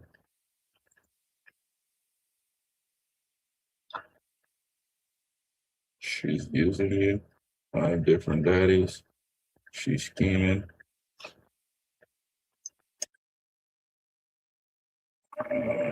She's not with the BS. Slow it down. Yeah. Big balls. It's all his fault, Chad. What's my fault? See, that's the thing. What the fuck did I do now? He being motherfucking boring. He like to play mind games. Let's see how things played out on the baby shower. So all I can do is just sit and see what's really gonna play out because I don't know what the fuck is going on. I'm seeing the same shit that y'all are seeing. I'm unpredictable. I mean, shit. You been texting her. You ain't even talking to her. So it's like, what the fuck? That's I'm going. But it's like, I text her sometimes, but I don't talk to her like that. I got a toddler and a newborn. I don't talk to her like that. I got something to focus on. But saying you're gonna pull up, we're gonna see you. Go ahead. Nobody's pulling up. You say you ready. How you wanna do it? Everybody be telling me to the fucking restraining order. Nobody's pulling up. Just take this one. You gotta realize some people just say things No, that girl was on live talking. for the chat. Yeah, but that's what I'm saying. She's on live talking, so it's just like, yeah. Yeah, that's what Content that's at this point. that's the shit she's saying, and you texting her right now. Nothing else to talk about. I got crawfish, y'all. This is the most important thing right now, too. Food. I'm sure she has other guys she talks about. But I think the storyline's been about you for a minute now. pretty sure she has other guys she talks about. And you be caring about them other guys. No, I'm just saying that's her content. Yeah. Talking about niggas. And you care so much. You care so much. I know. I care about you 100%. Okay. Yeah, there's a thing. I care about you. Okay. Is that a problem? Not at all. Okay. You just made it. Now, if I don't care, then that's a fucking problem. I didn't say it was a problem. All I'm saying I'm letting you know. If I just stop fucking giving a fuck, some that's a people problem. just be chatting. Jonathan. 9 times out of 10, that shit really don't be chat. It be really you. But let's just eat, chat. We're gonna eat. No, that was one time the chat was right. My baby knocked out. I think superior to my egg hit on him. But yeah, does that make sense though? Yeah. Like if I knew you were like fuck with me at my lowest and still have the same energy, I wouldn't treat you like shit. Yeah, I get it. I was like, So it's dick like, at your lowest too. not even just you though. There was like a time for people to like make me fuck with them more, and it just made me fuck with them less. It made me feel almost sick to my stomach for like fucking with them as much as I did before I went to jail. You know, jail fucked me up. It did, 100%. Made me worse. Because there's nowhere to run. You just gotta sit there in the cell with all your thoughts. Everybody's acting funny. And you knew that your time was coming to get out, so you could treat them like and shit. I'm doing small time. That's the part that fucked me up. Bitches acting like I got life or something in that motherfucker. Yeah. I'm doing 2 bitch ass years. You mean to tell me you can't do right by me for 2 years and see the outcome? Well, if a bitch would have held me down all the way through, I promise you would not be right here right now. I'll be married to the bitch somewhere. Because I show all the bitches what I could do for them. It's very rare you're going to get a chance to show me what you could do for me. Very, very rare. So when the time presents itself and you don't show up,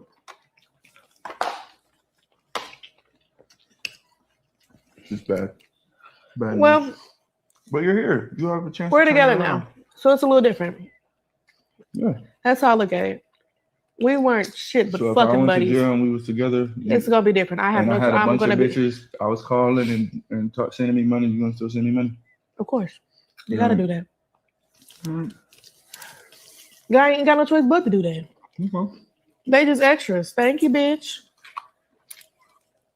That's what's gonna go on. Hold me to it. But we're not. You're not getting locked 'Cause I up again. definitely remember you Yeah, never making been. a video. I talked shit. You're right. saying you would never send a man into A bitch was popping it on me. So I'm like, okay, fuck it. I'm about to pop it on her. I'm not gonna spend my life savings on a nigga. I can admit that. I'm a bitch that admit her faults. I have no problem doing that. You act like I'm gonna hide my hand and not admit it. I'm admitting it. Definitely fucking said that. No, I know, but that's kind of like. But you know what? Hella vindictive for you to like. Yeah, but it's a difference now. You know, and a bitch was trying to shade me, so that's okay. That's cool. I wasn't shading you in prison. Not you. Oh, I know, but that's okay. You're gonna pop your shit back too. That's how it goes. I know, but not like that. Okay, that's me. That's me. I'm gonna do that. It was a different shit, but So if fucking I went buddies. to jail and we was together, It's gonna be different. I have no. I had a I'm bunch gonna of bitches. I was calling and sending me money. You gonna still send me money? Of course, you gotta do that.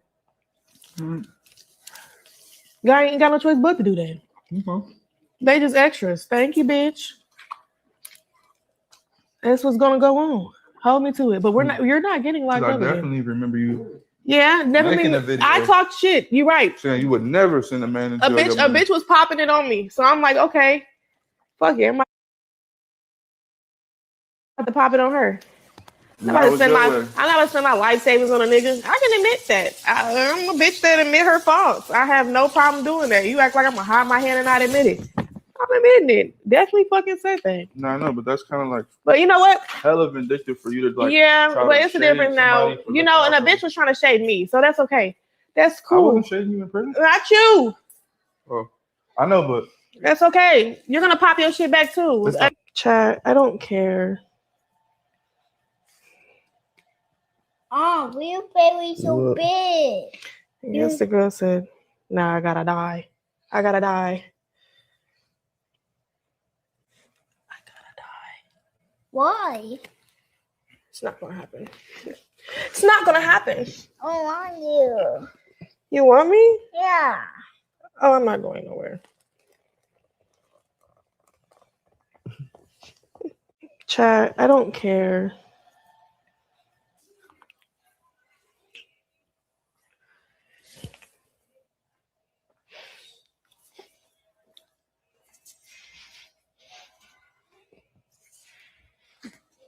Don't be kissing him if you be doing other things with them lips. You eat ass. Shut up. I haven't ate ass in forever. My mouth been free. You ain't ass in forever? In forever. That's a goddamn lie. Huh? That's a lie. Forever means never. I know it's been a long, long time coming. It's been a long time since you ate ass? It's been a long time. Sick. I don't care. I'm a crit. Sorry, man. I'm not no damn crib. Sorry, eating man butt. No. I ate one man's butt.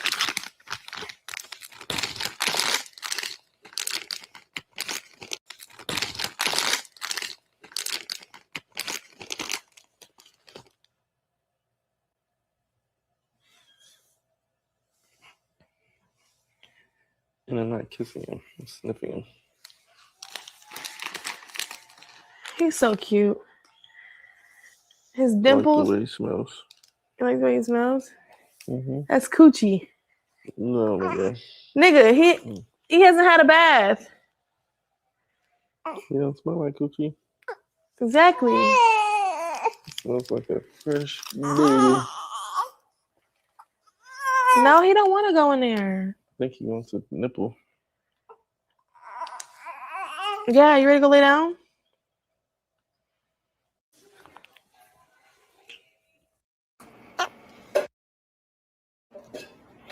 Where's Superior? We sold him. We traded him in. Shut up. The player chat.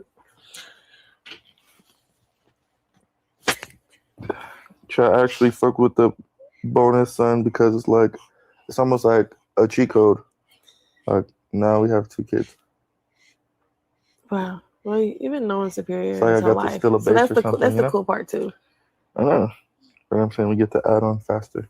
Yeah. It's like I stole the base or something. Stole second, went straight to third. Superior love him some Johns. Oh, look. That's all Superior. Like, where's Johns? He at the hospital with you, right? Where's Johns? Yeah.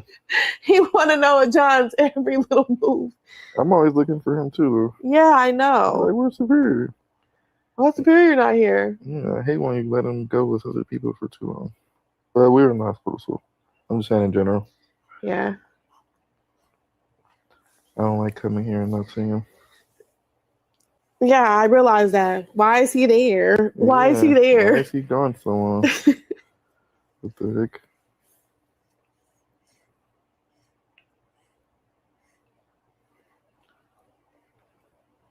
But yeah, chat. It's 2 now. Now we're going for 3. What do you want me to be like? No, what the fuck? What you thought about to have some type of? No, we already planned the shit out. Yeah, I'm not kidding. Okay. You already gave me your word. Yeah, I did. I ain't changed my mind. Well, they gonna call me all types of stupids. Right. It's okay, child. Yeah, she is so dumb. I feel like my next pregnancy won't be like this one. No, your next pregnancy will be a little bit better. A little bit. I'm sorry, I didn't like that. A little bit. It always gets better, but like A little bit. you know. I don't know now. Oh my God, child. I don't know now. Oh my gosh, this pregnancy was not that bad. Jonathan. Let's reflect. What was the Oh my God. What was the worst part do of like a this That's pregnancy? So Raven clip with that, chat. Go ahead and clip the fuck out of all that shit. But no, you know what? On my end, it wasn't so perfect either. So you know what? Yeah. I'm gonna. You know what? On my end, it wasn't so perfect either. So you know what? Yeah. I'm gonna Let's not forget that. Hey, can I talk for myself? Hey, okay, you're right. You the good point. Yeah, you didn't deserve no But you know extra what? great pregnancy because I didn't deserve, but it's about 4 niggas claiming my son right now. No, hell no. 4. It's How too many? late. It was only 2. Come on. Well, 3, including me. We know you the daddy though, bro. I know, but you feel me? You already know what it was and what they wanted to do, G. Like, Nah, I stop. feel you, G, but still, you Come know. on. Just like how you There don't want was to no deal with real certain evidence. shit. Yeah. I don't want to deal with certain shit either. No, facts. But you'll never have to deal with that again, though. I don't fuck with nobody. Promise? Promise. See, that's what I'm saying. Next pregnancy gonna be better on your end, so then it's gonna trickle over. It's gonna be better on my end. Like before the baby shower, I probably won't sleep with the bitch. I'll come home and sleep with you, See, he always and ruin then a wake up moment. with you and go to the baby shower. He be ruining moments, chat. But when I say dumb shit, he really gets in an uptight roar. Like I really don't. Oh God, Really you don't. do. Oh When you God. talk about niggas and do your thing, I do not uproar. But when you say I'm dumb, I'm gonna say you sound dumb. But when you pop your little shit, I don't say nothing. I don't say nothing. Where our remote at, I don't say nothing when you popping your shit. Jonathan? Because you just be talking. They thought I just talk.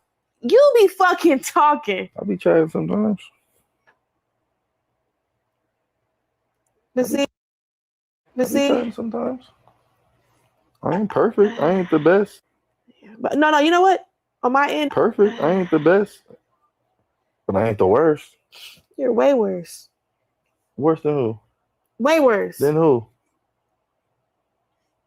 than anybody in this world. So I'm the worst person on earth. No, not like that. I'm talking about. What you mean? No, that's what you just You said. used to throw in my face. I'm way worse. You used to throw that in my face. You are way worse. I'm way worse. But I ain't the worst. You're way worse. The difference. I'm way worse than I'd probably say I'm way worse than a regular nigga. There's regular niggas that's worse too, though. For sure. They just But ain't got your status, Mookie. I'm not the worst. I showed up. Yeah. Yeah. You feel me? Yeah. Come on now. Give me something. Somebody give him some grace on that. Come on, chat. Y'all can't call me. Some of y'all had some solo baby showers. Some of y'all had some solo labors. Some of y'all had some solo. No man being there. Come on, chat. Yeah, okay, I give you that because you was there. Don't do that. Ain't do that one now. I got a big baby because of him. I got fed every day. Trey, y'all need to appreciate a trying man. You feel me? A nigga that don't try, all right, fuck her. But I try. I will help you, baby, but I know I'm the best thing for you. Okay. I'm not doing the shit that you be doing. I'll tell you that one. What? Fucking other bitches? No. Every nigga does that though. You can't name one thing I do. I didn't say that. What do I do that's harsher than any nigga you ever do? And then I don't like how you posting up the next bitch on our baby shower day. Like got this bitch name involved and shit. I don't like that type of shit. Like, ew, like what I posted? Like bro, like the shit was like just funny thing. Like but okay, let me break that down for you. Wait a minute. Let me tell you the truth about this baby shower. You feel like you on some revenge shit. No. Let me tell you the truth about this baby shower shit. So boom, I was with the bitch the night before. Boom, woke up. Boom. Right? She dropped me off. Boom. But when she dropped me off, your mom and your sister or whoever you had over here, they got in your car and they got in another car and they drove off, right? So I'm thinking you left. Right? Yeah. I never told her to come to the door. Yeah. I never told her she's gone, you can come inside. I never told her none of that. Yeah. We pulled up, we see your mom and them jump in the car. I'm thinking you in the car because they're taking your car. Boom. Why call me? Where you at? Woo, woo, woo. You got to be here in this amount of time. I'm like, shit, she already on her way. So while I'm talking to him saying that, she's not eavesdropping. She's in the car. Her ears are working. So she thinks you're gone. Right? She thinks you're gone. Mm-hmm. Boom. I get out. All right, I'm going to hit you later. You feel me? Boom, man. I'm thinking she about to drive off and leave. I come in the house, Boom. You there. I'm like, oh, shit. I didn't even know you was here. She trying to be funny. She come knocking on the door thinking you gone. I'm thinking me and her dealing with was done with at that moment. You feel me? I ain't know she was gonna come knocking on the door. Mm-hmm. So boom, yeah, that's how the whole knocking on the door part came.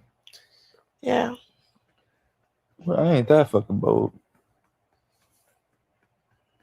What else? That was real life. That was like a real. And then at nighttime, what else? Oh, while I left with her, I ain't gonna lie, you was being hella annoying. And I was trying to tell you that before I left with the bitch because I'm like, look, you being hella annoying. This a bitch waiting outside. I ain't told her to come up here. I ain't got nothing to do with her being up here. But she's outside. And you're annoying me. You was already gonna link with her. You type shit. No, I wasn't gonna link with her, but you were annoying me. So I'm like, I'm about to leave this annoying bitch and go with this. So what if I if he got annoying and I just disappeared, he gonna automatically think I'm with a nigga, right? Yeah. Who's your fucking friends that I'm rude to? Number 1, number 2, number 3. Nigga number 1, nigga number 2, nigga number 3. Nigga number 2 be deserving that shit. I don't give a fuck. But number 3, and number 1, I'm definitely not rude to, and I'm definitely not rude to number 3. You are. You're rude to all of them. You're even rude to my dad sometimes. He ate your donuts one time and you spazzed out on him. I spazzed out on you. He's my fucking dad. What do you mean? Why are you spazzing out on me? My dad eating some donuts. No, you're like, yo, daddy ate my motherfucking donuts. You need to buy me some more donuts. And that shit kind of went viral. It became a thing. Like, she needs some donuts. No. So you're like, you need to replace these donuts. Your dad ate all my donuts. And you was like, who cares? He was like, donuts. Okay, baby, I'm going to send you some money. Then you show chat, you sent me 1,000 for donuts. And you gave me donut money. No, your vocals was like a little like. I was mad. Them donuts were good, and I haven't had a good batch since ever then. No, that's crazy. I'm not finna be mad at your freaking dad for some donuts. Or you'll be talking about, they need to clean up. Yeah, because my back hurting. It'd be a piece of trash like this big on the counter. They will literally ash on the fucking shit and walk the fuck away. The fuck y'all think this is? That's disrespectful as fuck. But 2, he's damn near dumb. Yes, he's a YN. That's why. Ain't no motherfucking YN. That's a dumb nigga. He's just a young nigga. But sorry too, but then again, I'm not. You do a little something. He's just a young, dumb, and full of cum. The 3, I don't disrespect 3 at all. Not directly, you indirectly do it. That's not true. It is true. Maybe because of the shit that he be doing on Twitter. On Twitter. Okay, but you be checking my homies. Don't do that. You be checking them. They be talking about You me. be checking them though. They be talking about me. You'll come up and be like, "Hey, yo, so look, instead of having me do it, you'll do it." You feel me? That's what you're supposed to do. You're supposed to be like, "Hey, you tell your friend, like, not to woo him." No, you go straight up to him. Hey, you weird ass nigga, why the fuck would you? And I'll be like, damn, she really just gonna do That's it. not true. I do You not gonna do press that. the homie He's like that? lying. He's lying. Then I'm civil. it's unfair because the I'm homie can't civil. say nothing I'm because he civil. know I'm like not to civil. disrespect you because of me. But I'm so it's civil. like That's a lie. I'm very civil. I talk to them nicely. That's not true. I tell them that I don't like the shit that they're doing. Please don't do that towards me. Like real shit. you have a very aggressive tone though. No, I don't. You do. Like you even when we was at the table that one time, you were about to buy the food. He was like, I don't You got have cash. no room to talk. But I got Zelle. You're like, okay, give me that Zelle. I'm gonna get that Zelle before you leave. Oh my god. I did not say that. I said okay. I'll He's get it from white. you. I said I'll get it from you. But I didn't complain. I just paid the tab. Okay. I can't think. Doing what I want, huh? What are you feeling like? Natalie Nunn in this motherfucker? No, I'm not. Yes. I don't complain. I just paid a tab. He thought that was funny. Yeah, that was a little bar. Oh, damn. They snitching on you, sweetheart. They gonna say that they came for you, but they really came for somebody else type shit. Y'all be in my chat. Y'all be in my DM telling me everything. He over there texting Ruthless Toothless. She's showing it on Kick now. Tell Blue rewrite for you at dawn. She mad because your baby don't meow when he cry or talk.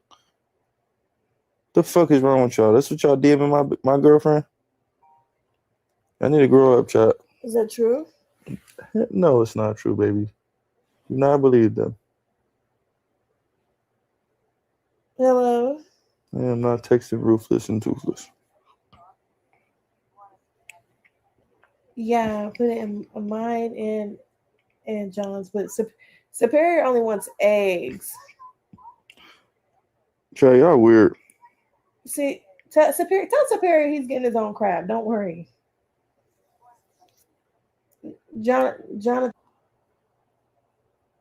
Oh, damn. They snitching on you, sweetheart. They're going to say that they came for you. I was about to leave, in a way. Because I seen what you were doing. You were trying to, like, keep tabs on me. You're trying to tell me. You invited me. Exactly. You invited me to go. Exactly. Even more of the reason why. Why the fuck are you trying to keep tabs on me somewhere I invited you? You would think that he was going to end up going back to the house with me the way that I was. I had all the intentions but honestly, the girl was already calling it out, saying that he was going to leave with her after the baby shower. So you can wrap that up. Does that have anything to do with you being annoying? You can wrap that up because you already had intentions on leaving in the first place. I didn't. Am I ignoring this? Am I ignoring this? I just explained that to you. Okay, my ignoring this peaked in though. So I never hit her up and said, I'm right here. My ignoring this peaked in, and at the end of the day, I felt how I felt, and I felt like that way for a reason. And I'm gonna say it again and multiple times again. I'm human, no, you're and wrong. that's human nature. I ain't saying you're wrong. So I'm wrong. But at the end of the day, chat, life goes on. Yeah. Charge it to the game. Credit or debit. I'm getting fucked up. I ain't saying you wrong. I'm wrong, but shit. I've been wrong my whole life. I'm so motherfucking wrong. I'm right.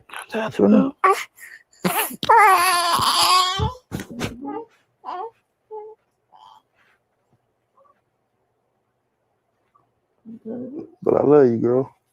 I love you too. And we family now. Okay, you want king crab, corn? What? You don't want corn, do you? You gonna eat it? Cause you gonna take like 2 bites out of that. You know what I want, baby. But I watch you. You know what I want. Right. Watch me. Watch your kids. What? Oh, you like that? Boy, shut the fuck up. Watch the babies now.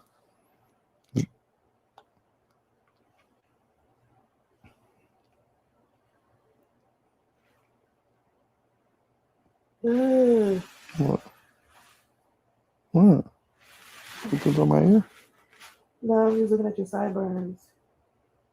Oh, delete. in a way. Because I seen what you were doing. You're trying to like keep tabs on me. You're trying to tell me. You invited me. Exactly. You invited me to go. Exactly. Even So- more of the reason why. Why the fuck And are mind you you, trying to my keep tabs on sweetheart, me mind somewhere you- I invited you? You would think that he was going to end up going back to the house with me the way that I he was. I had all the intentions but to. honestly, the girl was already calling it out, saying that he was going to leave with her after the baby shower. So you can wrap that up. Does that have anything to do with you being annoying? You can wrap that up because you already had intentions on leaving in the first place. I didn't. One nigga. You let Chubby Boy 157 username trick you out your family, nigga. I ain't one nigga.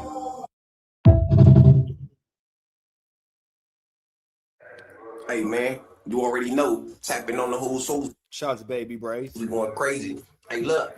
We looking. My bro in the feds tap in on me. The first thing he tell me is on lanes, bro. He say, why I'm in the same pot as dirt. Y'all know last time I was popping about this on the Dead Homies, I didn't want to say a nigga name and all that because on GM. Like, didn't somebody just lie and say Break Baby?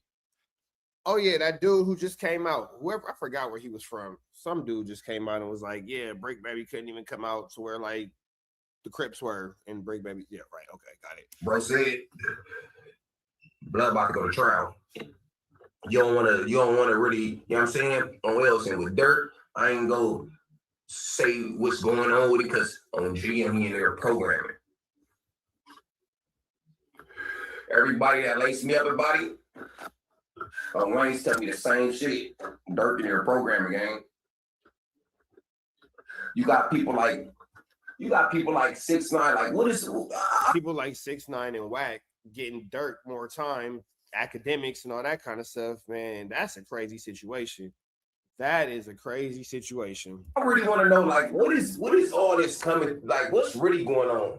Like, you get an internet, you get a platform to a big ass rat gang. I don't understand how on lanes the people allow the world to ask Takashi talking about dirt on GM like it's cool. People commenting saying like, oh yeah, he won, yeah, he do. He got the money, he's sitting at home right now. Nigga, look what everything he had to do on GM to be where he at right now on Damo. Everything he had to give up and everything he had to sacrifice. His baby mama backdoored him. So you know he the worst people. Bad people, GM. I can't believe a nigga sit on the net and grow mad and talk about a nigga in jail. That's your only win on peas. That be these niggas' only win. Another thing I just seen, I'm just scalding shit out on the net. I just seen Dean on GM. It's my good peoples. Everything on the hood. You know what I'm saying? Everything is everything.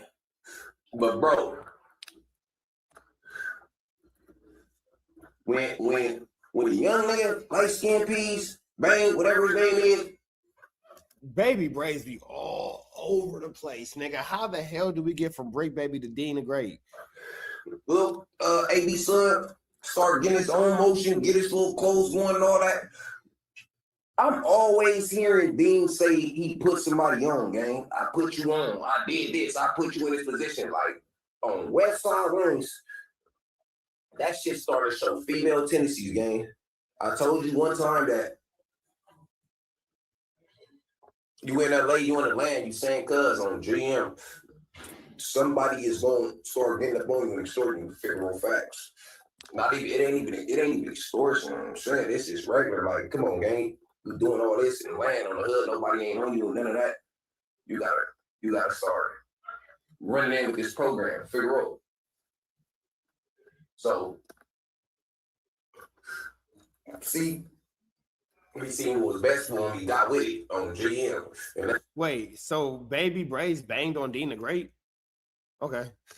Hard left turn. I swear, because the video say Brick Baby called in from the feds. So I thought that's what we was talking about. I'm not sure how we ended up on this, but whatever. Letting people do. But anyway, like I said, to be on the net,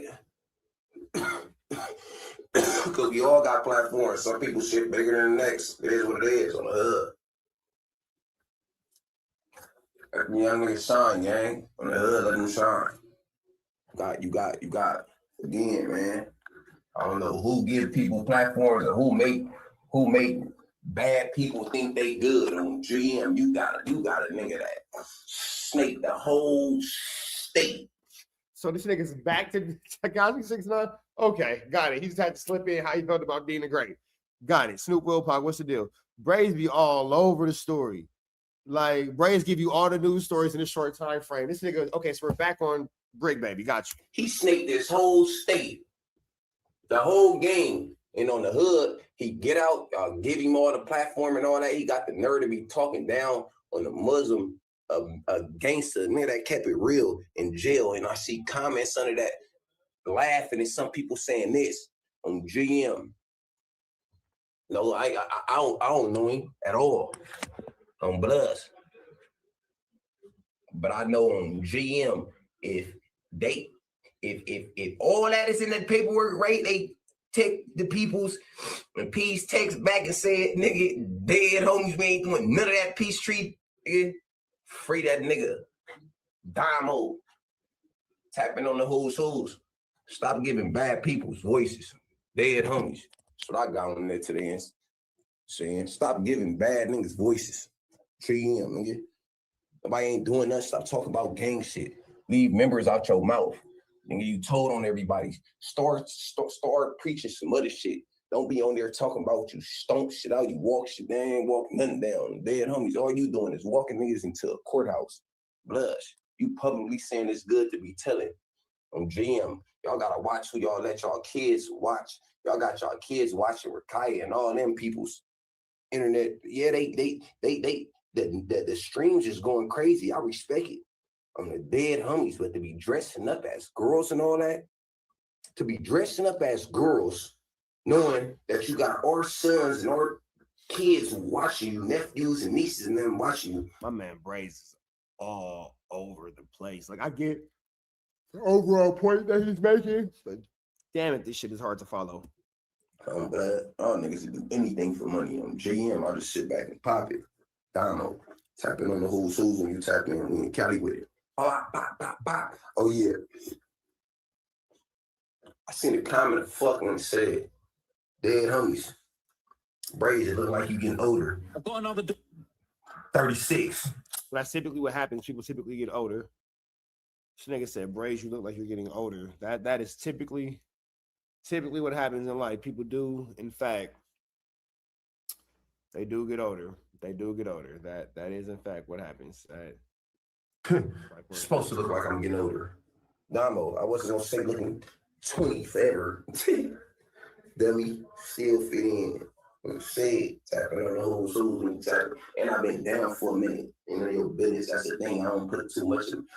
Yes, it's probably on the online or whatever, but don't forget I ain't even talked about too much of me. I don't even say how long I've been down for. I don't even do all that. Say, yeah. All right, Braze. We got you. Y'all like Braze. Give him a like, comment, subscribe. We're gonna continue on with this situation. Shout out to Braze. Myself, that's one. I don't know why people think they can walk up like I'm not gonna defend myself. That's one thing I really wanted to start talking about. Like, and I slipped. So when she tried to connect a punch, I slipped. It looked like she hit me with it. Them February is slippery. Tell you, bro. X Jonathan, he'll tell you I slipped. It looked like she hit me. But nah, and you know, first, this is how it happened. So we're outside. We're not anywhere specifically, but we're just outside, so I can go outside. And Jenny Dog tells her thank you for the gifted, big Q, thank you for the gifted. I don't know if I should speak on what happened with Jonathan, but whatever, right? He was handling something. I got separated because, see, I ain't finna go into all the details. Should I go into details? I don't know. Long story short, bro, all I know is me and Jonathan like end up separating by accident. Like we didn't really separate. Something happened and then just whatever. So while Jonathan was distracted, like 4 girls like walking up on me. So then I start calling 3 because Jonathan is occupied at the moment. So I'm like 3. And I put my hands up like, look, check this out. My hands are registered. I want no beef. I don't know what's going on. She was like, did you want that? I said, girl, I don't even know you. Like, so it was just random people, like strangers. Like, it's people I don't know specifically. You feel what I'm saying? She got into it with some homies or whatever, and then she wanted to take it out on me. I'm telling her, I'm giving her a fair warning check. Like, look, check this out. I don't think this is what you want. Sean said, should I go into all the details? Hell yeah, girl, go into all them details. But I see how you programming. It's not just 1, 2, 3. It's 4 y'all. So I make it where Blue is. Everybody, even her brother, Tiny, was like, if you really want a one-on-one fade, you take that. You don't just try to like bully somebody like as if she don't know how to fight. And she could fight all y'all. Ooh. Long story short, she walks up, get this start trying to thump. Man, I got in my boxing stance. I slipped at first. First I smiled, then I did this. I don't know if y'all didn't see when I reached back and then I connected. You can hear the connect, but you can't see it because whoever was recording was too busy watching. So then I kept going. And am I proud of that? No, but I'm not gonna be bullied. Like, it's a friendly fade. Took the friendly fade. She can't even press charges even if she wanted to because she saw first. She wanted it. It was so bad. Like, she really wanted it. It was really self-defense.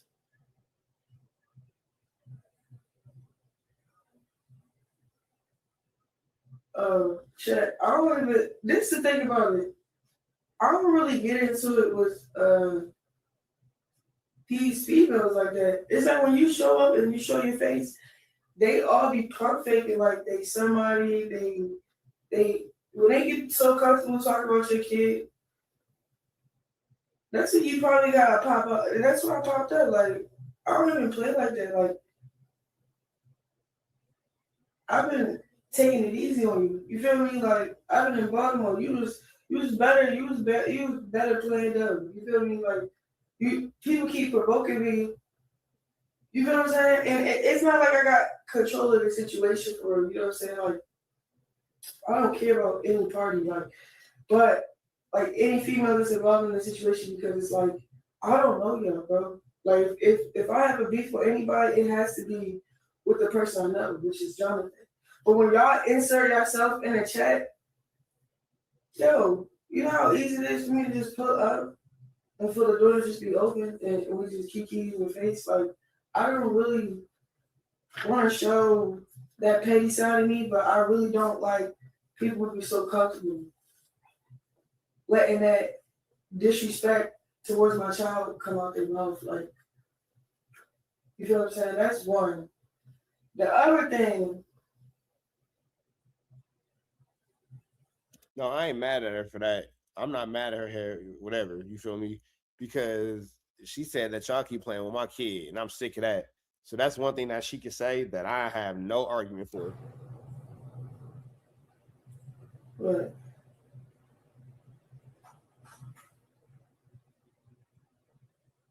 Yeah, you know, you just gotta make an example out of one person so everybody can just get it. I think people be forgetting, like, I actually know how to fight. You can't really bully me. You can't really keep working on. But yeah, first of all, you know, Me pulling up alone was me just trolling him. Hey, man, listen, man. If you ever wish payday came up.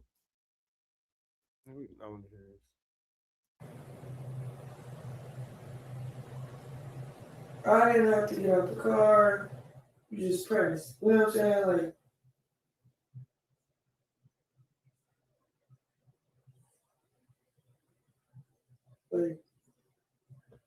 you said, you ran to the cops. Said, look, the crazy thing is the cops came to the car, door, window, put on the window, and was like, hey, the cops was called.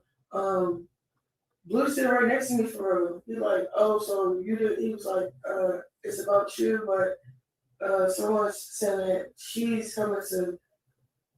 First of all, I said friendly fade. I didn't say I was gonna beat the girl up. I didn't say none of that. I said whoever wanna stand in between that and do that for her, do it.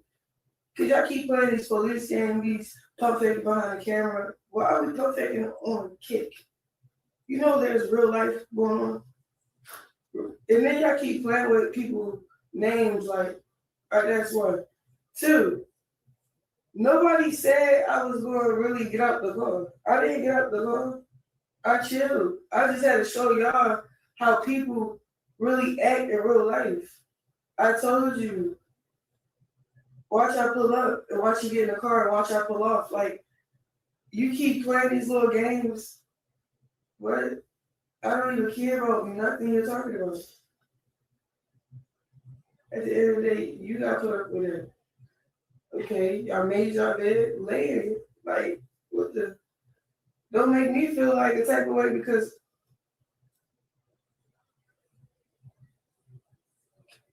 What? I got beat up here. What? No black eyes. I have fucking mascara on. I have no fucking knots. Y'all keep talking about a knot. It's my head. I have no knot on my head. Y'all is crazy. My lips are naturally. Oh, my lips are naturally big.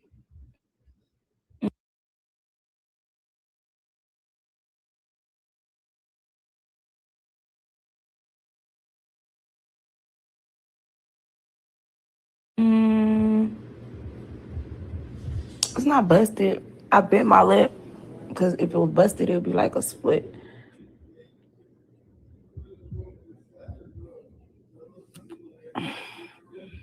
So, my hair is crunchy.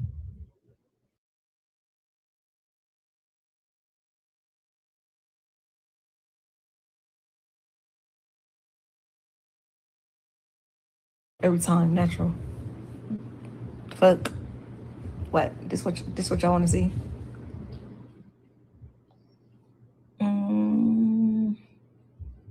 I lost my earrings though. Damn. I had a war for my earrings. So we found. Oh, I was for show muted, man. Good looking, but that's that, man. We seen the video, baby. We seen the video. We seen. Around you right now that have allowed you to get in these situations, and you treating the people that coddled you and supported you and made sure you didn't lose your fucking mind and turn into no fucking dope fiend in jail for a bunch of people that would all and they getting the benefit. So Blueface's mom is admitting that he might have had a problem with addiction while in incarceration. Wack will say that he didn't, but it's clear that Blueface, based on what his mother is saying, may have had a little bit of a substance abuse issue while in incarceration, which is really unfortunate, but let's continue. They getting the benefit. I don't need the benefits.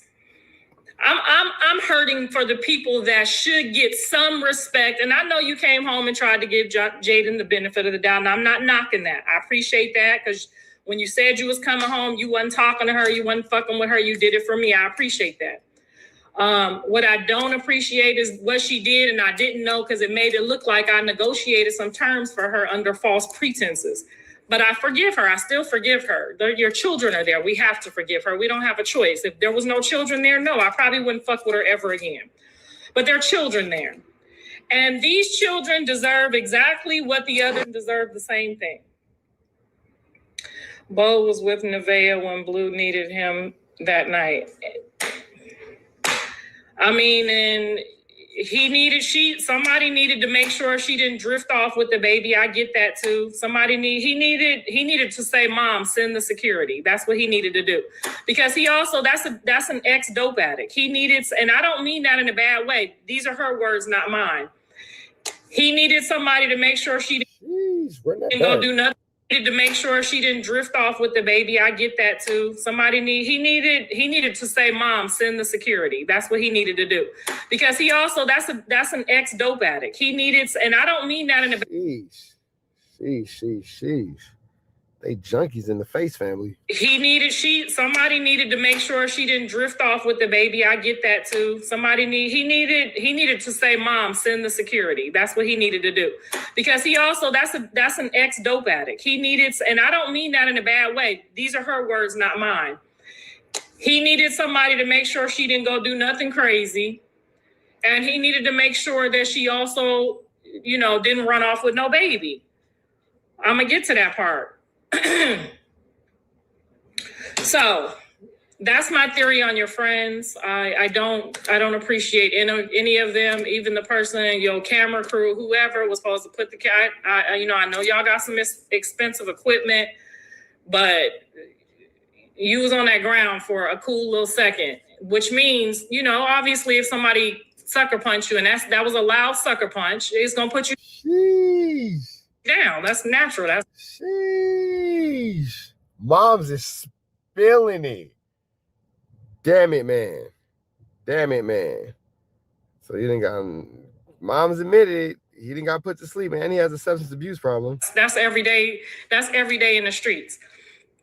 But when you was down there, luckily the dude wasn't a real active crazy person, because he would have been stomping you out because they just stood there. So, and you got to start checking all the people that's around you, because the people that love you and supported you when you came out of that jail is, again, nowhere near you, and you're trying to come up again. And you see what I'm going to say about that is there's a bunch of hands out collecting off of you again right now, and they didn't put anything in on it when you was down, which means that's probably what would happen again. So that's a common sense. And you're using the wrong people to make the other people mad, because we're all laughing. We're all sitting here laughing at you like they're all going to laugh at you. Like they didn't download no app. You got a bunch of... Jeez, this was tricky, icky, Mickey, Vicky, sticky. Because you could call Jaden and give her your new phone number. You should always have your baby mama... Not your mama. I don't got to have your number. You know what I'm saying? They're going to call me. If you go to jail or go to hospital, they're going to call me regardless. I'm on the birth certificate. But your baby mama should have your phone number at all times. Your kids could have an emergency. She could have an emergency. No, that's true. My BMs don't do nothing for their kids, but they got the numbers. Emergency. She may need to call you. She can't make it in time. You know what I'm saying? You need to call and give Jaden your phone number. That's a case of child neglect, for you to not give your baby mama your phone number when you got all these rats with the new phone number, okay? And I don't mean that in a bad way when I say rats. I just say that because after I see... But it is what it is, man. It is a bunch of scallywags and scavengers. All of the stuff that y'all do and don't give a fuck about doing, tattooing people's names on y'all. Y'all got 2-3 different niggas tattoos name. Back in my day, if a woman tattooed anybody's name on her, she was trash. She was trash. Or she just had to really be solid towards that one individual. We laughed at her. We laughed about her. We didn't sit with her. We didn't want her in our section with that big ass name on her titty. You know what I'm saying? It's just back in our day, that was trash. I'm pretty sure in y'all day it's still trash too, because I know some classy young ladies who will never, ever tattoo anyone's name, not even Jesus Christ, on their bodies. Okay? So I'll just say that. And it's not like y'all just tattooed my son on there and y'all love him so much. So I can't just say, oh, these women love my son. The hell was that? So much. They tattooed. What app is she on? His name. Y'all tattooed 2-3 other people's name on y'all with put the toes, other people's toes in your mouth. This lady, before she get pregnant by my son, it's 3 other people that she has sex with. in the last 30 days. So she nutted all up. And then on top of that, you didn't have 6 abortions. And I don't think it's fair, John. Jeez, Carlissa is cooking. That you treat all of that dust. And then Jaden was only with you for the first 10 years of her life. And then you treat the other people. It ain't giving what it needs to give, and these niggas is out here laughing at you. That's why they feeling like it's okay to punch you, because you looking pussy right now. You out here making holes. Moms is cooking.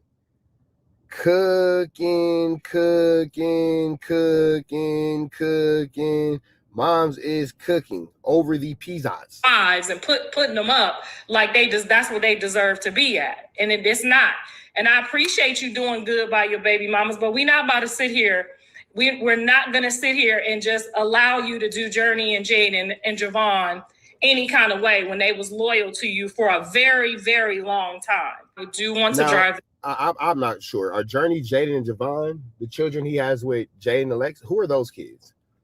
All I know is baby Jesus. So if those are his other kids, he for sure needs to stay down for them kids. I agree 100%. It's home. Jonathan, even Ashley and you was pushing it, or even, what's the other girl?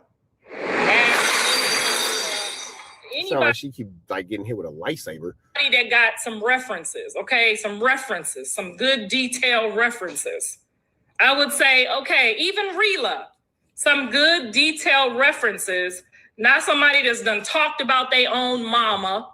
Not somebody that ain't loyal to their own daddy. Talking about the stepdaddy better than the daddy. I wouldn't give a fuck if the stepdaddy gave me $5 million. The daddy is still the daddy that brought you here to this earth. Do you want to go on TikTok from here?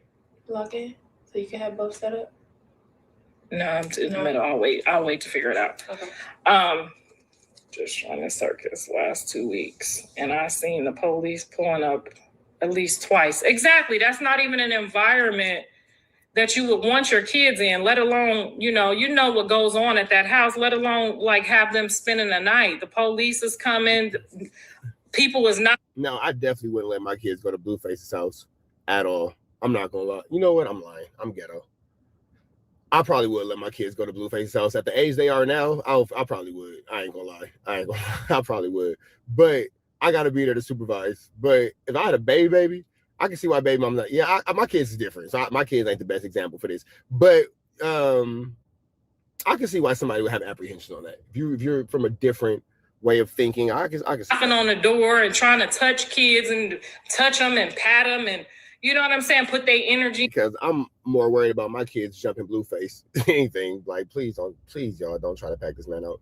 And spirits on them when you just don't walk up to people's kids and touch them. You know what I'm saying? We all know better. I'd never just walk up to somebody's kids. If I say, oh, she's so cute, I'm not about to try to pick nobody's baby up, touch them, none of that. We know the code because we know how energy transfers and we don't want that on our kids. So I'm just saying, if your offer was for her to drop the kids off at Chuck E. Cheese and you was at Chuck E. Cheese, it's still a public place. Dialogue, and I've talked to her personally myself, so I know for sure she's not someone that I would want my kids around either. Okay, Mom, I think she spends a lot of time with her kid doing nothing. I think she's picking up and learning how to do things as she goes, and that's fine. Is she the mom that I would have picked? No, but I'm still grateful to God that she went along with it. She didn't get high, she didn't get drunk, gave the baby a fair chance, and great. That's awesome. But you cannot expect for Jaden don't leave her kids with nobody. She don't leave them with nobody. Not even her homegirls. And if she do, it's for a quick, I got to run to the grocery store, I'll be right back. She don't leave her kids with nobody. So to expect for her to get off her superior motherly duties, because she's very much more superior than the women that you have chose to have children with, okay? Let's just put that there. You've never, ever had to tell Jaden how to raise those kids. You've never, ever told her how to raise those kids. You've never told her, had to question her about anything. You're already, during the pregnancy, we've watched you live, make special requests for how you want your child to be raised versus the child she already has. So then if you're not comfortable with your own child and having to give details with that child, how do you expect for Jaden to trust her kids to go over there, okay? It was Angela and you was pushing it, even Ashley and you was pushing it, or even All right, man. So that's her talking about Blueface getting whooped out. We're gonna say the parenting aspect to the next video, but damn. Red dots to the left, say a prayer and be blessed. You know the rest. Go. Because I know. Going crazy, talking bad about Rich Trapper. TNN Trap News Network, man. I want to know why.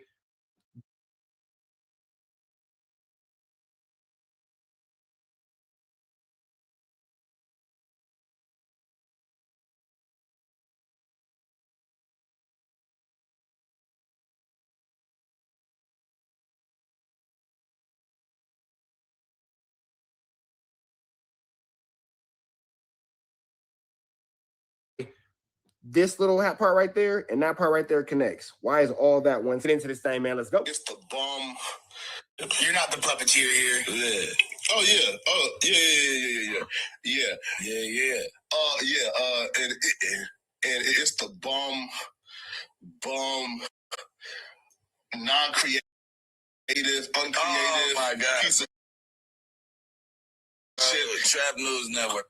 Uncreative is not a word. No, Daryl.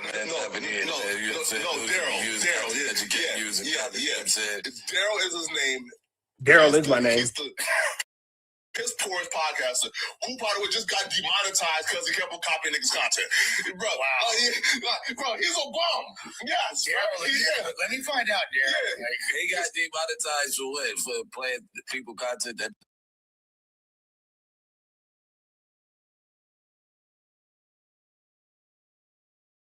That white list of. Hey, right, look, why ain't gonna be. Yeah, Flakko, let's talk about it because I actually got demonetized because somebody around Mr. Beast had a freaky charge. Why is he around? Right. Right. Now look, right? You gotta be on the blue list. Yeah, right. And let's talk about it. It's because of Mr. Beast, but honestly, bro, he's somebody who he just reacts. He plays the content, speaks for like 2 seconds. Listen. I want to see what happens when I call in. I would love to see Flakko's face. I personally have promised him as soon as he hit like 50,000. Oh, my copyright strikes is coming from just because I'm a hating ass nigga. You feel me? Feel me? Oh, you feel me? Oh, it's coming. Right? Oh, you're gonna reach an accolade? Oh, for sure. Watch me. Oh, there's a parade. I want it to hurt. Watch me fucking up. Exactly. I want to hurt on your parade, bitch. You feel me? Right? Fuck too much shot though. Daryl, you know, like use a pump. But though, Daryl, that's my nigga TNN and Trap News Network. You know what I'm saying? Those you can use, not as you can't get comments, man. You know what I'm saying? Let's get it. What's crazy though, right? Right? Wait, so it's a homie that he's hating on, right? No. Sat out with him. Yeah. Dude, he was debating with that the first Thursday show. I think. Yeah. What's crazy too, right? Yo, as we had a great conversation here, right? No, wait though. Bro, yo was here, right? It looks like it hurts Flakko to talk. Flakko's never been in a fight in his entire life. Otherwise, half the ish he does and says he would have let alone already got to smack him in the face. Factual, chat. Factual. It looks like it hurts this man to talk. Flakko's in physical pain right now trying to speak. But I hope in this clip you can see where I call Brick Baby. Let's see what happens. Great conversation. We was cool. He was on your helmet though, like for the it was a respectful of your helmet. It wasn't nothing outside the kind. Yeah, right. Yes. And then he laughed and realized, oh, I can't get views if I don't like go back to hating. Oh, fuck. Then he started to hate on the nigga again. So then I said, all right, nigga, fuck you. You feel me? Right? We would never be cool. It hurts this nigga to tell the truth. That's why he stutters so much. Cool, do, true, right? Or whatever term niggas get, right? Cool, we would never be cool. Right? Ever, right? Because again, because one day he's a civilian, the next day he's... Flakko, David Jala's a pedophile who touches kids, and that's your people. Big neighborhood throwing it out. The next thing he's... You feel me? Where did you ever see him? I haven't seen it? I haven't seen that either. Shout out to D-Money TV. Hey, listen. If anything, I thought he was... Look, guys. Look at him trying to dick, mouth, munch, semen time erotics. God, this is painful to watch.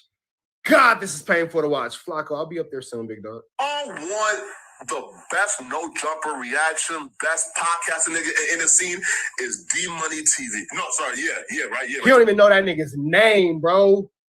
Damn. You don't even know this nigga's name. Flacco's so big on trying to destroy me, you're not even saying this nigga's name right. God, that's ugly. TV, right? Yeah, right? Yeah, right, him, right? Yeah, right. Yeah, listen. Right? Yeah, right, look, right? Yeah, right, listen. You want a Capri Sun? No, not yet. You can have one later. You got some water? Okay. You got some water, Poppy, but no Capri Sun. You don't need that right now. Okay. Listen. Get your brother some water. It's D-Money TV, for me, right? He's like a crash out, right? I've seen bro before. Yeah, right? Yeah, a little Flacco. Right? Listen, listen. Because he does no research. Look, I hate the nigga, right? But listen, I give credit is due. You feel me? He a little crash out, little retarded little nigga. That's the little jit that we have. Green screen behind you. Yeah, bro. So now Flacco's calling Demon Time Exotic a broke bum ass nigga. You went from shouting him out his name wrong to now calling him a broke bum ass nigga. Wild. Yeah, right? Yeah. But listen, I respect. Listen, right? But listen, I respect the broke activities, right? He's a broke bum ass bitch, but he has some level of content, right? So yeah, right. So now Flacciana and Demon Time Exotic got beef. What the fuck is going on here, bro? Like, what's up with all these weird YouTubers, bro? Flacciano was just nut hugging his man. Nose on his pubic hair, meat in his mouth down his throat. None of this makes sense. So I think it's him that covers it too, but then also too, there's the other guy, right, called Demon Time Exotic. Now, Demon Time Exotic, if y'all really want an adjacent to the No Jumper show, that's the nigga y'all need to go to. He's the nigga who's been exposing Daryl, aka Rich Trapper. Boy, Demon Time showed the past interviews where... What did he expose? What Daryl allegedly beats women. He has about 3 different cases in the last 12 months. So it's not just like it's different from the math. But yet there's been no paperwork. Allegation. These cases are different women. I think it's again, I'm not sure because now you're not, maybe the same. Now you're not sure? Twice or something like that, right? Because he claims that she was lying on him. But yeah, feel me? Wow. So again, he's an alleged serial woman beater. So his hands is bisexual. Anybody can get him. He is addicted. Rich Trapper from the appeal. That's not acceptable for them. No. Trapper Network is allegedly addicted to beating women. He can't stop. He's addicted. This nigga has a problem. Damn, so if I was Flacco, would this be able to get Dreamer Foreign Never Living Like Boring? What's the deal, man? Dreamer Foreign, let me get you a woo-wop. So if I was like Flacco at this point, can I report the page for privacy violations and all that woo-wop? Thank God I'm not like Flacco to where I would start reporting pages and all that kind of stuff and blah, blah, blah for alleged making up excuses or making up lies and slander and all the things that Flacciana is trying to do to my page. Yeah, I be waking up to little messages from YouTube, the page, and it said I ain't gonna put Flacco's woo-wop on, but Flacciana's whole, you wanna plus he lying without proof, you doxing me online, damn Flacco, that's crazy. That's wild. I wonder what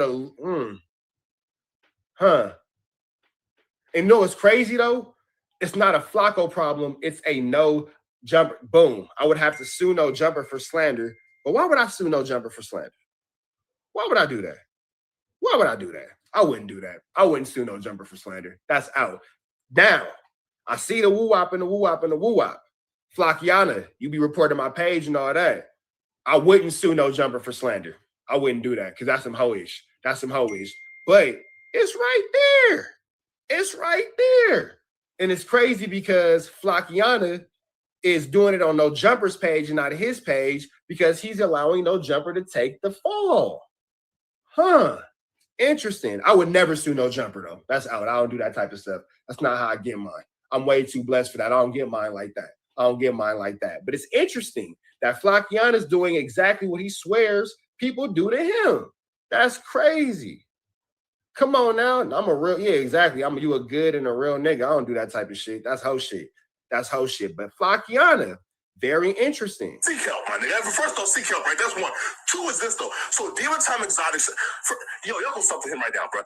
He showed past interviews where Daryl, the woman beater, aka Rich Rapper, was banging big neighborhood, right? Calling this, 2 C's this, but now he's 2 C's. I'm not even from Compton. Wow. And we wonder why. We wonder why. Hey, listen, some is saying, right? Some is saying, right, that it like has to do with him lying about having like the U.S. Marshals and after him. It turns out and he had warrants allegedly for the U.S. Marshals did come after me. It's all on documented paperwork that Flacko won't show. Why they never show that paperwork? Why? I wonder. Right? The U.S. Marshals are after you as soon as you become a fugitive. They can be a fucking traffic. Yeah. Well, he claims though that it was from some big trafficking, it turns out nah. Again, allegedly, I can say for a fact, but it turns out allegedly, right? He had him after him because he was beating women and skipping out on warrants. So Daryl was beating women like Daryl Strawberry with a baseball bat? Yeah, we know this is true to keep doing on. No, I fuck with bro, so I honestly like that was my interaction. You want to see it? She might love the blows like Cassie does. You want to see it real quick? We all want to see it. Pull it up. Hey, with them blows, all them years, for 30 years. So that's your narrative, Brick, that Cassie enjoyed getting her ass. I want to see where I call Brick Baby. Let's see that part. I don't give a fuck. No. I'm just what I'm saying is it's not a fetish, bitch. If you get your ass family violence protection order against them. Because I'm going for full custody of my kid against my baby mama? Wow. Listen, bro. Listen. He allegedly beat the bitch ass so bad, bro. She got a protection order. That's crazy. That's not. So you're mixing up cases, Flackiana. In 2019, I beat a case for an alleged domestic violence. When I actually beat the case in 2019, I was already on probation for 7 years. This is 2024, 19, 20, 21, 22, 23, 24. That's 5 years. If I was on probation for 7 years, if I would have got convicted of that, I would be in jail right now. Right. I'm currently fighting in 2024, currently fighting for full custody of my third child, my third son, fourth child, third son. Right. That's unfortunate. As soon as you go to the police and say somebody touched you, they give you a fucking order where you can't be around that person. Hey, listen, I'm just saying, right? And he beats women allegedly. All right.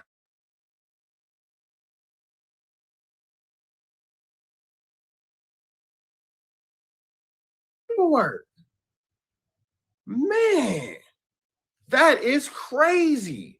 Where is the paperwork? You feel me? I'm just saying. Affiliated with gangs. This guy is just a weird goof troop. And I don't know why. Yeah. Right?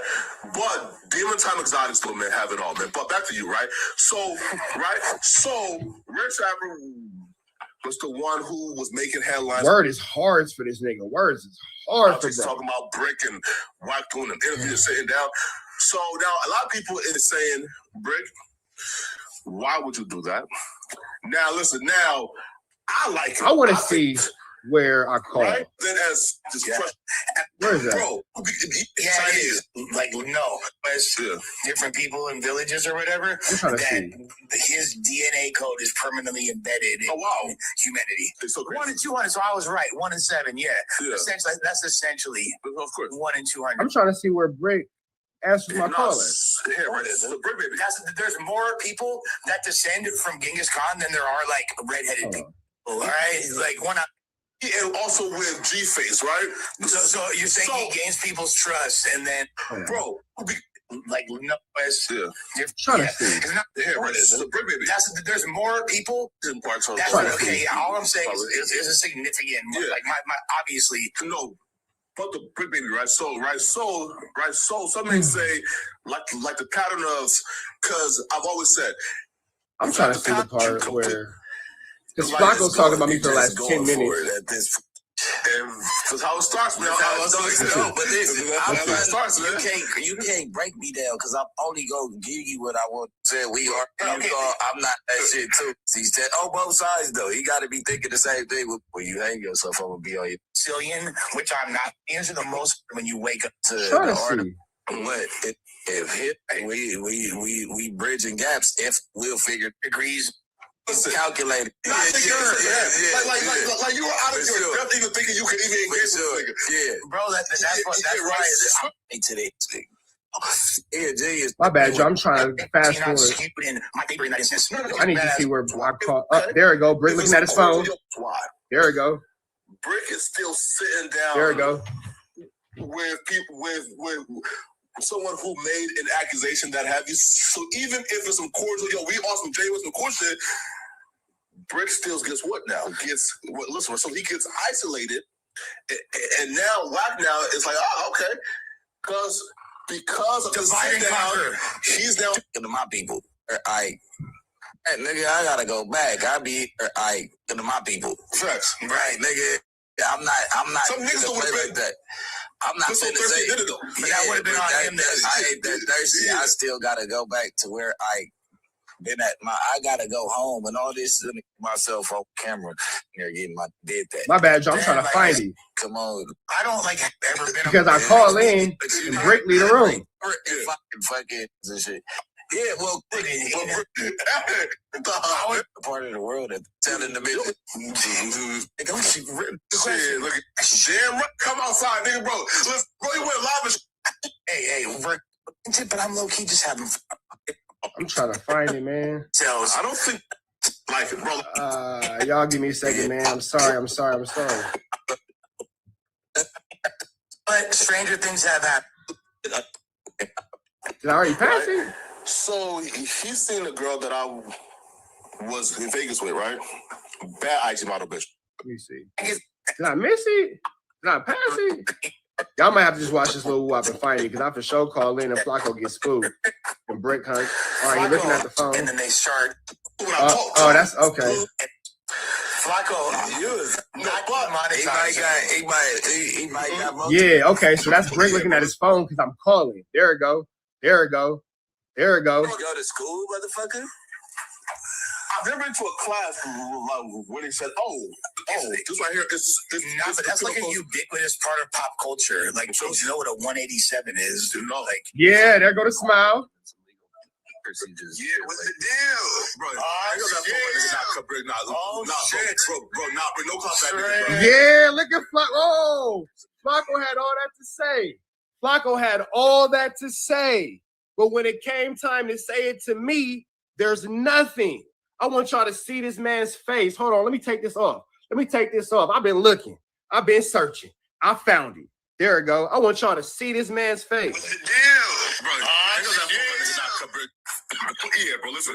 Yeah. Man. Rich traffic. Yeah, listen. Fair. Hey, listen, bro. We have given these starving, like these Hold on. Bro, no contact, nigga, bro. Hold on. Hold on. Yeah, what's the deal, bro? Hold on. Let me bring it back a little more. You know what a 187 is? You know, like Flacco, you read court documents and legal procedures. Yeah, what's the deal, bro? No contact, nigga, bro. Bring him that phone, bro. Bring him the phone, bro.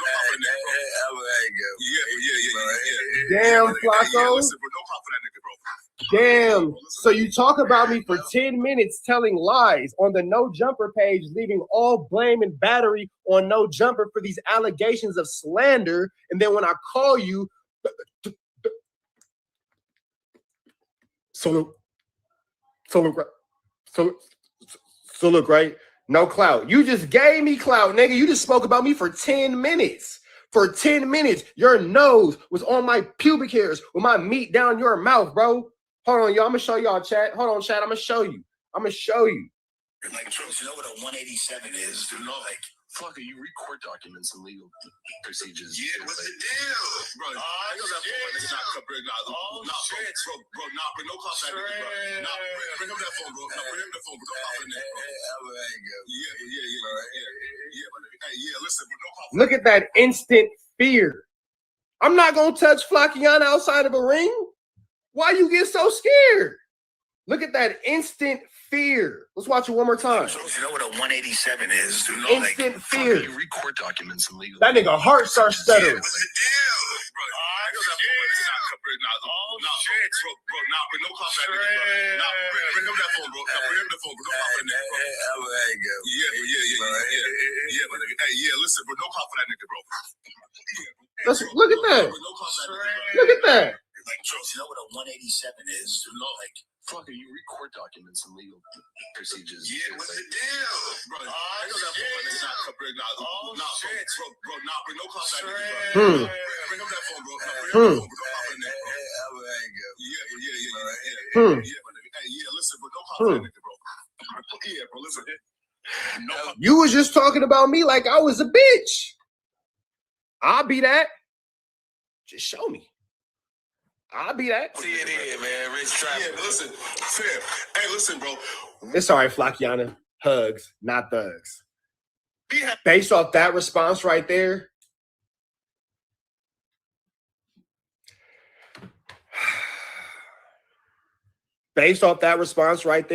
I ain't no bully. Snitch hunting went inside. We left him alone.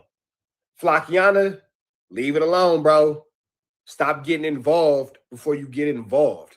Leave it alone, bro. Leave it alone, bro. Leave it alone, bro. Leave it alone, bro. Just do your podcast. Do your woo-wops. Keep managing Snitch Honey. Keep doing your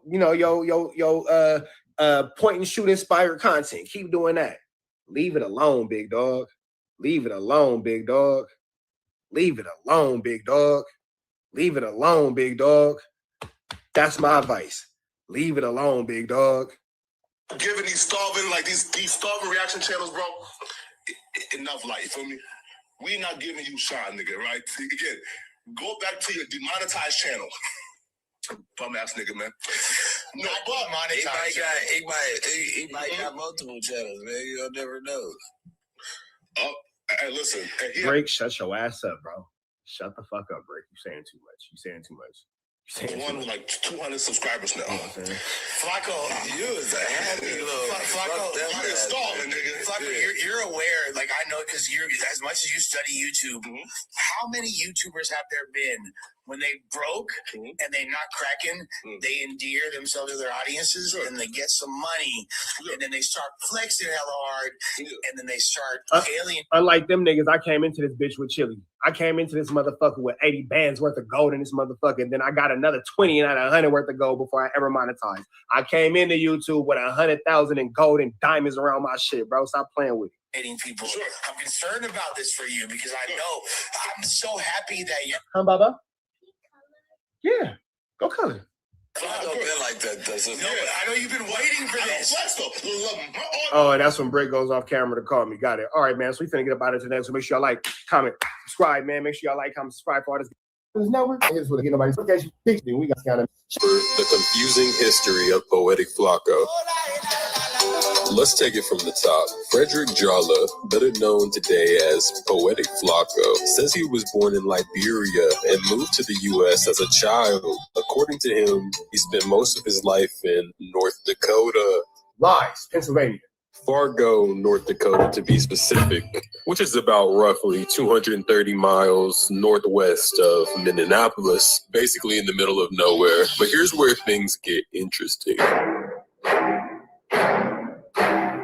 According to Flakko, he spent most of his life in North Dakota, only briefly living in Philadelphia, Pennsylvania. But that's where things start getting messy.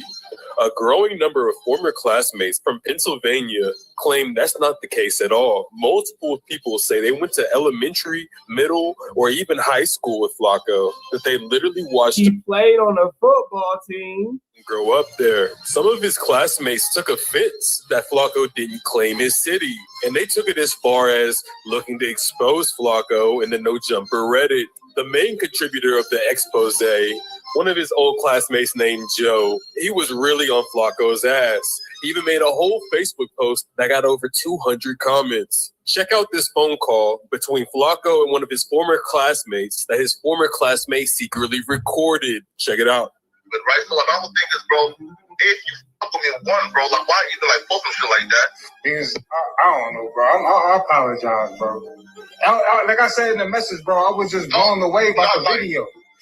You saying you from North Dakota and you from Philly and shit. I'm like, damn, we went to school together and shit. I thought that was funny and shit, but I didn't know.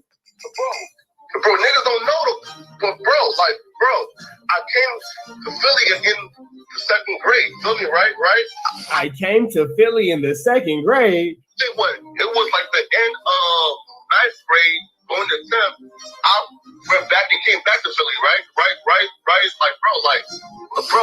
Yeah, we graduated together and everything. Huh? I was like, yeah, we graduated. I don't remember you leaving and coming back. I do remember you. Bro, listen. Midway through ninth grade and probably midway through 10th. You feel me? Like, I was not there. You feel me? Mm-hmm. Right? And bro, the niggas like, no, bro, like, hey. Now, here's where things get tricky, because in that phone call, whenever the former classmate was saying he just thought it was weird that Flakko was claiming North Dakota whenever he's from Philly, Flakko says, wait, but people don't know though, right? Yeah, we went to school together and shit. I thought that was funny and shit, but I didn't know. Bro, niggas don't know, but bro, I came to Philly in the second grade. Feel me, right? Now, what confuses me is his former... My man said, well, no, you don't remember. How you gonna try to convince this nigga that he didn't see what he saw? Excuse me, he didn't see what he see. That he didn't see what he saw. You told this man that people don't know that though. But bro, you are from there. Why are you trying to? But that's the thing though. There's something freaky about that David Jala situation, so he don't want people to know about that. It's something about that Philadelphia situation he doesn't want people to know about, and he lies about it all the time. And it's really strange. And then he's trying to convince this guy that he didn't know him. Oh, well, nobody knew, but I wasn't there. He's like, nah, bro, you graduated with me. Come on, bro. This is Barnacles. Our classmate says that he graduated with Flakko, and Flakko didn't deny that. Went back and came back to Philly, right? Like, bro. Yeah, we graduated together and everything. Huh?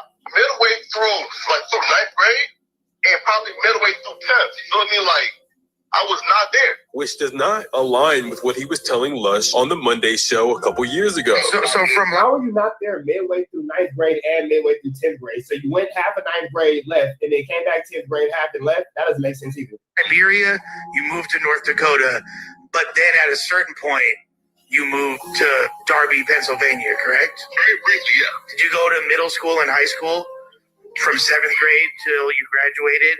No, not right. It was from 8th grade to 10th grade. I graduated in 2015. Okay. And I graduated from Penwood. I mean, right. Now, this is where it gets extremely confusing, because he says he did not graduate from Penwood, even though in the phone call earlier, he said he left and came back. Midway through ninth grade and probably midway through 10th. You feel me? Like, I was not there. So what about 11th and 12th grade? You said that you were gone from 10th grade and went back to midway 9th through 10th doesn't make sense. If you weren't there midway through 9th and 10th grade, that means that halfway through your 9th grade career, you left and then you came back. And then halfway through your 10th grade career, you left and you came back. So that doesn't really make sense either. The school in North Dakota. So what do you mean you came back in the middle of 10th grade? That's very conflicting. That's very confusing information there, because something's not adding up. And then in his recent video where he was responding to the new No Jumper reaction channel, it's crazy that he wasn't such a fat kid all the time. He was fat. Look at him. He used to be healthy. Clips, which we'll get to that later. He mentions that he graduated in 2016. Here is a yearbook that lists me as the class of 2016.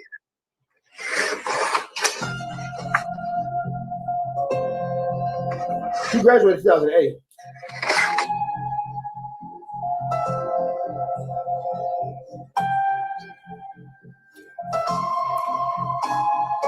In that episode of the Monday show with Lush a couple years ago, they got Mikey on the phone. Now, Mikey is also claiming to be an old classmate of Flakko's and even provided a photo of his yearbook where he showed him and Flakko on the same page. He actually calls in on that episode of No Jumper and confronts Flakko. And Flakko even tries to pretend like he doesn't know who Mikey is at first. All right, Flakko's here.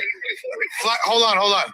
Flakko, we got Mikey on the phone from third grade. Mikey, having Mikey from third grade is crazy. You know we do way things, bro.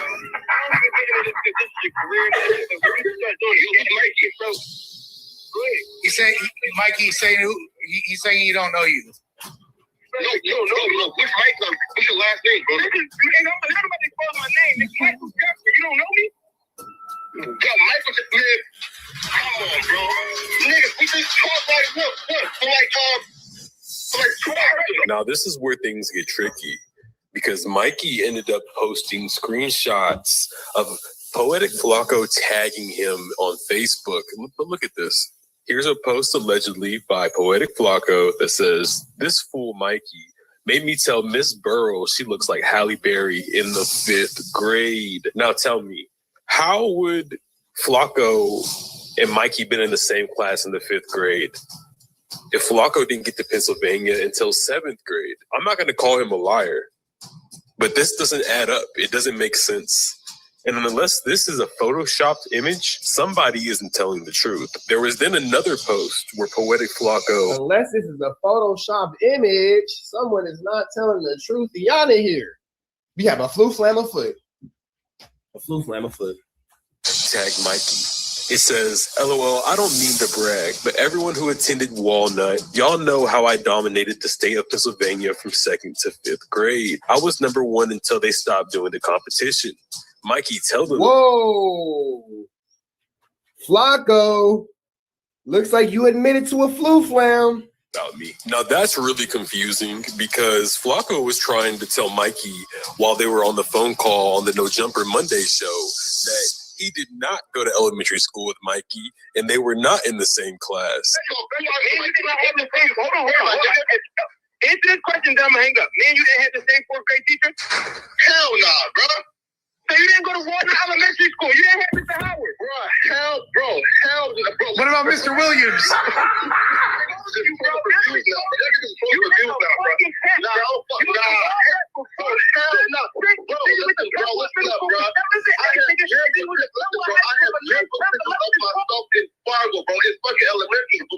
Now, I didn't take this screenshot myself. I believe it was posted by one of his former classmates, either Mikey or Joe. But if this is a legit screenshot and it's not photoshopped, Poetic Flakko is clearly lying. And he did go to elementary school in Pennsylvania. He did go to Walnut with Mikey.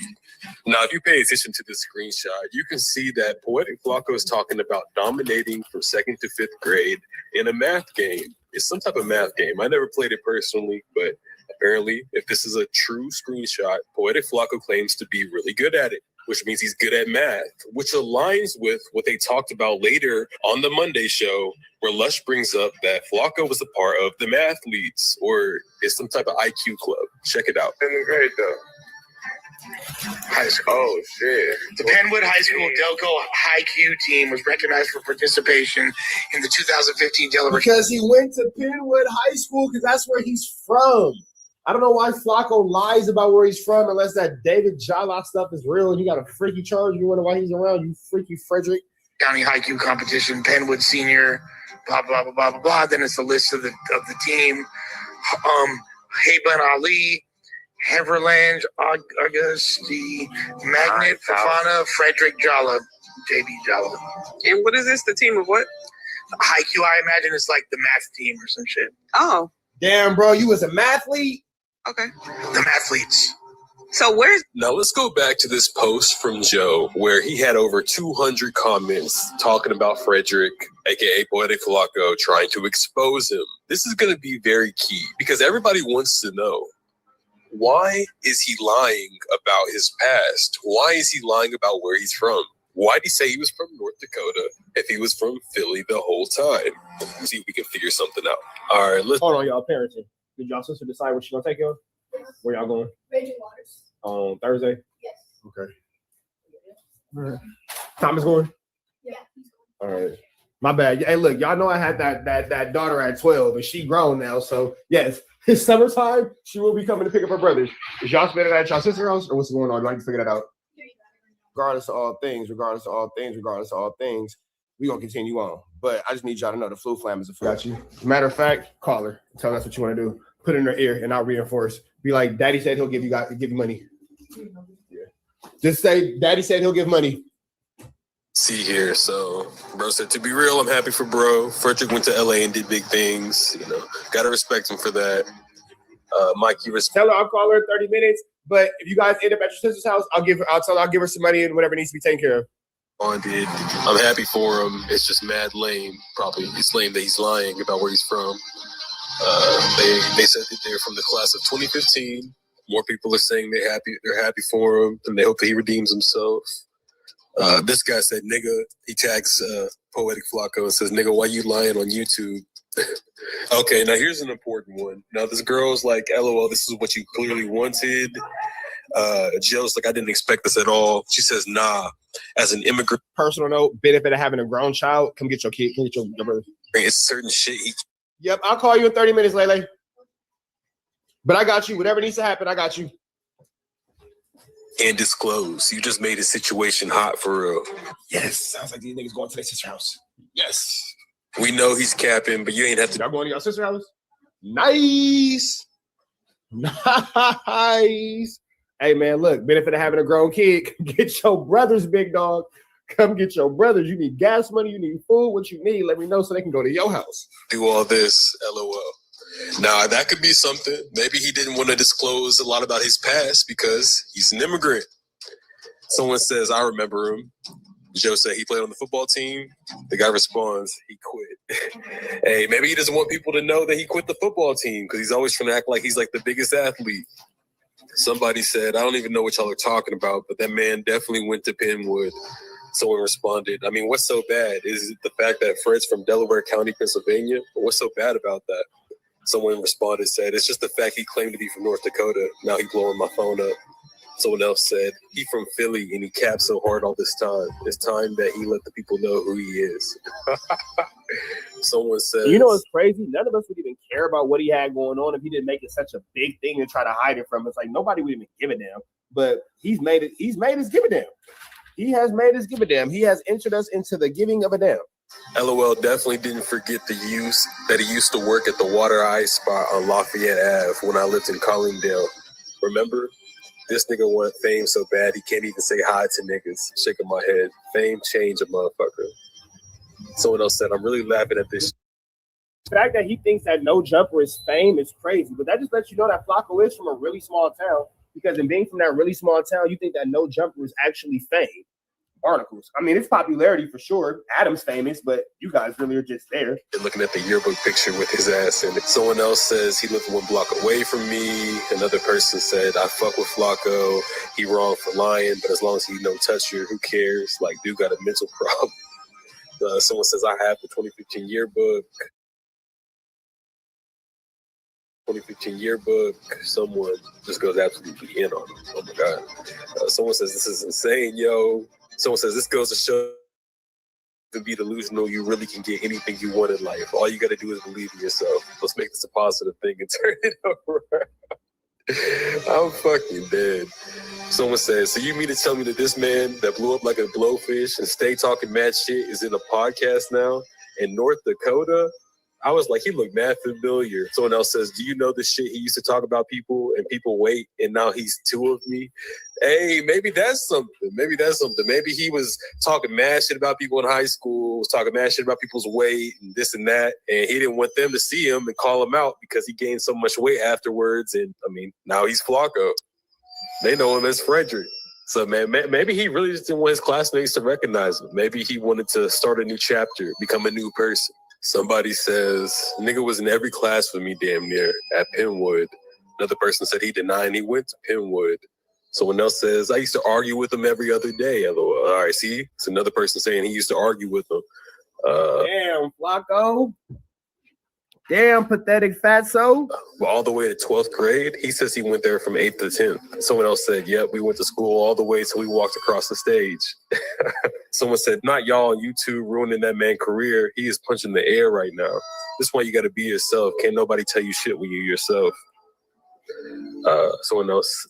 Oh, okay. This is where we get to the juicy part. Someone says Fred was one of Penwood, or that was his twin. I'm confused, man. Another person says, definitely his twin. Damn, after Artel broke this nigga heart, he just stopped claiming the entire state. Boom! Damn, who is Artel? Who is Artel? Who is Artel? Artel, please come to the front of the church. Artel. Now, I've tried to do some research. I don't know who the hell Artel is, but this says a lot right here. And they talk about Artel on that Monday show. Check it out. What happened? Joe, what happened with this girl that made him dip and moved to North Dakota? Oh, shit. All right. Yeah, I don't know. Oh, is that the girl that got the freaky charge? The girl who said no and you kept saying yeah. Oh, hold on. I got some joint names. I don't know. Tell him or whatever her name is, but he was talking to some cute light-skinned African joint. Whatever. I remember she was exposing him and shit. I think this was around the time. I don't know if he was still around or he was in North Dakota and shit. I don't know. But she was using bull for his money and shit. I remember him posting about that shit. She used him for his money and all that shit. Blah blah blah. She was playing. She was playing him and shit like that. I don't know that played into a thing. Something doing with these bitches out here and shit. They got him disowning his or where he's from and shit. And who he fuck with and shit like that. I don't know. Yeah, Gino wants to know if he.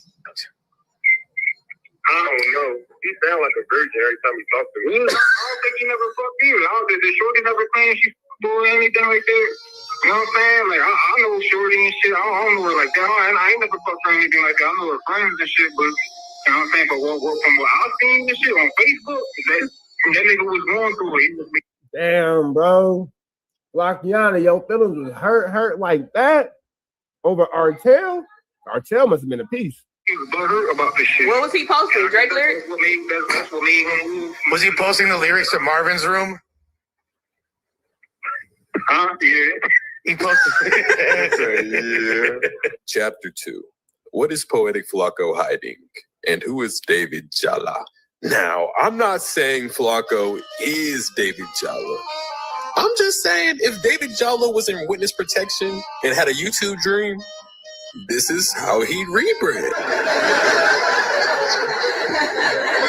Nah, but for real, I'm starting to think they're not the same person. We've got yearbook photos. We got a LinkedIn. Let's look into this real quick. All right, so this is the real David Jala's. Hold on, wrong picture. This is the real David Jala. It is. Looks just like the guy in this mugshot right here. Flakko claims that this is a relative of his. Talked about this shit, and I remember 2 years ago, and he said that he did look into you, and he found some shit about some guy named Jala, and I guess wherever the fuck David Jala is, you feel me? That's your brother. Again, right, David. Wait, pause. Right, wherever the fuck that is. No. Pause. Again, right. Well, like stepbrother, right?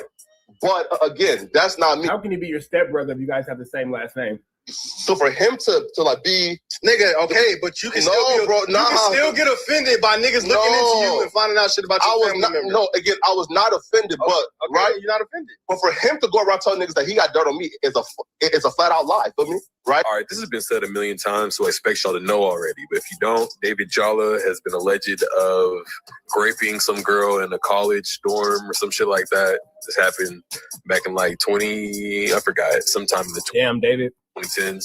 The college that David Jala went to was in Ohio. And the David Jala we're looking at on the screen went to school in Ohio. But he also lives in Liberia now. So that all kind of adds up. He claims to be an IT technician and a software developer now, which kind of makes it kind of hard for me to believe because he posted some scammy type posts on his LinkedIn talking about AI and how AI is going to help you in the future and chatbots and this and that. That's just, I don't know, scammy to me. But if Flakko isn't David Jala, why is he so secret about his past? And look how mad he gets for 1090 Jake even associating him with David Jala. And fuck this nigga if he's telling niggas that he got dirt on me, that's a fucking lie. You feel me? Right? But again, though, this the shit right there. Like sneak hating on the nigga. Wait, pause though. Again, how's the sneak hating when you just say that he been telling you niggas that he somehow got dirt on me after doing a full investigation? Because again, I told a nigga too, hey, bro, you did this quote unquote full investigation and told niggas in secret, man, bro, I ain't find shit on him, but ain't never hit me up to say, hey, bro, damn, bro, yo, you one of the realest niggas ever, bro. I ain't find shit. I just think it's weird how angry he gets for people even associating him with David Jala. I mean, bro, if that's not you, why are you so mad at everyone else for talking about it? I mean, it's not you, bro. Not that big of a deal, right? But he also just mentioned that 1090 Jake didn't find anything on him. Now, what's your definition? And that he's like the realest nigga ever because he's never did anything wrong. What's your definition? That's not factual. That's a blatant lie, but let's see where Big Chat Small World takes this. Of never doing anything wrong. We say this and that, but I found this charge given to a Frederick Jala in Fargo, North Dakota. Let's look at this. There were a few charges, all right? Now, I mean, I saw the drive it under suspended charges, but then I saw theft. I was like, hold on, what? And from the document... Oh, yeah, that's right, because Fargo was stealing out of Walmart. Man, the city of Fargo versus Frederick Jala, it appears that you pled guilty for theft. Now, you're Poetic Flakko. You're the civilian. You're the guy who doesn't break the law. You follow the rules. You're out here stealing shit now? You're a thief? You know... Well, he is a bum. You know, he's not the most financially secure individual. There's nothing about him that says he's out here getting big chili. Nothing at all. So it's kind of a tricky, iggy, sticky, Vicky, Mickey situation. What they say, you know, once a killer, always a killer. Once a thief, always a thief. What'd you steal? Once a flu, always a flammer. Flakko, did you steal from your ex, bitch? Now, it could be possible that this isn't him. And this is a totally different Frederick Jala from Fargo, North Dakota that was born in 1990s. But maybe that is crazy coincidental. It's really him. And I mean, if so, I mean, it's a simpleton charge. You know what I'm saying? Anybody could have got charged with theft. But you, Flakko, you. That's real strange. I mean, I don't know. Can you really trust the thief? Now, maybe this isn't you. Maybe your classmates from Philadelphia were the ones who lied, and you're not the liar in that situation, and you really were from North Dakota. But if the information in this video is actually correct, from what we can see, it's possible that you have not only been a liar, but a stealer, a thief. Flakko. If you lie, you a cheat. If you cheat, you a lie. If you cheat and lie, you have to show steal. Flakko. And I mean, all of this is public information. I think if you go back to the photos I was showing of the charges, you can see the website, the exact website I was on to see them. But that's just crazy, man. That's crazy. You know, I mean, theft, that's simpleton charges, like I said. But for Flakko, no, man, no. You're supposed to be like the academics. You told everybody you was a sweetie. I actually forgot academics. A puka butt. Got caught stealing snacks from a dorm room, allegedly. So, I mean, hey, man, if you was at college stealing snacks from... Wow.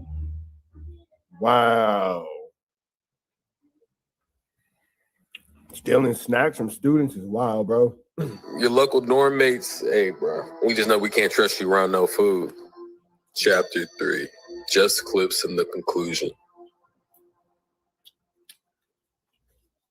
Riley and Yuri, what's going on with that? No Jumper versus Riley and Yuri, etc. I can't speak on what happened today in court. I haven't actually had this conversation with my legal team yet, but I would implore you to look up what an anti-slap motion is. An anti-slap motion is a legal tool used to quickly dismiss strategic lawsuits against public participation. These are lawsuits filed primarily to silence, intimidate, or punish someone for exercising their free speech rights, especially on public issues. A SLAPP, S-L-A-P-P, strategic lawsuits against public participation, is often a meritless lawsuit like defamation or interference claims brought by a powerful person or entity to chill public criticism, activism, or reporting. So what happens? An anti-SLAPP motion asks the court to dismiss the case at an early stage before costly discovery.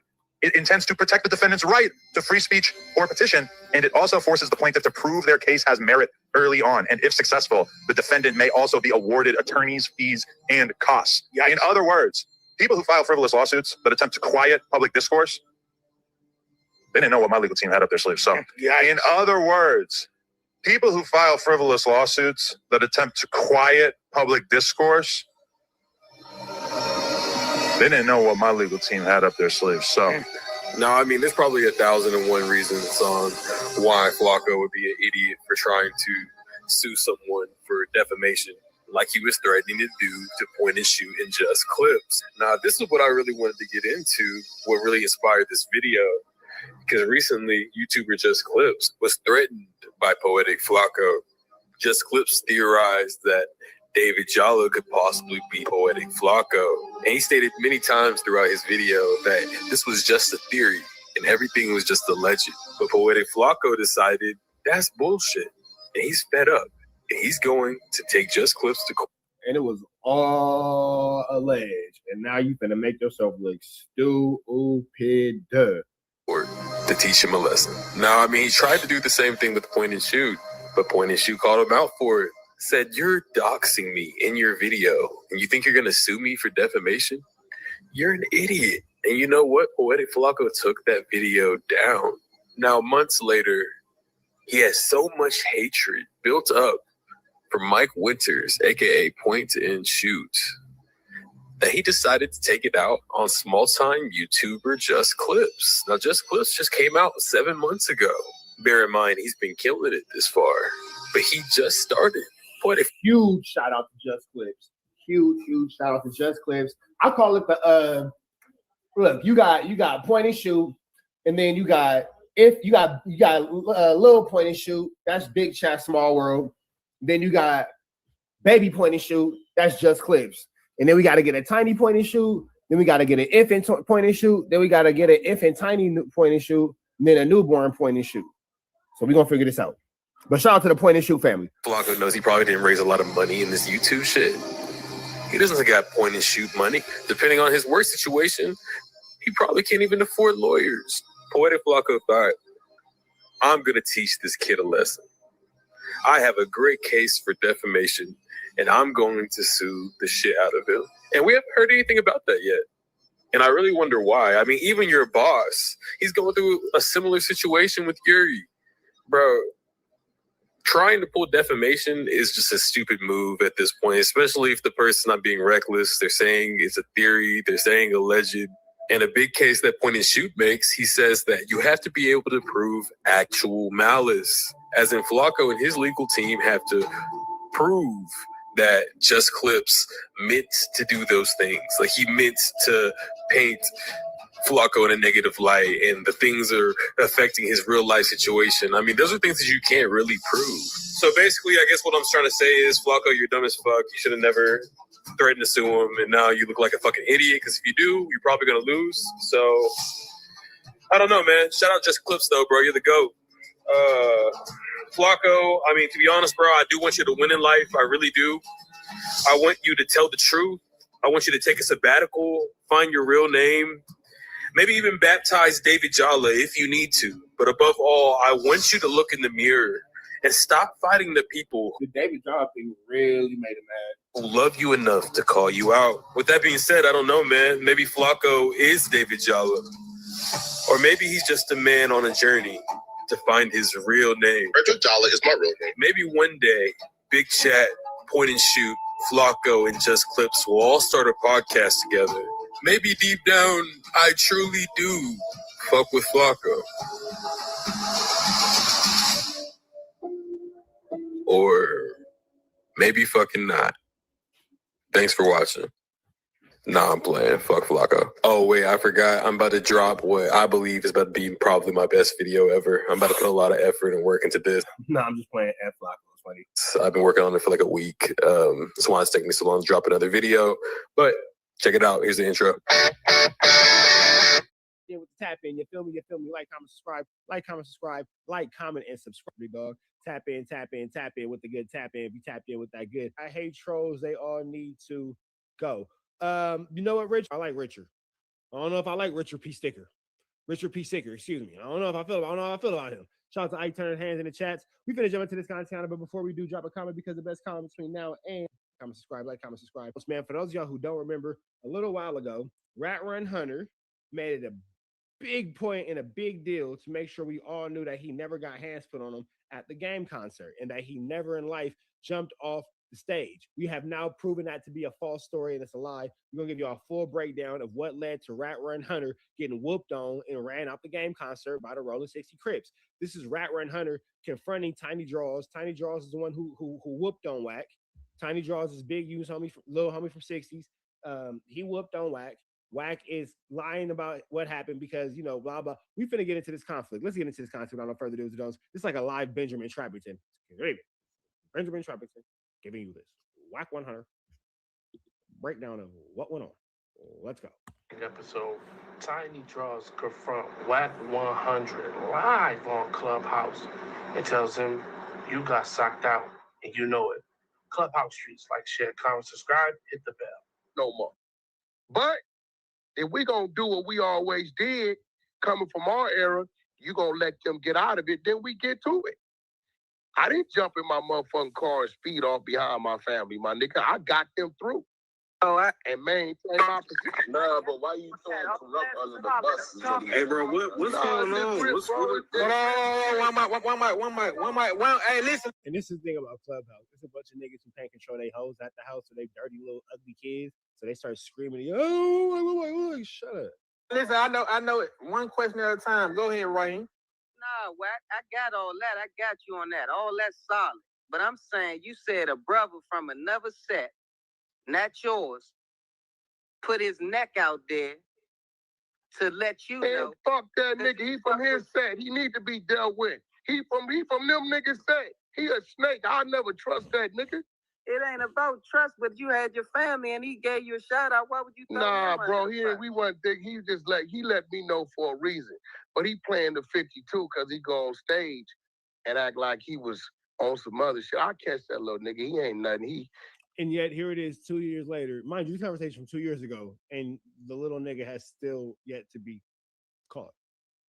I know what I'm gonna do with him, but I'll catch up with him. I've been knowing that. You've yet to catch up with anyone. Actually, they caught up with you and put hands on you. Ouch. A nigga 20-something years. I ain't too much I can do with him. The nigga's 80 pounds. He's an alcoholic. Beast is a massive male meat muncher. Beast is a massive male meat muncher. He be having seizures and shit already because his health is bad. I'll catch you. I know what to do. Sound weird to me, but it's niggas saved your life, what? Sound weird. That nigga ain't saved my life, bro, because you got to remember this, bro. It's my event. It's your event, but yet you got ran off the stage. Interesting. Yeah, you know what? Hold on. Let me see something real quick. You know what? We'll before the security got there. Oh, you got there before the security got there, huh? Let me see something real quick. Let me see this real quick. Hold on. Let me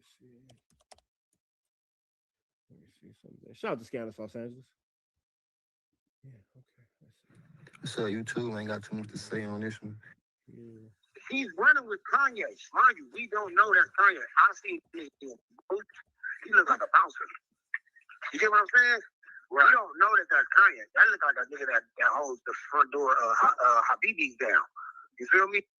As they performing, you can't hear, but I can see Wack like, man, y'all gonna let me jump off. So this is your event, but you see Wack 100 right here with all the Bloods jumping off the stage because all the Crips, right? We're going to get into that. We're going to explain everything. But just real quick, I need y'all to see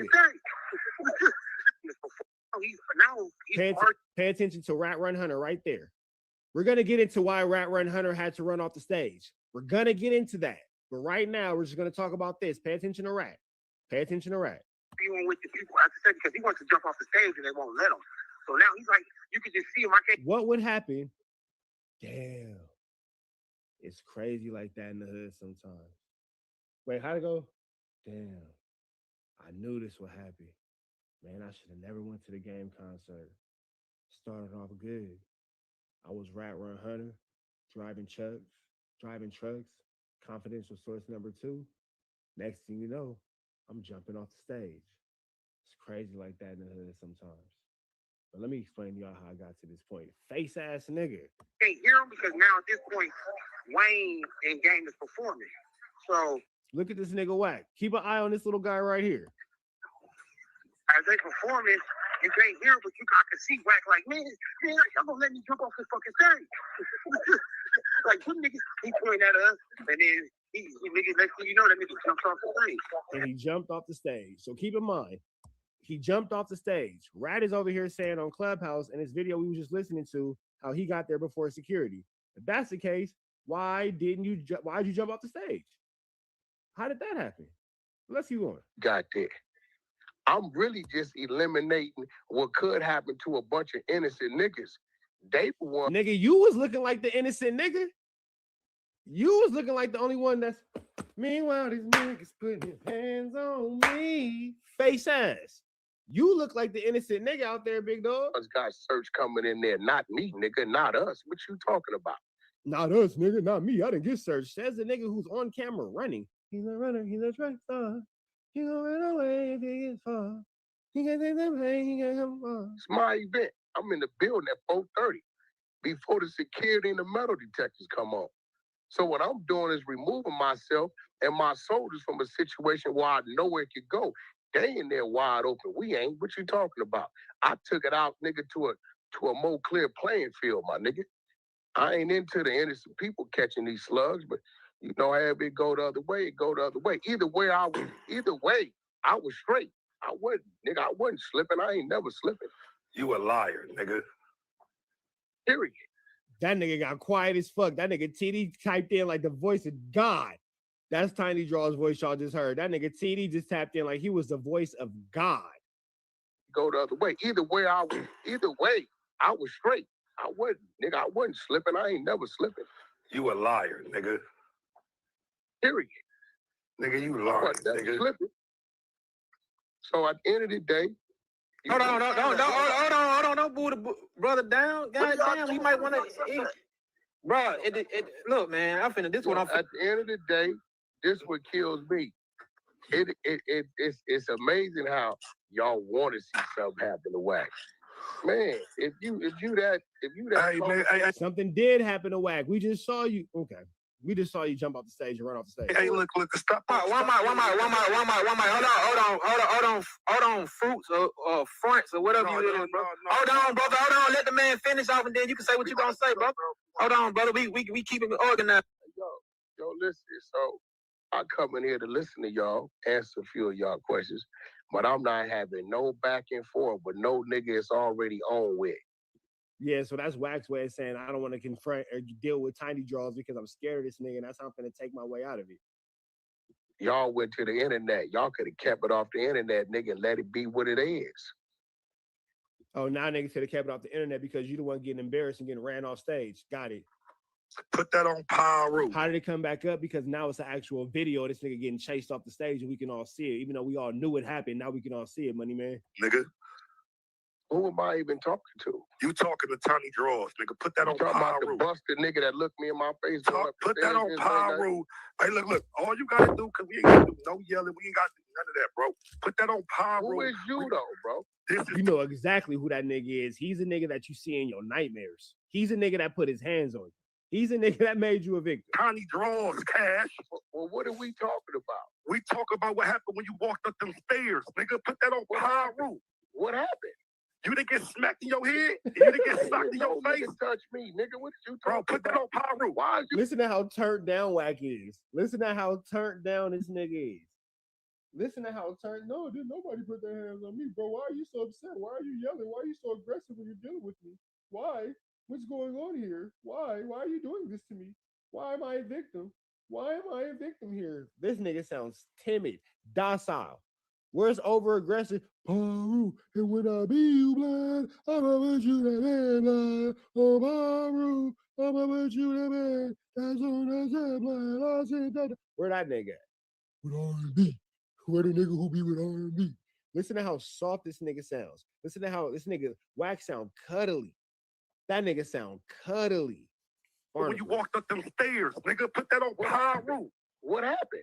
You didn't get smacked in your head, and you didn't get socked in your... My nigga YouTube police department said, so Tiny Draws assaulted the police officer. So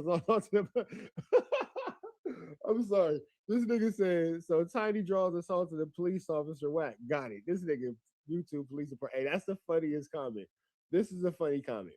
This is a funny comment. This is a funny comment. You feel me? That nigga Tiny Draw smacked the shit out of way. Don't nigga touch me, nigga. What you talking about? Put that on Pyru. Why is you nigga? You want me to put that on Pyru? Hey, you did you would no other put nigga bro. Put that on Pyru. If you would no nigga ever touch me. Look, I'm not bro. Your uncle Big Draw got drew down on. You put nigga need to smack you in your head. You put that on Pyru. Where you nigga put that on Pyru.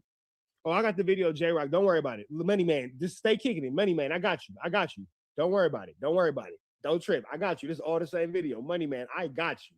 Don't trip. Whack 100 is a victim. We got him. Put that on Pyru. Where you nigga, put that on Pyru.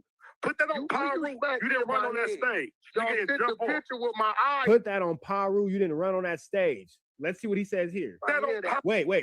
I want Wack to deny that he ran on that stage. If he says anything outside of yes, I ran, I'm gonna put a video up. If he say anything outside of yes, I ran, I'm pulling the video up.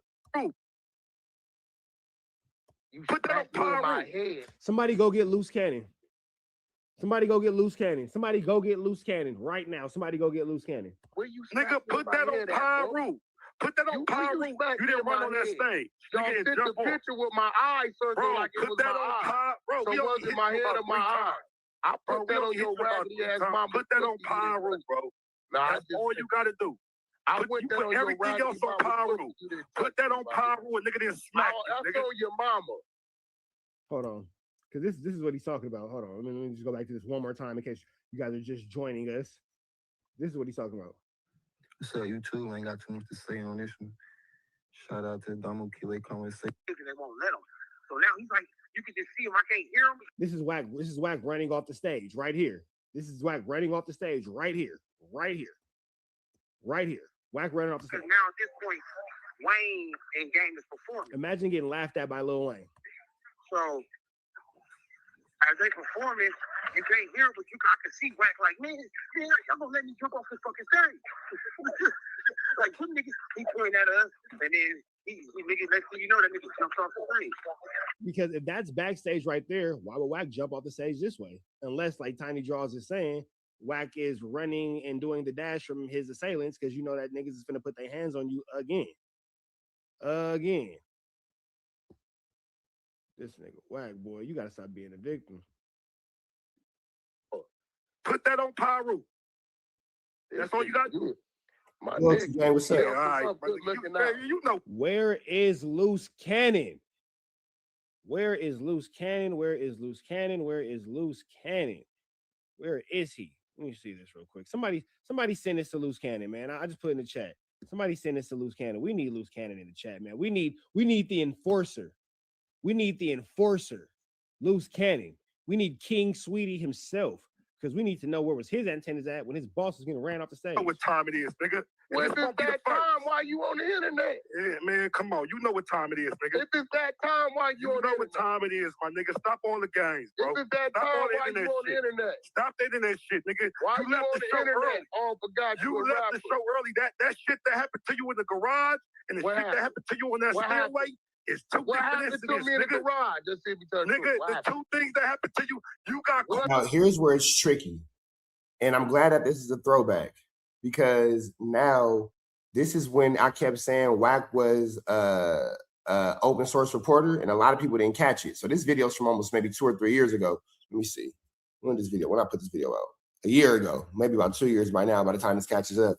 But this is what Wack does. Tell me what happened. What happened? And this is how he gets niggas to telling themselves because Wack knows that all this is being monitored by law enforcement. So when he says, oh, well, let's see if I can tell. Let's see if he's going to tell the truth. Let's see if he's going to tell the truth. He's setting you up.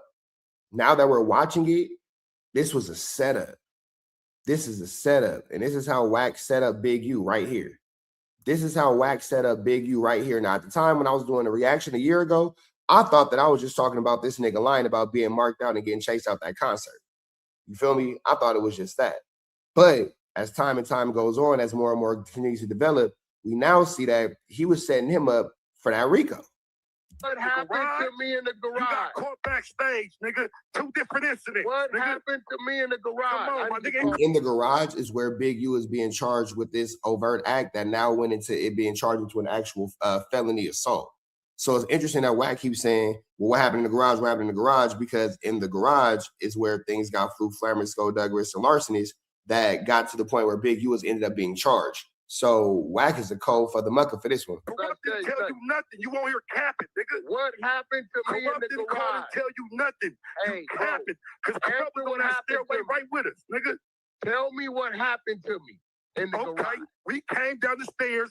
Hey, I need y'all to flood this nigga Turtle's comments, man. Flood this nigga Turtle's whatever, bro. We need Turtle. We need Loose Cannon on the stage right now. Where was he in Force Rat when this was going on? Where's Wax Protection at when this is going on? You was coming up the stairs. You was with Kanye West, wasn't you? He had just walked on stage. You thought he was about to walk the nigga upstairs. We met right there at the stairway. We didn't say no words. We cracked you in your head on neighborhood crib, nigga. Yes or no? Shit, Put that on Pyro. Talking about? Put that on Pyro. Okay, so let's go back into that because we actually have footage of commotion of that as well. So let's get into that. So you too ain't got too much to say on this.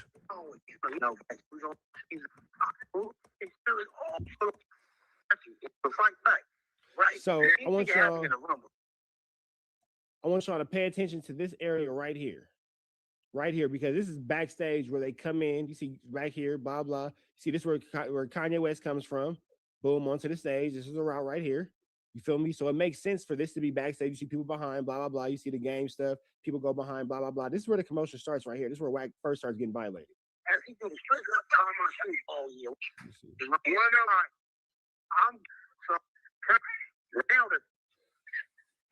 All the other shit ready.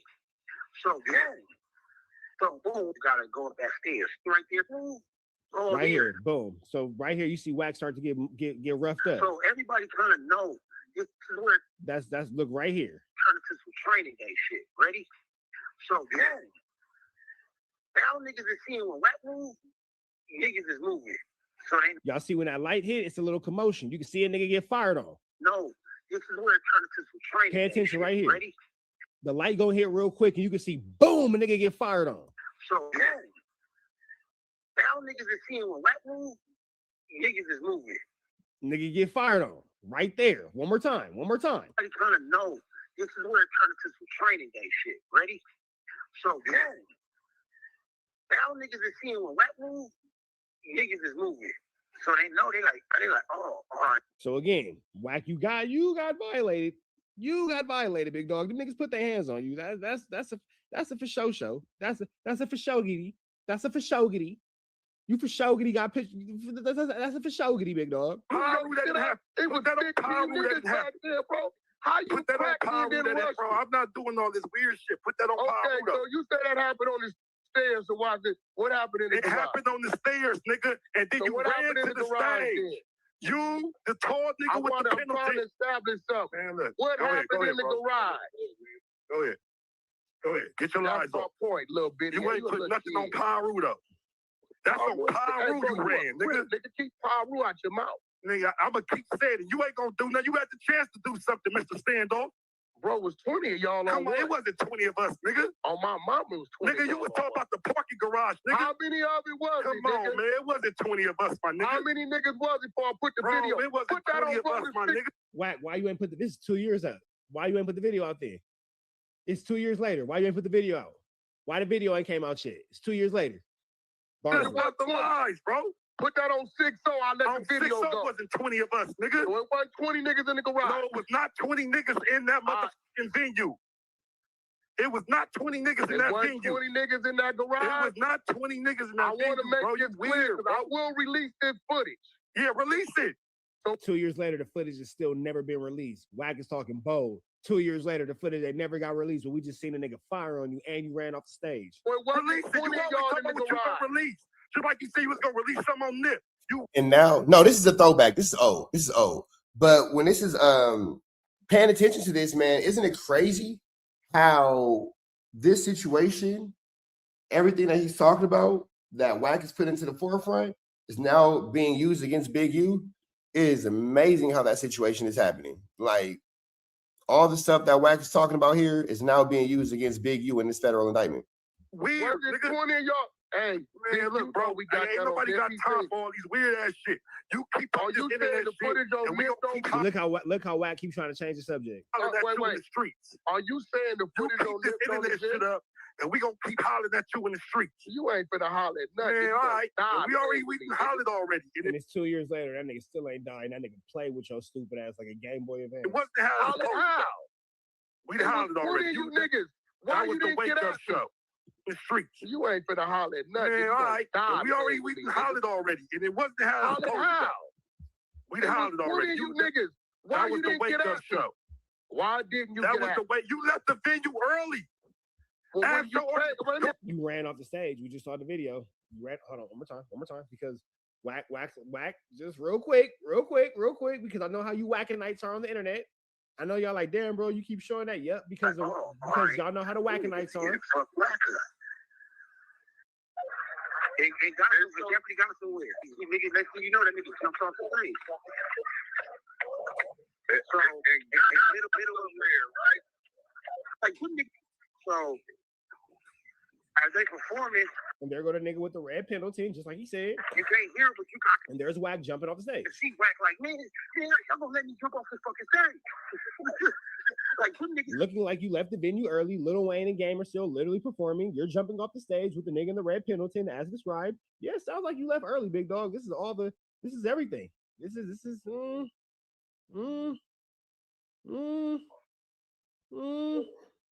Many man making a point. Tell Genesis to put that on Long Beach. Tell nigga, your artist Game came to Deja Vu and came to the strip club with the Rolling 60s. After we did that to you. This shit is hilarious, man. Hey, let me ask you a question. Did Game come to Deja Vu? I don't know what Did Game come to Deja Vu and party with the Rolling 60s? Game was already booked for Deja Vu. He was going in. Who you think booked him? You weirdo. Who you think booked him, weirdo? You didn't book him. So who you think booked him, weirdo? You know. Did you look me in my eyes when you came in the venue? And you got smacked. Did you look me in my eyes when you came in the venue? On 6, I looked you in your eyes. You got smacked. Did you say something? Man, I smacked. He didn't say nothing. He slapped the shit out of you. Smacked you. It was no words. Wack is trying to get him to give a confession. And again, now that we're knowing about the open source reporting, we can clearly see that Wack is trying to get this guy to give a statement to be used against, himself in a federal RICO. You just saw you get smacked. We just literally saw a video you getting fired on. When you walked in that venue, did you say go get your little tall black friend that pump fake and save your life? Did you say one word? Go get your little friend. What happened after we socked you? Face to face, you didn't what happened after we socked you? You said a nigga swung on you. You stood. You had a standoff. What happened after that? Bro, didn't nobody swing on me down there. Bro, you on. We just saw it. Okay, again. Didn't nobody swing on you? Just really quick. Nobody swung on you, huh? Okay. Let's just go back to this, and we're gonna go back. So you too ain't got too much to say on this one. The stretches though, like the real, like he in the real stretches, gang. All black nigga, he got through that level. So when we get stairs, and shout out to the Wack move, and they was all. So nobody swung on you. Again, look at this right here. You see Wack get fired on. Oh, here. So everybody kind of knows this is where it turned into some training day shit. Ready? So now niggas is seeing when Wack move, niggas is moving. So they know they like. Yeah, it looked like you got fired on. Like, how can someone lie when we're watching literal actual proof is beyond me. We're literally watching actual proof. No, that's not what happened. Nigga, we're watching this. We're literally watching what happened. What are you talking about? No, that's not what you seen. We're literally watching what happened. Literally. So grip, you said a nigga swung on you. It came out your mouth. What you talking about, bro? Man, come on, cuz. You know what time it is. Well, you in the can't garage. play these you can't play you in the garage. Like, nigga, you know we can see you, right? Like, you know we can see you, right? Like, you know you're not invisible, right? Maybe he think he's invisible. Games with me. Well, you in the garage. You can't play these You the same nigga I looked at you dead in your eyes when you walked in. You got smacked, bro. Ask this nigga you when got you walked in the bro. venue. Hey, bro, you didn't want this. Bro, you got put that on power. My nigga. Put that on Pyro, you didn't get smacked. Out your mouth, bro. Put that on Pyro, you didn't get smacked. Out your mouth. I don't give a fuck about none of that. Put that on Pyro, you get smacked. Hold on. There's a moderator. Hold up, brother. Man, nigga ain't with this clown shit. Tell that nigga. Man keep telling you to put it on Pyru, bro. Hey, bro. Put that on Pyru. We didn't smack you, nigga. Bro. Hey, bro, that nigga's an enemy.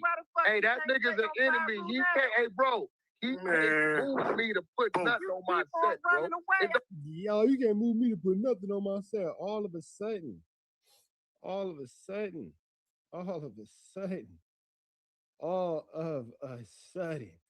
the Pyru ain't nothing to get. Oh, okay. Don't work like that. Oh, now it don't work like that. You done put shit on Pyru for dumber things. You scream that shit out like niggas breathe. That nigga won't put that on Pyru because it happened, because there's a video and we're watching it. Meanwhile, that nigga's putting his hands on me. Face ass. Officer Whack a little bit of credit. He said, yeah, the Crips got me. After that, I'm gonna get with them, which blah, blah, blah. Yeah, man, but you know, hey, man, he can't put it on Pyru. Shut up. I'm screaming when I want to scream. My enemy ain't gonna let me scream shit. Oh, FMW for life? Get out of my chat. Maz, get him out of here. We don't need no Wackanites in my chat. Get up out of there. Get him out of there. We don't go for that. Get him out of there, Buster. Get him out of there. Running, nigga. Running. It don't work like that. Shut up. I'm screaming when I want to scream. My enemy ain't gonna let me scream shit. Stop running, nigga. You talk about you was with your wife and kids. The nigga said that he was in a BMW truck parked right behind you, nigga, and said you was solo bolo. Which one is it, nigga?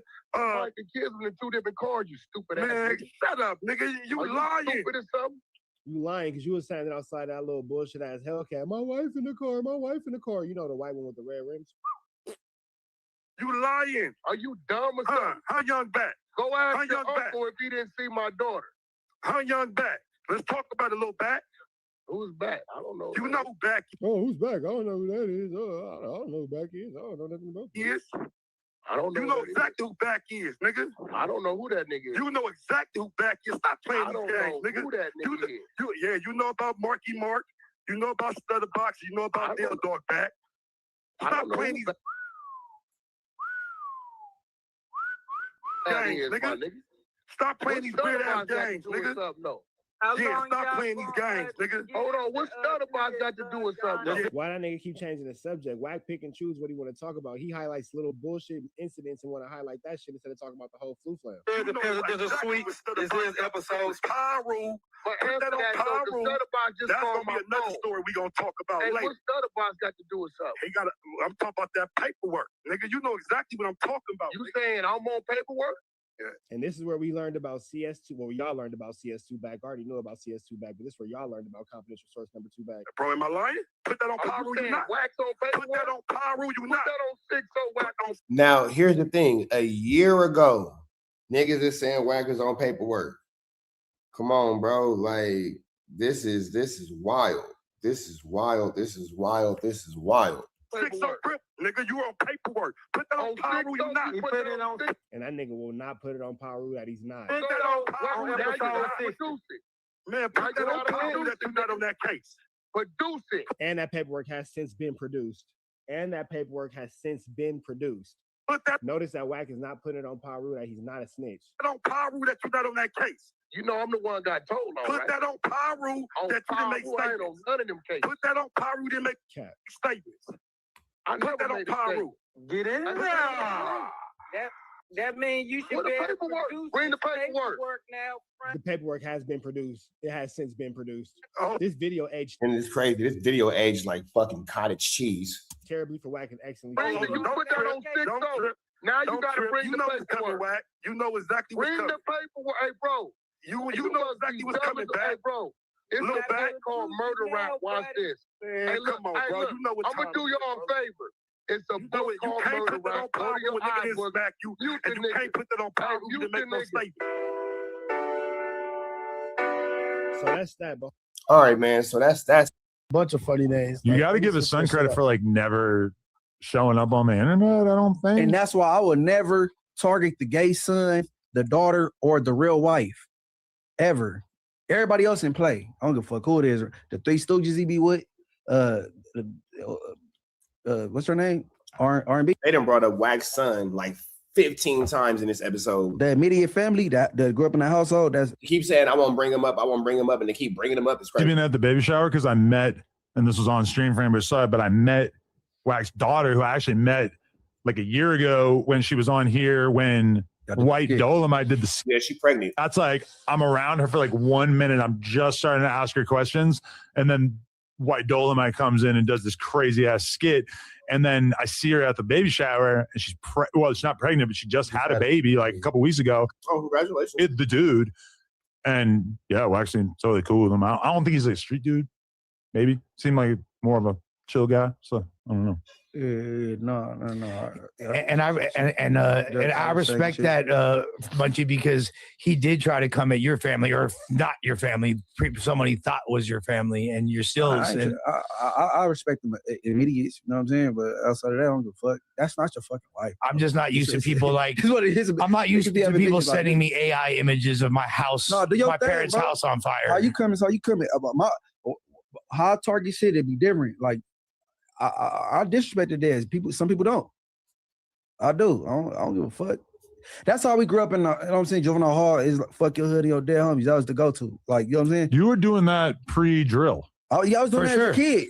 Tina, that's what you like, nigga. Like, fuck your hood and your dead homies. Like, nigga, what, you know what I'm saying? Like, that's. I don't know why niggas acting so shocked now. A lot of niggas get upset when I say this. But this is what I mean when I said Munchie B has to just grow and learn and educate, because everything, that's how we come up in juvenile hall. Nigga, you should have been in school learning social skills. And now you're doing things as an adult in what you did in juvenile hall. And you have to really grow out of that. Over candles. Yeah. So I'm like, I don't know where niggas like you. Oh. Yeah, I come up in juvenile hall. That's why I act like that still. So you're still doing these things? Like, grow up, bro. That's how I feel. I mean, when I finally got around to watching Colors and they have a funeral getting shot up in Colors, that was when I realized, like, oh shit, like, this shit didn't like slowly get worse and worse. Like, it's been pretty damn bad since the beginning. It was arguably worse back then. In the 80s, the crack era in the 80s, worse. Because there was money. The craziest fucking shit that you could think of, dude. Like, that shit was gnarly. All right. Now you got these old dudes, but hey man, these young shit, that's bullshit. It was the worst of the worst. Like it was the Brims and the Crips in the beginning, and you know the Crips tried to run in. Urban legend. They tried to run in what's his name from Brim and flip over the casket, shit like that, or Joker. The story's why he out now. Joker, he killed some dudes from rolling 60s. They went back to the A-Trays and killed his mom and his little brother. Like sick shit been going. Yeah, retaliation's been a sick thing in the streets for a very long time, unfortunately. Soft shit, like, hey man, talk about the dead, whatever, nigga. My thing, I just leave kids alone. Well, people think that kids don't ask for their mom or their daddy to be a fuck nigga or a fuck bitch. Kids is innocent. But that's true. Everybody else, I don't give a fuck about that shit. On Inglewood, like every hood, granny houses to hang out. Nigga. Well, we know that like other cities have been like dissing the dead for a long time. Yes, but we started that shit with banging on wax. Exactly. That shit didn't start in Chicago. Exactly. And I was even going to say it's such a part of LA lexicon and language. Like even you could look at like songs from decades ago when Vince Staples on North he said, run the bread, homie, fuck your dead homies. It's like fuck your dead homies is a phrase that's been used in LA for decades, undeniably. And it's a part of the lexicon. So I mean, yeah, that's real talk. E13, but it's probably for the better though. You know what I'm saying? It's probably for the better. After your dad homies is for the better. Okay. Sensitive to certain shit. You know what I mean? But don't see how that makes sense. Kids is out of line with me. That's it. The shit got like you saying it's got softer or whatever, or like people not accepting. But I feel like the balance ain't there, like of the willingness to take a loss and fight and get down. Like that shit is not there no more. Like even at the peak of the most dangerous time, fades were recognized. Mm-hmm. You know what I mean? Like, oh, niggas is super scared of fades these days, Rios. They super hey man, what? You want to see a nigga shake up? Have him come to the back. Shit to happen. Like I feel like now it's just like none of the real warrior shit. Well, we're the fade capital though. We go. Man, these niggas ain't taking fades. Niggas is scary. If that's the case, why Bosco won't take a fade? Well, squabble culture than like Chicago and you hiding now. Bosco hiding behind you. You should talk about Munchie B talking about we the fade culture. If that's the case, where Bosco at? Sure, I mean like You had your chance. You missed it. Get up out of here. We don't want to hear that. But we cannot go, boy. Like, that's literally him saying we're not gonna fight. Like, it's straight gunplay. Hey, well, they got a different culture, bro. They got a different culture. Like they that's why I learned all regions got different cultures. You know what I mean? Souls don't want to fight in the snow. So I feel like this is very, very important. Yes, it's the nice weather is what allows us to kill each other slightly less. So academics posted this up. The feds want to, this is about the Dirk trial. The feds want to introduce an interview on DJ Academics Off the Record podcast where we're talking about WAC 100 flu flange. Dirk for not sliding for Vaughn. According to the government, they have a snitch who will testify that Dirk saw this interview and it made him upset that it was being discussed that there was no sliding being done. Dirk's lawyers have contested the video being included, claiming that it isn't relevant. Now, this video would just be two random people talking shit if it wasn't for the fact that they apparently have this snitch that will claim that Dirk was offended by this snitch because apparently his homies weren't putting enough work in. And there's like another quote where I guess Dirk said that basically like it pissed him off that Quando Rondo and his boys, after they killed King Von, were seemingly moving around like they didn't have anything to worry about. It pissed him off that Dirk's team did not instill enough fear in them. So, okay, before we get into it, though, let's just watch this clip of Wack and 6ix9ine. I do recall this clip, and, you know, yeah, but the thing about this is now we're noticing a pattern and a trend of Wack being caught up over and over in these people's paperwork. So we're going to wonder now, when are we just going to accept and admit the fact that this is a truthful thing when it comes to Wack doing open source reporting? Basically, like, say, fuck you, 6ix9ine. And instead, apparently, it angered him enough that he felt like he needed to initiate some spinning. They know the exact same. I'm not bringing this off topic. Let me just get this on my chest. They know the exact nigga that put a fucking 10 bullets in King Von and he died there by himself. Why nobody slid for that nigga? I don't see you on Instagram saying, yo, go slide for that man. Listen, y'all know what y'all saying? Yo, y'all want this nigga to crash out. I'm gonna be real with you. No. Hold on. Hold on. Wait, hold on. Go hit the nigga that kidnapped me. Hold on. Why this nigga not shooting the nigga that killed King Von, nigga? Let me be real with you. You see why? I don't see you on Instagram say, yo, Dirk, go slide for me. I discovered King Von. No. I don't want to talk about King Von. So why is Dirk not sliding? Yeah, but that's what's funny is that, okay, shout out to Wack, but they're talking about something where clearly 6ix9ine has like encyclopedic knowledge of King Von and Dirk and everything, and Wack interrupts him to let him know that he didn't know about King Von until That's a lie. This is a bad podcasting example in which you shut down somebody being an expert on the topic to let them know that you are ignorant to this topic. It drives me fucking crazy. And you believe he ignorant to the topic? I believe that he didn't know who King Von was till he died, just because he probably wasn't really tapped in. Then how is he a part of hip hop culture in any capacity? But he knows who 6ix9ine is, but not King Von, who is like a significantly more respected MC. 6ix9ine was way bigger. You're insane. Yeah, he's bigger, but like the whole case stuff and the rat and shit. But it's like to be a part of hip hop and not know who King Von is even more insane. If Adam say he believed that, for sure, Adam is a liar. Adam never tells the truth. So many other rappers that are like roughly on King Von's but like they was like level that I know. Robin, they had the case going on. You know about all the other cases. Remember they bust on. Well, that is a good point. Yeah. Although I would say like Wack's probably like deeper into his like clubhouse looking up everybody's paperwork now. So maybe like he would know now. Let's just finish this. Why is this nigga not sliding on the nigga? How you know what they doing? Just because it ain't publicized on social media, how you know? How you know? If we didn't have this conversation, how you know I pull me out? All right, so I'm here outside the courthouse. I just saw Lil Durk's last hearing, and there was a lot of really big information that just came out. Now, I'm going to do a bunch of breakdowns of all the information, but I'm going to hit you with the craziest piece of information that came up first. I could not believe it. They brought up WAC 100 and 6ix9ine in Durk's hearing. Now, this is insane. So they were basically arguing over a certain exhibit, like whether or not it should be allowed to be used, and they pretty much said that there was a podcast clip of the 6ix9ine and WAC 100 interview that they basically wanted to use the defense for Dirk was fighting for it not to be included, and this is what's crazy. Now, look, before I get attacked, before I get in any trouble, like I'm not saying Whack 100's a snitch, or that he's cooperating, or that he's part of this case. Same goes for 6ix9ine. 6ix9ine's not cooperating against Dirk. He's not part of the case. But the interview between Whack 100 and 6ix9ine was brought up. The feds are planning to use it as evidence. Evidence of what, you might ask? They're saying that it is evidence that this podcast where 6ix9ine was... All right, so they cut him off short there a little bit. But, I mean, to be fair, Munchie said shut up in the middle of it. But it is true that, like, Whack didn't, like, do anything to be included in this aside from just... Munchie's like a kid, bro. Be quiet and let the topic come. He interrupts every single topic. You're like a child with Tourette that can't control himself. Internet. So Sydney, shut the fuck up. That's the actual answer. Because, like, obviously him talking on the thing, that was him talking on the internet. This was him talking about some shit that had nothing to do with him on the internet. And also, after watching that clip, Vlad was actually kind of like doing Dirk's dirty work. Like, he was kind of like acting as if nothing was wrong, while 6ix9ine basically like pleaded for Dirk and called him a bitch to go slap her mom. Playing good cop, bad cop.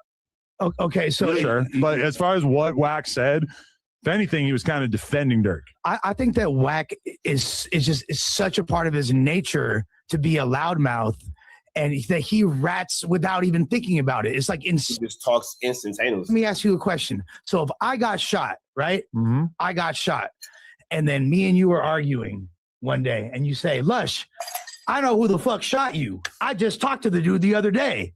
I just talked to the dude that shot you the other day." Is that not dry snitching? I don't really think it's dry snitching if you don't put a name on it. I actually did that exact thing when I was beefing with King Yella at one point, and I was lying. I didn't actually know I shot him. I just said it. I've done that to a few people, actually, where I knew more than I actually knew about their, Now, if he come back and pop you, you're going to be looking like, oh, my God, I didn't deserve this, but you're playing with him. That was stupid. Snitching? Like what are we calling that? Do you guys consider that? It's not snitching. You got to come up with a new terminology. No, it's not snitching to say, I know who committed this crime. It's snitching to say the name of the person. But then what if the police come and start asking questions as a result of you saying that on podcast? Hey, hold on, Adam. I don't think you said that when as long as you don't answer the police. To this nigga. Right, and I don't think that's snitching, except that you made it specific enough that reasonably you could then conclude that the cops assume it's specific enough. Well, if you're saying that you're doing it on like a very consistent basis, it's easy for people to imagine like, oh, but he said all we have to do is pay attention. All we have to do is pay attention to the people that Munchie drinks with every weekend, and eventually we'll figure it out. Nigga 2 months ago. Right. No, and I mean, that was obviously he's probably trolling her. Munchie B's getting frustrated because Whack Adam is clearly sticking up for Whack. You see the irritation. Talk about 6ix9ine on a podcast, especially after watching that where he didn't. Y'all want Whack Adam to save y'all from Whack? You crazy? But we already answered that. Shouldn't something tell a person like, let me kick back? I don't think, not based on what we have now. All right, okay. Oh, y'all, they be pussyfooting with this overacting. Overact is going to strengthen the case, bro, whether it's a charge or not. Well, I think an overt act has to be something where they plan on charging it, right? But when you read this, it's strengthening. It takes to the person personality and his character, and then like, you know what I'm saying? It's the same thing as writing a character letter or an impact statement after they get sentenced, give them the rest of the, you know what I'm saying? Or even a bail hearing. So I'm saying, don't act like an overact is a harmless thing, and it's not. You know what I'm saying? That is crazy. And I see. I thought Jay Hill's gonna be here. Okay. Cause he kind of motivated me. Friday. Huh? Friday will be here. All right, we'll bring it up again Friday, right? All right. But I thought even I'm gonna do the other video. But let's see, Saturday, you could tell by the clothes I had on, I did a video about Draco. When I seen his Cam Capone shit, I was like, oh, right. And I dropped mine this morning, but I thought he was gonna be here today. I was gonna live here and then boom and do the other one and react to what he did on Cam Capone because he brought up Draco, right? But he did something involving Draco that wasn't cool, and that could because he basically did what me and Wack did, and that wasn't cool. Talking about y'all go look at the interview, and that wasn't straight. You know what I'm saying? So you using the Munchie example, right? That he just I'm using myself as no. I know my shit harmless because I know, you know what I'm saying. But I'm saying, like, that wasn't cool to do that with that interview. You know what I'm saying? Right, for sure. But even like the one you were talking about before about the I know who shot you. I did the same thing in the song, but they took it off my last YouTube. I did it with. It's all bad. You shouldn't say any of these things online, and they're not really describing what an overt act is. It's crazy how many times they talk about this on No Jumper and get it wrong. For that crime, which I don't believe there is, right? But for which one? That's for all of them. No, for you getting for what happened to you. You feel me when he was talking about that, right? So if there's an active investigation and he makes that statement, all the LAPD got to do. It was weird. It was weird to say, but ain't nothing gonna ever come in my situation though, because because I'm the victim in my situation. So it ain't nothing go. I don't give. Nobody give a fuck about that shit. He gonna pop his shit. But I'm saying, good. I gotta pee. I'm sorry. But that's still him being a rat though. How is that not dry snitching? I mean, definitely still him being a rat and dry snitching. Mine made up on what I feel about him anyway, so it don't matter, right? But that I don't know, man. Hey, this shit getting crazy, bro. Like he popping up in everybody's cases, and then exactly like, well, all he said. Oh, what the fuck? Oh, and by the way, we got Impalas in the chat because it's 6,400 viewers. Let's go. Let's making sure he's doing them numbers. That's right. Last week we had 55. Motherfucker, we had 6.4. The fuck is you talking about? Because Nick lying in here. Scares, bro. But look, I heard somebody on, I don't know what I was watching, but they were saying that the new line of that was crap. Armenian. The Armenian dude saying the new line of telling is going. Yeah, because Dre the Virgo gave you my clip to go over. That's how you know it, because you get scammed for Dre the Virgo to just copy my videos. Using that shit. And it's like what's his name? Tekashi 6. He's a rat. A proud one. A proud rat. And he's just but Tekashi not the problem though. Tekashi, he just want to make everybody feel less than and feel how he feel. But he not talking about open cases and got details to none of these people cases other than the one he was involved with that's over with. You know what I'm saying? But they talking about him putting pressure. That one is him putting pressure on somebody to do something. And the snitch is saying that they heard or they saw Dirk react to that shit. Man. So look, the thing is, no matter what you say on these fucking things, if you're snitching directly or causing a reaction, they're using podcasts for multiple ways to put motherfuckers away. I've been saying that for the longest, that they use a podcast as open source reporting to get these Flu Flammers and Skull Douglas and larceny situations out. The fuck? Yeah, how the fuck am I supposed to know some shit like that? Who, me? No, him. But I would say though, like, look into it. We don't actually have a lot of great examples of people using podcast clips against, like, to put people in jail. Like, I feel like that's not true at all. You're lying. They're involved, but it's like, think about what this is. They have a snitch who's saying that Dirk was enraged by that clip and basically like encouraged his friends to go kill on behalf of that clip. That doesn't really like mean that the clip is getting Dirk locked up. It means that Dirk had a reaction to that clip in private that somebody's telling on him for, and that was what upset him. But like that clip in isolation is just 6ix9ine doing something that he did for months, which was basically just taunting Dirk and telling me he had to slide. Right. And then really it's Wack kind of just telling him he doesn't buy it. No. True. Overstood, but it's ironic that he pop up in like then you all over the place. The same way that, like, if the Draco murder ever goes to trial, somehow I really, really doubt that we're ever going to hear anything about, like, Munchie B said that he drinks with this guy. It's like, that's a great headline. The blogs are going to love that kind of stuff. It's just like, that's not going to hold up in court. Yes, but his name's not in that. His name being hella indictments, though. But say this. Say that what the snitch is saying is true. Mm-hmm. That what this was triggered him to do what he did, right? Is what I'm trying to say is the power of podcasts and the power of these microphones and what it could get done. You know what I mean? Like, I don't know if we're really recognizing the fact that people get on these shits and say shit that causes a reaction. Like for him to say that what 6ix9ine said caused him to be pissed off, to be like, damn, now I feel pressured up, not riding for my dude. You can use these platforms for all kinds of shit, is what I'm saying. It's just like the fact that No, that's 100% real. That's a fact. And I don't know why Adam's acting like this situation isn't happening in real time, like we're seeing it. This is a whole back and forth. You know, it's crazy that Adam is acting so oblivious. Oh, no, there's been no podcast to show this. oh, this back and forth and blah, blah, blah, and all this and all that kind of stuff. That's not true. Wack is plenty of times his podcast conversations and comments have led to overt acts and in some situations, actual charges. What happened, the aftermath of it? And it still sounds like a bunch of hearsay. It's a bunch of he said and I heard. But that from shit this work in the person. feds, right? It's working because it's being hearsay definitely is admissible in the feds. Statements about what happened after the slide or whatever. No, like you can't say.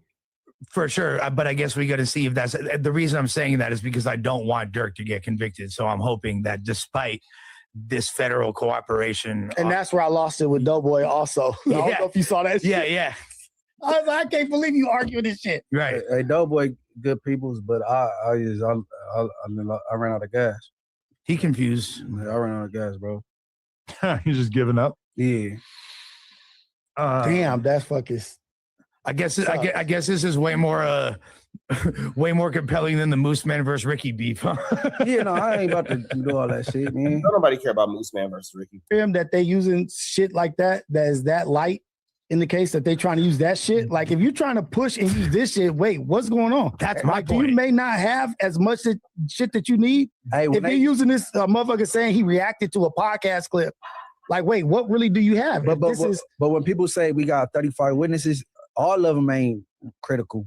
Like witnesses, yeah. Like Mo 3, he got like 200 some witnesses. All them witnesses don't fucking matter. They're not going to subpoena all of them, right?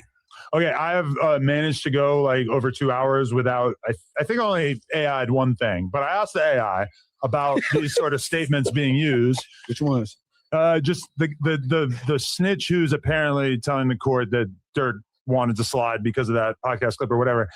Yes, this testimony, which is the testimony of the snitch, counts as evidence and is legally admissible in a federal murder trial under specific exceptions to the hearsay rule. Why it counts as evidence? Party opponent admission. Under federal rule of evidence, statements made by the defendant are not considered excluded hearsay when offered against them. State of mind exception. Federal rule of evidence allows statements that show the speaker's intent, plan, motive, or mental feelings at the time. Relevance, expressing a desire to kill the victim directly establishes premeditation, malice, and motive. How it is used and challenged. That's literally how Big U got hit with the exact same situation. To the stand and testify under oath about what they heard. Credibility. That's literally what happened with the wiretap with Big U. Examine the informant to expose biases such as plea deals, reduce sentences, or financial payouts in exchange for testimony. And then jury determination. The judge will allow the statements into the record, but the jury ultimately decides whether to believe the informant or discard the testimony, which is interesting because, yeah, like we're all thinking, why can't this guy who's snitching on Dirk just be lying? Why do we have, like, how could that be considered full-blown evidence? But it's not. It's just the jury will have to weigh it. And yeah, but they're hearing it. And will it sway them? And if there's 10 or 15 of them, an average juror is going to say, well, where there's smoke, there's fire. This guy probably did it. You know? It's fully contingent on the credibility of those witnesses. The feds is fucked up because a lot of this shit ain't admissible in state, but in feds, correct. Like, they got a hearsay law. The feds gonna do what they want to do to get that 1-2 step like. In California, that's an instant objection. Yeah. Like Adam couldn't say to the detective, well, my wife told me once she shot this dude, Greg, in the head, it wouldn't work. Yeah. Like you can't go to trial with that. But man, the feds is, man, they make up their own rules, bro. As they go, the feds is fucked up. The feds is gonna keep their conviction no matter what. Free Dirk, but yeah, it's definitely not looking too great at this exact moment. I'll be fresh as hell if Wack watching.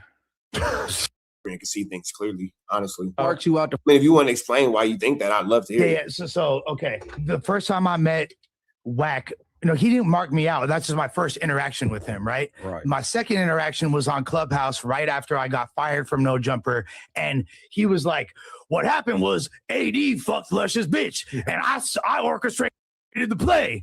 First of all, I didn't even have a girlfriend at the time. There was no bitch to be had. And AD did have a girlfriend, which made it really awkward for him as well, because it's like that's fucked up. Yeah. He AD, as far as I know, was not cheating at that time. And Wack is publicly saying that AD cheated on his girlfriend to fuck Lush's girl. And I was like, damn, he really don't give a fuck about anything. Yeah, he's fucking AD over it. Throw AD all under the bus. Quote was, I sent nephew to bust them walls open. I sent nephew to sending AD on a dick mission is amazing. So before I've even that's super GPS. Really met this guy, he's on my helmet, and it has to do super GPS. Humiliate me with females. So there's history to this shit. There's a long. This is the first interaction, and then sometimes when we spoke on the phone, he's as sweet as cherry pie out of the mode, but in front of other people. And in other environments, some white boy shit to say. What he said, cherry pie? What? What's with ice cream? It's ice cream, fool. You don't know Alamo me with ice cream? Ooh, take this nigga out of here. Golly, somebody get that man something different. I enjoy it like this. No, I know it. Never mind. Oh, I feel like I've watched Slush kind of devolve as a podcaster a bit, like as the drugs got worse. Yeah, I feel like you seem like you already recovered a lot of it. Well, I told Moose Man, and this is after only 1 week, mind you. And I told Moose Man, even though I think he had me at S tier, I think he had me. I was like, you don't need to make a new tier for the way I'm finna be potting. Hey, Rios, you gotta I pay attention to patterns. This sent. I sent. He sent everything. You know what I'm saying? Mm-hmm. Yes. Yes. They did the thing. Oh, he said, oh, they got Adam in jail. I sent my lawyer. Or I said the bullshit with the bottle shit. Oh, I sent him in the room. He fell for it. Or he said, hey, to fuck his bitch. Or it's either I sent or I stopped. Those are the two things. Like, oh yeah, that's a sending stop. And stop Brick Baby from getting smashed. Stopped. Those are the two things. Like, oh yeah, this was finna happen. Stop Brick Baby from getting smashed. And I'm patrolling everything. Yeah. Oh, Adam, you don't know. I stopped him from come up here. That was on you, Adam. Yeah. I had to put that was an AD detector. Can I ask you a question, Adam? Sure. Did when I invited 6,000 Crips with birthday cakes and to the podcast, did Wax save my job? Because he claims that he was the one that told you. He's like, you was gonna get fired. I talked to the reason you here is because lies exposed. That's why you just not bringing that up? That for sure never happened. Why is this question like a year later? Well, I think it's very timely. And on top of that, you know what else? Clear mind right now. Happening was he finally sober. On top of that, there's the whole narrative of Lush said that Lena called the police and it was Lena who snitched on the Crips. Lush said that. Huh? I missed that one. That was a backdoor conversation. When Travis and them came, the cops showed up at a certain point and there was talk of like, ooh, who called the cops in the building? And Lena was there that day. So that some people like threw that out there. It was Josh. Adam just skipped over what Munchie said. Yeah, because you couldn't really say that'd be the best person to say, right? For sure. No, but like, in his eyes, what he was saying is that it was because of me and that I put that out there and I was snitching on Lena or like. Oh, well, yeah, I do remember that. Yeah. That's what I'm saying. So like there's not only has he been like trying to just get at me and roast me for the perceived dumb shit that I do, but he's actually lied on me and gone out of his way to disparage me. Like fuck lied on you. But I've been lied on 50 times. He said welcome to the club. Munchie B is really making it hard for Lush to get his shit off, and Munchie B's really messing up the clip right now. They got all these raised by my mom and my dad. They got was raised in a 2-parent household. They got older, they broke up. I don't give a fuck. I don't have any animosity or like I kind of feel like Adam, you think that I'm like mad at you or like against you or feel some type of way. Why the fuck like you care if he mad at you? Why you care? Because I care about my friendship with this fool and I care about my job. That's why. Man, drop your nuts, bro. But my nuts is so big. This is the week where he dropped his nuts, right? I just said drop them. Nigga, I didn't exercise. Look, he said they so big. like everything ain't no simile or no metaphor. Leave this battle rap shit out of this, right? Hey, you talking about think you mad, man? Stop having heart to hearts with this nigga Adam, bro. No, I know you got daredevil levels. No, Adam just said, nigga, you on your own, nigga. Why the fuck you expect me to stop this bulldog looking ass? Well, I mean, look at all the shit that's been said back and forth. It's like, what the fuck am I going to do? In the very beginning, yeah, I probably could have jumped in there. And I wish we could really let Lush get his shit off. Animosity, I think at a certain point, that ship definitely sailed. So, Adam could have had a tardy pass. Like, I'm late to the party, but hold on. Whack kickback, please, for me. I should have said this like 9 months ago, but you going a little too far. And he has done several things. I did not, and you even acknowledged in your stream, like, Lush has been nothing but kind to Wack. Lush would literally give his. I think you said that Lush would let Wack sleep in his bed and use his shower if he asked him to. Which the shower is over. No, he pressed the line though. He pressed the line, but it seemed like he pressed the line at the wrong times. But no. What I just heard, it was somebody just like reacted to it and they was giving Adam his little flowers and shit. And Adam pressed the line though. This is my only qualm. Say you watch Trap News Network without a minute. You watch Trap News Network. Oh, I was watching somebody. Okay, you were watching my stream.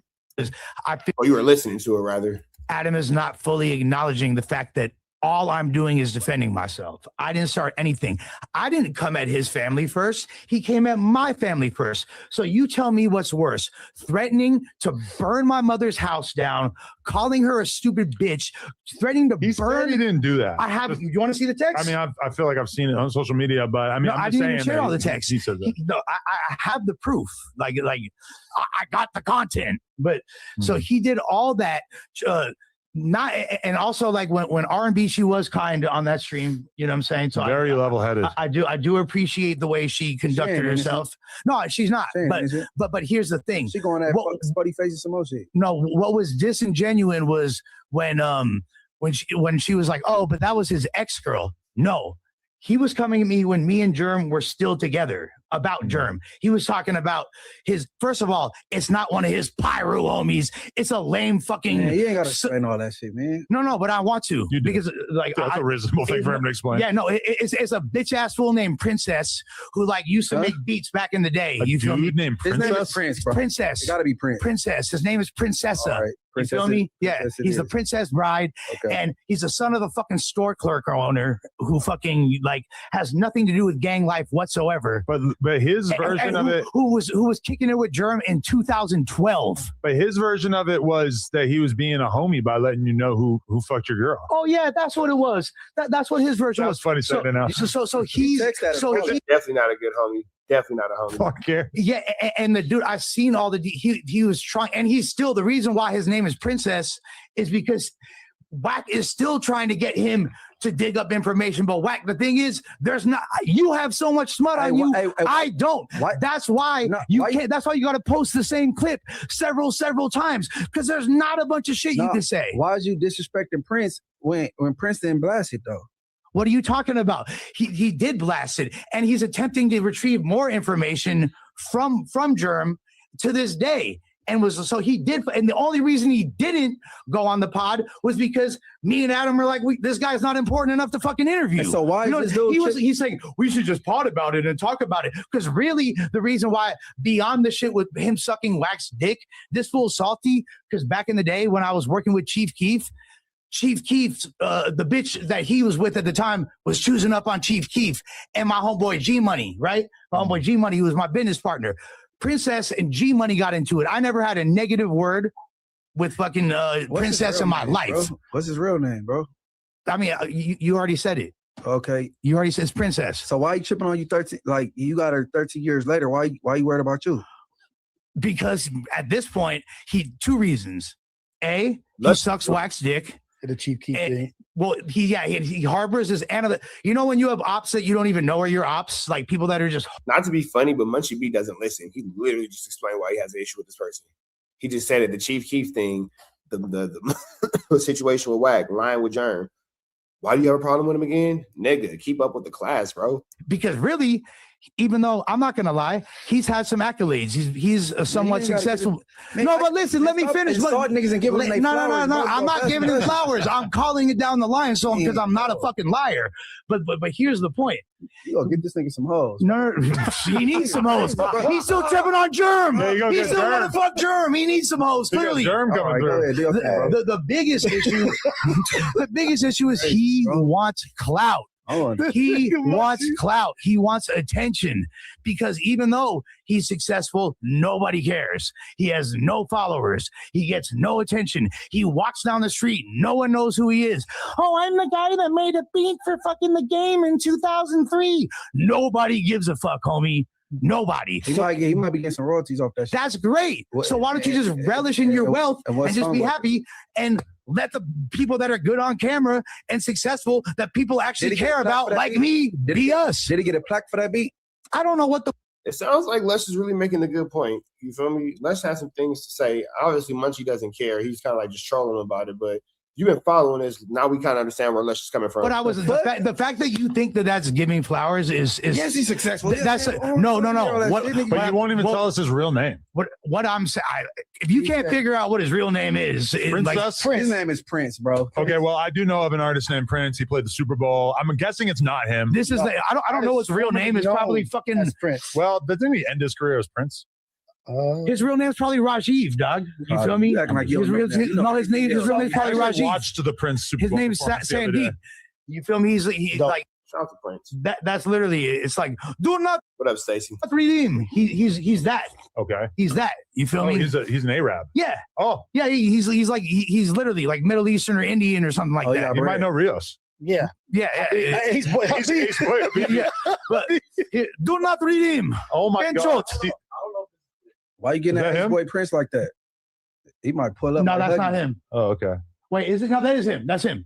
That's him. Damn, Les is giving him his flowers. He got 200 followers. How is that? I was trying to create content. But you just said he got a gang of followers and it's 200. 238.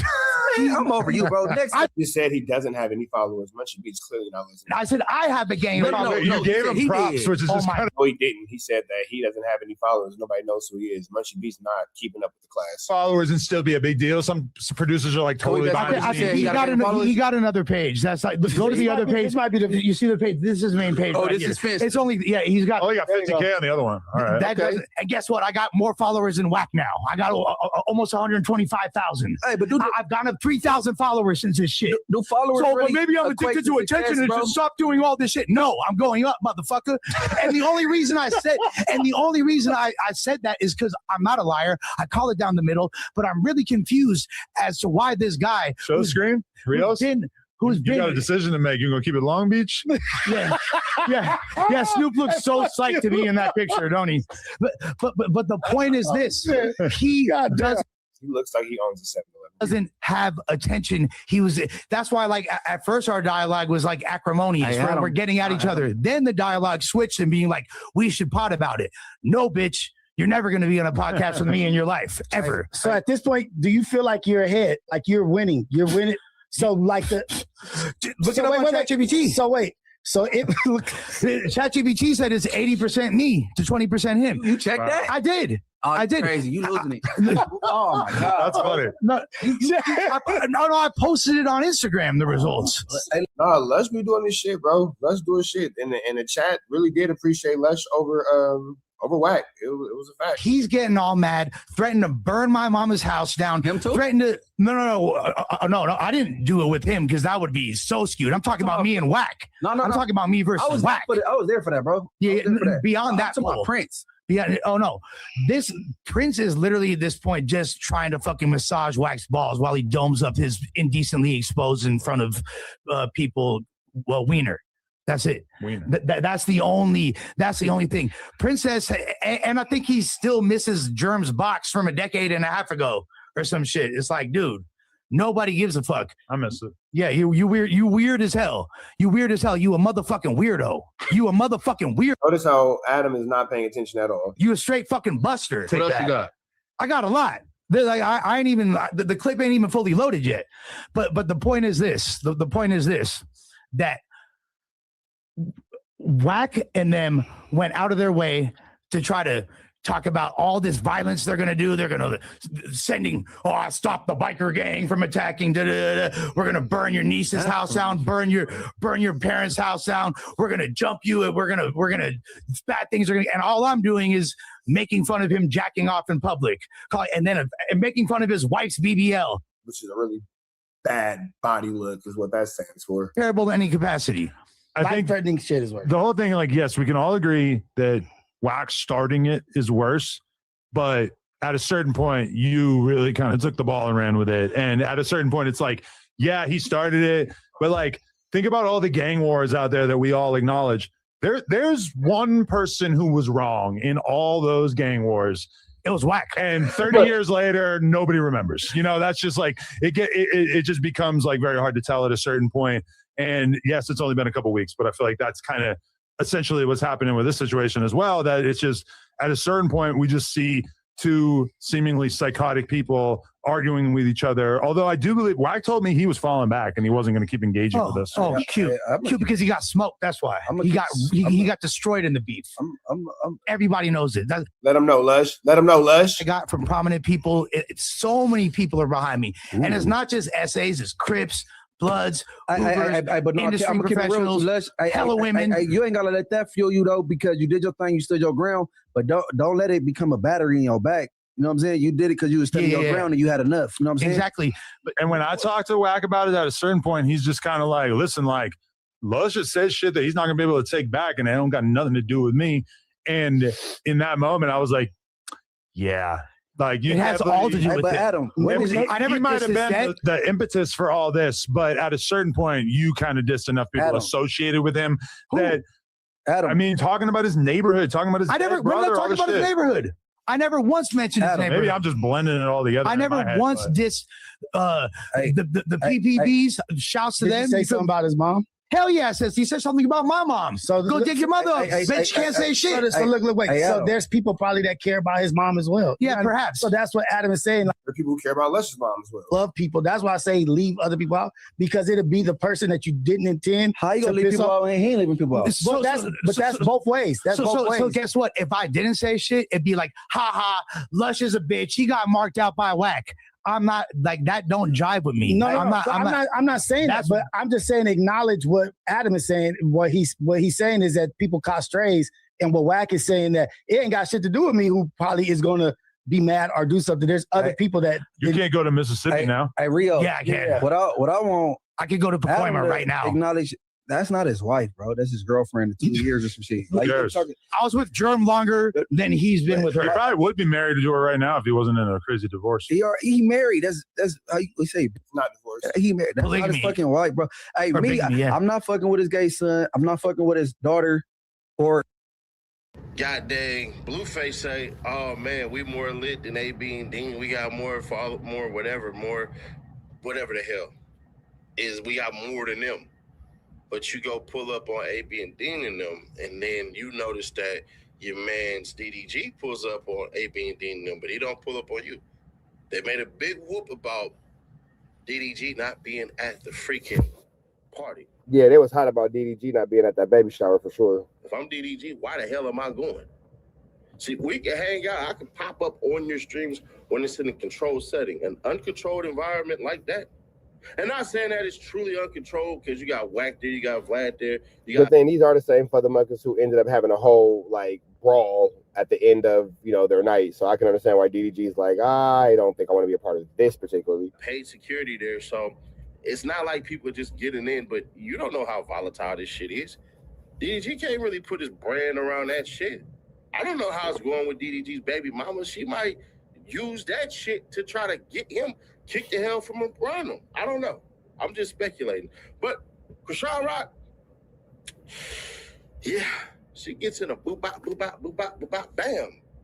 And I'm gonna show y'all why this shit is happening. What the fuck? What the fuck happened?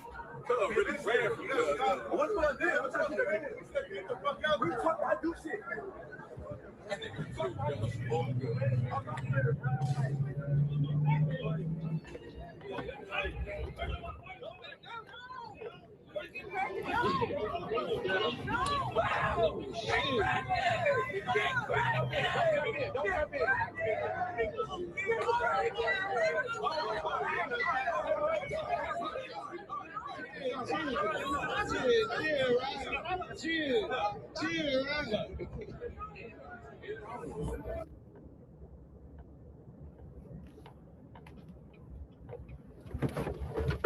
Krishan Rock be bailing around like she the fucking Terminator, bro. Krishan be bailing, nigga. She be bailing like she on the 4 yard.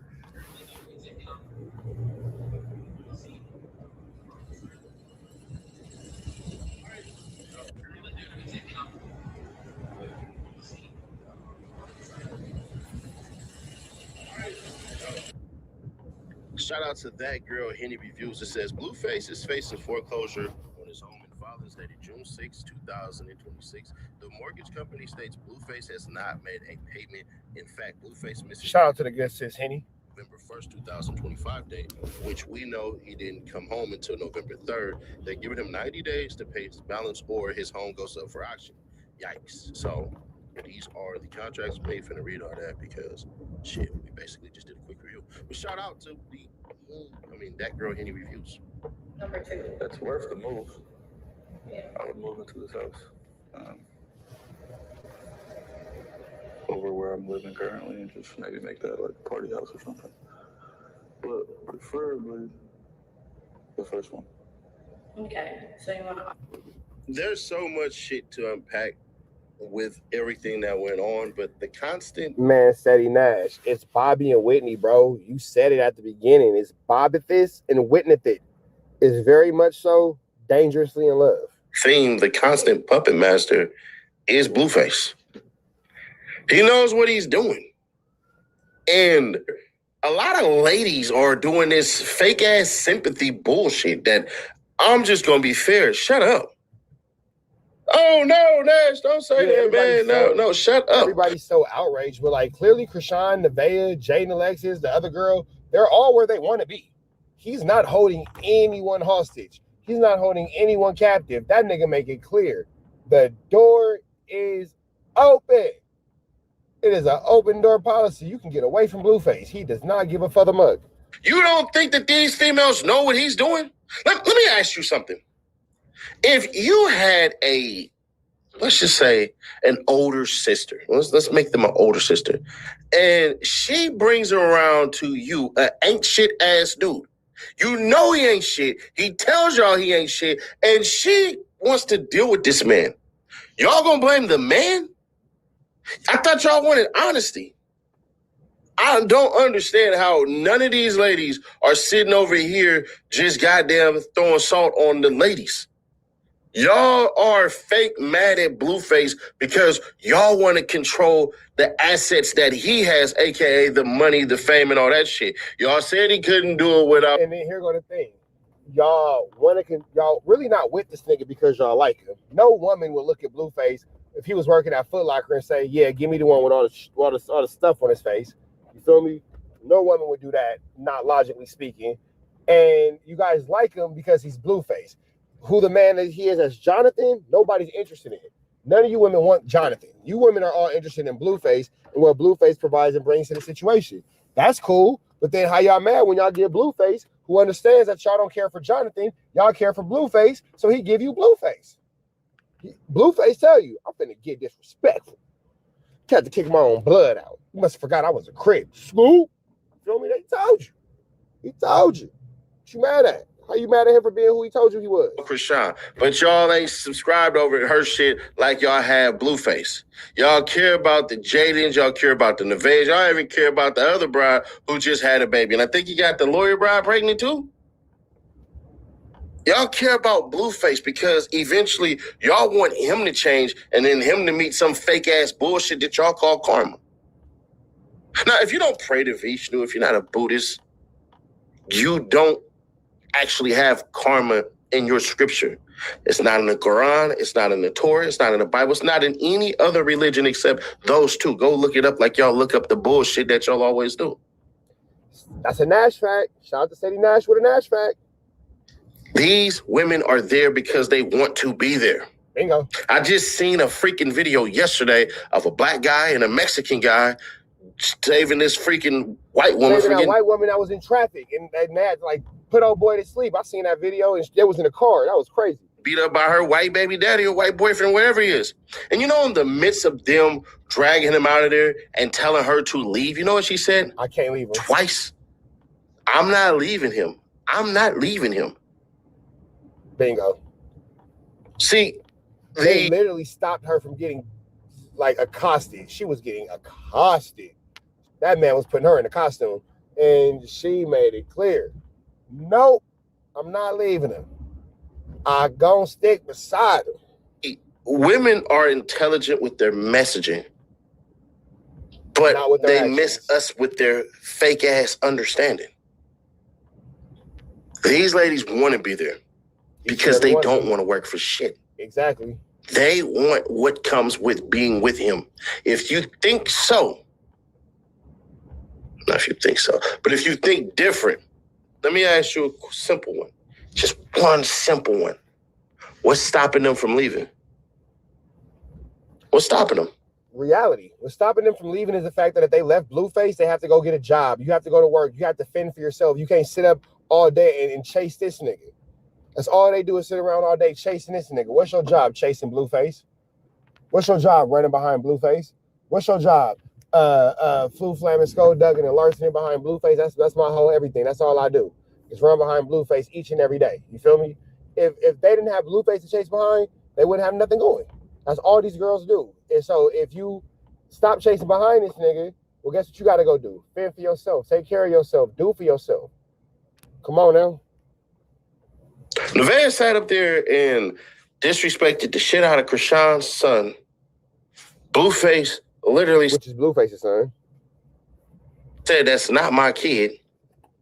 Nevaeh said, this is Ronnie's baby, Ronnie's baby, Ronnie's baby, over and over and over. But at the end of the night, who did Blueface go home to? Krishan. And y'all know that Krishan Rock watched the whole entire thing. And Krishan getting her lick back. It had access to text him. And still chose to pull up over there. Still chose to double back. So y'all play this bullshit ass fake innocent game when the truth of the matter is either y'all jealous or y'all just as dumb as they are, or y'all wondering, damn, why not just get him out the way and take all his money? Because they can't. These women that y'all see him with, even he calls them mid. Even they know they mid. These ain't the women that are the ones that's getting scooped up and all that. I seen a woman put a comment on there and say, literally this bullshit. Wait until... Hey, said he's saying some real shit right here. I ain't gonna front, bro, spitting. It finds a king.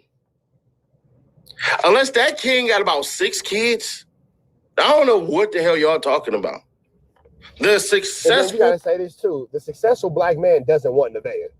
I'm sorry. Spade is spade. The successful black man with his own house, with his own business, who's taking care of life, don't want to deal with Nebraska and deal with neglected. Because it's too much that come with neglected.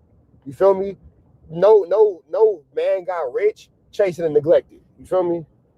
People, they know what success is because they learn sacrifice and discipline. That girl ain't got no goddamn sacrifice or discipline to her. At all. Just blind loyalty to a comfortable spot because guess what? As Blueface said, she slept in a shelter. So this is the best she's going to get and she going to hold on to it. And that's her choice. They're where they want to be. So this Captain Save-A-Hoe ass shit that a lot of y'all... That's facts. She slept in a shelter. She just happy to have a bed. I'll keep on trying to put on these women. Man, fuck out of here with that. I'm not believing none of it. Krishan is supposed to be in Baltimore. Krishan flew her ass down there to goddamn Florida. She flew all the way to California to be with him. To the point where the way he did her in that restaurant, you would have thought it was actually over. And I'm like, tick, tick, tick, tick, tick, tick, tick. But no. Now, I'll say this. Krishan is probably in a better place financially than neglected, because when it's all said and done, Krishan has now figured out how to get her own chili pot. You feel me? So she got her own chili pot where the chili's hot. Can't really say too much about that. You feel me? But neglected, oh no, bro. She's getting food for him. Nah, it ain't. It's just getting started. End of the day, it's all about the money.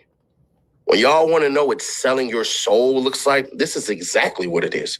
It's not some fucking red monster with a pitchfork and a tail hanging out the back of his ass and said, give me your soul. Oh, I will give you riches. No, selling your soul is doing things that you know under any other circumstance, if it didn't have monetary gains such as money or a price of fame, you wouldn't do this shit at all because it goes against your morality. This is exactly what selling your soul is. Krishan Rock is not going to go to jail for that fight because she didn't swing first. The girl actually swung on her twice and lost her foot and caught her with a nice one. Krishan Rock proceeded to turn into the thing and started to smash. Now, there's rumors on that video that Blueface kicked that girl in the head. Yeah, Blueface might be on the jail for kicking a girl in the head now. That's ugly. I don't know if that's true or not, but Blueface, you on probation. So if you get your ass arrested... I think that he's actually off probation. I think Blueface got off probation like the day before the situation happened. Oh, this shit, that's your fault. It is what it is. It is what it is. You're your own teeth. So whatever happens, happens. If somebody would have got shot and killed last night, I'd have just said it's up for the par. These people are idiots, all of them. But they know how to be entertaining and they know how to make $1. Krishan Rock sold her soul. That's true. Sadie Nash ain't told no lies, bro. The Cedric of Nashington has told no lies. And uses Jesus and God to try to spread it to y'all to make her look like an addict that's in recovery mode.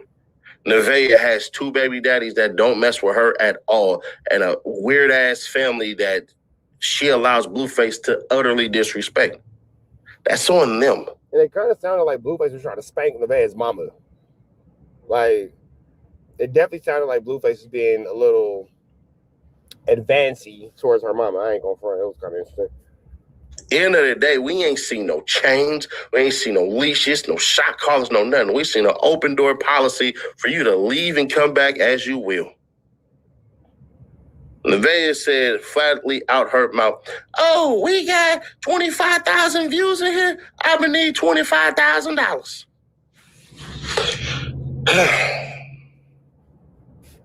Talking about she gonna be successful. That all being said, man, shout out to my man Sadie Nash. Give him a like, comment, subscribe. My man Cedric of Nashington. Red dots to the left, you know the rest of the player, and please be blessed. We go. Dang. So Blueface caught the cold beats before Krishan Rock caught her 1-2 step like Sierra, man. There you see it right there, and boom, down goes Blueface. Damn. Blueface got hit to the binocs. Damn. Blueface caught the whack 100. Blueface caught the whack 100. That is incredible. This whole situation is flu flammer, skullduggerous, and larcenous. That's why Blueface was out of his. That's why that man had his chi-chis out. Damn, homie. In high school, you was a man, homie. Jesus, Jesus. She's Louise, man. Now, for those of y'all who don't know, Blueface and Krishan Rock had a crazy situation. You feel me? And that situation apparently has spilled all over to the internet and just flew flamorous, y'all. That all being said, man, golly. And as you can see, Krishan is getting into a flu flam, a skulldug, and a larcen, and Blueface kicks the girl while she's down. Right here, you see Blueface with a kick, bow, right there with the kick. One more time, throw it back, flip a thing in, and then reverse it. Blueface thought it was all right to boom, throw a kick in there. Yep, he's going down, baby. Yo, street in a Range Rover. You cannot do that. You are on camera. Yeah, man, that's a flu flammer, skullduggerous, and a larcenous activity. That's a larcenous act. This girl's into a fight. Here you have Blueface and his little buddies all congratulating him as he's topless for whatever reason in the streets. Krishan was doing her Dougie. There was no need for Blueface to kick the girl in the head. But with that all being said, we finna go ahead and jump into this Kantiana, man. Blueface and Krishan outside of the club fighting like animals. Nevaeh, good on neglected, made the right choice by not involving herself in this flu flammery with her heavily pregnant A-double-double. She is at the house, I would assume, you know, pregnant off the baby shower, off the high of that. And this is what's going on in the streets, man. Yeah, so let's go into it. Go back out! Oh, shit!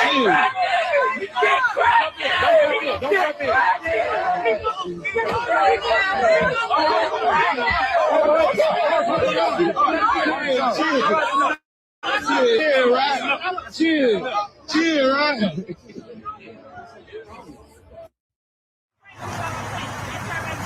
Get your ass out the fucking car. Come on. Matter of fact, take him. Take him. Take him. Take him. Take him. Take him. bitch. Take the nigga. No. Nah, they been trying to bitch all day. I can't even put my hands on my No, take them out. I need them. They charge. She's just talking to my mother and everything. No, fuck that. Fuck that. I don't give a fuck. I don't care. I need a respect. I don't give a fuck. And fuck him too. And that dumbass, like you said, a retarded family. Retarded motherfucking family.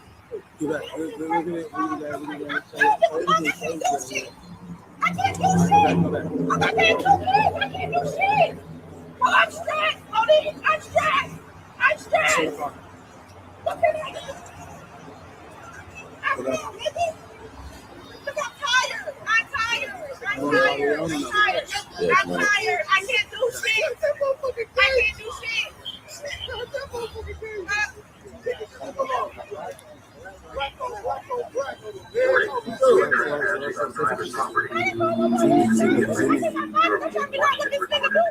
Law enforcement will be dispatched if you do not leave now. This is your final warning. Be here immediately. Come here now, watch this. Come here. Right here, it showed the distance between them. Go. Chill, they can hear us too. Warning, you are trespassing on private property. Leave immediately. You are being watched and recorded. Law enforcement will be dispatched if you do not leave now. This is your final warning. Be here immediately.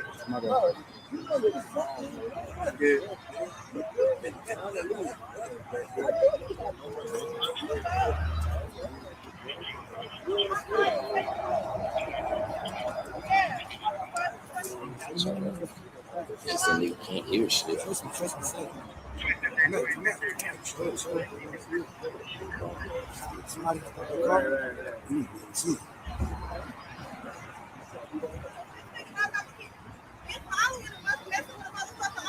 you want the nigga, just take him, bitch. Take him. Fuck. God damn, it's never that deep. Bitch, have him. Fuck. I'm tired. I give the fuck up. I give up. Take him. Have fun with him. Run out. Run up to the sunset with your kids, bitch. You are being watched and recorded. Law enforcement will be dispatched if you do not leave now. This is your final warning. What can I do? And he's sitting in the bitch car. You are trespassing on private property. Leave immediately. You are being watched and recorded. Law enforcement will be dispatched if you do not leave now. This is your final warning. Be here immediately.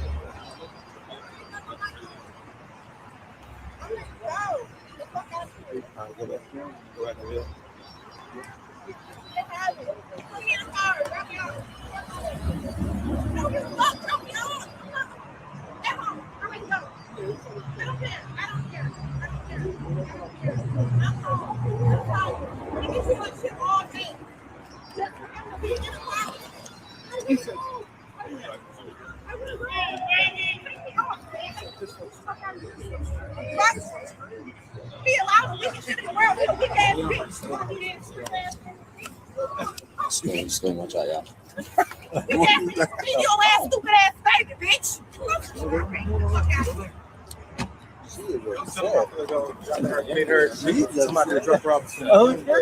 Tell her friend hop on. Tell Facebook hop. Hey, you heard it? It's like wow.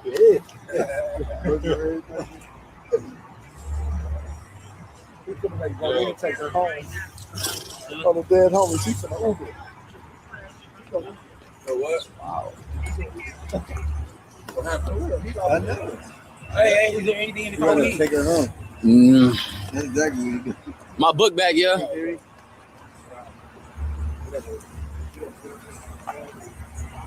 Ain't no way.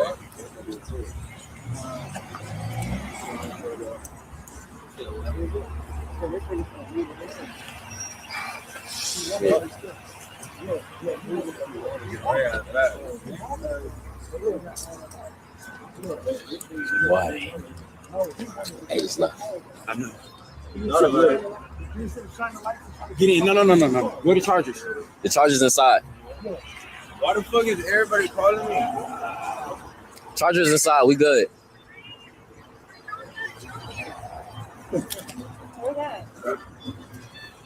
Warning, you are trespassing on private property. Leave immediately.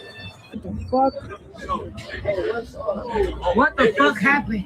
What if I did? I do shit.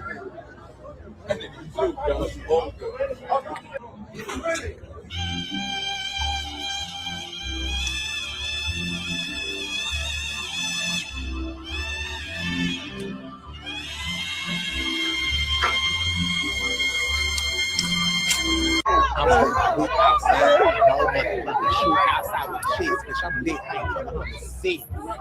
Six shoes are snap. Oh my God, I got Telling you. As you can clearly see, Blueface did all that to end up with Krishan, just to end up getting into it with Krishan. You would have just stayed with poor little Neglected. Would have been cool. Would have went home. It would have been a smooth night. Baby shower over with. Go home. Watch some Netflix. Eat some pizza. Everything is cool. But you done found yourself out here with Krishan, man. And ain't that how you ended up in jail the first time? Now you out here having club fights and bar fights and brawls and all that kind of stuff with Krishan in the middle of the. I don't know about this one, Mr. Face. I don't know about this one, but with that all being said, y'all see what's going on. We finna get up out there to the next one. Right down to the left. You know the rest of it. Pray and be blessed. We go. 7 North Cahuenga. For 1628, there was approximately 100 people fist fighting in front of that location, and then shots were heard. You can go ahead and show me code section for first call. 650-30, Roger. 650-30, code 61628, North Cahuenga.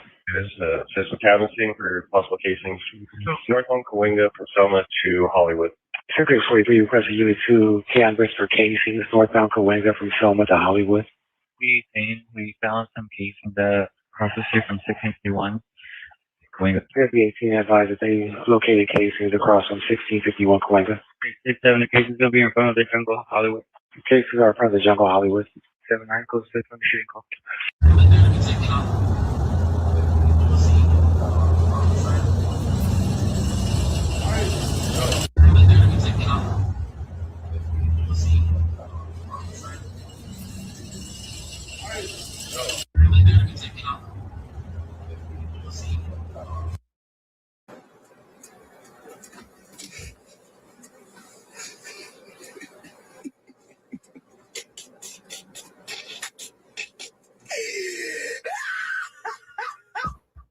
She's like Harley Quinn, bro. Scary a little bit. Yo, chat. Set me up. 15, so this question, Hollywood units, so there's no shooting calls 1628 North Cahuenga and 1617 North Cahuenga. Units to respond, identify. FP30, can you repeat the addresses? 6FP30, 1628 North Cahuenga and 1617 North Cahuenga.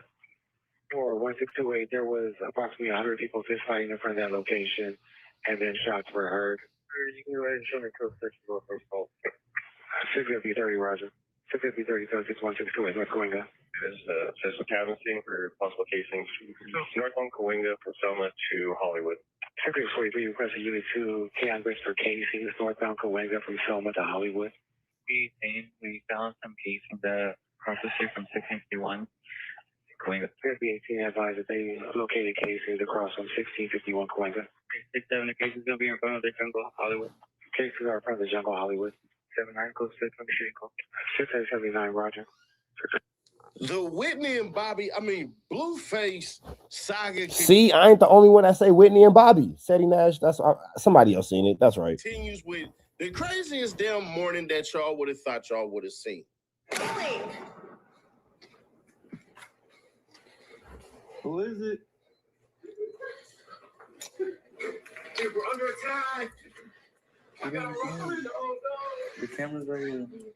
Yes. Who the fuck is that? No, it's the mailman. Open the fucking door. It's the mailman. Or you being disrespectful? Open the fucking door. He just dropped off a package. Open the fucking door. It's the mailman. Nobody's not about to play with you. I don't know. No, it was the mailman. How is it? Nobody out there. How is it the mailman? How? Fast ass mailman, ain't it? Lame. I'm telling you. But who are you just talking to? Nobody. Where's my phone?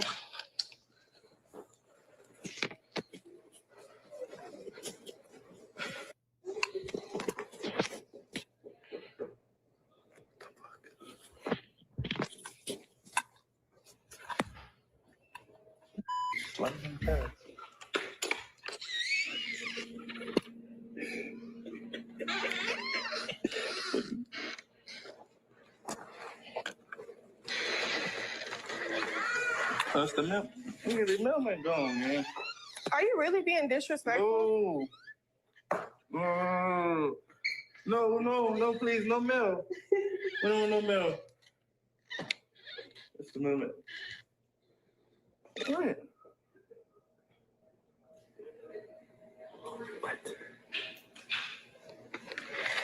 I got something.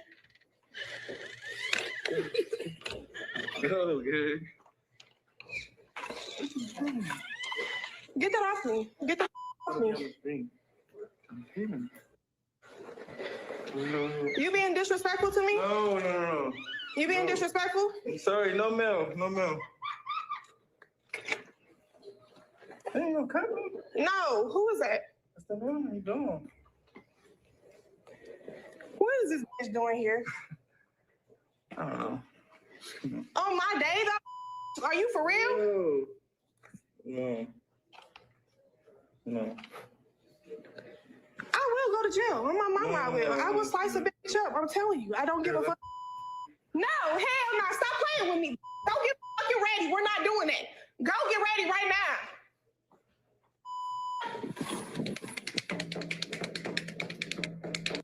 So we're gonna skip past the whole entire car ride to the baby shower because it's a lot of freaking music that's played that you can't play. It's so much BS going on. Blueface is doing one thing that he does. Seti Nash had the same issue I had. Nigga, it's a lot of flu, flambery, skullduggery, and larceny around this motherfucker. Probably better than anybody else I've ever seen do this. He is gaslighting the shit out of all of these women, and I'm gonna make the point early. I think it's all for the profit. And if you don't believe that, wait till you get to the end when I drop this surprise on y'all because it makes the most sense. Oh, Blueface is for sure push AB and Dean the Great out the way. He said you're lucky. Thank you. Say hi. Might be your baby in that room, man. You said you're lucky I even came. The bitch using me. I'm gonna use her. My feet are like so fat. So hear me out. And I got my fucking dress dirty. No, hear me out. Just say it's yours. Hey, how are you? I'll give you a hug. Nice to see you. That's all. How you feeling? Ready to get It's time. Yeah. I remember doing my baby shower like kind of way before we had the baby. Yeah, we're doing it literally the same month. I like that though. Get it over with. Oh, they're gonna be sadly disappointed. Makita. Look at her. This bitch been in a shelter. She ain't had no baby shower before. Exactly. So she's gonna be grateful that I brought the bitch. That's crazy that Blueface said she ain't never had a baby shower before. She should be grateful that Wooty Bam. That's crazy. And I'm gonna make sure of it every day. She's crazy. The bitch chose a crazy. But I'm not gonna let her be appreciate it. Everyday type shit. Yeah, thank you so much. This is not regular. This is some shit you gonna sacrifice. You gonna give a little. You gonna take a little. Make me happy. This is make me happy. This is a $65 million baby shower. You think I'm gonna deal with you talking? Wait, this is how much? Thank you so much. This is not regular. This is some shit you gonna sacrifice. You gonna give a little. You gonna take a little. Make me happy. This is make me happy. This is a $65 million baby shower. You think I'm gonna? Nigga, that ain't no nothing $1 million baby shower. That might be how much the property in the house that you guys are renting costs in total, but nigga, that's a couple $1,000 baby shower. I got 4 kids. Trust me, nigga. That ain't no nothing $1 million about that baby shower. Beautiful today. Thank you, Papa John. Can't be talking to me. Never even had a baby shower. What's going on? Say that shit. I spend my money. You better act like you better be some. How are you? Cute. My money. What up, Dad? How are you? Good. Yeah, I'm great. Look at her smiling. We got the same the van? Yeah. I love that. Where is our Bitch lucky. Bitch is lucky. to treat a blessing and luck like it's regular. Okay. You lit. You got the record, baby. You the top view ever. Good. All right. Watch me be really successful. I ain't never did 50K with nobody. Oh, shut the fuck up. I didn't give a fuck about you for all the shit you said to me. I would let your goofy ass go. Let's do this, guys. Congratulations. Thank you. How are you? She said this commercial at her family. How old am I? No, how are This is you? a commercial at her family event. This is family here. We don't do this is a commercial party. Yes, baby. Just trying to clear up. This is family. This is family. That's my brother right here. This is my house. We're having a party. Yes. Got it. Can I have your driver's license? Sure, yeah. What happened? If you don't mind me asking. The party's over, right? You guys have which is fantastic. Who called and what did they say? I don't know who called. But what did they say? Well, first I came because there was like a worry about you and your safety. Yeah. Yeah, because Wack called the police on Krishan. Somebody showed up. Okay. The streamer, come on. Yeah, that's why I came because it made more safety on your part. So I didn't even know that like app like it was like kick or something. Yeah. I know. I followed. I not followed. I just went on. Yeah, but that's Give me 1 minute, Mike. No, she followed. She's happy to be there. She followed. She said, what, I get to go to Blueface and Nevaeh's baby shower? That's the call? Oh, yeah, I'm taking this one. She followed. She's a fan. My fans Dun, dun, dun, dun. are worried because a remedial popped up. Okay. That's what it is. Yeah, that's what it is. We made it to pack anyway. Becky, you can pack up. So he a Crip, right? He had bodies, bro. Like on the schoolyard, he has bodies. I think when a person have like a list of people they probably murdered, they're soulless. So they can't differentiate evil from Damn. What the hell? That's what Krishan is putting on this man? Jeez. Krishan putting that thing on that boy. evil. Like even like if you're a killer, you look at everything like you're invincible, you're numb to emotions, you're not like, and I only tell y'all this because y'all thinking like, oh, like she's going back. No, I just understand this person, like this individual person. He's trapped inside of his sin. He trapped inside of his body. He put the next person down to increase his self. Like when you notice somebody like that has to put the next person down for them to look good, something wrong with that person. You know what I'm saying? Like, for real, y'all thinking like, I'm just over here like just making, no, I'd rather speak on it because I think he needs to hear this. I think honestly, like he just needs to hear this, like, because he keep lying to y'all, making up scenarios. Nobody's, bro, what, he gonna kill me next? Because I'm snitching on what he did in his past life. Damn. What was that, Krishan? I think honestly, like he just needs to hear this, like because he keep lying to y'all, making up scenarios. Nobody's, bro. What, he gonna kill me next? Because I'm snitching on what he did in his past life. He is. What the heck? He's really a soulless person, bro. And then Damn, Krishan put that thing on him, man. Sheesh. I don't know what it is, but we have this soul tie, this connection. But besides all of that, I didn't want to stream our interaction. I never really wanted to stream our interaction. So Blueface is just basically disrespecting This nigga's soulless, but y'all got a soul tie? I ain't gonna lie, that sounds a little contradicting. the shit out of Nevaeh's family. I mean, when he said I'm finna get disrespectful, I didn't think he meant it that way. He dissed her mama, her grandmama. They all pull up. He's constantly reminding people. Yeah, he dissing the grandma was crazy. She was in a shelter and all this shit and everything. As if, I mean, did that matter when she got in your bed? Did you kick her out after you found that out? She was talking to you while you were in the pen. She ain't do a damn thing for you, and you still kept her around. A lot. Hey man, how you handle your scandals, how you handle your scandal, but I'm gonna do the Seti Nash face. Look how Seti Nash hack raised up. Found that out. She was talking to you while you were in the pen. She ain't do a damn thing for you, and you still kept her around. The logic. That man Seti Nash hat went up. Befuddles me because so they get swatted. He finds out that he got a 50 ball on goddamn kick.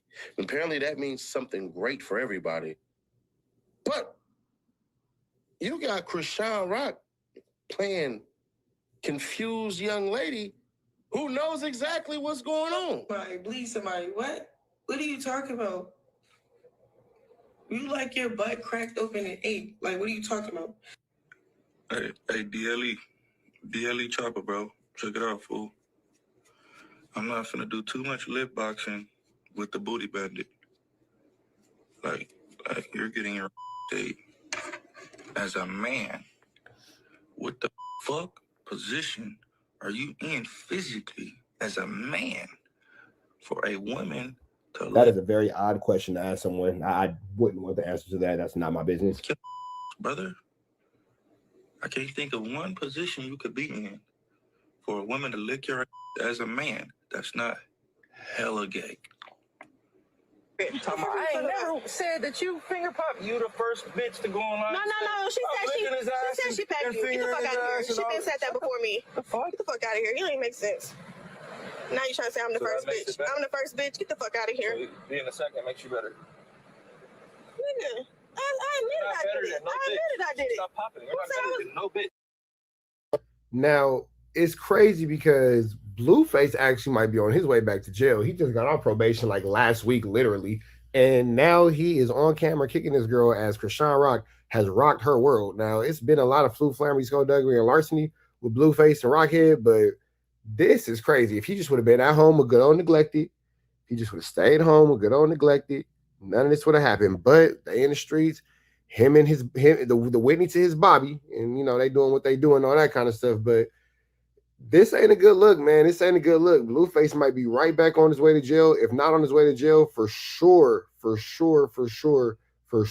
with a lawsuit. For sure. And I don't know, man. This is just ridiculousness at its absolute finest. And I know somewhere you got Lil Drewski, Stewie Griffin looking on just like, yep, I'm glad I don't got my kids around this fool flammery, skullduggery, and larceny. But let's hear what Krishan Rock had to say about the situation that's probably going to land Blueface and herself in jail. If not her, for sure Blueface, because he kicked the girl in the head. Check this out. My hands are registered. I want no beef. I don't know what's going on. She was like, did you want that? I said, girl, I don't even know you. Like, so it was just random people, like strangers. Like, it's people I don't know specifically. You feel what I'm saying? She got into it with some homies or whatever, and then she wanted to take it out on me. I'm telling her, I'm giving her a fair warning check. Like, look, check this out. I don't think this is what you want for, but I see how you program it. It's not just 1, 2, 3. It's 4 y'all. So I make it where Blue is. Everybody, even her brother, Tiny, was like, if you really want a one-on-one fade, you take that. You don't just try to like bully somebody like as if she don't know how to fight. She can fight all y'all. Ooh, ooh. Long story short, she walks up, get this start trying to thump. Man, I got in my boxing stance. I slipped at first. First I smiled, then I did this. I don't know if y'all did see when I reached back and then I connected. You can hear the connect, but you can't see it because whoever was recording was too busy watching. So then I kept going. And am I proud of that? No, but I'm not feeling be bullied. Like, it's a friendly fade. Took the friendly fade. She can't even press charges even if she wanted to because she saw first. She wanted it. It was so bad. Like, she hands up like, look, check this out. My hands. But it's looking like Blueface was aggressive before that because this is him pulling up to the Dean the Great and Adrian Broner event, and he's overly aggressive. Like, I'm not sure who he's talking to and why he's talking to him quite like this, but you see Mr. Blueface going absolutely Barnacalias on someone, and let's just go ahead and listen to this. Oh, what the fuck? Stop talking to us. You want us to beat your ass? You want to be from the hood? We will put you on Crib Street right now, bro. Stop talking to me about what we can do and what we can't do. If we can't get in with all these niggas, we're going to leave. The fuck? All right, the sheets. We're doing more views than these niggas. Well, here's the thing. That's kind of the point. You know, leave if you can't get in. That was kind of dumb. Oh, don't tell me what I can't do. I'll leave if I can't get in. Well, yeah, that's kind of the angle they're going, but all right. Yeah, Blueface, you can see, was already aggressive. Now, this situation is prior to the Flu Flammery, skullduggery, and larceny, but Blueface had a very agitating, possibly narcotics-filled day as he invited Krishan Rock to his baby shower. Nevaeh was tripping. He leaves denigrated AB situation with Krishan Rock where he ends up in a club, fight outside, and all kind of Flu Flammery. So, right. Now, if you want to catch the fight, go ahead and catch my video on that. I don't want to keep promoting that type of stuff all over my page. You know, that's unnecessary negativity, unnecessary violence. I don't really myself personally want to keep watching it over and over and over again. But if you want to see it, it is up on another video. Go ahead and check that out. But number 3 breaks down what happened with Krishan. Number 3 breaks down what happened. Words are hard. Number 3 breaks down what happened with Krishan last night after all the chaos. Here's what number 3 had to say. Let's get into it right now. Let's see what number 3 talking about.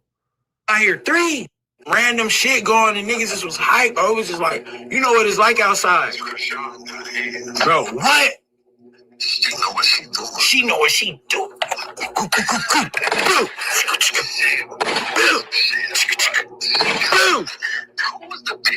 We don't know, bro. They was just like lit, just drunk, and they started like it was about 4 or 5 of them, gang, and they just surrounded her. Like they just, all I know is I'm up, and I hear 3, and I look back and I see like 4 or 5 bitches surrounding her. So I just, oh shit, hey, y'all rock, nigga, boo, boo, boo. Everybody turn around. Nigga, shit, I don't think she needed our help. I don't think she needed our help. I ran down there. I was like, "What'd you call me for?" She was like, "I don't know. I needed somebody to see it. I needed a witness. I wanted somebody to watch me beat this bitch."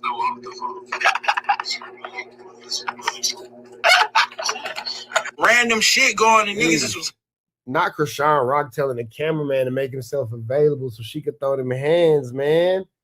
Not Krishan Rock telling the cameraman, "Hey, bro, make sure you available, man. I need to go ahead and go viral one time." Oh, she want to fade? Pull the camera out. I know I'm finna do my biggest one. That is absolutely Flu Flammery, skullduggerous, and larcenous, bro. Absolutely Flu Flammery, skullduggerous, and larcenous. But let's jump over here and see what else is going on in this YouTube space, because Krishan Rock definitely spoke out. Blueface might be facing new charges, but that's another video for another day. And let's kind of see the little altercation that led up to the squabbly wobbly. So here's the situation leading up to it. What the fuck? What the fuck happened? What's going on? Get the fuck out. We talk about do shit.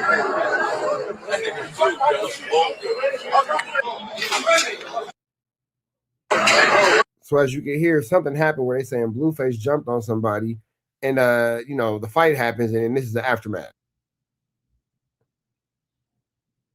Bobby and Whitney walking down the street, shirts off. You feel me? Flu Flammery, skullduggery, and larceny. You feel me? It's a lot of 1-2 stepping going on. Blueface is topless. Krishan's topless. I don't know what's going on here. Why does this man have his wooty whoppers out? But okay, it's a wild situation. It's a wild situation. Yeah, man. So with that all being said, it's probably best that you guys just stay away from all forms of Flu Flammery, skullduggery, and larceny. Because look at how happy these people are to witness chaos. People don't really care about you. Don't care about your well-being. Nobody really cares about what you have going on in life. Everybody just wants to clip. And you can end up on Trap News Network should you find yourself a part of skullduggerous, larcenies, and Flu Flammers situation that has a lot to do about absolutely nothing.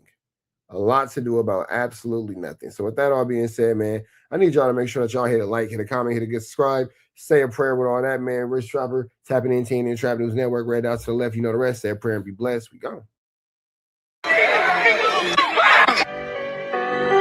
So that's that Krishan Rock fight. I don't want to show that again because, you know, we got to edit it and blah, blah, blah. But you got the Wack Daddy, the Daddy Wack, talking about the fight. Now, it's crazy that Wack has anything to say about a fight because guess what he takes? Not fades. Guess what he doesn't catch? Any squabbly wobblies. Drop it like it's hot. So if it's interesting to you that he has anything to say about the situation, leave a like, comment, subscribe, considering the fact that you would imagine that in his predicament, in his situation, he'd have absolutely nothing to say about a situation that he can't relate to. Considering the fact that Krishan Rock got more faith than he does. Let's get into it. Let's go. Krishan don't know how to fight. Krishan gonna grab. That's why boxing ain't gonna never work. Nah, Krishan got to swinging them things. He ain't gonna do that. Krishan ain't gonna squabble with nobody. She gonna grab you. She's a wrestler. She a manhandler. She ain't finna stand toe to toe. I told them when they called me, I said she can't whoop Tiny. She ran from Tiny 4 years ago. She gonna grab her. I don't know why y'all know she gonna grab her. She she's not in the fight, nigga. She's gonna grab, nigga. Tiny gonna get off on her with them long ass arms, and Rock gonna grab her and start wrestling. She ain't squabbling nobody. I ain't never. Crazy that Wack will lie about a video we all saw. We all saw Krishan do her Dougie, and we all saw Blueface kick that girl. And you know what's crazy? Why isn't Wack talking about that? Why isn't Wack talking about the fact that Blueface kicked that girl? That's probably a more relevant and a more realistic conversation that should be had. Seen her squabble. The one girl she squabbled beat her half the crazy bitch from season 1. I forget her name. Tall, light-skinned bitch with a bunch of tattoos, skinny bitch. Any of y'all was watching that shit? Whoop her ass. What's the girl's name? I'm trying to think of her name. Her name, I remember. Yeah. This is why even when you looked in that ring, that one she had in the ring, Wack has dementia. He can't even remember what he had for breakfast this morning. He didn't remember nothing. It was no boxing skills there. There was none there. Zero. Krishan's gonna grab you, nigga. She's gonna grab and wrestle and do all that type of shit. She did the same shit when she was fighting Blueface sister. She's gonna grab. It's crazy that he has all this to say but no hands. It's amazing. She's gonna grab you. And you can't get in the best of her, she'll run. You see when that fight started, the bitch dropped. And yeah, she definitely did not. Krishan slipped. Grabbed her. She's gonna grab her. I was definitely looking at the footage. I was gonna be like, nah, she squabbled her this time. But then I did see she grabbed her ass with that left hand. She's gonna grab her, hold on and wrestle. Isn't it sick how many grown men will get on their knees to grovel at the hands and as another grown man just belly button, just nose all in the belly button? This is disgusting.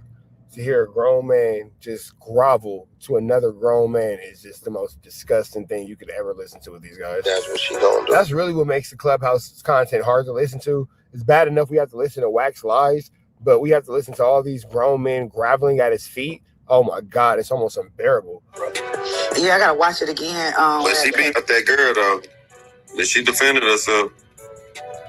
She beat out of who? That girl up top. She ain't, nigga, she grabbed her.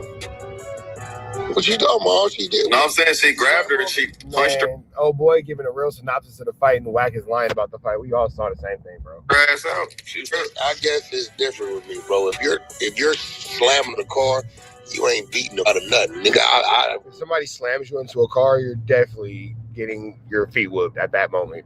At the moment where you get slammed into a car, you are not winning that fight. Beating out a nigga is using them knuckles to the human body. If you grabbing and you slamming them on the car, you don't get nothing from me for that, bro. At all, nigga. That ain't beating us. That's you slammed the mother. You're manhandled. I'm gonna give you. I thought she was punching on her too, man. Don't look at it. Yeah, but she was punching on her and slamming. Oh, she was doing both. Don't look at it. She's holding the bitch, slamming on the car, my nigga. She ain't no swinging. Swing, grab, hold, down to the ground. Like, I tell them niggas, y'all know she gonna grab them. Man, Wack is like a bitter little girl. Wack got more excuses than the girl that lost. This is just a bitter little girl. Maybe Wack want to be Blueface's baby mama. Maybe that's where it comes in at. Maybe it's jealousy. Maybe Wack really wants to be Blueface's baby mama because the amount of jealousy he has towards Krishan Rock is sick. It's sick. Maybe he wished that he was carrying Blueface's child. Maybe he wished that he was in the backseat of the Maybach with Blueface. Maybe. Hey, man, Lush did say like father, like son. Never mind. Nigga, I don't know why y'all. He's squared up. She's gonna grab the bitch. As soon as Tiny get off on the bitch, she gonna grab her. Y'all know that. You weak if you let her grab you. Shit, that's a part of the fight. Oh, yeah. Tiny want to fight.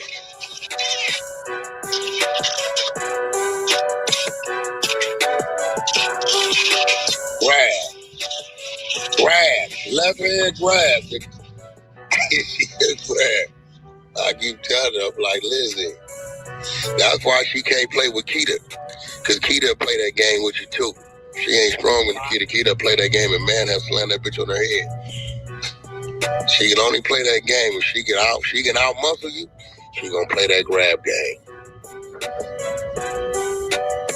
I remember that. The other bitch, nigga was a cold squabbler.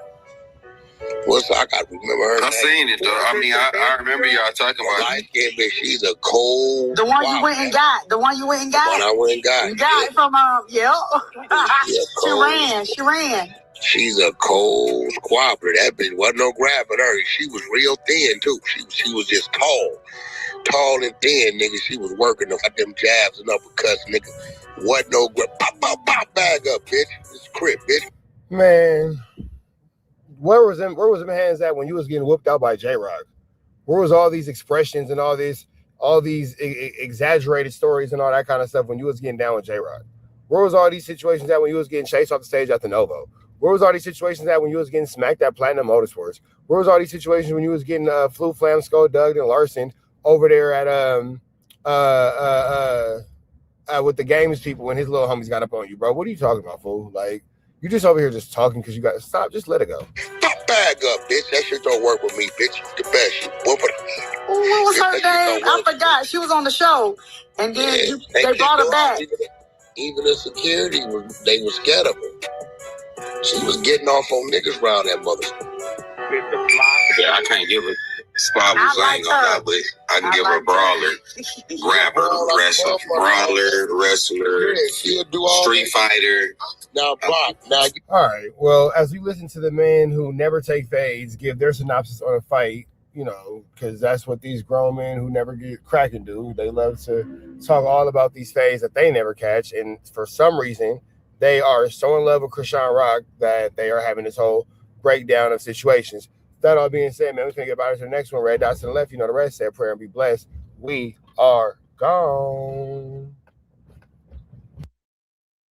Now, here we have DJ Academics talking about something he absolutely doesn't care about, but he understands that it makes money and it keeps him relevant in this content space, so he's talking about it, and that's no jumper, because Academics will clearly show you how bored he is as he's going through this. He has no, even intentions of, inkling of trying to hide his boredom, but let's get into this content.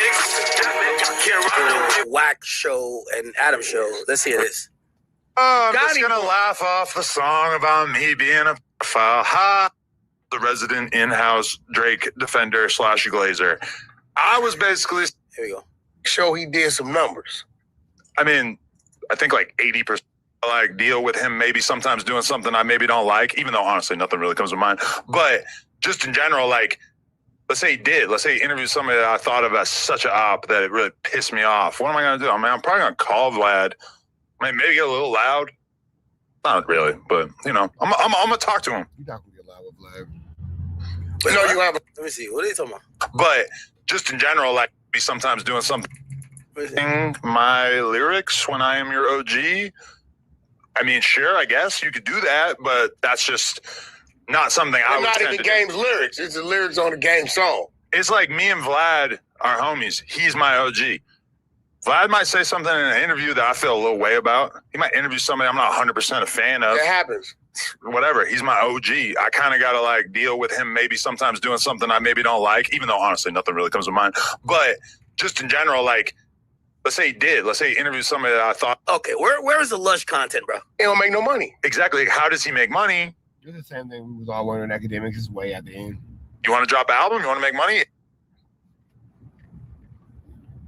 When I started making legal money, and when I came home, The Long Beach stimulus pack. No, artists, I ain't never sat down with the feds and gave them shit. Oh shit! Here we We go. say all kind of shit. Here we go. Yeah. When dude go to trial. I don't care about that. No, listen to me. I don't care. No, then you're going to understand why I'm upset. Listen to me. When dude goes to trial. Okay, so he's explaining why he's mad at Lush. Yo. I think Wack got to make an example on Paru again, bro. He got a Academics does not take his game being serious. You can tell, just based off this whole conversation, there's no real threat coming from Wack. Body. Squabble to the knockout. Somebody got to get the example, bro. They're playing with Wack. He got the Pippin number on Bulls 33. That's the Paru joint. Me, a man telling me I put a case on a motherfucker is cool, man. What is putting a case? That's what he said. Well, okay. That's not cool. We're not bro. litigating that. That's already clear that Lush didn't say anything offensive about you at all when he was You speaking saying that about ain't what he said? No, I heard what he said. That's literally what he's saying. That's literally what you said. That's what you said. He literally just said that. He didn't say anything offensive about you at all. He didn't say I put a case on the motherfucker.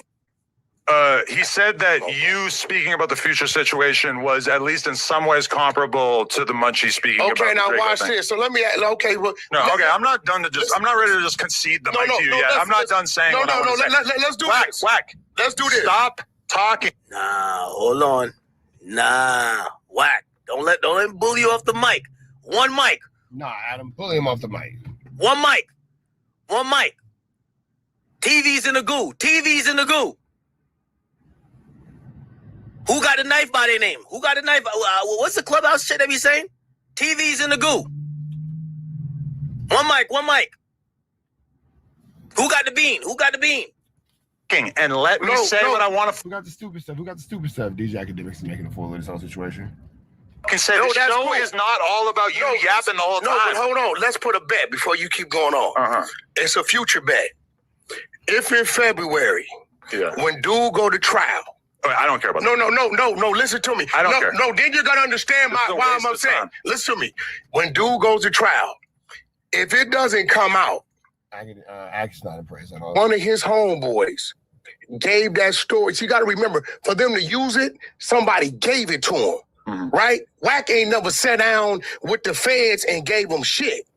We say all kind of shit up here that was, okay, it'll say on no jumper, it'll say it every time. On Vlad shit, even up here with Loose Cannon, it'll say on no jumper, right? So what I'm telling you is, I know where it comes from, right? So for him to say, hey, you did this, you motherfucking right, I'm gonna take it offensive. And I don't think you're understanding. I don't think he said that you did this. He just compared the two situations. So again, Lush did nothing wrong when he did that. You were wrong for being so aggressive and attacking him. And also you're picking fights because you're picking on Lush in a situation where you wouldn't pick on somebody who was more of a man. Who I haven't picked on? I just like the energy that you came at Lush with was just like, this is pathetic. Like you're picking on this dude who is already in such bad shape that you shouldn't be picking on him. That ain't my but then problem. he's also checking himself into rehab. He's obviously at the worst point in his drug addiction to the point where he's tweaking out, losing his mind. You think I know that? Adam, you think I know when niggas? You got to tell me. I mean, it was like clips every day talking about it. Listen, I don't know when. Pretty apparent that Lush is at rock bottom. It's pretty clear. Motherfuckers is high. Okay. I'm gonna keep it real with you. I don't know when motherfuckers is high. I think by the time that you're exposing the rehab, obviously you know that he is in rehab. Well, no, he said he was in rehab. Well, that's what I'm saying. Okay, so that's today. But you think that I'm supposed to be able to look at dude and know? I don't know this motherfucker like that. If you was high in front of me, I wouldn't know. Probably I don't know. I don't get high. I would act. You're lying. You definitely would know. Different. Yeah, but I don't get high, right? And if you was drunk, maybe.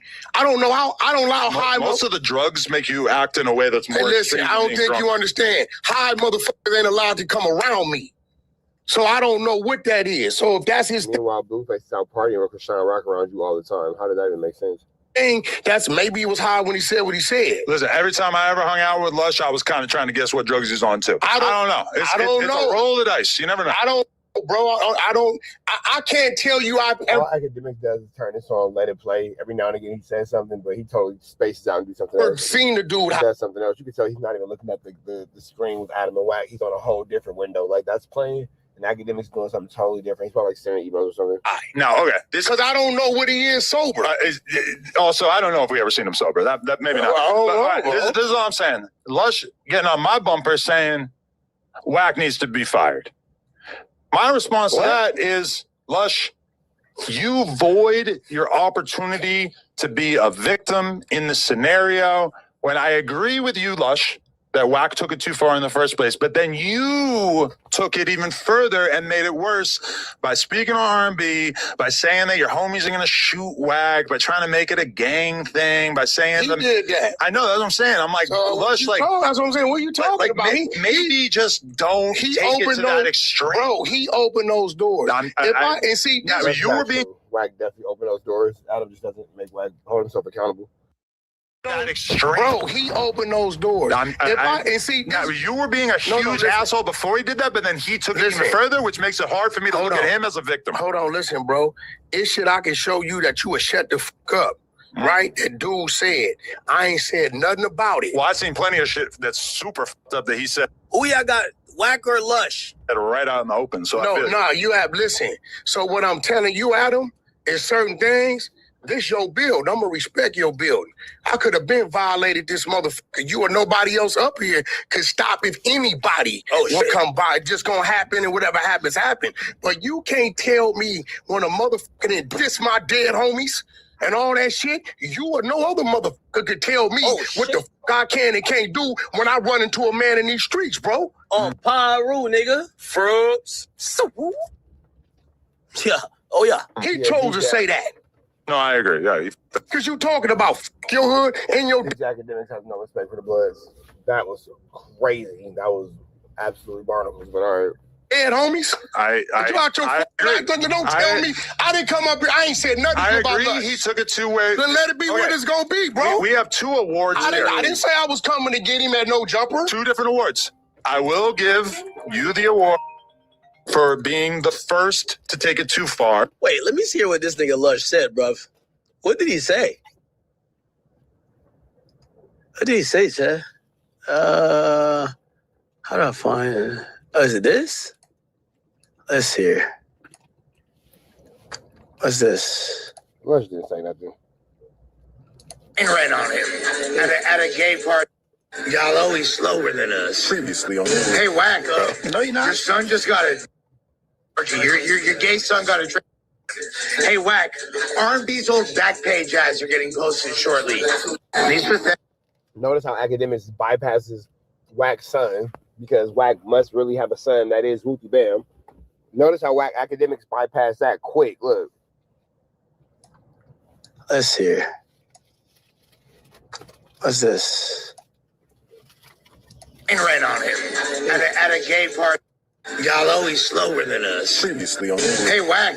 No, you're not. Your son just got a... Your gay son got a... Yeah, academics went right past that. Hey, Wack. R&B's old Backpage ads are getting posted shortly. These pathetic old fucking clowns are threatening my mother, bro. Watch this. Watch this. Watch this. Watch this. Hey, I never thought I'd get a chance to cloud up on you, you pathetic parasite. Hey, at least a hip-hop legend's gonna fucking level up over somebody that never did anything for the culture. Hey, Wack, what's wrong with your DNA that made you have a bro? Like, what's wrong? Is there something wrong? It's like if you smoke crack during pregnancy, the kid becomes like a crack baby, right? He's born addicted to drugs. Oh, no. If you suck before you conceive the kid, what? Is that what happened with you? Fucking gallons of semen. More semen in your fucking stomach than Lil' Kim, apparently. Shit, that's why your son the same way. Oh, high and A. Not happy about this. Ooh, Mr. Jones, not good decision. It's all good. Moisture's gonna have a little conversation too. I'm really looking forward to treatment tomorrow. Everything is going great. Prayers up. You feel me? Got the legal situation tomorrow. We going up, baby. It's a beautiful thing. Much love to each and every one of y'all.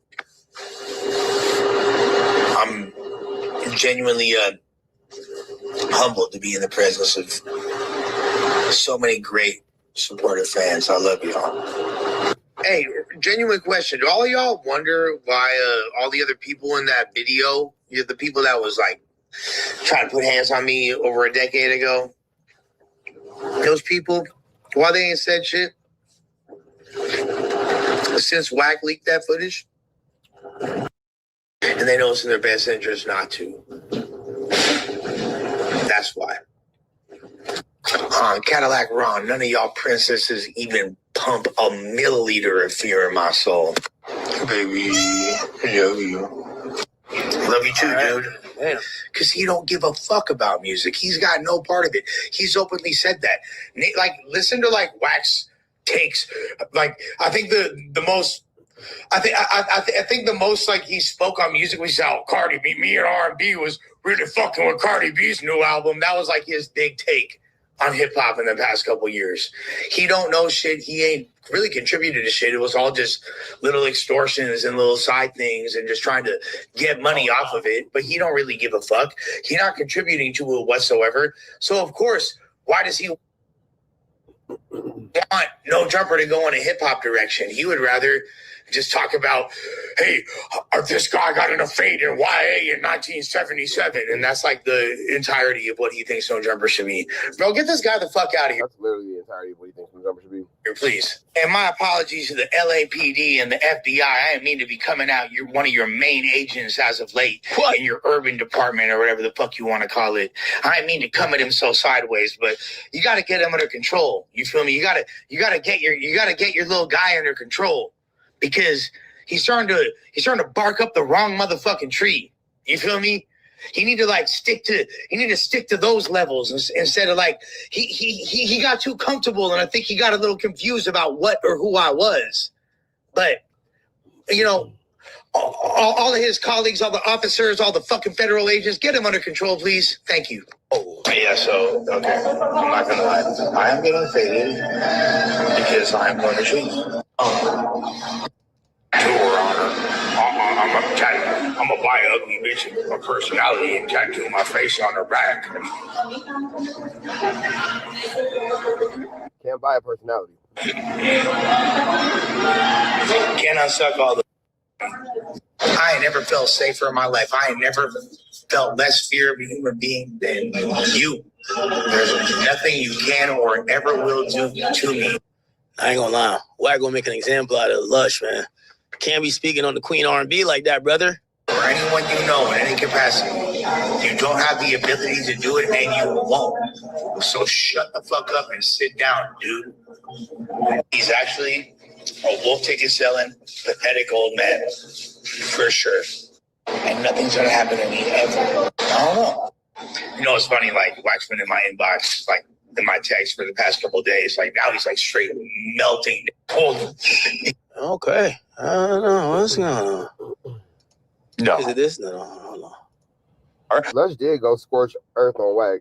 But then I also will give Lush an award for just taking it way too far in general. He entered a world he can't live in. He had an option to not enhance the situation to such a crazy extent. And furthermore, when I'm telling you, you or nobody else can tell me when a nigga's saying, what Munchie B saying, he passed the bottle to the nigga that killed Drakeo every motherfucking week on a motherfucking definitely different, yours is worse or whatever. Active motherfucking murder is the same of Wax saying what he did with Future. We're past that. No, this is what he was saying. He's saying it's the same. Nigga, what? He compared the two. He's a podcaster. He has the right to do that. He said it's the same. He said it's the same shit. Again, I never said what nobody else did with Future. Wack talked to Future. Wack went to Future. Big U was over here. He can't even tell you what I said. Right? But you got a bunch of cornball motherfuckers who didn't exist in that realm back then, right? So at the end of the day, when you say that and you... So academics really just gives us no opinion. We up out into the next one. Red dots to the left. You know the rest. Thought academics had something to say. He doesn't. Say a prayer and be blessed. We go. Somehow, some way, 50 Cent then packed out Travis Scott.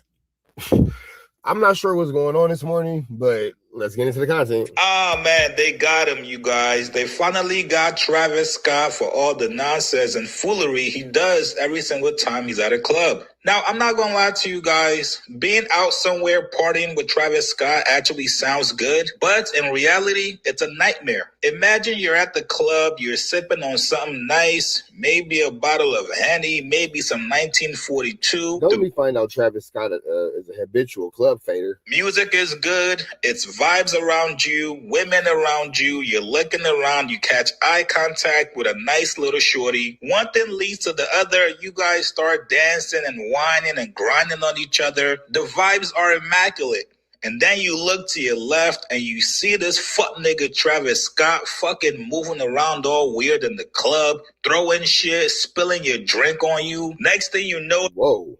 Chig, do you not like Travis Scott? I've never heard you speak like this before. Goodness gracious, sir. The nigga comes up to you and starts growling and looking at you all weird. And now the girl you're dancing with looks at you and leaves, and now you have nothing. All because fucking Travis... Wait, did Travis Scott take your girl, bro? I ain't gonna lie, that sounded a little personal, my brother. I cannot sit still. Now, you would think after getting punked by Tory Lanez, y'all remember when Tory Lanez told Travis Scott, bro, are we fighting or are we squashing this beef? I said what I said. If you felt the way and you want to handle it the way you want to handle it. That's why we're here right now. So I'm saying, what do you want to do, bro? You want to do? No. Are we apologizing or you want to shoot the fake, my nigga? If niggas want to fight, like everybody just get out of here. Travis Scott is known for doing a little too much in social settings. The man absolutely has zero home training. He's been caught multiple times on stage talking to employees crazy. No security touches a Travis Scott fan, bro. It's not how we rockin', bro. You fuck up my show, bro. Take your ass to the left. You fucking big earlobe, earring wearing fat motherfucker. So this is the reputation. I mean, I can see both sides of that situation. Travis Scott has. Now, a couple weeks ago, it was reported that Travis Scott got into a scuffle out in New York City. Initially, when this story broke, it was basically Travis Scott and Jordan Clarkson getting kicked out from the club after throwing bottles. TMZ said a man was allegedly filming Travis Scott talking to another attendee inside the club when Travis eventually confronted him. Members of his entourage then started throwing bottles. Things escalated. Jordan Clarkson tried to get involved, and then both of them got kicked out. Now, 50 was also there that night at the club. People started to speculate, was this 50's way of trying to get revenge for Travis Scott being with his ex-girl? Well, turns out, according to Tony Yayo, it was Travis Scott just being Travis Scott once again. Now, Tony Yayo was on the Breakfast Club this morning. So is Travis Scott just like a terror to have around? We just don't invite Travis Scott anywhere? And he told us... Is that what we're learning today? Don't invite Travis Scott? Exactly what happened that night. Here's what he said. You like Travis Scott? He all right. All right. Why you ask that? I was just wondering. You know, there was a rumor that y'all roughed him up the other night. I don't want to disclose that. Okay. Something did pop off. Rough who up? Travis Scott at a party in New York. Oh, that's weekend. What you came in and said, okay. All right, fuck it. I'm going to tell you what. Tell us real quick. It's hilarious. Please. Walking through the club. I don't know what Travis Scott is on, but I already been wilding, like throwing clothes out of Michael Rubin's house and all kind of shit, rumors going on. And he just told the wrong person, like, yo, you can't come through here. I'm drilling shit. Like, I guess he was on some gangster rapper shit and niggas wasn't having it. Was 50 performing while this happened? No, he was coming. Oh, he was coming through with y'all. Oh, y'all were coming off stage. 50 was coming on stage. But it was like a light. It wasn't really nothing. It was just like a little kerfuffle. Yeah, but you know, sometimes rappers just get out of hand. They just... Tony Yayo had to remind Travis Scott, nigga, y'all rap, but you the only one that's a rapper over here. Yo, because I'm this person that I could talk to anybody the way I am. And we in New York, people ain't fanned out. Most of these niggas want to rob a rapper.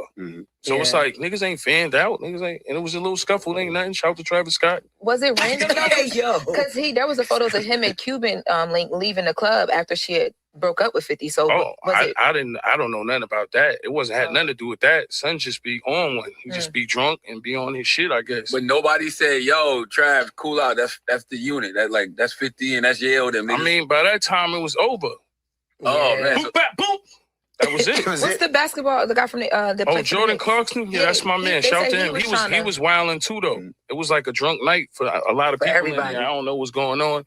You know, a couple of bottles. G-Unit just wasn't having it. G-Unit just wasn't with none of that, huh? A couple of bottles was being thrown and stuff like that. But it is crazy how the media worked though, because behind the scenes, we were all told it was The unit. Oh no, and we never started nothing. Travis was on some y'all can't come through here. And niggas like, what? And I'm bugging because I seen him at 50 golf tournaments and shit like that. So I'm tripping. And then I'm like, damn, this is the last place I think it's gonna happen at. You got Dirk in there. I mean, you got Kevin Durant in there. You got Drewski in there. Yeah, you got all kind of ESPN people in there. So I didn't even think it was gonna pop off like that. But come on, man. Just because we older don't mean, But y'all didn't get no headlines. That's what I'm saying. That is wild. Tony Ayo said, don't think just because we older, we're going to get with you, brother. Behind the scenes, people knew what it was, but the headline was Jordan Clarkson and Travis Scott. Jordan Clarkson was wilding too. Shout out to him and the Knicks. I seen Towns looking at him like he was crazy. Like, yo, you too drunk.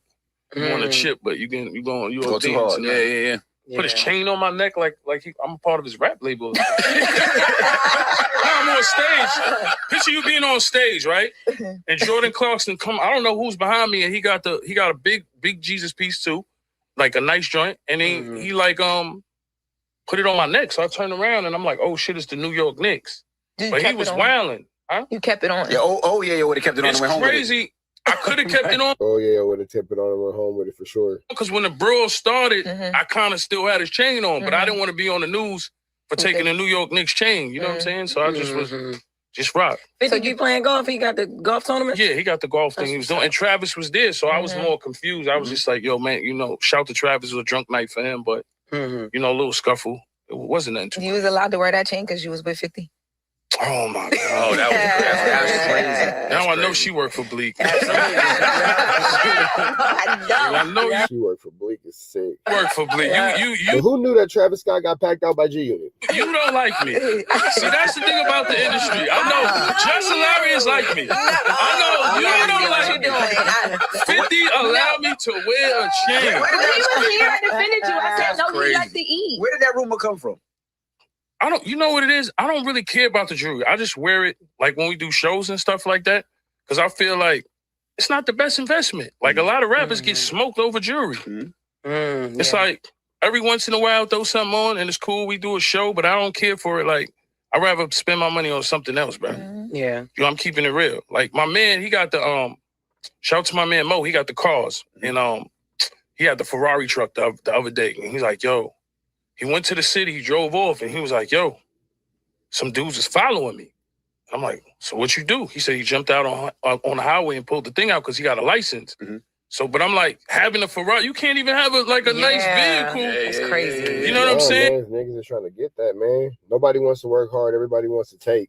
The world is so opportunistic now. It's really sad. It's sick. And be in the city and just have a little jewelry on. And like, he was like, yo, I don't wear no jewelry no more. Now, I know some of you guys are still going to say, nah, Chase, this was all revenge because Travis was fucking 50's ex after they broke up. Me personally, I believe Yayo. I do think Travis Scott does a little too much every single time he's out. The man talks reckless to damn near everybody. If he doesn't know you, he's going to think that you're beneath him. And that is absolutely the wrong thing to do, especially being in New York. You gotta know who you're around, especially if 50 Cent is there. Best believe it's some goons, it's some killers, it's some gangster thug shit going on in there. Somebody definitely needed to put pause on Travis Scott just to humble him. The man walks into every spot like he owns the place. And we still haven't forgotten about the incidents that happened at your festival in 2021, Travis. You have... Oh, yeah, man. Travis Scott, you do cause chaos everywhere you go, it seems like. Yeah, that's true, for sure. Have to calm down and reassess your moves, Travis Scott. You guys get in the comments below. What do you guys make of this? All right, man. Y'all make sure y'all hit Chicks Move with a like, comment, subscribe. We up out of the next one. Red dots to the left. You know the rest. Say the prayer and be blessed. We go. Into this content. Wack is finna. How does Jim Jones get involved in the snitchery? Let's see where this goes. Rich, I ain't gonna lie. And it's not the same Rich. I need him to call himself Richard or something because this motherfucker can't keep calling, himself Rich when I'm the Rich. You feel me? You can't keep doing that. I don't like that. Must look 21 gun salute you. You know why? Because I know you was one of the calls that got him to come up in here, but he didn't come on the stage. So I can't give you the 21. This is the thing. I'm gonna give you y'all gotta remember. I'm gonna give you 11. I'm doing his. Let me tell you something, Pete. He doing the Adam and Wax show right now. He doing that Adam and Wax show right now. Jones situation, right? So where does Wack come in at? If this nigga, whoever's in here, knows Wack's whole life schedule.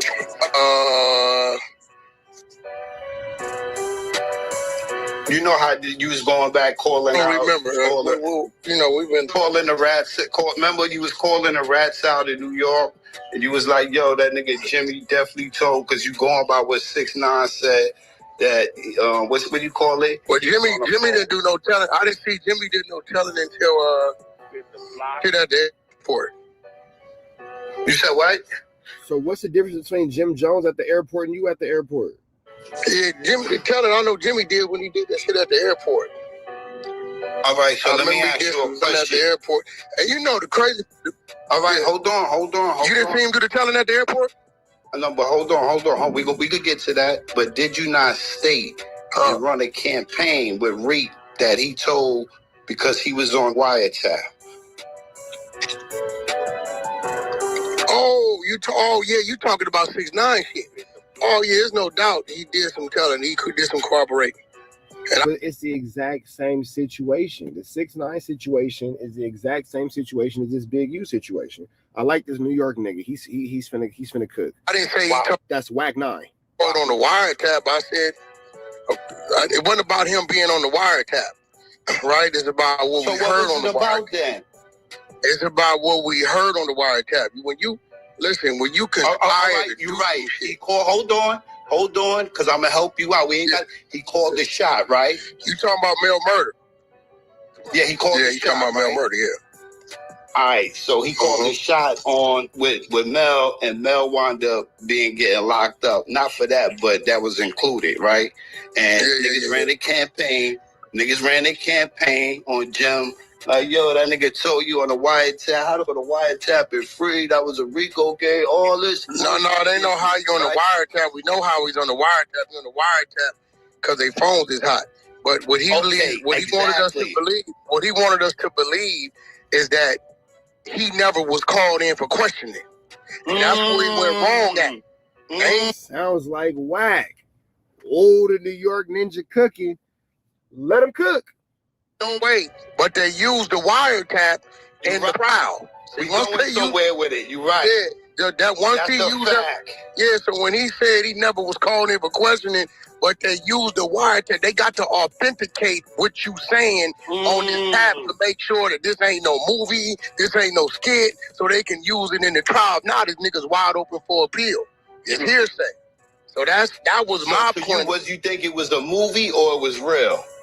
No, well, I mean, we know it was real because we'll leave it like that. Now, boom, we gonna go 4 years later, 5 years later. You know how we should do up here, go crazy on the app, turn it up, through all the names and all that. So I just had to pop up here because I'll be nosy like a mother for you too, because sometimes I miss Clubhouse. So I'm hearing all kind of shit. And then I hear some shit with you. I'm like, nah, it can't be, but it could be. Remember But it is though. It can't be, but it could be because it is though. Let's keep going. Jim Jones situation. You got a little situation. You told a story. You ran down, boom, whatever. Nigga threw the phone to you. You got on the phone, boom. I ain't got nothing to do with Jim Jones. That's future, nigga. I know. And you still saying names. You making this nigga point. Wax the goof. I know that. You right about that. He's the victim. Listen. Boom, you threw the phone, boom. Well, you're not a victim. Hello? You lose a service? Keep calling niggas victim. Nigga, the victim is the nigga that was robbed. All right, not victim. He ain't the victim. The victim is the nigga that was... The victim is the nigga that was robbed. Let's get this right. If I give you some money, right, to show up somewhere. No, you hold on. If I give you some money to show up somewhere. And then he mutes him because the New York nigga is whooping his feet. And you never show, and you got all my money. You not the victim. The nigga that who spent the money is the victim. Now you're right about that. One thing about you, well, I can't go again. Let's establish that right now, nigga. Who the just the same way. Listen, the same way we gonna establish that Jim Jones after effect on how we have to look at it, right? Now look at your situation. You just tell a story, whatever, telling niggas whatever the case may be. Then Jim Jones didn't tell a story, bro. Jim Jones was caught on a wiretap. I know. Giving instructions. You dealing with two different realms. No, hold on.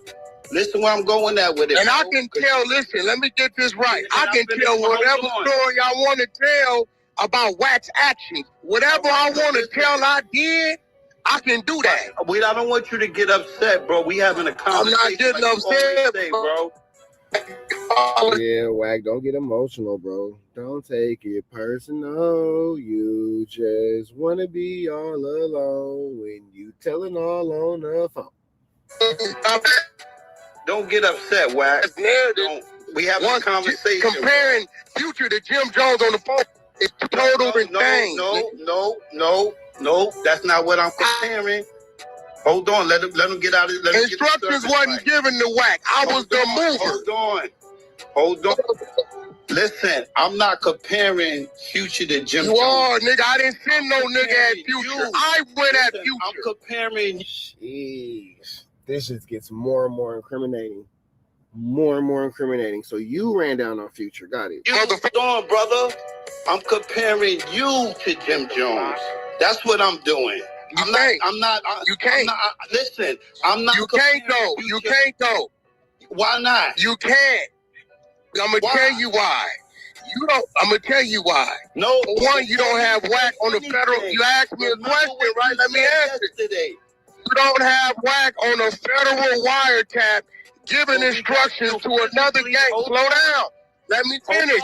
Giving instructions to another gang member how to go for a nigga. You don't have that. You got Wack saying what he went and did. Okay, listen.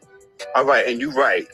Okay, well, let's see where the New York nigga takes this one, because this is an interesting little game of ping pong we got going on. Once again, I'm gonna give you when you're right, and I'm gonna argue when you're wrong. Listen, you're right, but you see how your situation, this nigga was on a phone. You was there during the crime. It was no crime. No crime was committed. Hold on, let me speak, brother. I want you to tell me what crime was committed. Hold on. Tell me what crime was committed. Hold on. No, you just said I was there doing the crime. To you, bro. Tell me the crime that was committed. I'm waiting. All right. I'm not a lawyer. But nigga, you said a crime was committed. Nigga, tell me what crime was committed. I know this is a crime. If jaywalking is a crime on the streets, there's no way. That's not a crime, nigga. That's an infraction, mother. Listen, all right, listen. Whoever did some crime, nigga. Listen. I never did. Tell me what crime was committed. Listen. Remember when you said that? And you know, define the crime that you said was committed. Why I can't talk, bro? Because you said it was a crime. So tell me what was the crime. All right, about me. He's trying to tell you, but you won't allow him to speak. He's trying his best to get it out. He's trying for dear life. He's fighting.